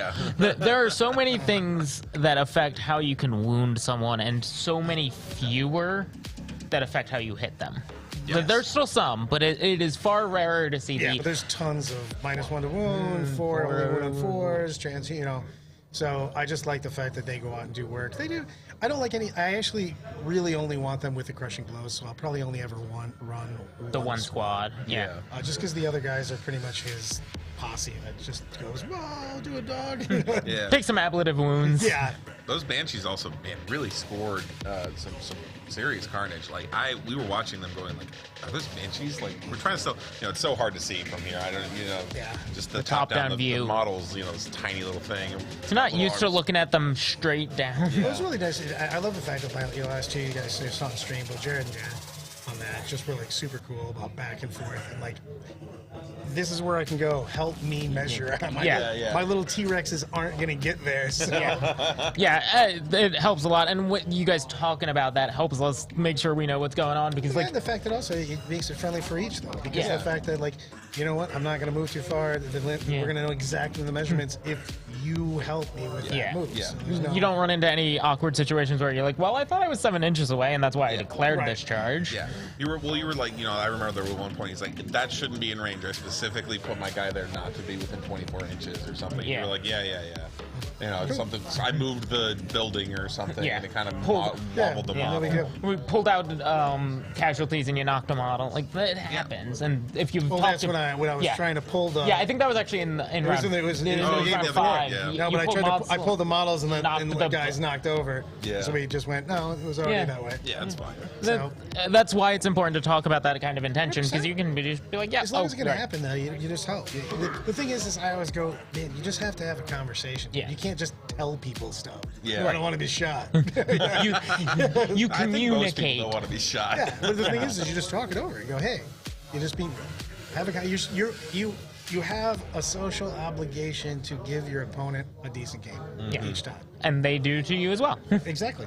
So that's why it goes both ways. Exactly. That's why you need a conversation. I just like that. A lot of times. Sometimes you don't. You know what I mean? So there's long tournaments. I feel like I can make anybody have at least a decent time. Well, in this community, like people you're run across each other again, and you certainly don't want to like have someone have a negative reaction to you if you show up. 100%, dude. It also ruins your time. So it literally benefits you to be cool. I believe it's called enlightened self. They tend to be cool back too. Yeah, exactly. You have a better time if you're already cool. Because I don't want to play any of those grudge games where that makes the game so much. And if you're thinking in that regards, then you also have to be paying so much extra attention to everything. I don't want to do any of that. Right. Well, I mean, I'm just sad that I'm not drinking wine right now. Yeah, I was like talking to bask in the afterglow. I was talking to someone about it before, and they were like, "Yeah, I was playing against this player, and the last time I had played him, he had been slow playing a lot, and so then he felt the need to always be watching for that, and then you could just get exhausted. So if you're worried about them like cheesing the extra inches or anything, you just have to pay so much extra attention, and it's 3-hour rounds, that is going to be an exhausting round The already. worst is when that happens like midday. Yeah. And then it's the rest of the day. Yeah, and then you're just like, yeah. 9 hours of Warhammer in a day, Which, you know. It's which is a great fun day, but also already an exhausting yeah, day. things can be fun 100%. and exhausting at the same time. Well, you want it to always be at least fun. Yeah. I just don't think it's that hard though. Yeah. It No. shouldn't be, and it usually isn't. I mean, thank God they gave you guys chairs. That's all I could think half the time. I just need a chair at the back. Old man Brad. I'm limping around. We're gonna do. I'm gonna be mini me for Birdsong because he also is broken with stuff. Oh yeah. Yeah, I got a diamond beard though. He's got a black beard. I Yeah. got my Santa Claus beard. So, what'd you guys think of the tournament overall? I enjoyed it. This was actually I was not here last year, so this was the first time I've seen a tournament this size in person, and the first time I'd been to one in a while at all. And I was impressed by just the people around, the armies I got to see, and the diversity. I was expecting a lot more dominant, like, of the meta share to be in Tyranids and Eldari, and on day one, it was not very heavily weighted. I think after we don't know what after we see the points and stuff Yeah. like that, but I know everybody like some things are a little bit more than others, but we're very close to having a really good meta right now. I know. Yeah. Yeah. 'Cause, I mean, like this tournament, for instance, there's a lot of armies that can win. Yeah, there in the game. Yeah, there it is a very. We are close. I think there needs to be some slight tweaks on a couple 100%. things because there always will be. I mean, ready? My army. Hawk should only be able to bounce once a game. Balroth shouldn't be able to bounce after he fights. Yeah. If he's like in melee, right? Yeah. Yeah. I mean, he's a better Hawk, so he should be able to bounce all the time. The Hawk should Yeah, be able but to only do after it. shooting. Yeah.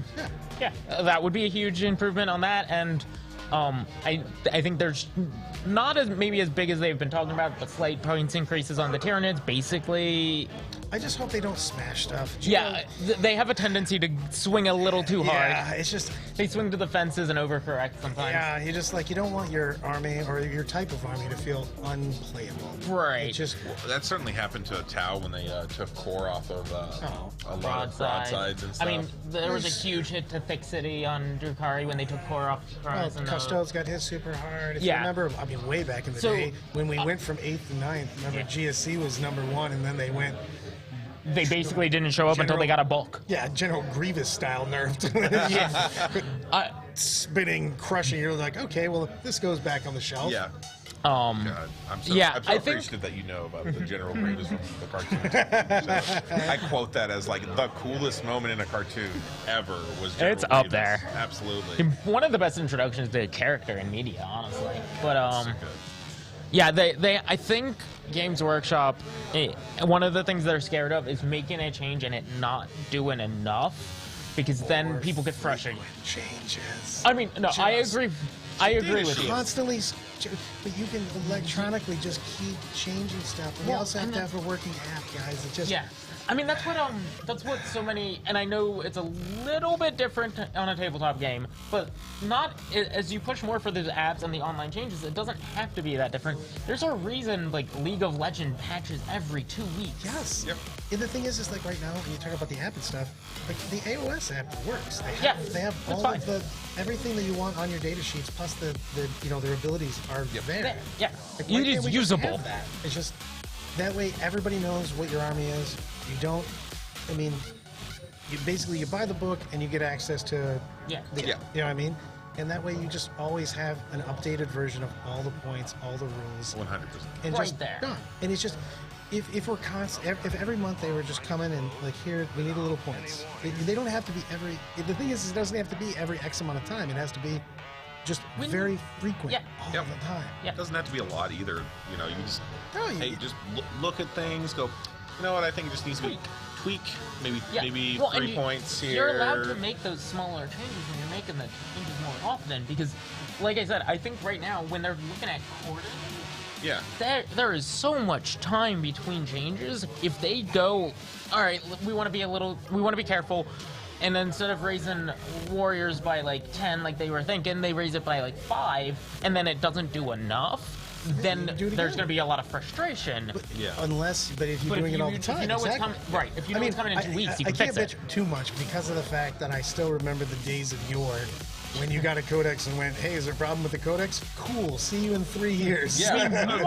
We might post a fact about, like, this is how this interaction is supposed to work. We're not going to change anything about it, but we may clarify So the rules. they're doing stuff now. I just wish they would embrace, and this comes from me who I found out the internet existed like just a little while ago. Like, how are they not just embracing, let's put out electronic all the time? You would just be, if something's broken, but you knew that every month they were touching stuff, you wouldn't be that upset because you know that. Right. I'm a little worried. The one thing I would be worried about, and this is, I know that this is a tournament, so we're very competitive talking about it competitively, but I would worry that, you know, the constant concern in the competitive scene starts, you know, making things in the casual scene weird. You can make it so that they have to do it separate anyways. Do a competitive / match play, whatever you want to call it, and you have those rules, those points, and then do whatever the hell you want, basically. And if the app is easy to use and you get access to all of the updates by buying the codex, casual players can use it too, and probably would be thankful for it, because like we all go to Battlescribe right now because their app just doesn't work. Yeah, I mean, why are we? That's the problem I have right now, I guess. Is Battlescribe. I use Battlescribe and Wahapedia.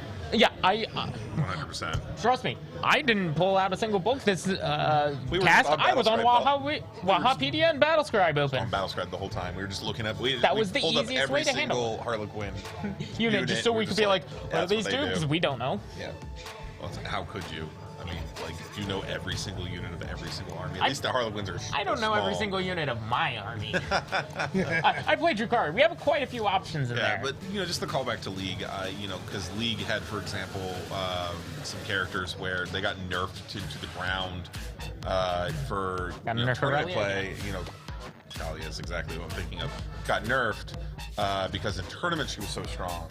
But, you know, when people were casually playing her, she wasn't overpowered. That's the thing. That is a real thing, though, is you have to ask yourself, certain armies are doing super well if you get the highest level people, the most experienced, but then they're doing a lot worse for everyone else. They feel bad casually. And then if that army gets nerfed, well, all of a sudden, casually, you're like, my army's terrible now. Yeah, it's a tough balancing act. There is an argument for running him in parallels, but then you get into that weird state of, like, if you're someone who does play both casually and not, there's also, it's hard to get data for casual play. Also that. Yeah. It's tough on that, so it's hard to balance, but it would be so much easier if they just did it more frequently, I guess. Yeah, sure. Like, and that's the nice thing about, that would again be the nice thing about the frequency, is that if you're like, I did a thing and it messed everything up and everyone, you know, suddenly, you know, people are setting fire to GW stores or something, you know, full-on riots occur. They'd be like, oh, turn it back. Revert. Like, you know, Armor of Contempt, it will, admittedly, frequent nerfs and stuff and buffs, I would feel might be a little weird, especially if they were trying to, you know, invent rules like Armor of Contempt or, like, Hammer of the Emperor and stuff. True, but the thing is that points are easy. When there's a broken mechanic, that's what's harder, and you have to fix that. Yeah, like a points increase on the Tyranids, I think will go a long way, but fundamentally, it doesn't change the fact that the Leviathan list is just going to be incredibly tanky. It's just super strong. The thing is they immediately changed two things, and they made that list so much more dealable. So. Yeah.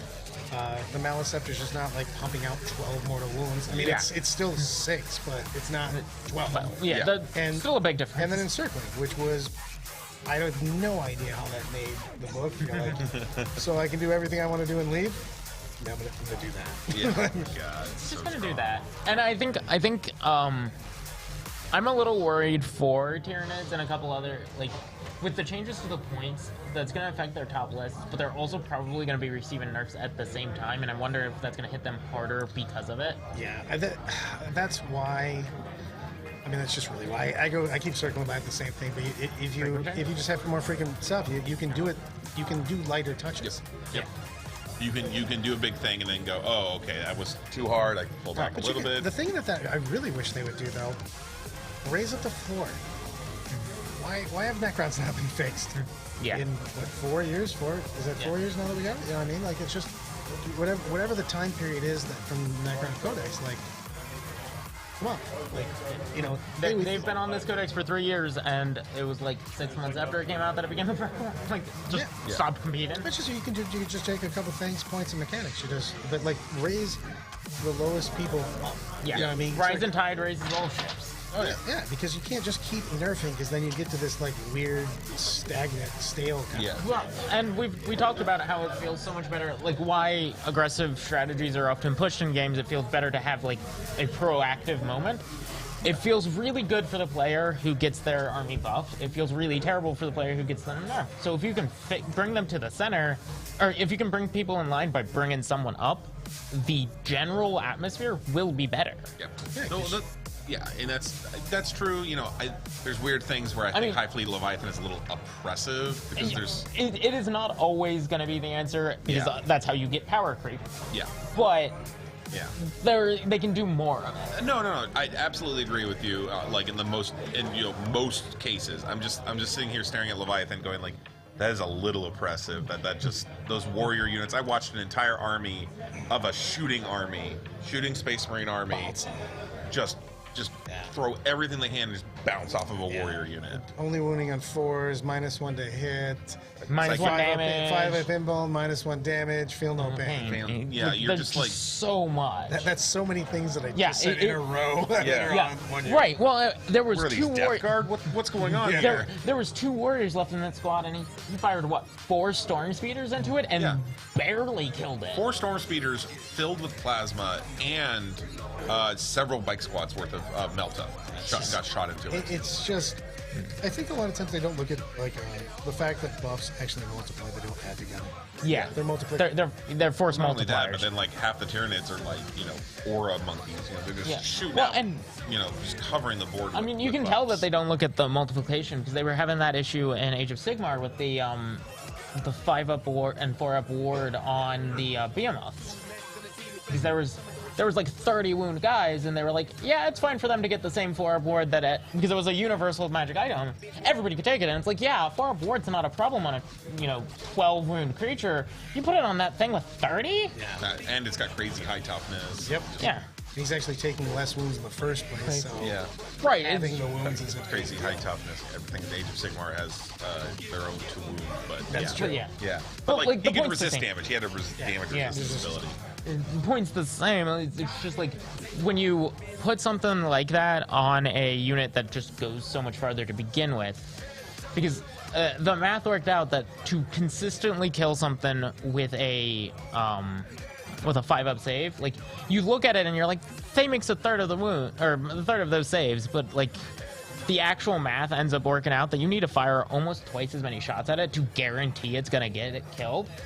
And that's fine on a 10 wound, but on 30, then suddenly you're shooting, 60 shots at it instead of 50. But in good news, the AOS big models are amazing. Oh, all of the my favorite part of AOS is the models. Look, right after I had my son a year ago, and I had nothing better to do. I was like looking at models online. And my girlfriend was staring at me going, don't you buy something. Don't you dare buy something. And I looked at, I had the AOS page up, and I was like, but they're so cool. I mean, why are you doing this to me? Did you see the one Thousand Suns player running around with the Helldrake converted out of the Phoenix? Yeah, it's it was so good. It was so good. Yeah. I love that model. It's trailing flames, man. That might be the favorite model I saw all game. Rad as hell. So good. Or all tournament. It was so good. I saw a couple of other really good ones. Someone had Helldrake, but they had covered it in tentacles. Oh yeah, they were like a Nurgle thing. Yeah. Yeah, it was pretty cool. I love going around just seeing what people. I'm a huge conversion fan. Yeah. Oh yeah. I love to see I wish I was a third as good as most of these players or most of these hobbyists, but I love seeing it. I mean, I think my favorite thing to take is those Ossiarch Bone Reapers. You can really get some crazy conversion stuff off them. I got Night Lords back home that I'm really working on, and a lot of the Ossiarchs have these really cool, weird, spiky fins. They kind of look like Batman's, the arm blades. I stuck those on all my Terminators. Yeah, first claw. Stonks. Good times. All right. All right, brothers. Pound Town. Thank you for joining us. Thank you again for just being up here, being cool, being great, and took the tournament. You win. You get to have the big model. and we'll see you at the reward ceremony. Indeed. I'll be there. Yeah. Thanks, fellas. Yeah. Good luck. Take a load off. All right. Well, that was great. And we were here with my chest. Dying over there? Yeah, a little bit. Brad Chester was here with us, and we had a great time with him. He's been here. He's won the last 2 games that we've covered. Fantastic guy. Has his own podcast, Art of War. You can find him on YouTube and stuff and everything. Has to take that glorious trophy home with him on the plane. No. Oh, no. Not yet. We'll see where it is. We'll see what's going on. Yeah. We'll be coming back with the award ceremony soon. Once we there's a few matches still out that need resolved, so we know all of the awards to be given out. Yep. But once again, let's go over those awards real quick. So we're going to be, of course, giving out the grand champion, the guy who won, Brad Chester, who was just sitting here with us, and we also have our best general prize, as well as 3rd and 2nd place. But we also have awards for Hobby Ace, the person who made the best conversions, and paintsmith and modelsmith, people who are making the best looking models, the best painted models. And then, of course, we have our best generals for both Imperium and Chaos and Xenos and all of that. And then, of course, our Edison Award for the player who stuck it out, least amount of points. And, of course, the Crimson Smear Award for most dead models. So we're going to be giving those away. If we want to see those again. These awards are not trophies, obviously, but they are instead these lovely plaques that have been laser printed onto geode stone and colored in. These were, of course, crafted by our friends at the Historic Haven, that way, behind me, who are, of course, my personal good friends, and I've been a member there for over 16 years. Yeah, I've only been a member there for a couple, 3 years or so, because I joined right before the pandemic, but they are a great group of guys, and definitely worth your visiting if you're in the Frederick area. Yeah, absolutely. If you're in Frederick, Maryland, please visit. Check them out. They're wonderful guys. They have all kinds of stuff, all just general nerd content. And, of course, we like to thank Tables and Towers for hosting us in this event, having us here. A swell guy, wonderful place, lots of 40K models and other traditional gaming setups. If you're interested in Magic the Gathering, if you're interested in Dungeons and Dragons, or Marvel. Basically any nerdy game you can think of, there's a good chance it's here. Trust me, it's fantastic. Yeah. Oh, you name got it.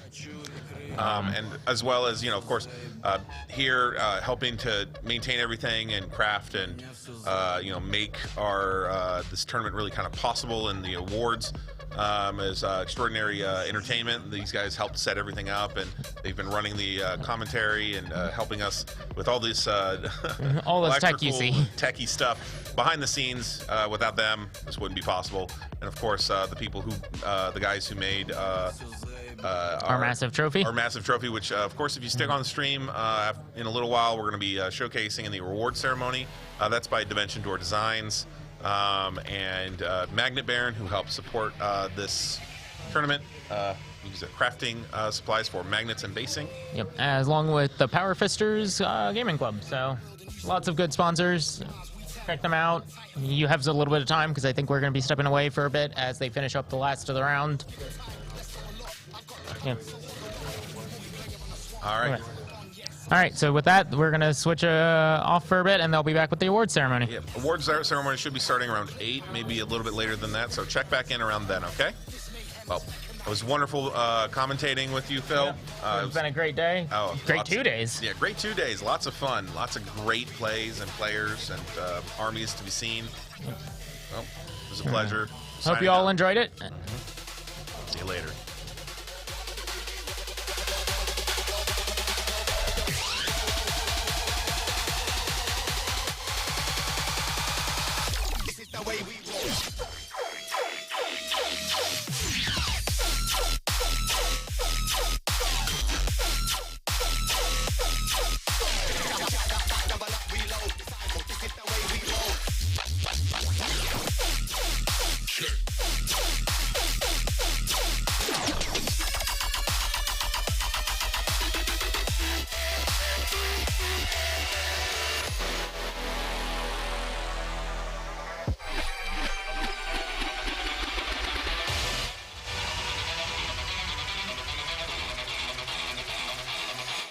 Nothing can stop me, hold me back. Not even walls can hold the pack. Dragon ball when I tear it up. I'm a space invader squaring up.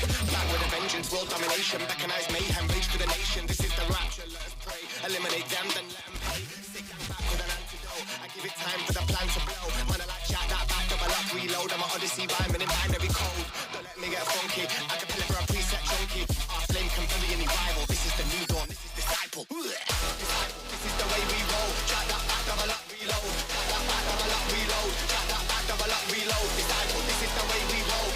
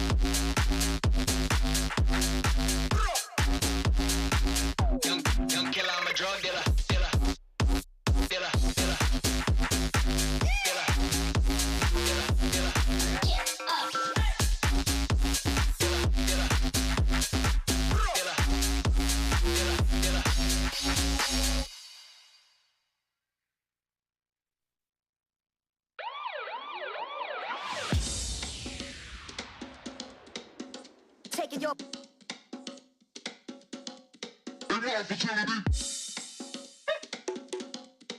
Take control.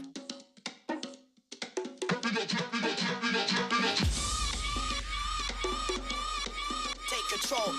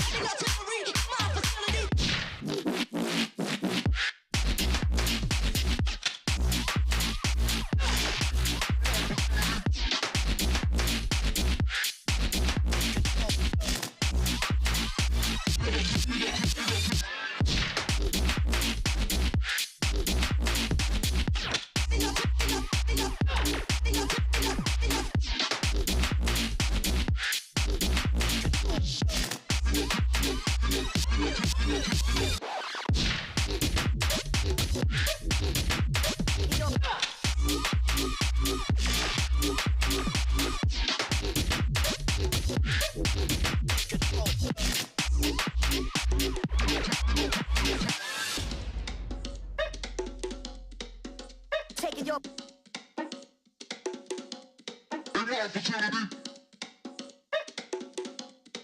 take control.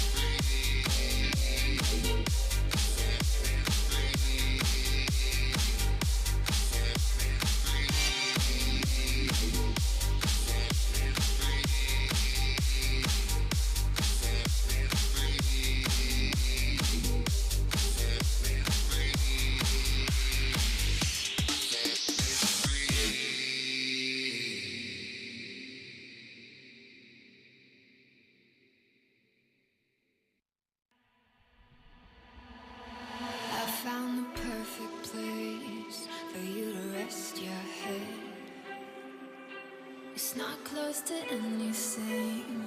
It's deep inside me, bleeding red. I don't need dark or light to see you on the other side. Reaching through black sunshine. Tell me where you wanna hide. We don't need space, I think we need time. Let this thing break and maybe we'll find something like fate, yeah, something so right. We don't need space, we only need time. We don't need space, I think we need time. Let this thing break and maybe we'll find something like fate, yeah, something so right. We don't need space, we only need time. Time, time, time, time, time.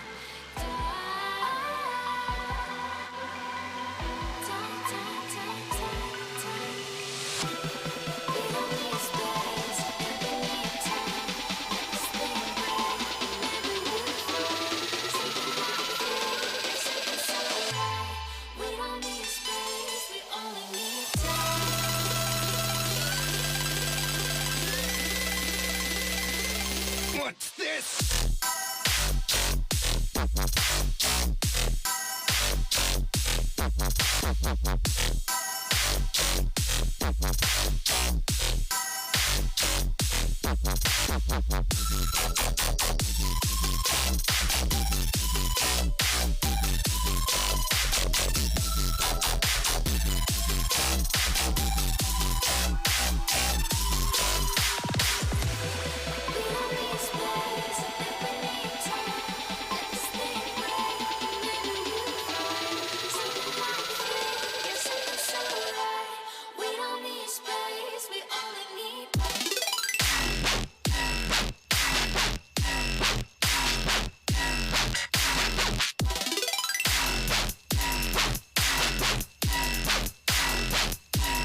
Take this!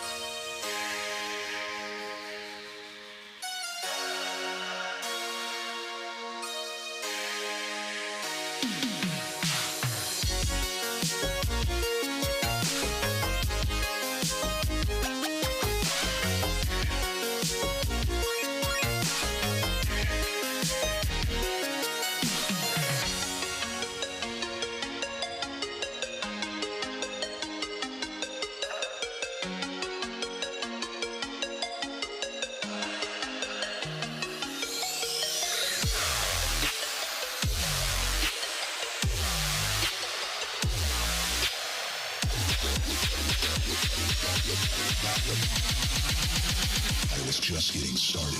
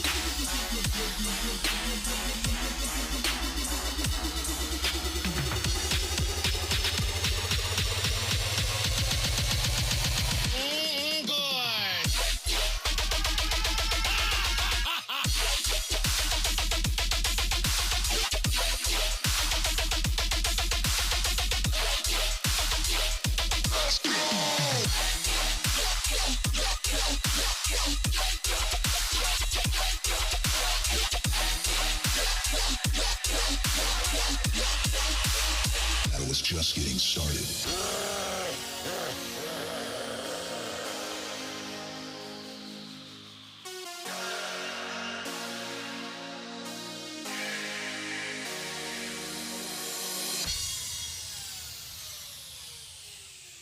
That's pretty good.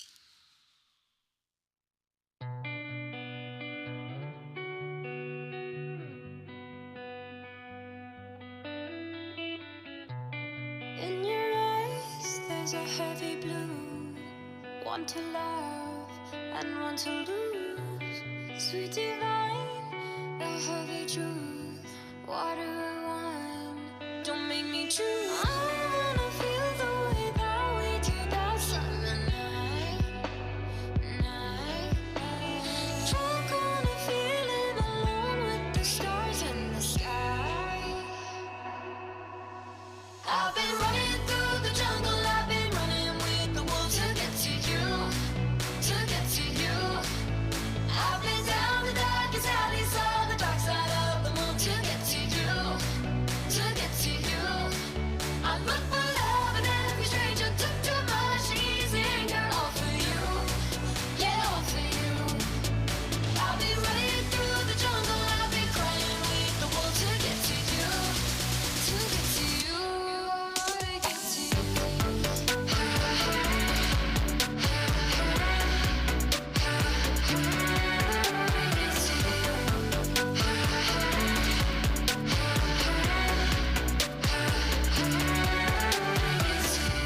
Your fingertips trace my skin to places I have never been. Blindly I'm following. Break down these walls and come on in. I wanna feel the way that we do that summer night. Drunk on a feeling alone with the stars in the sky. I've been running through the jungle, I've been running with the wolves to get to you, to get to you.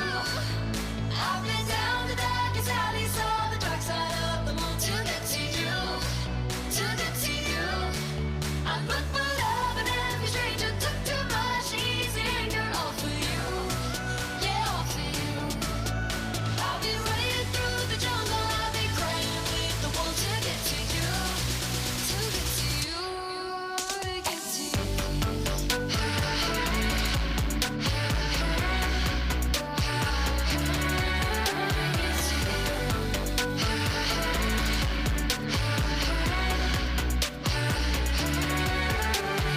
Running through the jungle, I've been running with the wolves to get to you, to get to you.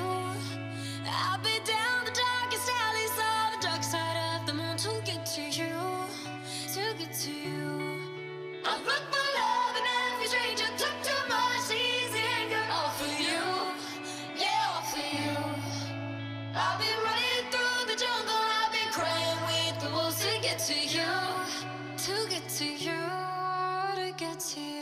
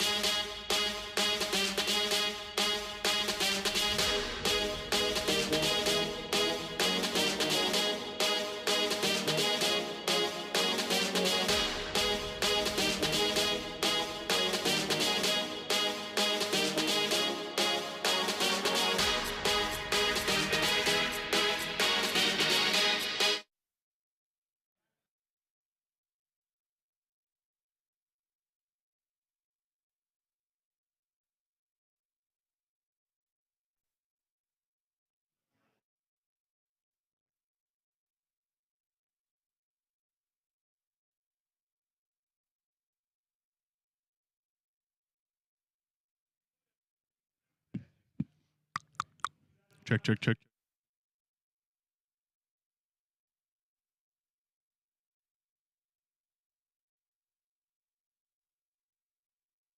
Testing.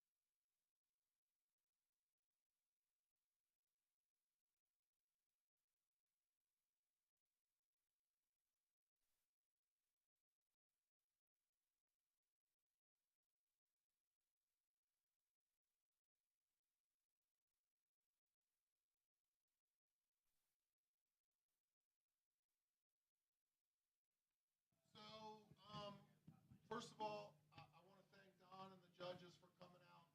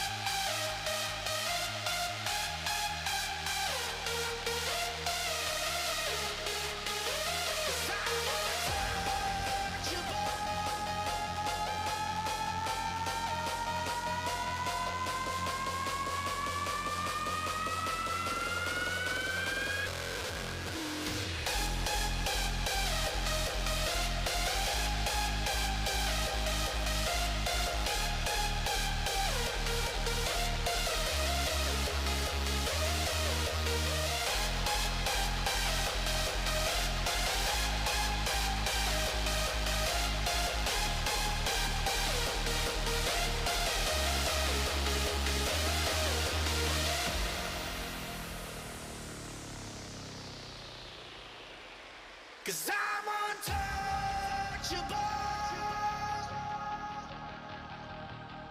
I'm untouchable. Oh, I'm untouchable. I'm untouchable.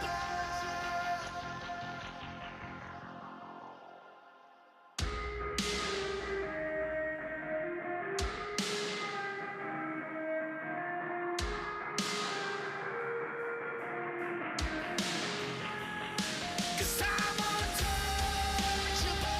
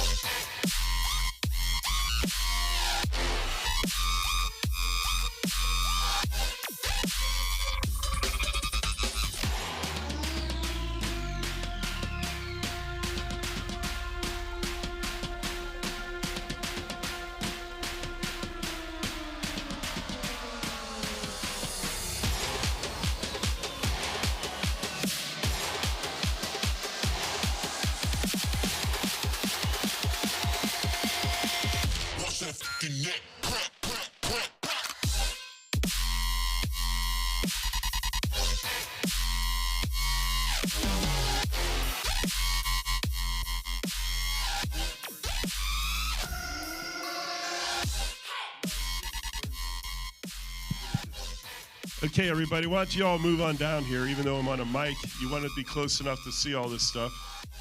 Come on down, come on down, come on down. We got all the wieners. We know what's going on.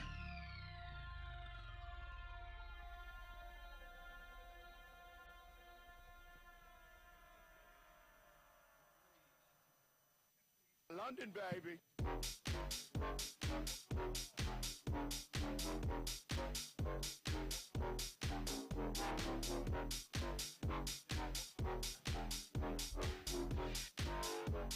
All right, come in closer.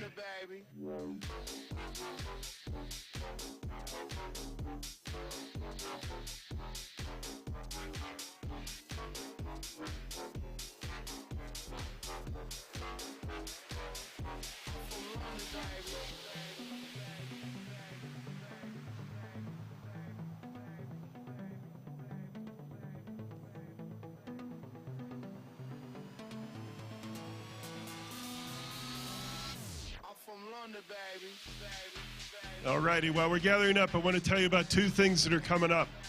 You're going to see the RTT schedule and the GT schedule coming out for Tables and Towers, but we also have our annual Battle for Maryland team tournament that many of you played in last year, and that'll be coming up this fall like usual, probably in September, and you'll see that here. We did that here last year. The team tournament will be coming out, I think.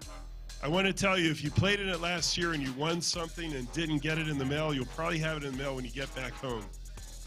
It took forever to figure out that we could not embroider anything on those flags. And after 15 attempts and giving up at a lot of money, we just had someone paint and stuff on it. So the flags look really cool, it's just they're painted. And we finally did get them out last week. So if you haven't seen them yet, they're on the way. You'll see the announcement about that. The other thing is that next year, the Maryland Open will be 3 days, Friday, Saturday, Sunday. Will probably be 8 rounds, and it's going to be on May 19, 20, and 21. Nowhere near the Atlantic City Open, we hope. And it'll be back in May where they have been for the last several years, and I think it'll work better. So I have a lot of people to thank, and the first people I need to thank are you. This is our 5th Maryland Open. We came in, we had about the same number of registrations as last year, but we had some no-shows. At any rate, you guys are brilliant like every year. It was wonderful to be here and watch you play and to see your armies, and the level of play and the level of just sportsmanship and the level of joy that you take in playing the game is so evident, and I love that about you in this hobby. So thank you very much. Please give yourselves a quick hand, and thank you for being here. I have other people to thank. Mike, raise your hand. Where are you, Mike? Mike, Extraordinary Entertainment, did the whole streaming thing for us. An incredible job. You can find it all. It's all online. It'll be stored there forever. If you were on camera and they were talking about your game, or if you were interviewed, you'd be able to find that and show your mom, right? Or your dad. It's Father's Day. I want to thank Conrad and Philip, who were our announcers, the streaming guys. They did a fantastic job. Next year, we're going to expand that staff by 2 or 3 more people to kind of give them a break a little bit during the day and have people rotate in and out. I want to thank, and you know him and you love him, Nick.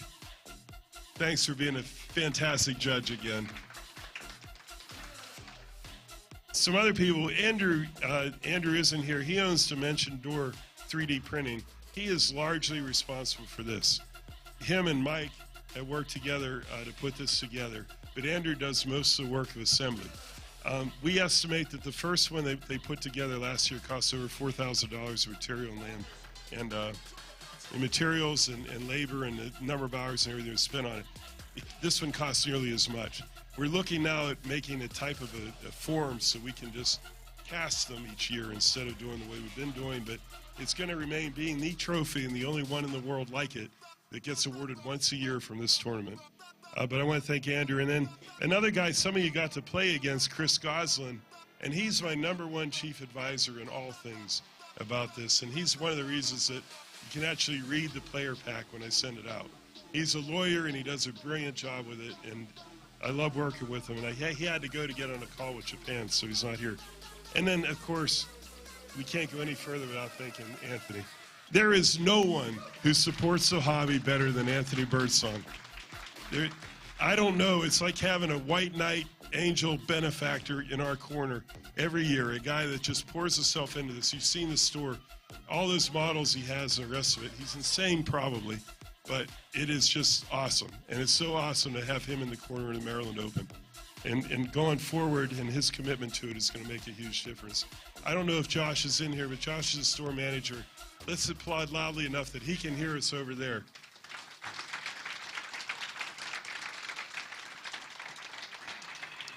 So yeah, let's get down to it, right? Starting with the best factions. Okay, the best general, Chaos. For Chaos was TJ Lanigan.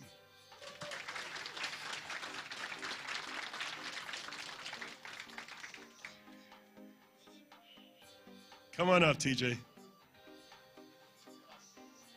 Great job with your army, man. You getting pictures? Mike, you getting the pictures? Come on, we need a picture of Mr. Flash here. Come on back, TJ. No one else wears a tie to this tournament. I thought about it.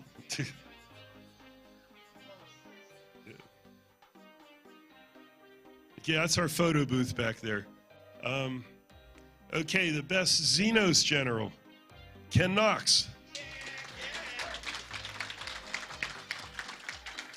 Thank you, Ken. Fantastic, fantastic tournament. And our best Imperium general, we have Sasha. Thank you, Sasha. It's great to have you here again, man. Take care. All right, coming back now.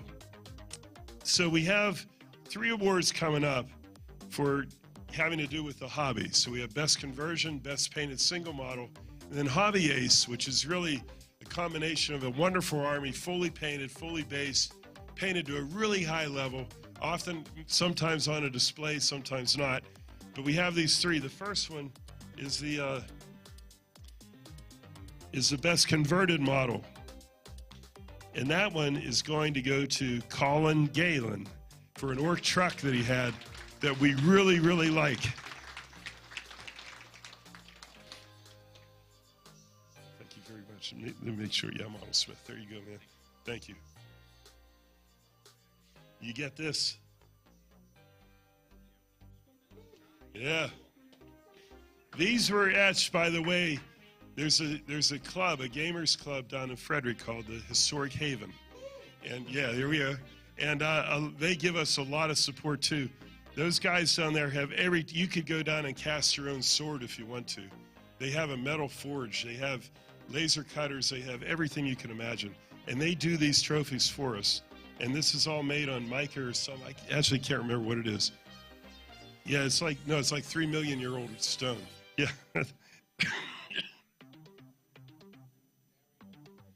It's very, very old. So our next award goes to what we call the Paintsmith.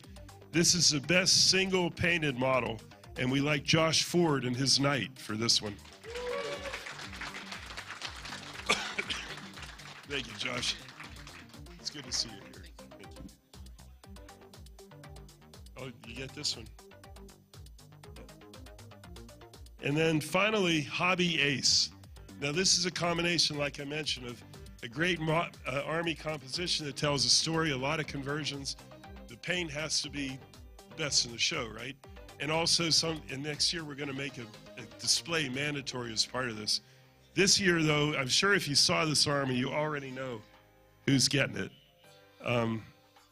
It's going to Matt Aaron. Matt Aaron. It was fantastic, Matt. Thank you. And here, don't forget your award. Okay, now let's come to the players. I need Nick up here for this next award because I don't have the answer. Mr. Nick, come here. No, you missed one. It's a really important one. The Crimson Smear. The Crimson Smear is the person who left a big bloody skid mark in the middle of this tournament by playing the whole thing. But it's like the wooden spoon, I guess, right? Yeah, the one who fought hardest and tried the best. Well, then we'll go up to the next one. No one that wins here. Who do we have? Who do we have? Lincoln Kerstetter is the lowest place that I think I've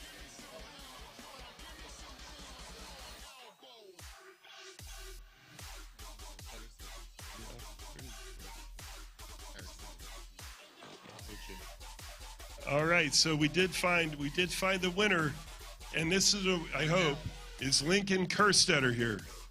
There he is.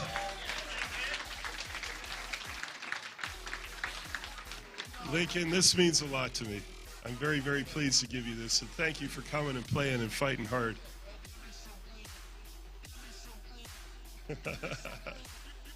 Thank you, Lincoln. Okay, now we come to the final four here. What I want to tell you about this guy is he is a celebration of the hobby, right? It's not just that you smash every face in the room and you beat everybody. It's also that you had a brilliantly painted army, that you showed some good conversions, that you had a composition that wasn't necessarily the most, the most unfair maybe, but the fairest army you could field. It goes to the guy, the grand champion in this tournament goes to someone that reflects every side of the hobby that we admire. I wanted to let you know that before we go into this, because sometimes there's some confusion as we come down the line. So starting with the second runner-up today. The second runner-up, we have Jonas Beardsley. And Jonas, you won $300 and this pack, and this little guy here. There you go. Congratulations, Jonas.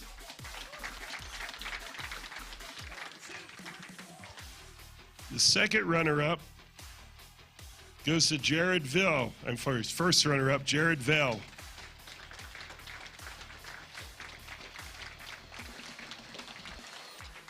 Nice job, Jared. All the way from Maine to play here. It's wonderful. Wow. That's $400. That'll get you halfway home with the gas prices. Then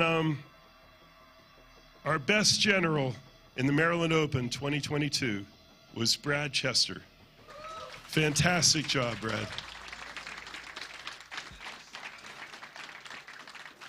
Brad, your prize is $800 plus the flag. Thanks, man. Yeah, just shake my hand, man. Good job. Good job. Okay, finally, this guy goes home. Does anyone know the webcomic Regular Marine? You need to look it up. You do? Brilliant. Okay, that's one that my son, who's the artist for Flash Gets, he did this webcomic back before Games Workshop was suing people for making webcomics. So it's still out there. You can see the whole thing, but it's brilliant. And this guy came out of those drawings. That's where the origin of this guy is. But today, it goes to our grand champion. He gets to take him home, take care of him, feed him well.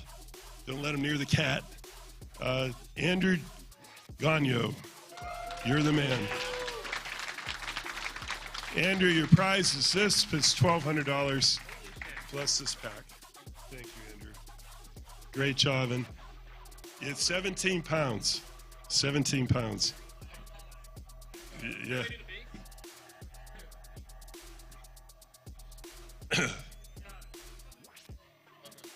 All right. Anyway, that's it. That's it for the tournament for this year.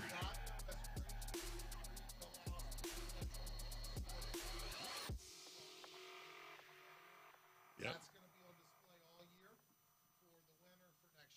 Yep. Thank you, Andrew, for that, too. You guys are fantastic. I hope you had a great tournament, whether it was your first one or your 100th. It was great seeing you here. God bless you all. Have a safe trip home. And we'll see you soon. We'll see you soon. Bye-bye. Also, we do have a very limited number of shirts up here for this tournament, and your name is on the back if you played in it. It's good to see you. Thanks for coming out. It's good to see you, man. I hope you had fun. Appreciate everything. First tournament, had it back.